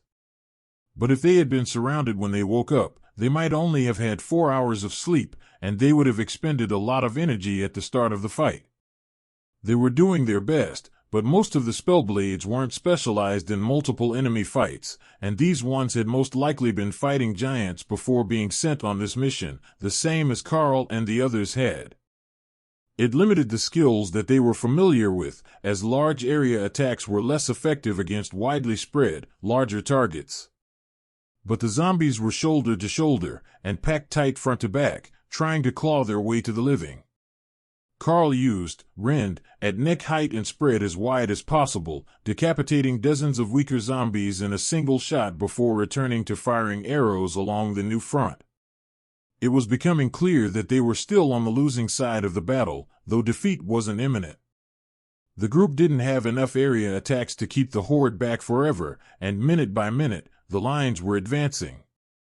Blizzard wouldn't effectively get rid of them, it took too long to get through to the brain, and the zombies didn't stop for mere flesh wounds. It might be worth a shot, though. Hellstorm was killing at a steady pace, but didn't move between targets fast enough when it would only arc to a dozen or so targets at once while pulling almost all the mana Karl was getting from Eternal Lightning and his own regeneration. So, Karl switched the spells, spreading Blizzard as wide as he could make it. Unlike the Flaming Vortex, the zombies didn't see it as a threat, so they didn't try to go around. That caused a momentary increase in the number of them reaching the front of the lines, but with the help of the bodyguards, the perimeter was holding. Hawk's bombardment was burning the piles of bodies, preventing them from creating piles that could be pushed down the hill onto the defenders, while Remi had a thunderstorm on one side and was following Karl's lead and switching to Blizzard on the other. The Spellblades were concerned, seeing more wounded zombies making it to the front. If the new arrivals couldn't sustain enough output to eliminate the zombies, they would soon be in hand-to-hand combat again. Prince Corbin understood the long game, though. Blizzard had a low mana cost, so the casters could focus on other spells at the same time. Plus, it was a huge area, with the 2 blizzards and a thunderstorm completely encircling their position, leaving no gaps. All they had to do now was to hold the zombies in place long enough for the damage over time to tear those stuck in the middle of the pack apart, and the defenders would get a respite while another wave of attackers made its way through the spells. Just keep holding them back. Let the area spells do their work, Corbin shouted to his weary sect members. That was all they could do anyway, but the prospect of getting a break when the area spells wiped out a whole section of the enemy was a welcome one. Rei was firing stone bullets at the zombies from her position beside the wagon, while her golems hunted the stronger zombies in the area. This was the closest she could come to having fun in this fight, as the zombies smelled so terrible. Their blood was rancid and corrupt.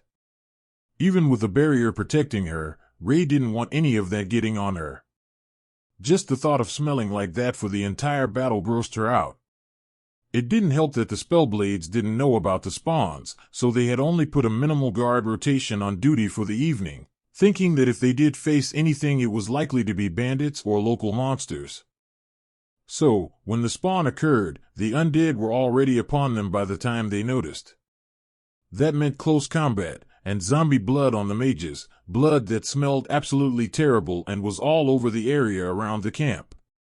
The area spells were working their magic on the zombies, and every wave that replaced one that had been destroyed was in progressively worse shape. Then, for a few glorious moments, there were no more zombies on the front line, only wounded ones shambling through the blizzard. Catch your breath and prepare for the next wave.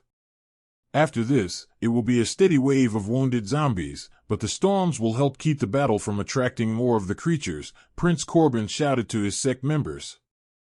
Karl's team, mostly the summoned creatures, could take care of the influx for a few minutes. With the area damage and the slow movement of the zombies, they were arriving already heavily damaged.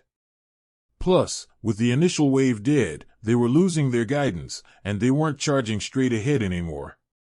They were lingering in the storm, and many of the weak ones were dying without ever making it to the front. That was making it easier to deal with, and Hawk reported that the worst of the influx was already here. They had already drawn the majority of the spawned creatures to their location, as the Spellblade sect had been close to the center of the anomaly, and there just weren't many left to arrive. Karl wasn't going to pass along that news yet. The others might get their hopes up, and Hawk's search range was much more limited in the middle of the night than it was in the daytime. If he could bring Rei up with him, he would be able to see much further. That seemed like a good idea to Hawk. If he could work on a skill like brutality, to increase his size significantly, he could carry someone with him to do the actual work of scouting. Maybe he could do it with a skill that he already knew.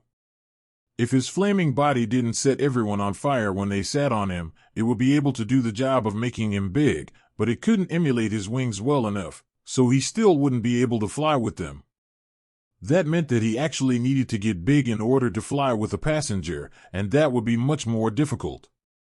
I'm going to hunt the ones that haven't made it to the storms yet, he announced, turning away from the battle. All right, have fun. If you find a way to make yourself big enough to give rides, we will work out a method to teach you, Karl agreed. Or maybe we can do it backwards.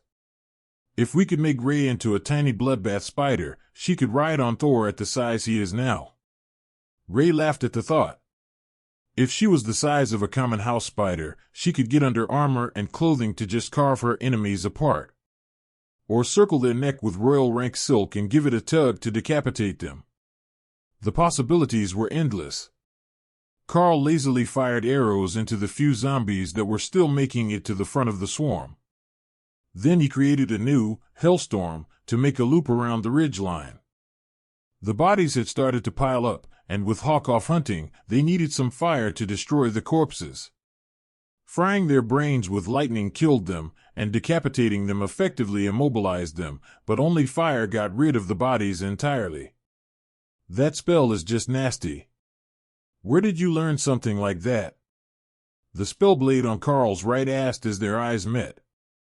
Karl was turning to guide the vortex in a circle, not trusting a route that he couldn't see, but he had to move somewhat slowly, so the smaller secondary vortexes had time to kill the other zombies in the area and burn those corpses. It's an evolved version of the water spell, Cyclone. I picked up the knowledge quite recently, and I'm still working on mastering it, but it's a pretty brutal spell. The spellblade frowned. Not from a monster in this region, I hope. I would hate to see what that spell could do to a group of spellblades while the large vortex was set on top of the group leader. Karl nodded. The real drawback is the energy cost. By the time I've gotten it all the way around the camp, I'll be nearly drained just keeping Hellstorm and 1 Blizzard active. The young man laughed and gestured at himself as Karl continued to turn. I doubt that many of us could do more than that. Multiple spells are hard on anyone but a strong commander or a royal. As Karl turned, he saw one of the spellblades, a small girl who looked like she might not even be 10 years old yet, but who was an ascended rank mage, was giving him a curious look. Not like a curious child, but more like she knew who he was and wanted answers to something. Karl set the thought aside for a moment and finished the loop with Hellstorm, so he could return to only 1 active spell and his sporadic targeting of the stronger zombies. With the extra time between targets, the commander on Karl's left also began to chat. You must be that beast master that everyone at home has been talking about. I can't think of anyone else who has a team like yours, but I don't recall Naga and Lamia being among your bonded monsters. Are they new? He asked. Karl shook his head as he sighted another arrow. No, the Lamia pair are summoned. The Naga Queen evolved from the spirit snake you were likely expecting to be with me, and the Naga warriors come with her. All 3 Naga warriors were out around the perimeter, using Tsunami to crush the zombies, while the Lamia happily sliced the zombies' heads off with Rend. The spellblade nodded.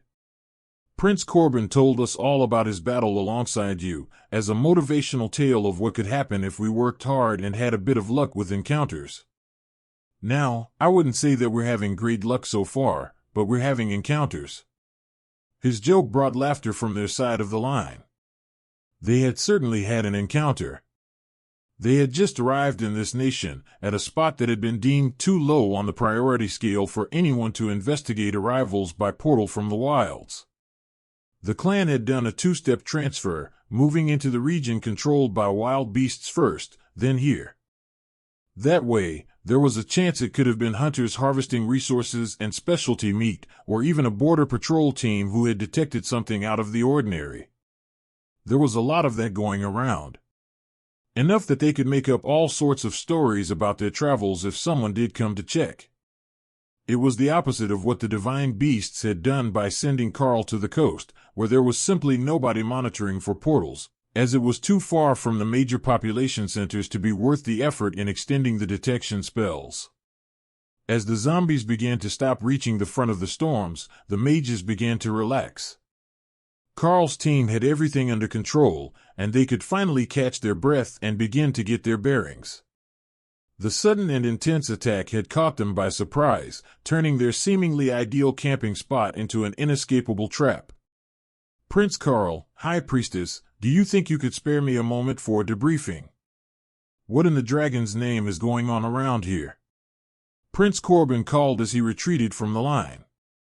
Tessa gestured for Lotus to continue cooking as she got to her feet, and Karl retreated from his spot on the far side of the line. You missed all the fun stuff, Spellblade, Karl laughed. There was a dungeon opening a few 100 kilometers west of here, and it stabilized. First it turned into an absolute shitshow of a fight with every nomadic tribe in the region, as well as the combat-capable residents of the nearest cities. And then for the last few days there have been anomaly-level monster spawns in the wilderness. The first few were just insane monsters, but this one was a bit different. None of them seem to be related to the dungeon itself. As the monsters, there are slime monsters that mimic the appearance of the members attempting to clear it. Entry requires a minimum of 10 people, with a low commander rank power level. He finished. And how, pray tell, might you have discovered all this information in the last few days, while under attack by monster spawns? Prince Corbin asked. Because the dungeon opened about 3 days before the monster spawns began, and I saw it stabilize with my own eyes. We were having a polite and genteel parley with the yellow-tusked orcs at the time, and they were vigorously enthused to see such a serendipitous occurrence. Tessa burst out laughing while Prince Corbin rubbed his temples. Setting aside the part about a polite and genteel chat with orcs, you do understand that using big words doesn't make it more likely I will believe that you're not lying to me, right?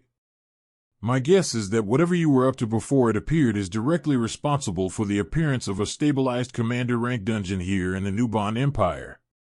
From what I hear, you've been missing from the front lines for quite some time. You were on a mission and simply vanished. Now you're here with your whole group of Lucky Charms and a Void Badger, Corbin replied. Winged Void Badger to be precise. And she's part of our team. Her name is Kara, and she enjoys holding small creatures and booping dragons on the nose, Karl agreed. Corbin determined that the only way forward was to simply pretend that Karl didn't exist and go to the Dragon Cleric for answers. Anything else was too hard on his sanity. The Spellblade turned to Tessa with his polite business smile in place. Where might your next planned stop be? Your team is a long way behind enemy lines. Tessa gathered herself and stopped laughing so she could answer. We're headed for Cliffnell, where we plan to get back on the road, and then head east to the Beastkin Nation. It was either that or go back into the Divine Beast Nation and go through the wilderness to the border. Who sent you? The Bureau and the Prime Minister himself said we were the only team in the region, he asked. We arrived with the assistance of the Bronze Dragon Orthos from a negotiation location within the Divine Beast Nation. The trip was authorized by the Archbishop himself. I have the letter here, she explained. She handed him the paper, and Corbin frowned as he read through it. Well, that is unexpected. But if I might ask, what secret mission were you on in the Divine Beast Nation? Something to do with the Void Badger. Karl smirked as Tessa frowned, trying to decide where to start explaining. Not exactly. Karl was relocated by an anomaly, and when he exited, he was in the Divine Beast Nation and already had Kara. There was some concern that the beast gods would be unwilling to return him to the Golden Dragon Nation, and the rest of us were sent to ensure that the contract we signed with the Red Dragon, which demands we not leave a party member behind, was not broken. So, that's where we were when this anomaly was discovered, and we enlisted their assistance to arrive on the west coast. We have been posing as merchants since then, making our way across the country at the speed of a merchant wagon. Prince Corbin sighed. That's actually brilliant. With the Naga, you can pretend to be a proper group of locals. Our plan was to pose as a nomadic Spellblade clan while we investigated. Nobody expected us to get close enough to see the dungeon firsthand, so we would be reporting back whatever we heard. How many powerful dungeon champions were there when you arrived? Tessa shook her head. We were on location when the anomaly opened. It was just us and the orcs, and then we left as the first challengers arrived. We're on good terms with the nomadic orc tribes, and we didn't want to fight them for control when our half of the job was already done. To see if the anomaly stabilized. Corbin asked. To ensure that it stabilized. Which we did from the inside before anyone realized what was going on. The beast gods have a theory that having the stabilized anomaly here will help keep trespassers out of their nation. It's close enough to the coast that every other nation can just sail into Lutinate and make it to the dungeon in a day. It's easier to sail into the port and go down the road than it is to try to sneak in across the Divine Beast Nation or from the eastern border, Tessa explained. The Spellblade took out his map and looked at the various options. That seems like a logical option. Can you show me where the dungeon should be? He asked. It is right there. If you're going to continue that way, it was spawning copper drakes and sand yetis among the farms in this region. Camping is a disaster. Don't bother trying to enter, as you'll probably have to fight your way out. South of there, Halcyon is preparing for a siege, or massive traffic, as it is within a half-day's walk of the dungeon. The roads were crammed with farm traffic, but everyone is paranoid about running into the nomadic tribes. Tessa gestured at the map as she explained, as his map was even worse than the one they had hand-copied. Corbin was adding details as Tessa explained them, along with notes on what monsters to expect in the area, both the spawns and the local farmers. This could be more difficult than I thought. Unlike your group with the Monster Man, we're going to be bringing a whole sect of young humans through. That will make it pretty obvious to anyone we see that we're headed for the dungeon. Tessa frowned. Do you still need to get to the dungeon? If we go back with you, we can give them all the details that you would get. Corbin tapped the map as he considered it. Let me think about that for a bit. Having you here is an unexpected twist that wasn't in the predicted scenarios. As the last of the zombies were eliminated, the storms were disabled, and silence fell over the depression where the spellblades were camped. With a mixture of relief and exhaustion, the mages collapsed to the ground, while Ophelia and Dana came over to join Karl and Tessa. Sleeping early was a good call. The other mages look horrible, Ophelia joked. I'm not sure if you've noticed, but we have been in combat for nearly 2 hours. Miss, I don't have ranged attack skills, Dana replied. The berserker snorted in amusement. I'm not getting zombie blood in my fur if I can avoid it. Didn't I come around with water for everyone? Ray laughed in Karl's mind at that comment. She had been in the center of the camp, firing stones at the zombies the entire time for the exact same reason. It wasn't easy to be a furry lady surrounded by zombies. She was just thankful that the area was full of mages who were happy to use fire to get rid of all of the leftover bodies and viscera. There are no more zombies around. Are the Donnas all recovered yet, or do we need to guard them? Hawk asked, distracting Karl. The spellblades are recovering, but they have enough commanders who are fit to watch over the camp that you can return and sleep until the sun comes up at the very least. I'm on my way back. Tell Ray not to slack, since she's the only one who can see anything coming in the dark if I'm asleep. Hawk was definitely cranky about being awakened in the middle of the night. The moon was half full in the sky, and there were no clouds, so even the humans could see a little in this light. Karl paused there. He had forgotten that he was one of the humans again. Perhaps if he thought about them as their classes, it would help. Mages and clerics had more trouble seeing in the dark than he did. Yes, that was better. Prince Corbin took notes of the situation as the team began to relax, and then got back to his original line of questions. You said that you had been in the dungeon. Did you complete it? What sort of rewards did it give? He asked. Karl realized that he had never even checked, and now he had to search through his inventory boxes to find what might have come from the dungeon, and separate it from what had certainly been there already. There were some commander rank armor pieces, nothing special. Some decent ascended rank armor, and then a small golden chest. That was unexpected. There were some coins, some armor, and a golden box, Karl replied with a shrug. Tessa turned to him. A golden box full of what? Did you even examine it, much less open it? Karl shrugged, and Tessa rolled her eyes at him. In the dim light of the camp, backlit only by the cooking fire that Lotus was tending, it was easy enough to ignore the fact that she was exasperated by his lack of interest in the rewards of the dungeon. Karl checked the box, a bit embarrassed that it had slipped his mind. First dungeon completion random reward, it's a random reward. I don't know what is in the box, he explained. Dana poked him on the side of the head. Those boxes are a group reward. Why don't you go ahead and open it, so we can see if it's something useful? Corbin made a get-on-with-it gesture.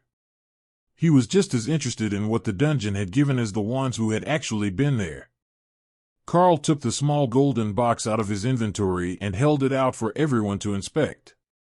Well, it looks normal enough. I wonder what sort of reward fits in that box, Corbin noted. In the edge of Karl's vision, Lotus smirked. One of them had opened up into a full stage with a spinning wheel when she tried to open it.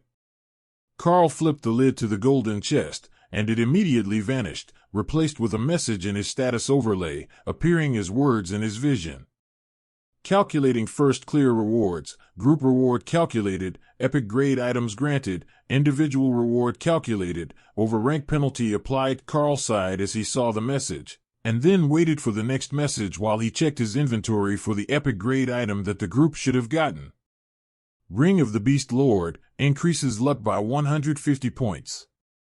Increases damage of skills used by bonded or summoned companions by 15%. Karl had no idea what the luck stat was supposed to be. It was nowhere in any of his interfaces, even when he checked them again. It must exist if he could get a bonus to it, but it was not a visible status line. However, 15% more damage from the skills of his beasts was a pretty good ring. Combined with the giant strength ring that he wore on his other hand, it would make a noticeable difference in their combat ability. Individual reward granted. Karl's vision went blank, and he found himself standing in an empty void with nothing but a spinning wheel with square spaces on it like a paddle wheel on the grain mill. It was the same concept as the other spinning prize wheel, but this one had the prizes around the outer edge instead of on the face. That made room for many more options, and the wheel was dozens of meters tall. Karl looked at the skill in front of him. The actual square looked like tinted glass, but there was elegant script on the front that read Skill Book, Pimp Slap. Now that was a skill. How useful it would be in common was questionable, but the name alone implied that it had great possibilities. The other slots couldn't be read from his position, as if the titles were blocked. So, Karl knew what spot to watch as the wheel spun to get a guess at what might have been possible. There was no benefit to delaying any further, so Karl jumped up a few meters and grabbed the wheel to drag it down. It was huge, and it would take some effort to get more than one full spin out of it, he assumed. The slots began to blur by too fast for him to read as the wheel rapidly picked up speed from Karl's overly enthusiastic spin. It felt like an eternity before it began to slow, and he could finally see the options. There were clothing items, an epic grade tint in a box, whatever that was, some oddly named skill books, and even experience bonuses. It wasn't on par with the last time that they had gotten a reward, but there were some good items interspersed with the cosmetic items. Perhaps if he didn't have Ray with him, a commander rank coat might have meant more. The wheel slowed to a stop, and Karl stared at the words on the reward slot in front of him. Congratulations. Random reward granted. Karl stared at the label on the spot in front of him. Skill advancement token, advance one known skill by 1 tier. Karl smiled as he saw what he had gotten. Advance evolution by 1 rank, invalid target, advance skill master rank 2 to skill master rank 3. Karl got the impression that the system couldn't decide whether he was trolling it or not. It was obvious that the token was a single-use Skill Master Rank 3 token. Using it to advance Skill Master to Rank 3 seemed to have confused the system. But he waited patiently to see what would happen. The token could have just told him it was an invalid target and made him pick a different one. In fact, Karl expected that it would, after a few more seconds. Skill Master advanced to rank 3, Skill Master advanced to rank 4, max tier reached, Skill Master 4, allows all skills to evolve to 1 rank and 1 tier higher than their current tier with practice. Additional functions locked until second advancement. Karl stared at the notification. Now he understood why everything had frozen. Skill Master 3 allowed skills to evolve by a tier with practice, and he had a lot of practice with Skill Master. So, it had tried to evolve to rank 4, the next logical tier of its own ability. However, he didn't meet all the requirements of Skill Master rank 4. So, it had momentarily frozen as it attempted to advance. "Are you back with us?" Tessa asked as the scene faded from Karl's vision.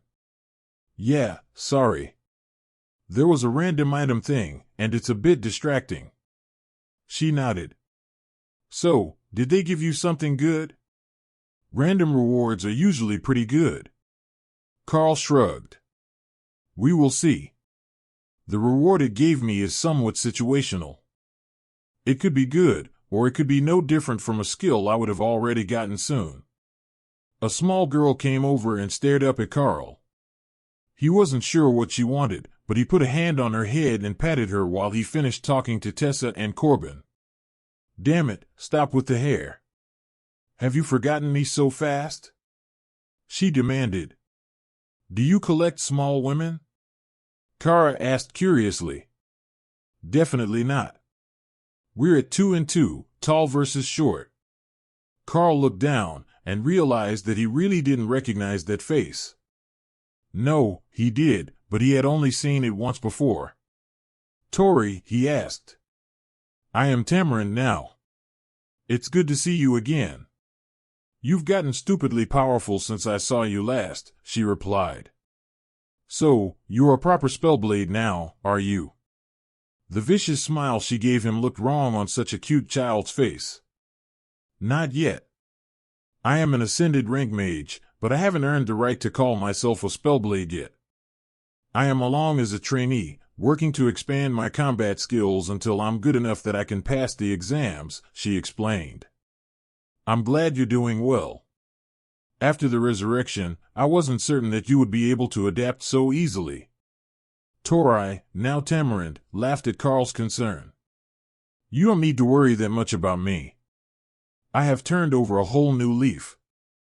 I've got all this family to look out for me now, and they're happy to keep me away from any sort of misbehavior.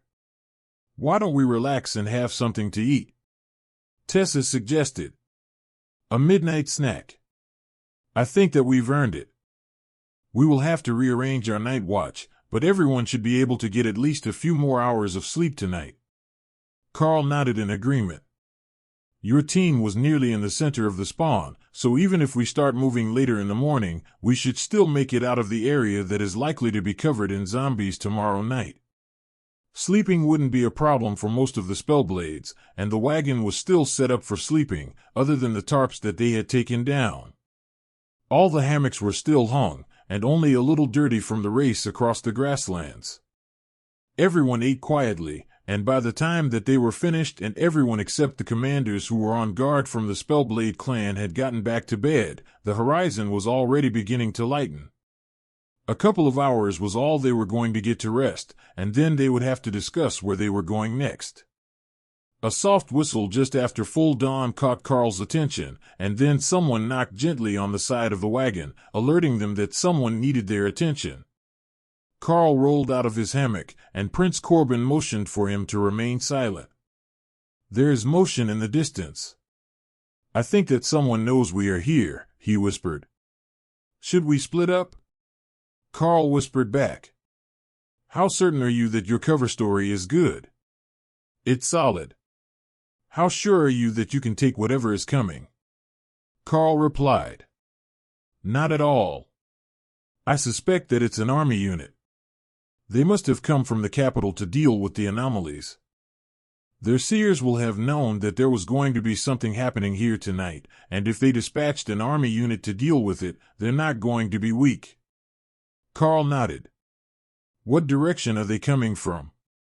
"Southeast." "Where are you going to go?" Corbin asked. "I am going to go straight east, as planned. It's the logical route for me to take, headed straight to the road." "Where are you going?" "Southwest. I have disguise magic that will hide us from cursory detection. The army is charged with keeping nomads under control, so they're not going to be particularly kind to a nomadic Spellblade clan." Corbin nodded, and Karl prepared to hop back on the wagon as Dana packed up the hammock. "Good luck. We will see you soon. I'm not going to push for more information when things are this bad.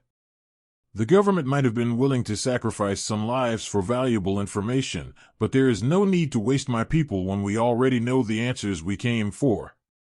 They shook hands, and Karl sent everyone but Thor and 2 of Remi's bodyguards back into the spaces. With Dana's golems walking behind them, they headed east through the ash piles left after their battle. Once they were up out of the depression, Prince Corbin activated an air spell that made a mirage over their group, effectively hiding them from simple visual detection. That should be good enough to prevent the army from finding them, and the whole clan was headed straight south, on a course where they wouldn't be intercepted. But Karl and his team were in the open, and it wouldn't be long before the scouts changed course to intercept him and his team. There would certainly be questions, especially if they were expecting a massive horde of zombies right here. They were still close enough to see the remnants of the battle, so there wasn't going to be any way to hide that the zombies had been here. Karl raised a hand in greeting when the closest of the scouts, a Tortolin warrior with a sturdy turtle shell around his torso, gestured in their direction. Everyone ready? It's time to play our parts. Karl pulled Thor to a stop as the warrior, who was carrying 2 narrow blades across his back, ran in their direction. Merchant, did you encounter the undead during the overnight hours? We were informed they should be near here. Karl nodded and gestured behind him. They were drawn to a depression over there, and we fought them for most of the night. There are no more around, but I wouldn't hang around here for long. They're likely to come back at midnight. The Beast Nation told me about those phenomena, Karl explained. The Turtle Man nodded in understanding, then gestured behind them. Were there others with you? Karl nodded. We were camped by that big stone over there, then we heard the sound of battle over here. Once I realized we were both surrounded by the undead, we moved to help them defend their camp. Strength in numbers and all. It was just a small nomadic tribe, demons and humans. They moved on at first light, before full dawn. The Tortolin made a note, then tapped his chin with his pen. How many in total? Keeping the numbers of nomads under control is part of our job. Karl shrugged. I didn't count them, but I would say about 24 fighting-age adults and an equal number of elders and children. That answer seemed to please the soldier. So, roughly 50, perhaps a few less. And mixed humans and demons. With that, he looked at the ladies in the wagon. Ophelia nodded. That's right, I would say just under 50. Not much of a fighting force, as they didn't have anyone stronger than a commander, but they had a couple of magic users that made the fight a lot easier. The Tortolin made a note of that as well. That's normal for demonic nomads. I'm just glad that you didn't suffer any casualties from the undead or the demons. I will need to see the battleground. Can you tell me what sort of spells your team used? I am an elemental shaman, so there was a large blizzard and flaming cyclones, as well as some lightning. The Naga warriors use water magic attacks, so there will be lots of that, plus the attacks of our golems and the other guards, Karl explained. The Tortolin frowned. Is there anything that you didn't use? Something that we can use to pick out how much of a threat the demons are, and if there might have been advanced undead among the zombies. Oh, I forgot that there were thrown boulders as well. A specialty of the golems. But there should be some fireballs and arcane attacks from the others. They'll look a fair bit like ours, though.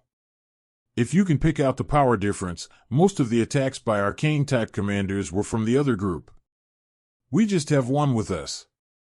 Then a bunch of the fireballs were also theirs. I don't know if you'll be able to tell them apart from my fire spells, though. The flaming cyclones come in 2 varieties, both at my rank and one below that, Karl explained. Thank you, merchant. Please wait here while the unit commander comes to speak with you. If the army unit was going to come to them to talk to get more details, that would give Prince Corbin and his Spellblade clan plenty of time to escape. As long as they could make it past the patrol, they would be able to turn east and start heading for the border. They were not going to get there anytime soon, but it would be safer every day that they moved away from the dungeon. The whole military unit was coming towards the wagon, and Karl could sense the tension in the wagon behind them. The monsters didn't seem to suspect that Karl's team had been doing anything wrong so far, but they also hadn't gone looking for the battlefield yet. Once they saw the outcome of the battle, they would certainly have some serious questions about what sort of combat power Karl and his team had.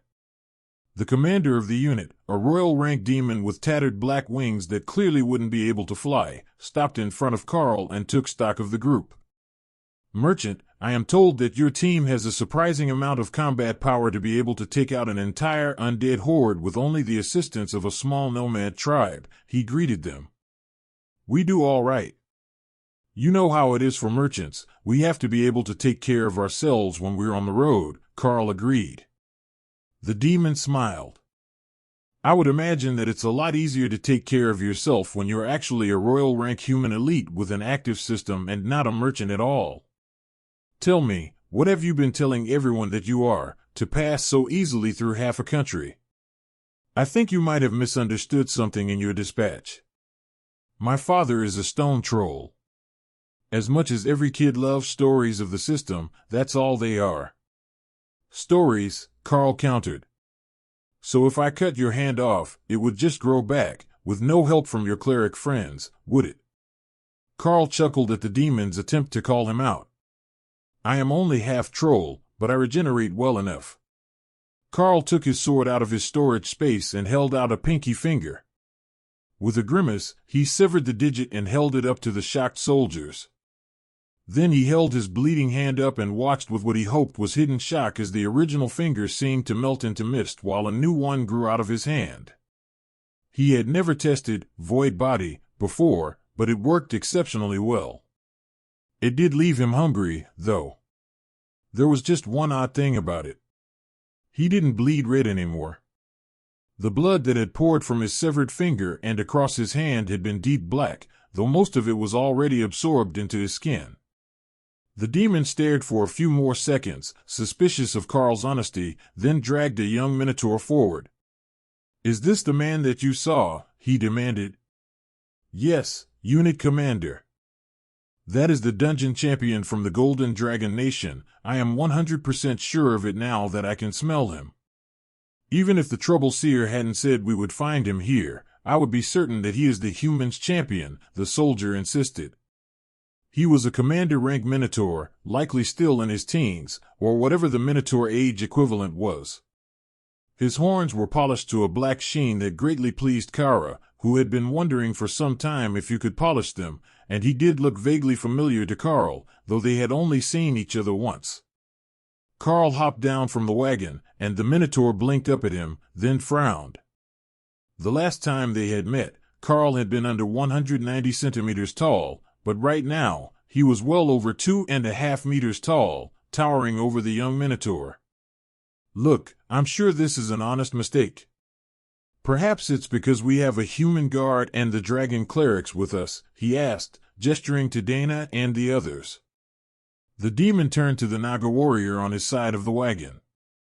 Did this man hire you to pretend that you were his guards? He demanded. The Naga gave him an unimpressed look. Are you retarded? We Naga have our own dignity. We have been his guards as long as he has been a merchant. There is no pretending involved, he responded in Serpent. The demon's eye twitched, and Karl watched carefully as he barely resisted going for the blade on his hip at the insult. Karl looked through the soldiers, taking note of the ones in lighter armor, which wouldn't interfere with their mobility when casting spells. The soldiers noticed where he was looking, and began to believe that Karl might be telling the truth. If he took out the mages before they could respond, the rest of the team would have a devil of a time trying to kill a royal rank troll without fire magic. The demon frowned as he started to consider that they might have gotten the wrong target. But he couldn't just let it slide when they had been specifically sent here. I will need to ask you to come with us until this matter is settled. You will be free to make your sales when we get to the city. So you're going back to the city of Cliffnell. That's no trouble, we were headed there anyhow. Karl shrugged. No, the fortress city of Bet-Hoke. You will be brought to the Overlord's temple for questioning on suspicion of being a spy. Whatever, as long as they're interested in buying tools, it's fine by me. You don't mind if we make a few pit stops at the farms along the way, do you? Karl asked. What part of this are you not getting? The demon asked. The part where you think you're in charge here. If it wasn't likely to offend the delicate sensibilities of the war cleric, we would be having some harsh words about your assumption that you can just throw around accusations and detain merchants. I would think that you would be a bit more understanding when you're asking for a favor. There are countless nomadic tribes out here, after all, and it would be a shame if we walked away the next time you met one. Karl could feel the glares that he was getting, both from in front and behind. However, after a few seconds, the demon relented. All right, you have a point. Until we can prove that you're the spies from the Golden Dragon Nation, we will ask that you accompany us as honored guests. That's much better. Lead the way. But I was serious about stopping at the farms. They're the ones most likely to need the tools, and my wagon is nearly full. The demon sighed and motioned for his unit of 100 soldiers, mostly at the ascended and commander rank, to encircle the wagon. They had just started to move when something in the demon's pocket began to glow. The unit leader took out a flat stone object with runes all over one side, then stared at the other. It looks like our guest is a prophetic one. There is a nomadic orc tribe coming our way. We won't be able to avoid them with the slow-moving wagon, so everyone should prepare for a fight. Karl cleared his throat. If you don't mind, we've got dragon clerics with us. Do you mind if we trade some food to the orcs before things get messy? I swear to the vampire gods, you are the most annoying troll that I have ever met. Ophelia poked Karl in the back.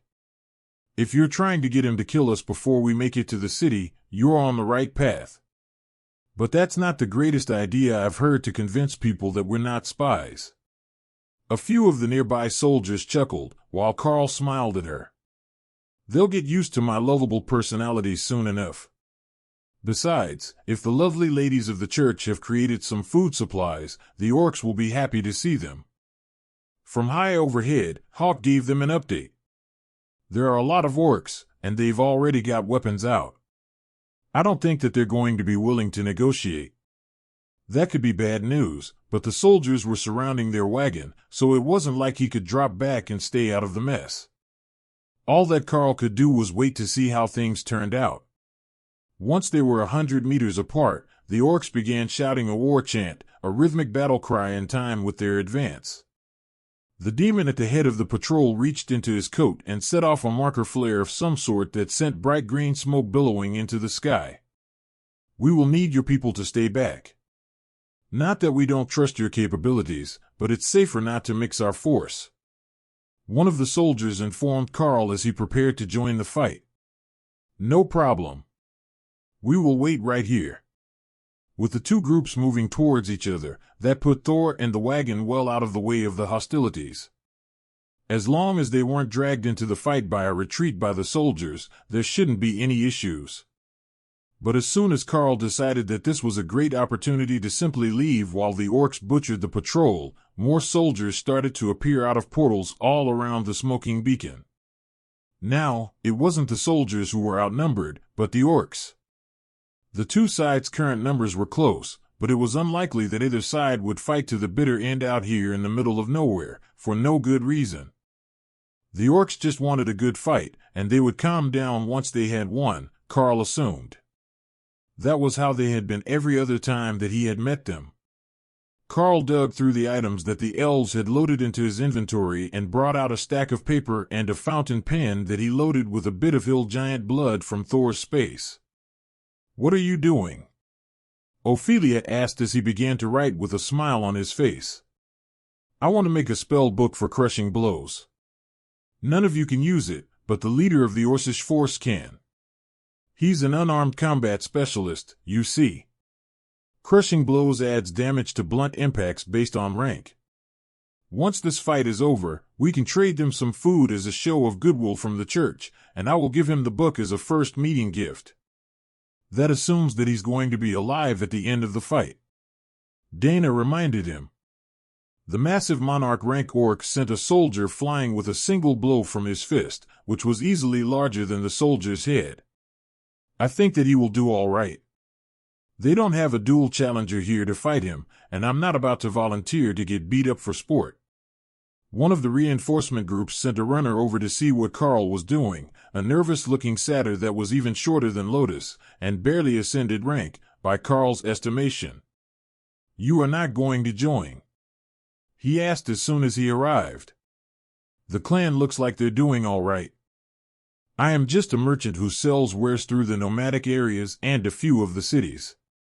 The first group of soldiers asked me to stay out of the fight, as they didn't trust my loyalty was to them and not to the nomads. Karl explained.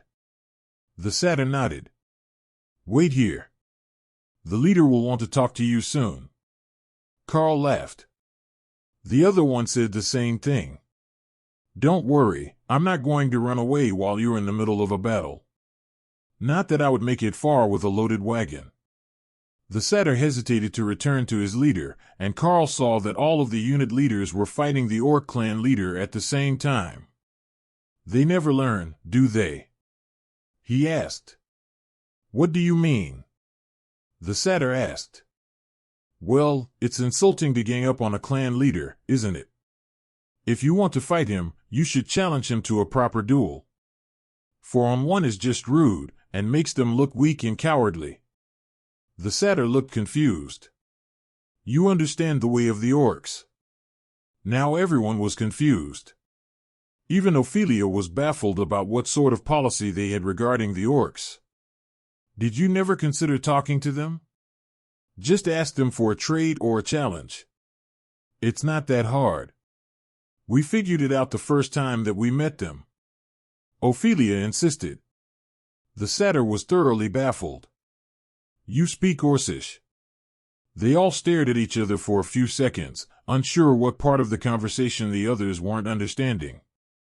Then a large orc with a club in his hand pointed at Ophelia. Hey thick, sexy and furry. You are listening to a story on Time Drift Stories channel. If you enjoy it, please like, comment, and subscribe so you won't miss the next episode. How about you come over here and show me if you would make a good wife? He shouted. If you wanted a strong woman to spank you like your mother should have, you just had to ask. She shouted back. Karl laughed, but the satyr looked confused. Perhaps he just wasn't familiar with crude humor. Ophelia sized up the orc, and then nodded for Karl to buff her up. They were both commanders, but she wasn't taking any risks of ending up as some random orc's wife. Haste, terrorize, brutality and trollish regeneration stacked with her own berserk terror skill, and she transformed into a 4-meter-tall dire bear before charging at the orc.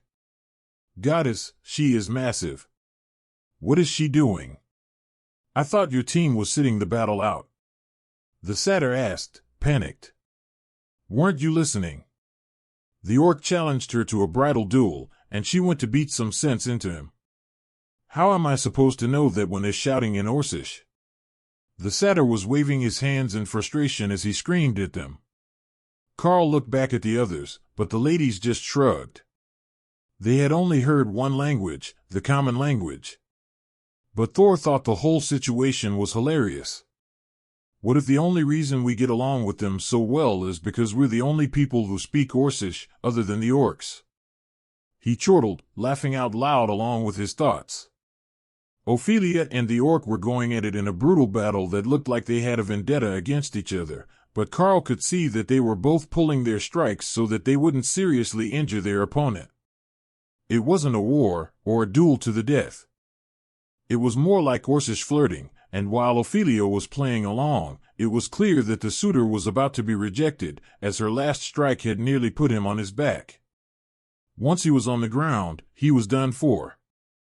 In dire bear form, she was much larger than he was, and she could just pin him to the ground with one massive paw.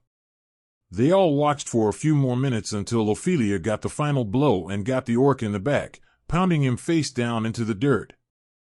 A few other orcs whooped in celebration nearby, laughing at his misfortune as Ophelia rubbed him in the dirt for a few seconds before backing away and transforming back into her warbear form. The orc got to his knees and made a show of bowing before Ophelia before standing up to look for another challenger to improve his combat skills. The satyr snapped his fingers. Wait, if you can speak Orcish, can you end this insanity? Ask them for a parley or something. At the start, maybe. But it's a bit late for that now. There are a lot of dead on both sides already. Once there are deaths, it's generally too late for talking. Karl sighed. If he had known that for some reason he could understand the orcs when nobody else could, he would have insisted from the start. I need to tell my leadership. I will be back. The satyr informed them, before turning to run off. Do you think that it's the system translating? The Orcish tribes seem to have more memories of the past than others, so maybe they still have an affinity with the system. Dana whispered, just loud enough for the others to hear. Tessa nodded. That's as good of a guess as any other reason. We all understood them just fine, but we've all got active systems, while the monsters here didn't need one to be strong. Lotus looked excited as she realized something. Orcs have their own gods, but they include the world dragon in their pantheon. I think Tessa might be right. They still have some lingering affinity with the system. In fact, they might even have a limited version of the system still active, like the other elites do. But they're orcs, and they all pick the warrior class, other than a few shamans. They are different from other species, but that makes me wonder what they were like in the past. You met them during that time Bishop Misty sent you to, right? Karl nodded. They were strangely civilized. They were smart, and spoke with a very refined accent. There is still some of that, like the fancy pants that the messenger they sent us was wearing. It's all threadbare and faded, but they remember. They're just not willing to go to other species to get assistance to bring them back to the status they lost.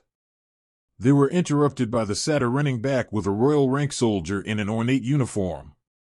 Karl couldn't pick out what sort of species it came from, but it had a bird's head and wings, as well as arms with taloned fingers and triple-jointed legs.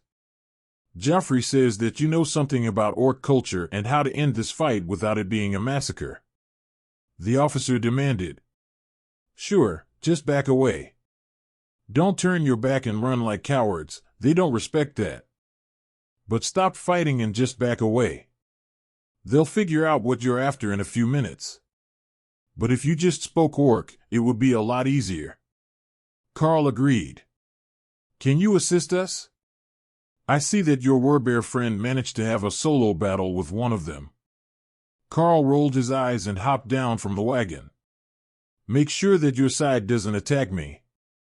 I will explain the situation. The officer looked overjoyed, Karl guessed. It was nearly vibrating with excitement, but the bird head didn't show any emotions that Karl understood. The officer called for a guard to protect them, and Karl sighed. What are you doing? He asked. Guarding you so you can make it to the leaders. Karl laughed and patted him on the shoulder. You really don't know anything about the orcs at all, do you? Karl stomped toward where the leaders were fighting, while the soldiers did their best to keep up. A large, Royal Rank orc blocked his way and Karl smiled at her. I need to talk to the boss. These guys are too stupid to understand Orcish or even what a duel is. The woman laughed and motioned for him to follow her. That did not set the officer's nerves at ease. Not even a little. The three leaders and the boss were all bleeding heavily when Karl stepped in between them with a hand out toward both sides, signaling for them to pause their fight. Chieftain, these idiots asked me to translate because they don't speak Orcish. They want to withdraw their force, but don't understand courtesy. Karl explained. That part was obvious already. Why don't they just do it? The chieftain replied while glaring at the three monarch rank unit leaders. Their custom is to just turn and run away. The orc paused for a second, and then started to laugh as he realized what Karl was trying to say. Oi, everyone back off and let the soldiers run away. The chieftain yelled. Over the next few seconds, the battle calmed, and Karl sighed in relief. I have a welcoming gift for you once you're done with these soldiers, as well as some food to trade from the dragon clerics. Let me talk to the soldiers for a bit and I will explain what they want. Karl informed the massive orc. No need to translate, I speak their language. The chieftain shrugged. The orcs might have a point about the soldiers of the Nuban Empire being idiots. The chieftain spoke their language, and the commanders hadn't even tried to keep this from turning into a huge mess. It might have been a political thing, but Karl got the impression that the soldiers thought there was no other way to deal with orc clans. Karl turned to the unit leaders.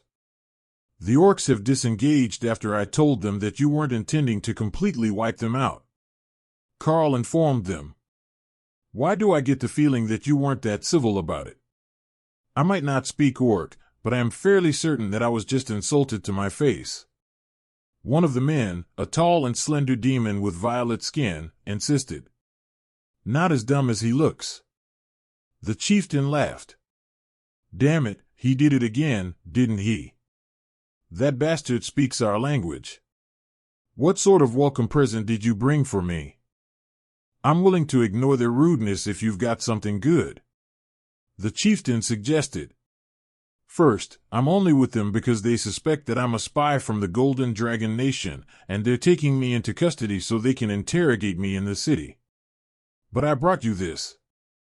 Karl replied. He handed the orc the hastily scrawled skill book, and the chieftain took it with a curious look, then flipped it open. The book vanished, and the air was filled with curses as weapons came back out. What the hell did you give him? Was that a skill book? Everyone on guard, the orcs might have a system user. The slender, purple-haired, monarch-rank demon officer shouted. Relax, it's a skill for punching people in the face. It's orc-specific, not many others can use it. Karl explained, with his hands up in surrender, as dozens of blades were pointed his way. What was the skill? The demon demanded. Crushing blows. It's worthless to me, but valuable to him. Gifts between group leaders are a common courtesy among nomad groups. Karl offered. The orc smiled and put his hand on Karl's shoulder, implying that his clan would defend the merchant if the soldiers turned on him. Even though they were outnumbered, the orcs had been on the winning side of the engagement, taking fewer than half the number of casualties that the soldiers had before the fight was halted.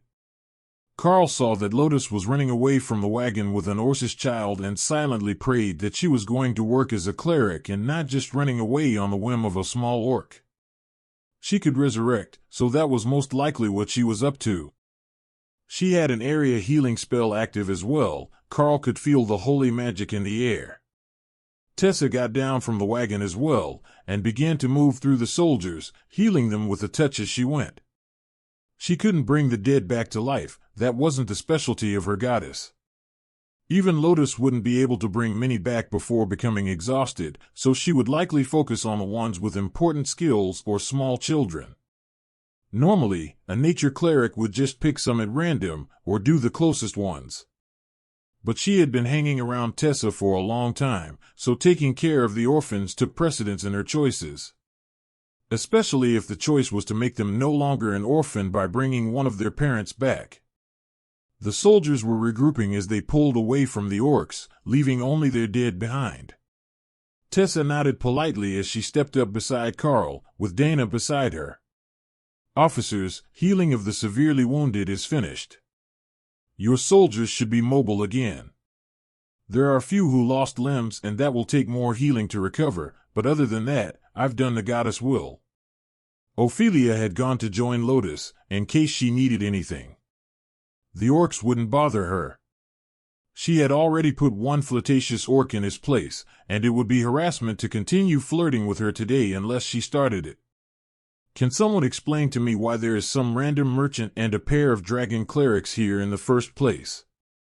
One of the assistants to the unit leaders asked. A junior officer nodded and referred to his notes. The Troubleseers informed us that there was a spy from the Golden Dragon Nation at a specific location. When we arrived there, we found this merchant matching the general description of a suspicious person that we had recently been informed of. There is some doubt that he's the right person, though. We were informed that he should be a human elite, but when we pushed him, he confirmed that he is actually part of a stone troll clan. He can regenerate fingers like any other troll, and his blood is black.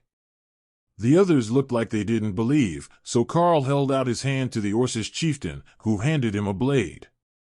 He deactivated Void Body, but left Trollish Regenerations, as he cut his hand and let the black blood drop onto the ground. Evidence enough. It takes a lot of energy to regenerate limbs?" he asked. The two newly arrived unit leaders shrugged. "Looks like troll blood to me.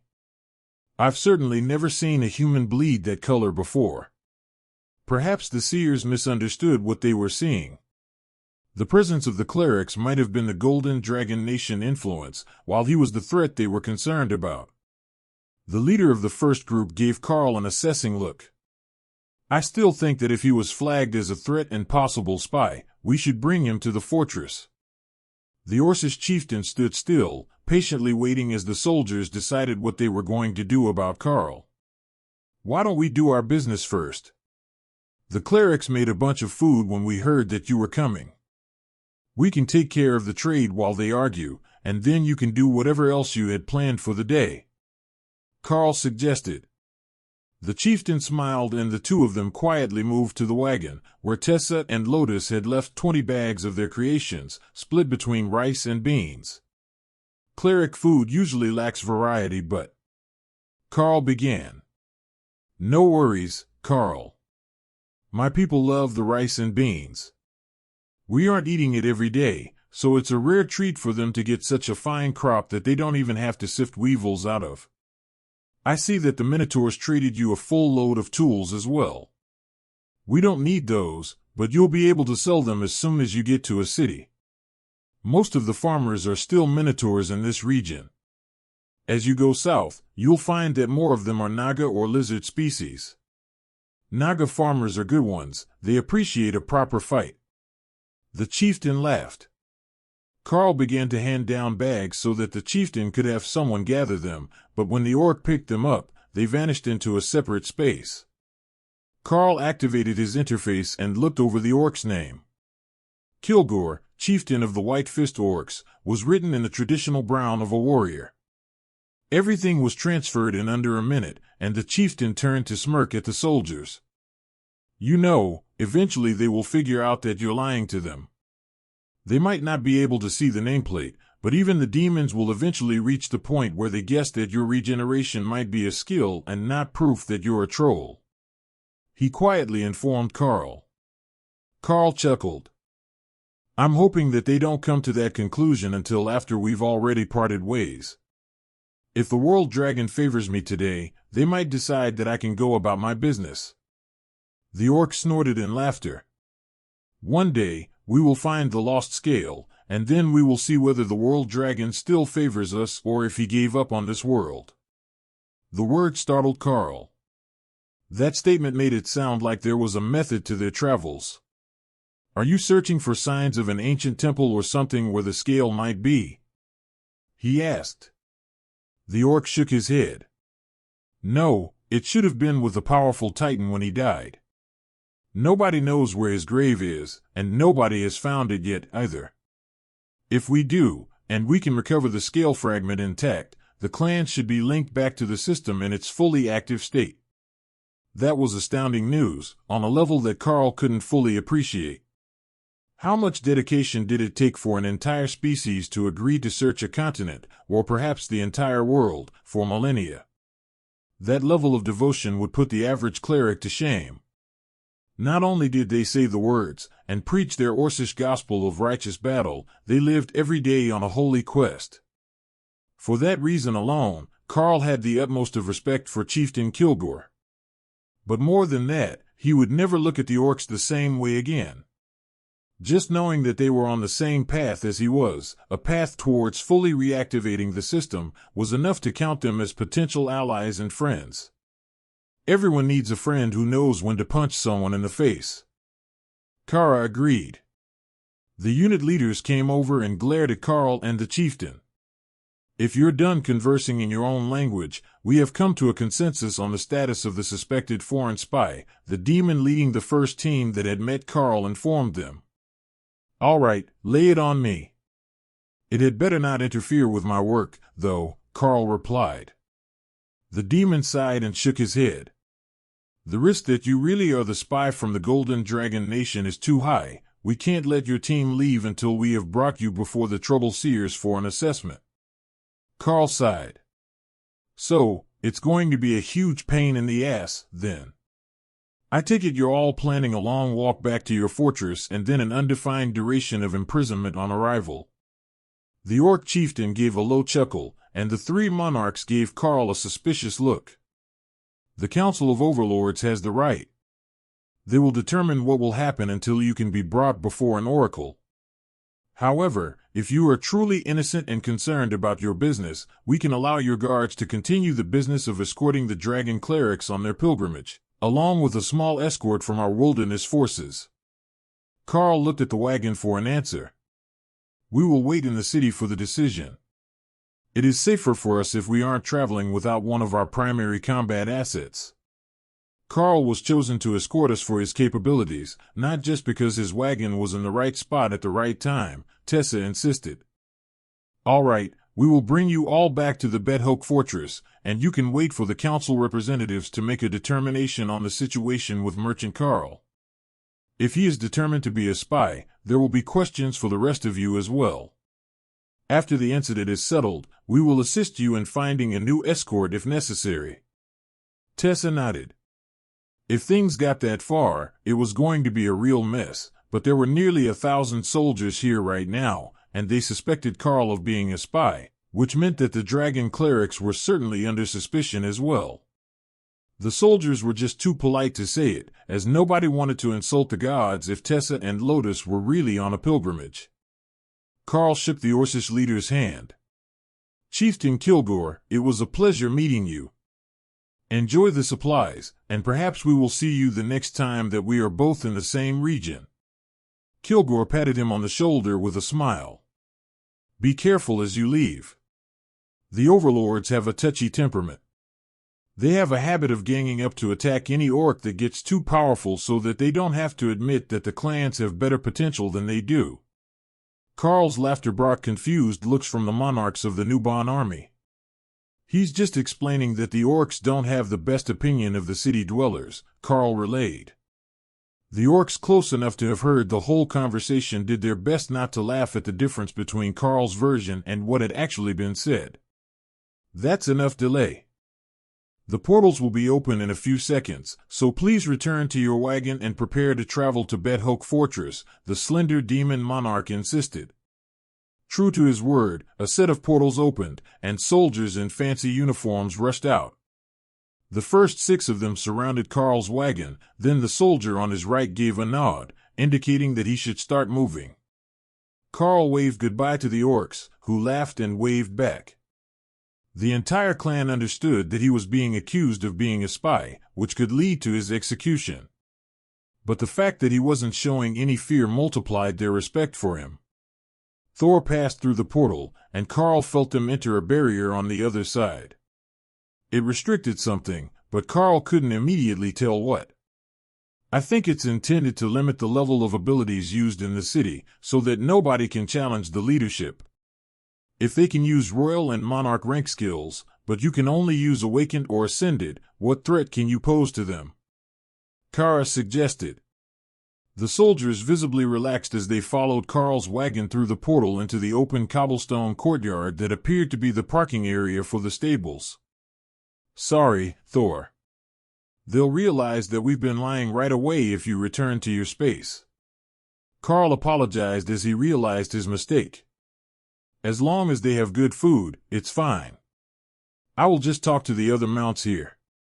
Karl looked into the stables and saw a large number of reptiles that walked on 2 legs with their tails extended behind them. They were a bit larger than an ostrich, but with powerful legs. The army units hadn't been using them, but there were dozens, or even 100 of them here in the stables. They greeted Thor with bugles and keening cries, which he replied to with happy Thor noises and a few snorts of amusement. They're friendly, and they're all part of one big hunting pack. That's weird for carnivores. They're not going to try to treat you like prey, are they? Thor laughed in Karl's mind. No, they're all awakened rank. They know that I'm not edible. But they've been trained to follow orders and not to hunt independently. They don't really behave like predators. Let me know if you have any troubles with them. I suspect that we're about to be escorted to a comfortable prison cell. That prediction was confirmed when a group of grooms came out of the stables to get Thor comfortable and put the wagon away. As they approached Thor, Karl noticed that someone was missing. Remi had recalled her bodyguards, or perhaps the barriers on the city had deactivated them. But they were definitely down by 2 Naga warriors. Karl didn't say anything about it, and instead focused on more urgent problems. Remi, the disguise won't wash off when they polish his scales, will it? Karl asked. Nope, it's a magical effect. It won't wear off his scales unless Thor wants it to. It didn't change the surface or sensitivity of his scales, only the visible color, so Thor had no problem staying black instead of green and gold. If the grooms were going to polish his scales, he would happily let them. We've been on the road a while, he could use a full rub down and his scales scrubbed, if you don't mind, Karl relayed to the grooms. Of course, sir. Your Sarah will be ready when you call for him. When Thor left with the grooms, the guards moved around Karl and the others. Please follow us. We have a suite prepared for you while we wait. I believe that the Oracle will have time to meet with you today. The building they were led into was undoubtedly the most ornate and opulent building that Karl had ever been inside. There was gold everywhere, jewels studded into the frames of paintings, magical armor suits and alcoves all down the walls, and the oppressive feeling of the spell that was restricting their magic the whole way. Please wait here. The maids will be along presently with appropriate attire and refreshments, the guard informed them. Karl nodded, and the guard stepped outside to lock them in the suite. There was no sound of footsteps, and Karl could see his heat signature through the grate of the viewport in the door. So, they were locked in and under guard.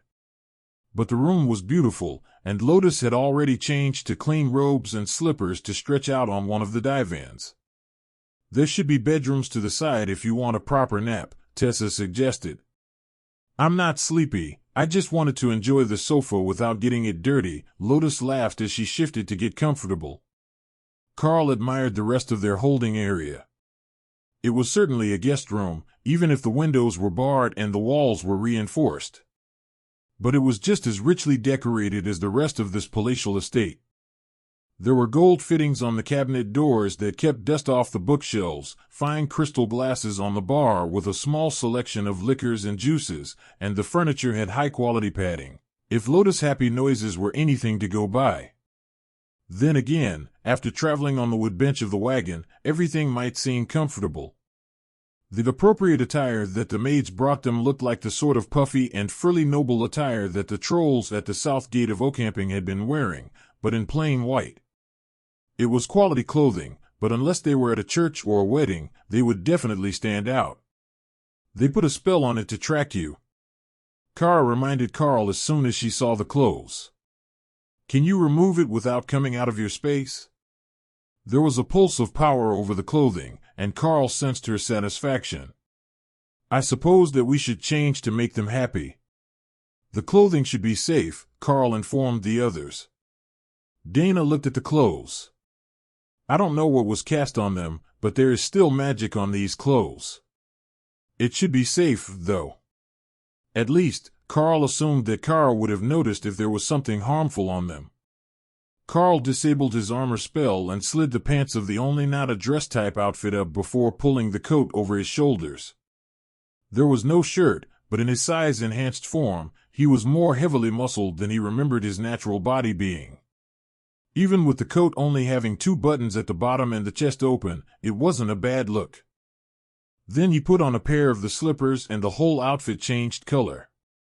It was a deep blood red with black trim, and a bit of gold embroidery.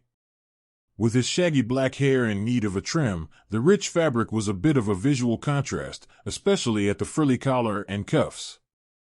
Dana giggled as she slid one of the dresses over her head before removing her armor and outfit. It was a frilly-sleeved princess dress with multiple layers of petticoats, and Karl couldn't help but smile at her frustration as she realized that there was no way to properly put it on yourself.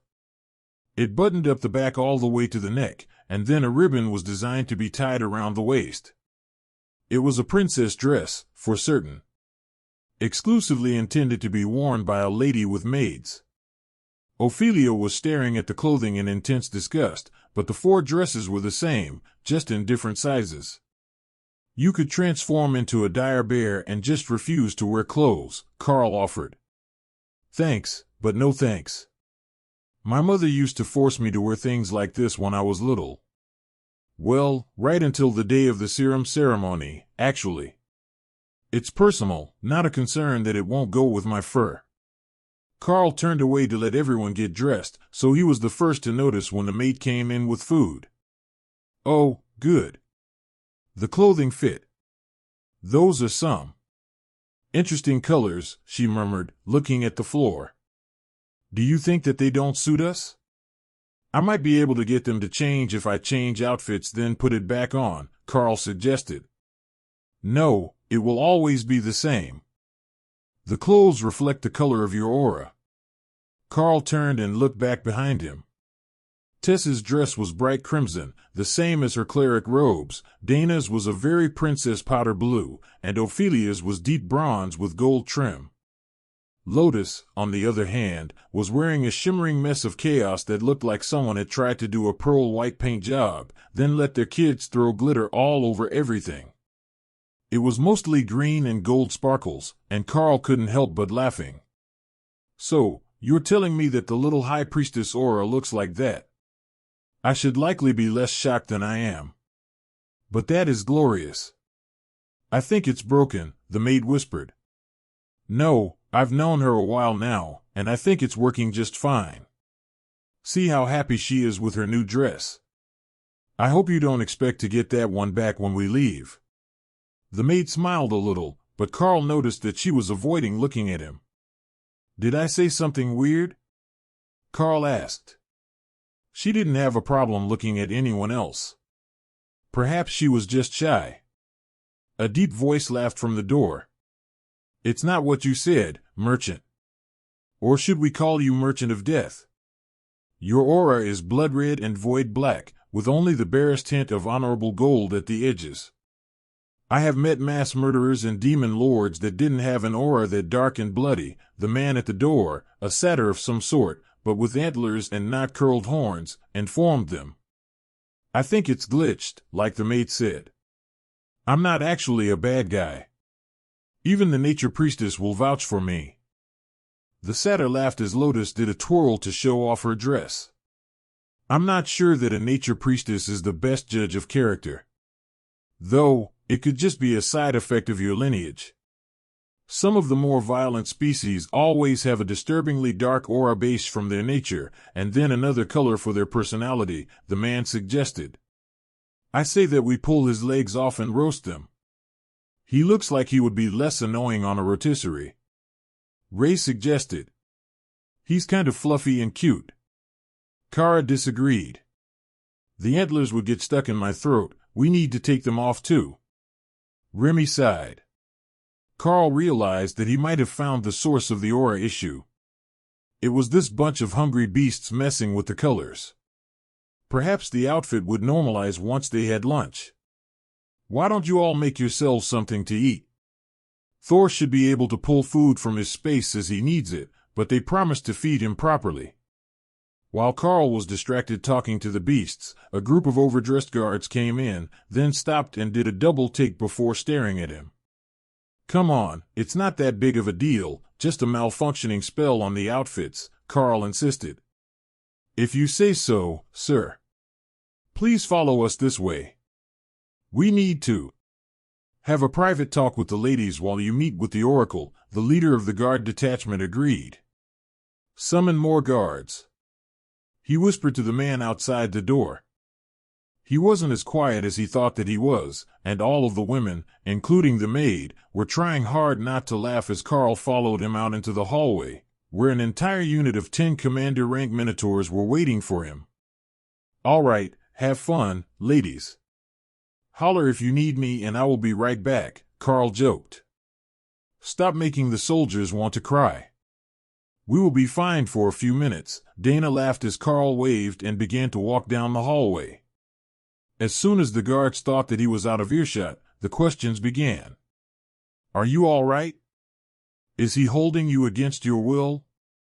We can help you escape his influence if you need, give you a portal to the docks at Penbeck or Legor if you want to get on a boat and flee. Tessa laughed and shook her head. No, we are fine. I think that the Oracular really is some sort of glitch. He's not the sort of troll that takes anything in life all that seriously. Karl was led to a room where he was sat down across the table from a feathered demon, with some sort of magical device between them. This is a lie detector. My species reacts subconsciously to lies.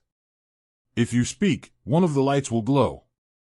Do you understand how this works? The demon asked. The green light glowed steadily as Karl spoke. Good, it seems to be working. Now, we will start on the basic questions before you are sent before the Oracle. This is just for his safety, and we would hope that you don't take it as a personal slight. That's why there are overlords at all 3 doors to this room. Ray laughed. Of course not. The Oracle sounds like someone important. You can't just let random strangers see him in person without vetting them first, Karl agreed. The green light glowed, and the demon nodded. You don't seem as surprised as most are to hear that the Oracle here is male. But let's keep on track. Were you sent here to spy, gather information, or otherwise obtain information about the Nubon Empire for another nation? Nope. Karl replied, and the green light glowed. The demon looked confused, then continued his questions. Did you come here at the behest of someone outside the Nubon Empire? Both light glowed, and Karl tried to keep a straight face as the demon growled. If I rephrase that to did you arrive in Nubon at the behest of someone outside the nation, does it change the answer? The feathered demon made a happy chirping noise. I see the issue here. You arrived in the city of Bet-Hoke because the local guards requested it, and that was not what I meant, but it was a valid answer. Karl nodded, and the demon continued. Did the person who sent you here wish for you to harm anyone within the Nubon Empire? The green light glowed, and the demon sighed. What did they send you here for? Karl considered how to answer that for half a second. I was sent here to deliver a present that would help the Nubon Empire for many decades to come. I have already done that, and when I met your guards, I was intending to take my group to Cliffnell to sell the tools that we are carrying and restock with whatever they had suitable for trade to the east down the road. The light remained a steady green. So, you haven't harmed anyone, and you came here just to deliver a present. Is that what I am to believe? Karl chuckled. Don't get ahead of yourself. I've actually killed a fair number of people since we arrived here. But none that I would feel guilty about. Bandits, mostly. The demon frowned. That's the job of the guard patrols. But it's more fun when I do it. Besides, we got a rather handsome payment for delivering a group of orphans to the driver from Halsering. The demon smiled and began to relax, but from the other side of the door, one of the overlords that Ray had detected asked the important question. Ask him how the children became orphans, the deep voice demanded. I killed their parents, of course. They were bandits, and there was a bounty on them. Dark gods, what sort of monster are you? The demon sitting across from Karl gasped. The sexy kind. The red light glowed so brightly that it drowned out the dim white backlight in the room. Well, that was rude. It didn't have to glow that bright, Karl mumbled, and the red light glowed again, though not as brightly. How many monsters have you killed in your life? The voice from outside the door demanded. I don't keep an exact count. A couple of 10, the red light began to flicker. 1,000. As Karl finished his sentence, the green light came on, faint but steady. Would it be closer to 2 or 10,000? The deep voice asked. In Karl's mind, Ray did a quick mental calculation of the bodies they had collected. Definitely closer to 2 than 10, but not for much longer. You guys are a bunch of gluttons. Karl noticed that the red light flickered as he replied to Ray, though he hadn't spoken out loud. Closer to 2, I would say. The green light glowed as the door opened, and a delicate-looking Lamia slithered into the room with a terrifying look on her face, followed by a cream-scaled Naga warrior with 4 arms and overlord rank power. Oh, tall, pale and sexy. Keep that one alive, I want him. Remi insisted. I think he's already taken. Karl reminded her. I am queen, though. I'm sure he will see sense. His small snake was coming of age, and Karl wasn't sure what to do about her newfound attraction to Naga warriors. The Lamia gave Karl a smile that conveyed no happiness at all. The Council of Overlords believes that you might be a direct threat to this fortress. I suggest that you take this seriously. If they thought I would be a danger to the fortress, wouldn't it have been smarter to just leave me in the wilderness instead of bringing me inside? The Lamia glared at the glowing green light, but the Naga overlord smirked. The other 2 doors opened, and an older troll came in on Karl's left, while a young-looking woman with bark on her skin entered on his right. His first thought was that she was a dryad, but there was blood on her lips, and her body seemed to be filled with some sort of living smoke. The Naga overlord reached into his coat and took out a piece of paper. On it was a drawing, an excellent facsimile of Karl. Is this you? The Naga overlord asked. It looks like me. But I have no clue who they had in mind when they drew it, Karl replied. The Lamia was about to translate, but Karl had received the live feed from Remi in real time, as she understood him just fine. What other languages do you speak? The demon across the table from Karl asked. Karl shrugged. I'm not bad with Troll and Orthos. The green light glowed, and the overlords began to look impressed. So, the reason that you weren't concerned about going across the wilderness is because you speak Orthos. We read the report from our guards, and they say that you broke up the fight and your clerics minimized casualties on both sides, the troll asked with a heavy accent. Karl made a noncommittal gesture. The Orthos tribes aren't bad guys if you act properly. But mostly it's just that the odds of running into a nomadic tribe in the middle of nowhere are actually pretty low. Compared to the chaos near the main travel routes with feral beast and monster spawns, plus the looters that are drawn to that sort of misfortune, it's just safer in general. What other spawns did you encounter? Undead yesterday, and copper drakes with sand yeti a few days earlier. The demon across the table from him was baffled by the answer. What is a sand yeti? They look like yeti, but light tan, and they use sand element attacks, not ice. Oh, I understand now. Desert howlers. That name sucks. The green light glowed with Karl's answer, and the Naga warrior chuckled quietly. Can you guess where we got this picture of you? Naga asked, bringing them back on track. My guess is that the oracle drew it for you. The quality is pretty good. It's a bit more slender than I am, but that could just be perspective. The light glowed green, and the Naga shook his head. Do you know a minotaur named Morisa? The trollish overlord asked. Karl thought for a second. That name sounds familiar. I'm sure I heard it not long ago. Was that the matriarch of the farm herd that I traded with outside camping? The green light flickered faintly, reflecting Karl's confusion. No, she is an overlord. Does that ring a bell? Ray giggled in his mind. I bet she would murder someone if they suggested that she wear a bell like a common cow. That's the minotaur that wants to bang the catman. Karl snapped his fingers in realization and burst out laughing. That's the one with the beastkin fetish. The overlord who wants to marry the golem mage Ahmad, the one with the golden cat ears, he explained. The light glowed bright green, and the room went silent.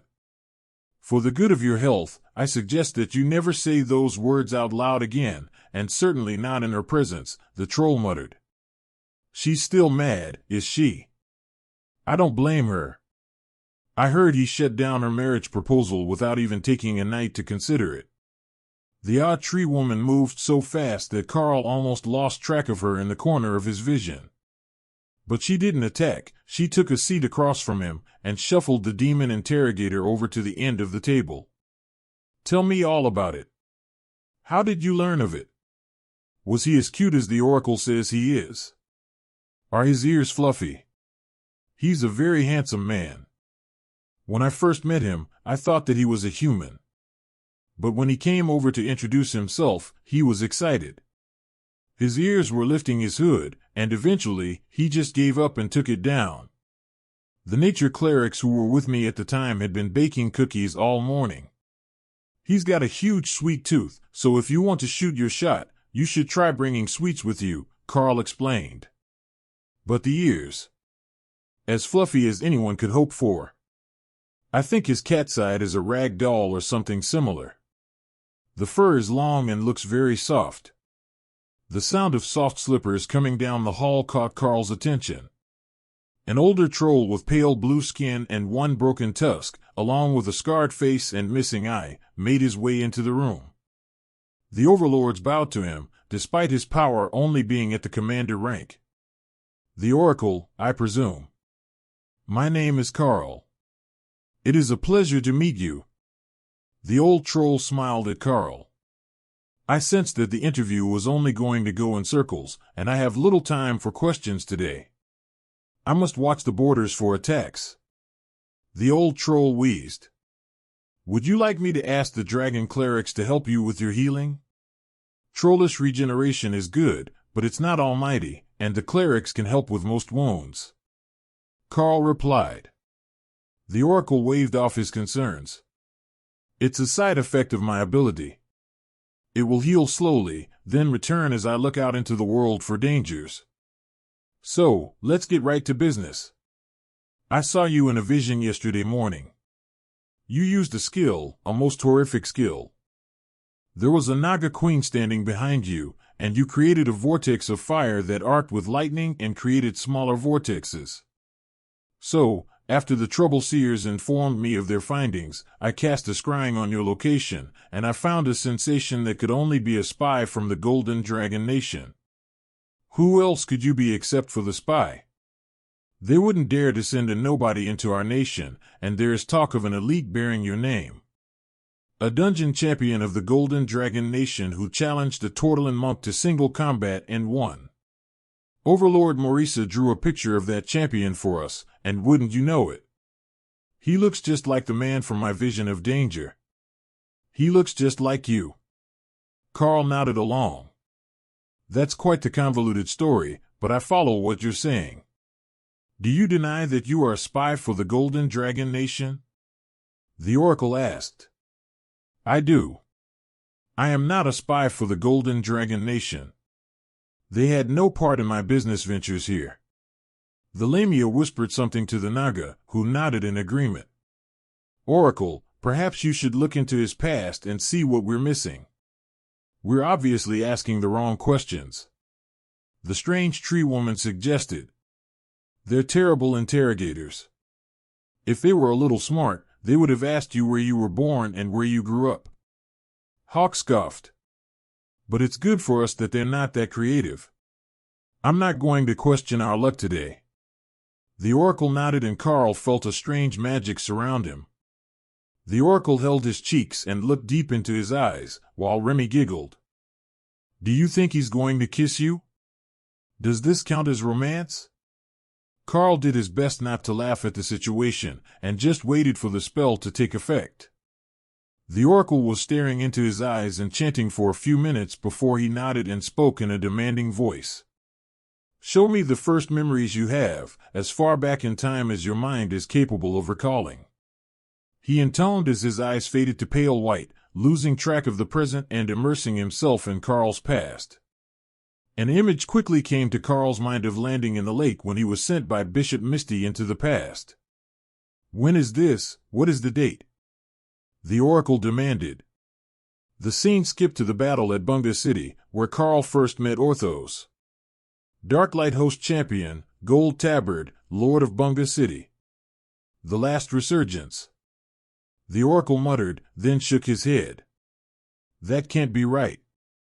Show me the earliest memory, closest to the day of your birth. The scene changed and Karl saw his parents, both in simple clothes stained the light gray of the bentonite clay from the lithium mines. "Where is this? What date?" The oracle muttered. "A village with no name, next to the deepest mine on the continent, under the light of the world dragon." He intoned, then the color returned to his eyes and he stopped to stare at Karl. "Have your parents ever even owned a calendar?" Thor asked curiously in Karl's mind. "Almost certainly not. They track everything by the workdays. Only the church uses years and months for anything."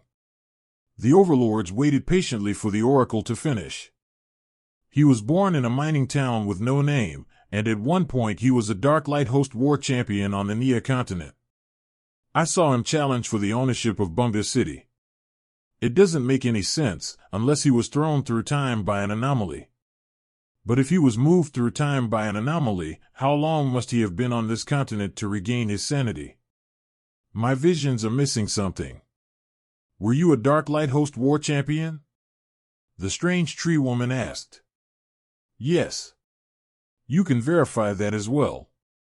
Grand Priest Orthos, the Bronze Dragon, is still alive and living in the Divine Beast Nation. He was there that day, and he can confirm that I did win the challenge for the city in single combat." The green light glowed, and all of the overlords began to stare at Karl with the sort of curiosity that was normally reserved for rare items and new species. "I'm honestly not that interesting. Not long after that incident, I was brought forward through time and didn't live all those years in between then and now. In fact, I've only been in this century for 15 years or so," Karl offered. The green light verified his words, proving them true, which only baffled the overlords even more. "Do you have anything that could verify that? Some item, artifact from the past, or other item that could be scanned? I have a spell that can verify the age of a non-living item," the tree woman asked. "Well, they went through time with me, so I'm not sure if they gained the age, but I still have some supplies in a storage bag. Here, try these. If not, I have other items from bandits I dealt with." Karl took a small bag of elven trail mix out of his inventory and placed a mix of nuts and fruits on the table. The overlord looked ecstatic to see them, and almost reached into the bag to eat some before she could stop herself. "Those are elven trail rations. I haven't seen them in a century. Those plants don't grow on this continent," she explained. She cast a spell that made the bag glow green, then her eyes opened wide, and she stared at Karl. "This bag was filled nearly 10,000 years ago. But the contents are fresh and juicy, and they smell so good." Smoke was leaking from her mouth, as if she were drooling at the sight. "You can have them if you like. They might be irreplaceable, but it is still food, and intended to be eaten." Her long, slender fingers darted out to grab the bag, pulling it to her chest. Then she delicately picked one of the nuts out and set it in her mouth, where it slowly disintegrated in the mist. The overlords silently conversed with each other, either with a spell, or just with body language that Karl was missing because he was fascinated with the happy way that the tree woman was snacking on the trail mix one piece at a time. But he also noticed that she didn't finish any of the options. She was setting one of each aside so she wouldn't eat them all. Whether it was for research, her garden, or some other purpose, he didn't know. But she was meticulous about it, and even managed to make her bark-covered face look sad when she found a lone nut that didn't have a partner for her to eat. "Well, if he's not the spy, and just a danger to the city for some unknown reason, what do we do with him?" The Lamia that came in with the Naga asked the others in a low voice. The oracle made a frustrated gesture. "Forget that. Why the hell are there two of him, one troll and one human? Or better yet, where in the seven hells did the actual spy that I detected go? Could he have been with the nomad group that was also fighting the undead? And for that matter, where is the human who looks like him? He went missing ages ago after the Dungeon Champion Challenge, and Morisa is worried that he might have found another opportunity to advance his power." The oracle was whisper-shouting at the others.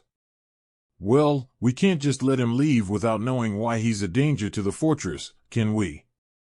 Why would we keep him inside the walls, knowing that he's a danger to the fortress? Those morons should have left him in the wilderness, and he wouldn't have come within 100 kilometers of us. Karl and the tree woman both smirked at that part, which caught the attention of the others. Something funny? The troll overlord asked. It seemed to Karl that the troll had been nominated to communicate directly with him, as they were supposedly the same species. What Karl didn't realize was that the massive overlord was speaking trollish, which was being automatically translated by the system. So when Karl replied directly, the others heard it as trollish, not common. You know that we can all hear you, right?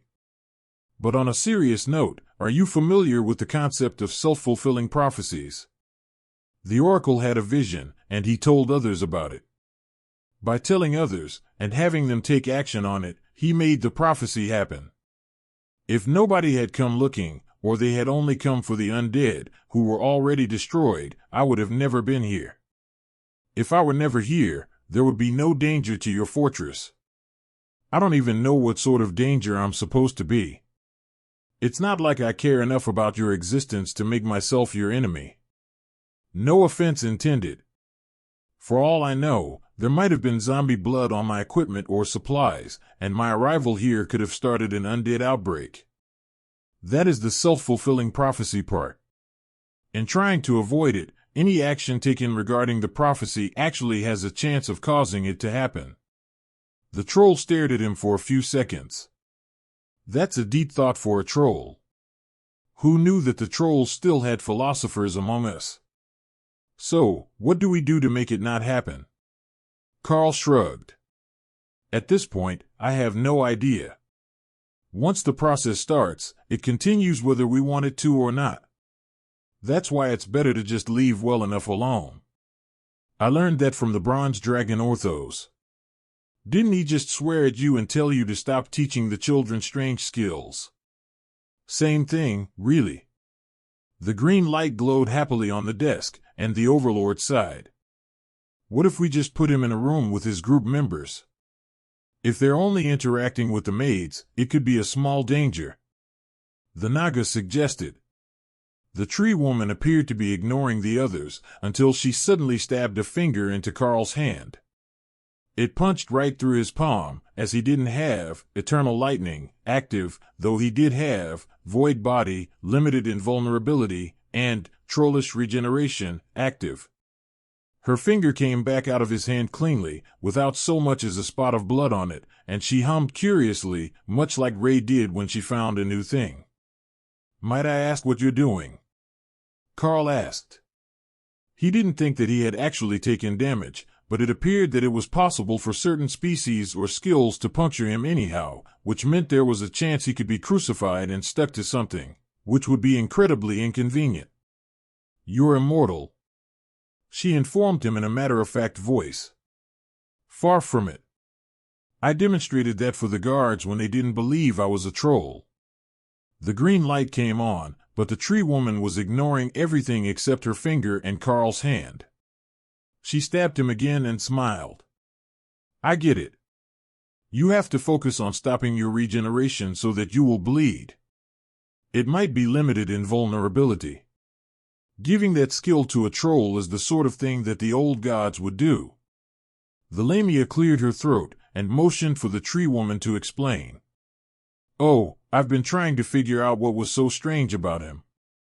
He doesn't smell like a troll, and his energy feels strange, almost bestial, not earthy like most trolls.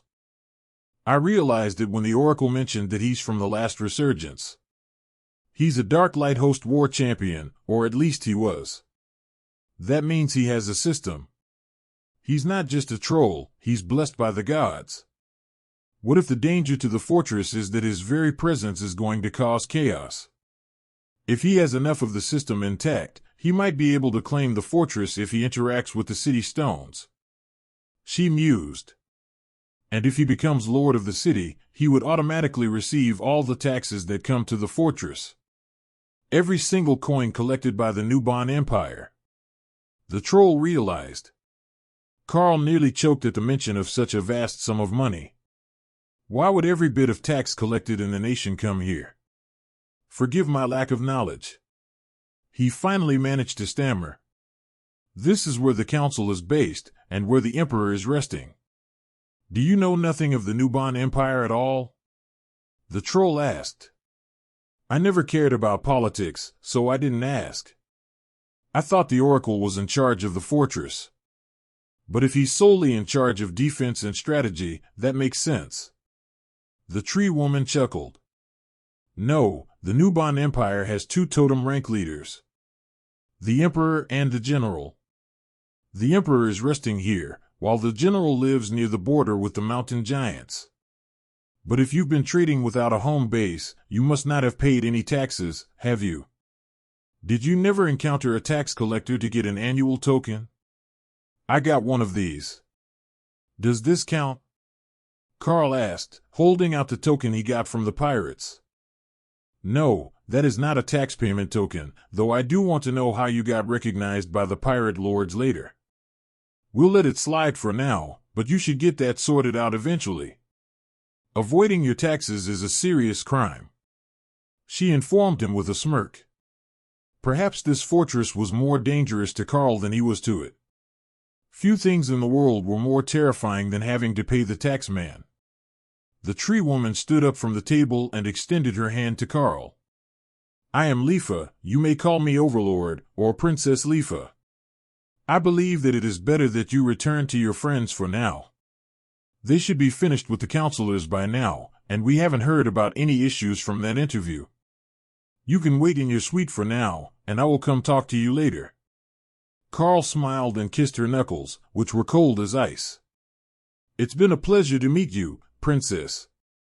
But if I can request a maid who isn't as terrified by the color glitch of my outfit, I would appreciate it. The overlords all laughed at his comment. What makes you think it's a glitch? Our base nature and civilized thoughts are often in conflict, but there's no doubt your aura tells the truth. Karl shrugged. Well, I suppose I can't argue with that. I just hate seeing the staff so terrified. The troll overlord rumbled with laughter. Don't forget, we already know how many people you've killed. They have good cause to be terrified. Just be kind to them, and they'll calm down before you're ready to leave. Once the rest of the council is here, we will come to a decision, and then you should be able to return to your merchant route. That sounded problematic to Karl. If the rest of the council was coming, it meant that Overlord Rank Minotaur was coming, and possibly with the turtle that he beat up at the dungeon. One of them was likely to insist that he had found a way to lie to them. The guards came in to escort Karl back to the suite, and while they did give him a generous amount of personal space, they looked more relaxed than when they had led him to the meeting. As before, they closed and locked the door once Karl was back in. Then the ladies began laughing uncontrollably. You should have seen how concerned they were that you were keeping us prisoner. Dana giggled. It looks like you made it back here intact, at the very least. Did you get any more hints about what the plan is? Tessa asked. They're calling the rest of the council here, or the council was coming back anyhow. They're not going to make a final decision until they're all here. There's only one issue with that. Morisa, the Overlord Minotaur that was hitting on Overlord Ahmad, is part of the council. She's the one who drew the picture the guards were going on. If she decides I'm the one they were looking for, it could be a real pain. All right, we will have to come up with a plan if they're going to make it difficult for us. Tessa sighed. Karl's first thought was that they couldn't just hack their way out of here with a whole group of overlords present. Then the realization that the clothing colors might not be wrong made him frown in annoyance. The maid came back with food to find them all laughing and lounging on the sofas. She kept her distance from Karl and kept her head down as she placed out cups of tea and bite-sized snacks. Thank you, Karl offered as she finished. She bobbed a nervous curtsy, then rushed out of the room again. There wasn't much more they could discuss, as someone was definitely spying on them and listening to everything in the room. So, they just relaxed for a few minutes, then Karl got up to see what sort of books were on the shelves. If we're going to spend the day here, we might as well enjoy ourselves with some light reading, he suggested. It was all boring stuff. Poetry, travel journals, romance novels. No, that last one sounded fairly promising. Karl flipped open the cover and chuckled as he read the intro. The dramatic love story of a rejected succubus and her 6 alpha dragon mates. He read out loud. What are you even looking at, and why is it even on the shelf? Lotus demanded as she ran over to see if Karl was messing with her. He handed over the book, and Lotus flipped a few pages, then her cheeks blushed bright red. The body doesn't work like that. She was about to drop the book in horror, but Ophelia was there to rescue it, and then began laughing as she read the page. Then she passed it to Dana, who turned bright red as she read the passage, then passed it to Tessa so that everyone could suffer the same horror. Tessa read the page with an intrigued look. I think part of the problem here is that they don't understand dragon biology. Or maybe we don't understand succubi biology. She mused. Karl knocked at the door and a guard opened it a crack to see what he needed. Is there a succubus on the guard team? We were reading a novel, and we have questions, he explained. The guard smirked and shook his head. I know the book you mean. We use this suite as a break room when there are no guests. No, that's not physically possible, even if they weren't all ancient dragons, who should be 50 meters long. Thanks. I'm sure you just saved the maid a very horrifying question and answer session. The guard chuckled. She's a satyr, not a demon. Her legs are just hidden under the dress. Karl went looking for another book to read, one that wasn't as disturbing, and ended up with a book on demonic blacksmithing. He might have no skills with metalworking, but it was still more interesting than doing nothing, and he could lightly meditate to build the energy in his spaces as he waited. Remi had been hoping for something alchemy-based, but there weren't really any technical manuals of any sort in the library. Even the one Karl was reading focused on styles, not the details of how they were made. At the very least, it was interesting, and it kept his mind occupied for the next few hours until a knock at the door informed that they had visitors. Ladies and sir, you've been invited to dinner with the Council of Overlords. We've prepared suitable clothing for you. This set isn't aura-coded, it's just a regular outfit suitable for dinner. Most guests don't arrive with such clothing, but if you have your own, you're free to wear it. She quietly greeted them. Karl stood back and let the others do the talking this time. Ophelia took the pile of clothes with a smile. Thank you. We appreciate the concern, and we will happily wear what you have preferred. How long do we have? Is there time to properly bathe and groom? The maid bobbed a curtsy. Yes, Mississippi. There are 90 minutes. If you wish, I can have a team assembled to assist you all in bathing and preparing for dinner. Karl smirked and nodded his head. I think the ladies would greatly enjoy that. I can take care of my own grooming, but they'll appreciate a full team to get them ready for dinner. Maybe not all of them, but Lotus for certain. And probably Ophelia, who had a lot of fur to shampoo and brush out. A guard led Karl to a room down the hall that had a large shower and bath, plus a dressing room and a few more options of clothing. We will knock 15 minutes before dinner. Let us know if you need anything before then. We will be outside the door and there is a manservant available should you require assistance. The guard explained. Thank you. I will let you know if there is anything missing. The guard closed the door and Karl headed for the shower room. It was stocked with a dozen different body washes, shampoos, brushes, scrubbers, and even an assortment of trimmers. There wasn't much that he couldn't do to make himself presentable, so Karl started right in on trimming his beard and cutting his hair. The sink area had adjustable mirrors, so he could even see the back of his head in the reflection, and the process was going much more quickly than he had expected. He considered letting Remi out to see what his hair would look like after she had her way with it, but Karl suspected that he was still under surveillance, And having a random Naga Queen appear in his bath would be hard to explain. It didn't stop her from giving suggestions anyhow, and by the time he was finished with the trim, she was delighted with his makeover. You just need tusks. I wonder if we could make Trollish Regeneration grow you a set of tusks. She pondered. That would be more trollish. But I don't think that we have time to experiment. I spent too much time getting my hair perfect, now I need to get clean and dressed. Remi was sad, but she did have a few minutes to spare as Karl showered, and she could practice on her own claws in an attempt to shape them into a new design while making them grow out. If she could do it with nails, they should be able to do it with teeth as well. Unfortunately, it wasn't working as well as she had hoped. She had made a pretty design out of her claw, but it didn't grow out like they would need Karl's teeth to do in order to make tusks. It just returned to its default state if she damaged it too much.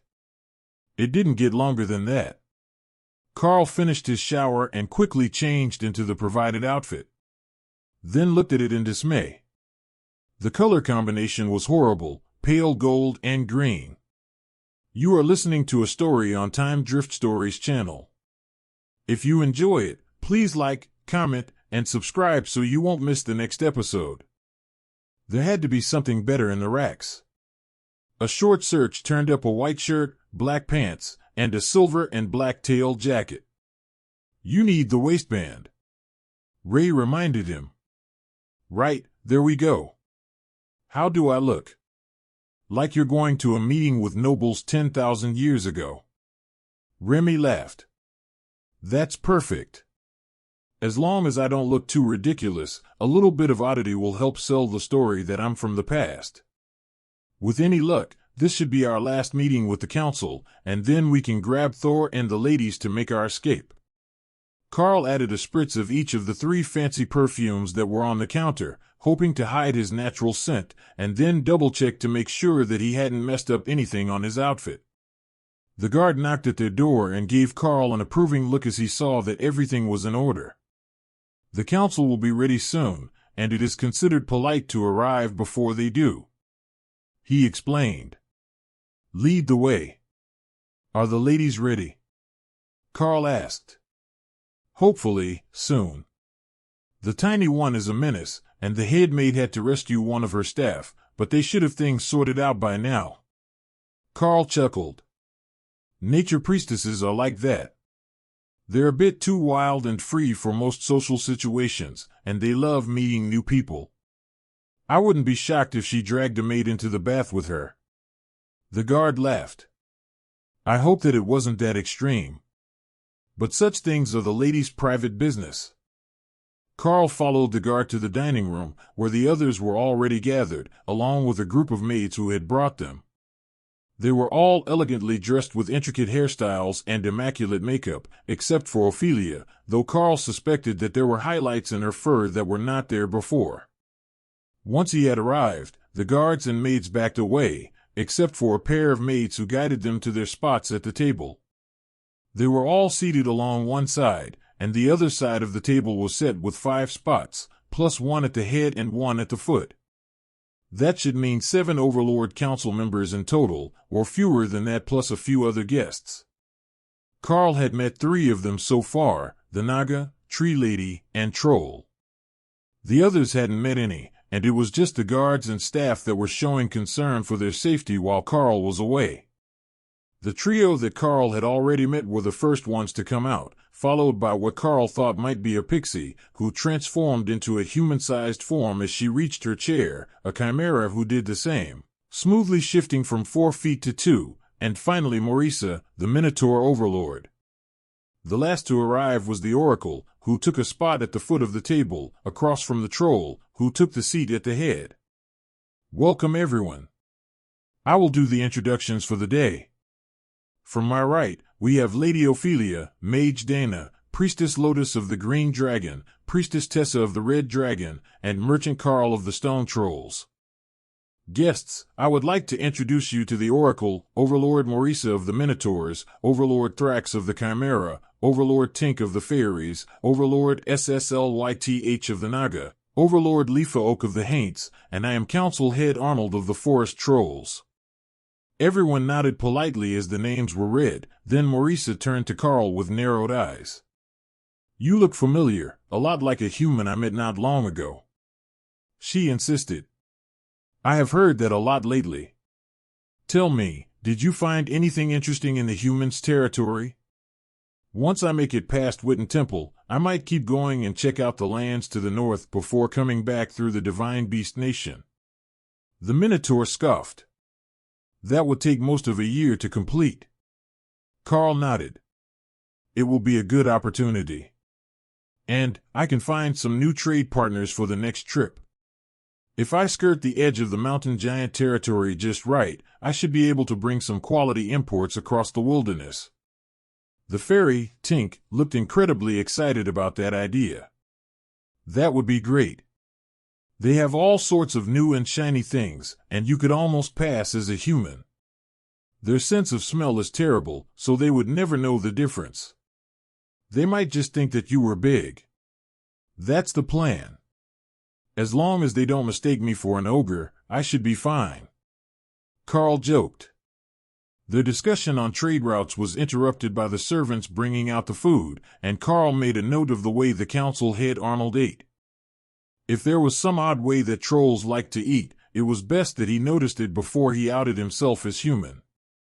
Fortunately for Karl, the council head wasn't doing anything odd, just gnawing the smoked ribs clean of meat and popping the diced and deep-fried potato bits into his mouth like everyone else. Having perfect peripheral vision saved Karl a lot of trouble at dinner. He didn't have to look to the side or turn his head to see what everyone was doing, only to let them know he was talking to them. Is that your goal? To bring the clerics to the temple at Witten? Thrax, the Chimera Overlord, asked. Yes. We're going to trade and let the clerics do their work all the way from here to Witten. We've made it this far from the coast already, so we're doing pretty well. Karl agreed. A proper pilgrimage it is, then. Not many choose to make the trek across the continent from west to east, but the combination of a war cleric and a nature priestess does make for an interesting balance. The Chimera added. Good food, too. I'm not sure if you're aware, but as well as their combat duties, all the Red Dragon priestesses are trained in the basics of caring for war orphans, so they're excellent cooks. Karl informed him with a pleased look at his plate. Perhaps as good as your fortress chefs. My compliments to them, by the way, this is spectacular. The Chimera nodded, and the meal moved through the courses without interruption. Once they were finished eating, the overlords began to excuse themselves from the table, saying good night to the council head and the oracle in turn before getting up to leave. Karl and the others rose when the oracle did, and the visionary nodded his head towards the door. Sleep well tonight, and you may continue on your way in the morning. I will have the maids deliver you a token before you go. Lady Oak is quite intrigued by your past, and she may wish to contact you again in the future. He explained, then turned and walked out. Council Head, it was a pleasure to meet you. My apologies for any trouble we might have caused. Arnold simply nodded his head and walked away, leaving the door open for the maids to come in and escort Karl's team to their suite. Once they were back in the suite for the evening, Ray began to get excited and dropped a pile of cloth into Karl's hands. This is for everyone, she insisted. Presents from Ray. Karl explained, then wondered how to sort the silk. That proved to be much easier than expected, as she had stitched everyone's name inside what turned out to be a set of comfy, flowing nightgowns of the non-sexy sort Karl associated with his grandmother. The only difference was that these were all soft silk, not cheap cotton repurposed from flour sacks. Thank you, Ray. This looks even more comfortable than the last set of night clothes you made me. Dana giggled. She had only found a few chances to wear those since the first time, as they were rather skimpy for casual wear. But this one she could wear all the time, and she would never have to worry about it being dirty or frayed, as Ray's clothing options always bonded to the wearer. Karl went to the other room to change so that he wasn't accused of peeping on the clerics. but what he found was a whole room full of oversized bunk beds. They were 6 meters long and 3 meters wide, suitable for even the largest of trolls and minotaurs to get comfortable. Yet even with his size buffed by brutality, Karl was only a third that size. One thing was certain, none of them would actually need to climb the ladder to the upper bunks tonight. They might do it anyhow, but it wouldn't be necessary. He changed quickly, leaving his dinner outfit carefully folded on one of the end tables. The staff could clean and store that for the next visitor after he left. The others came in only a minute later, and Lotus laughed as she pulled back one of the massive blankets. "Can we share? Just turn down the other side of the bed, and we can sleep sideways," she suggested. Karl and Ophelia would only be a little shorter than the bed that way, but it should work just fine. Tessa got to work, moving pillows and folding down the other side of the blanket. "So, how are we going to work this?" she asked as she finished the work. Lotus pointed at the pillows in order. "Dana, Karl, Ophelia, me, you. So you're still next to me, but you get to cuddle the warbear. That makes sense." Lotus looked proud of herself. "And she's close to the same size as Karl, so they're well matched." Ophelia ran a hand down her nightgown, then down Tessa's back. "Can you ask Ray why mine is different? Anti-static for furry friends. She says that this version shouldn't generate static against your fur. That will make you less frizzy in the morning. Though, the staff did a wonderful job of brushing you today, and I'm sure you wouldn't mind an excuse to do it again." Ophelia laughed. "I wonder if we can hire a satyr maid to come with us, just for grooming purposes. They're better at it than anyone I've ever met. I can talk to them and see if there is a hiring location in town with maids who don't mind traveling," Karl suggested. Lotus smirked. "Can you imagine the look on their faces when we tell them that we want to bring the maid outside the country and maybe bring her back next year on our way through? I don't think that we will be able to find one with that proposal. Perhaps a human or a half-troll, but not a satyr," Ophelia noted. Lotus pointed at Ophelia and smirked.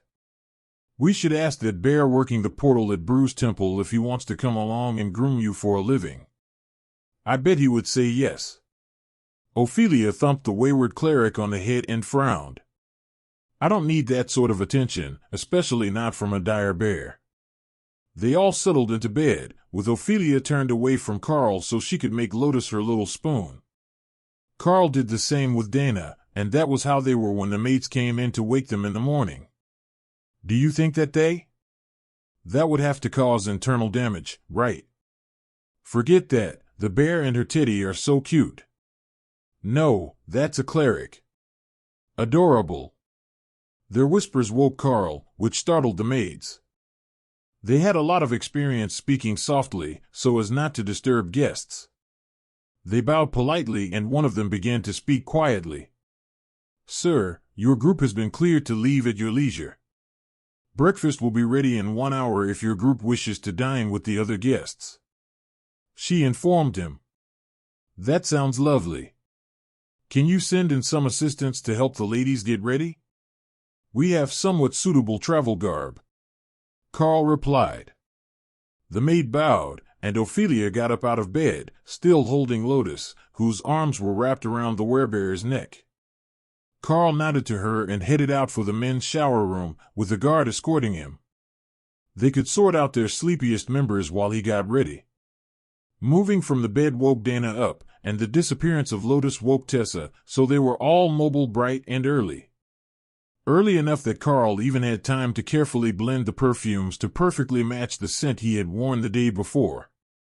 Then he pocketed a small sample of each, so he could do it again if he needed. With his preparations finished, Karl returned to the suite to find the ladies getting their hair done. "Don't wait outside. I want to see how that works," Remi insisted.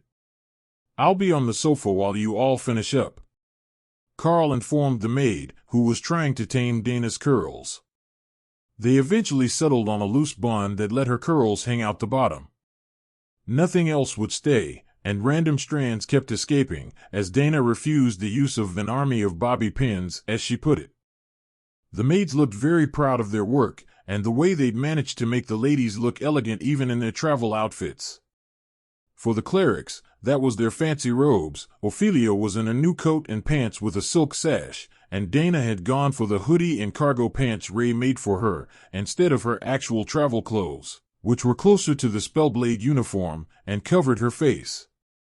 The guest dining hall held about 30 overdressed monsters, mostly transformed into humanoid forms. One chimera preferred to eat in his natural form, but Karl saw that many of the others were wearing amulets with the fortress insignia on them. Ray, those are the transformation spells, right? What are the chances we could get one of those to study? Karl asked as he took his seat. Ray considered it for a few seconds. I would say close to 100%. I've taken 6 of them so far. Well, that was one way to do things. Karl hadn't even noticed her taking them, so there was a good chance nobody else had either. There was also no way for anyone else to prove that Karl had them, even if they noticed them missing. The only issue was that they didn't actually have a team member who wanted to be human-shaped. There was no fancy send-off after they finished breakfast, just a runner sent to the stables to get Thor hooked up to the wagon and staged for departure. Thor was happy to help them with their work, even if they had done a lackluster job of scrubbing his scales last night. They had at least scrubbed him down, but there was no enthusiasm and no extra attention to the itchy spots, even when he tried to point them out. So, he was hooked up and ready when Karl arrived with the team, while the grooms pretended they weren't intensely curious about the fact that his entire harness rig was made of silk rope. Normally, the shoulder brace would be wooden, with hemp ropes attaching it to the cart, but Thor's harness was entirely silk, and included ties for a rider to be securely strapped in place. Karl checked the cargo, and found that it appeared intact under the net as the others loaded themselves into the wagon. Guards on the bipedal lizard mounts escorted them through the city streets, clearly not intending to let Karl stop and do business inside the city limits. That actually worked for everyone, as Karl had no intention of staying in the area. With a whole group of overlords and seers here, Karl was looking forward to being out of their sphere of influence. The less likely they were to notice what he was doing, the safer he would be. Nobody challenged them as they made their way out the gates and into the open farmland that surrounded the city, where the others began to relax a little. They weren't going to say anything to blow their cover, but at least that feeling of being suppressed was gone, and so was the feeling of being watched. Inside the fortress, the Oracle was sitting with a group of 20 trouble seers, staring at an image on the smooth surface of a pool of water in a silver pool. "Are you sure that he's not going to be back, Oracle?" one of the seers whispered. "Yes, he is gone. I don't know what sort of threat he is, but my advice is we don't follow his movements directly. If we interfere, it might encourage our soldiers to do something that triggers the danger.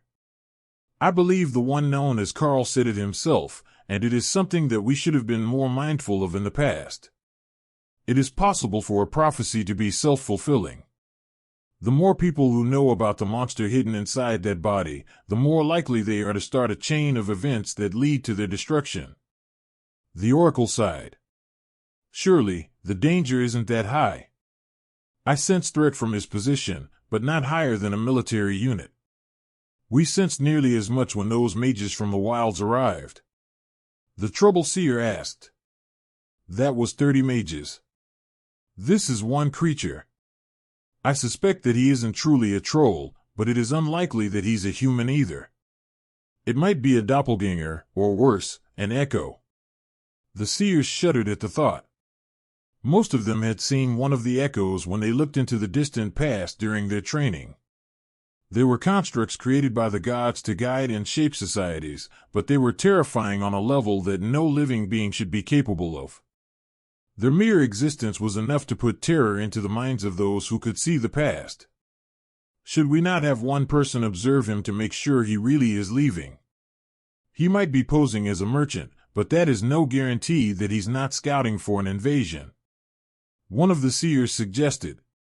The oracle began to cast another spell, watching Karl's progress as they left the city.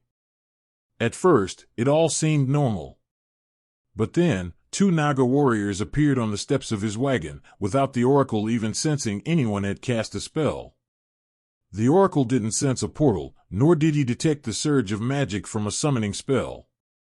His first thought was that the Naga warriors had simply released an invisibility spell that had been cast on them, but the wagon had been in the fortress for over a day. Someone should have sensed them if they were simply invisible. He made a note of it among his other visions, and continued to watch for a few more minutes as the group simply traveled past the farms, and called out to those they passed. None of it was out of the ordinary, only a merchant trying to sell his Minotaur-made tools. But the oddities were enough to put the oracle on edge and convince him he had made the right call in telling the others not to do anything to prevent him from leaving. If his guess was right, and he really did have a massive wealth of hidden power, there might be others watching over him from the shadows. Others who would come to his rescue if he were actually in trouble. That dragon, Orthos, for example. Karl had mentioned him during their interview, and the oracle had seen them interact in his visions. He might not know their current relationship, but the anger of an ancient dragon was not something to tempt. But in the wagon, Karl and the others knew nothing of these concerns, and they were happy to have simply escaped the notice of the Overlord Council without anything major happening. They had just passed the first cluster of small vegetable farms serving the fortress, and had passed into what Karl would consider a wilderness area, headed east down the main road. Karl turned to talk to the others. "You know, this shortcut is actually pretty nice. The road here is all gravel and well-maintained, much better than the deep ruts and soft dirt we were getting on the other sections of the road. Maybe we can stick with it for a while before we move back to traveling through the wilderness to get to the underserved customers." Dana nodded. "That's not a bad idea. We might be able to make a few good trades along the way, and pick up more than farming tools." Tessa nodded. "We might pick up a side quest or two as well. From what I understand, the further northeast we go from here, the more trouble they have with giants and wild beasts. If we go that way, we should be able to get some excellent customers, but if we follow the road to the southeast we will get to the capital city of Nubon, and from there we can head east through human-populated lands until we get to the wilds, then we're into more dangerous territory. The wilds are almost completely controlled by beasts, but there are a number of towns and one major port there as well. A pirate port again, but that's to be expected. However, this one specializes in beast materials, from what I understand, and not slaves. And from there, we can follow this huge river all the way up to Witten Temple. There are major trade routes along the river, and a road going from there into the Golden Dragon Nation. It's a pretty solid route, and we should be able to make sales and purchases at nearly every stop. We might even find buyers for some of Ray's silk. Mitford was a city of 10,000 people only a day and a half down the road, so that was their goal. If they could make it there early, they could trade some goods at the market in town, or to a local shop, and have time to relax and eat before leaving town for the night. It was safer to be out of the cities to sleep, and that let Thor have a proper rest in his space, instead of some filthy barn somewhere. The number of farms didn't decline much as they traveled, there was one every quarter kilometer for the entire day. But the quality of the road didn't decline either, it was a well-groomed gravel double track, wide enough for two fully loaded carriages with guards to pass each other. It made progress much more comfortable, though Thor didn't speed up much, for the sake of everyone in the wagon. There was a conspicuous lack of pullouts, though. Normally, there would be parking areas along the side of a road for wagons and merchants to stop, but along this stretch there weren't any at all. There weren't even any smaller villages, which seemed a bit odd. Farmers wouldn't want to travel all day to get supplies, so normally a small village would form every few hours of travel. Once it started to get close to dark, Karl noticed that there was a different practice here. The wagons pulled into one of the farmhouses, and if he was seeing it right, they provided the evening meal, or at least a good portion of it, for their hosts. They were setting up tents in the yards, so Karl picked a decent-looking carriage and pulled into the yard where it was parked. "Good evening. Do you mind if we join you?" he asked the farmer who came over to greet him. "Not at all. The general and his entourage were just about to start cooking. If you would like to let them know what you have for the pot, we can make adjustments." Karl smiled at the Minotaur. "We have dragon clerics with us, so we have rice and beans, and I have some meat stored in a storage item, so it's still fresh. That will make everyone happy. I will let them know, while you get parked and set up for the evening. I don't know how much you have stored, but there are a total of 25 heads here tonight. The rice and beans are likely enough to go around, though." Karl frowned in confusion. "Your family is that large?" The farmer chuckled. "My family is 6 in total, then there are your 7, and 12 with the other carriage. Their mounts are in the back pasture, being tended right now." Tessa gave Karl a thumbs up, as she already had enough ready, and Karl passed her a roast-sized piece of boar meat. "I will let you go with our host to greet the other cook. Let me know if you need anything else, or Lotus." Lotus was their resident spice expert, after all. The small perks of being a nature cleric. While Tessa went to get dinner started, carrying a sack of rice on her shoulder, the others got the camp set up, hanging tarps over the ends of the wagon that reached the ground, and one stretched out from the back of the wagon so they could get down onto dry ground, should it rain overnight. The process only took a few minutes, then they were free to go join the other carriage to see who needed a whole entourage of mounted guards. The farmer had said it was a general, but Karl didn't sense anyone powerful in the area. It could be that the general was a strategic officer and not a combat officer, though. The Golden Dragon Nation had many such officers in their military ranks. The general turned out to be a very familiar face. He looked nearly identical to the Naga Overlord, except that he had a scar over one eye that hadn't healed properly, and he was a commander, not an overlord. "General, it's a pleasure to meet you. I am Karl, a traveling merchant." He greeted the Naga, who seemed more interested in the 2 silent Naga warriors who were waiting by the wagon. "It's a pleasure to meet you. You seem to have developed quite the esoteric group on your travels." The general greeted him. "Traveling with dragon clerics makes everything much better. If it were just the guys, we would have a rather dull and silent journey." Karl joked. The guards returned as they were talking, and Karl noticed that they were all nearly identical satyrs, at the ascended rank. "Pardon my curiosity, but isn't that a bit flimsy of a guard for a general?" he asked quietly. The Naga laughed and shook his head. "They're an honor guard, not like the wagon guards to protect your trade goods. If I'm actually in trouble, I just summon a military unit to my location. 10 honor guards won't stop much, but a full regiment of mounted cavalry will." Karl nodded in understanding. "I forget that it is so easy for some people to use portal magic to get others to their location." The general shook his head. "The portal calls are expensive to make, and the other side has to be at a designated portal array, which only exists in the larger cities. It's impractical to have it for every mission. But in my case, the risk is low, and I'm only going to the city.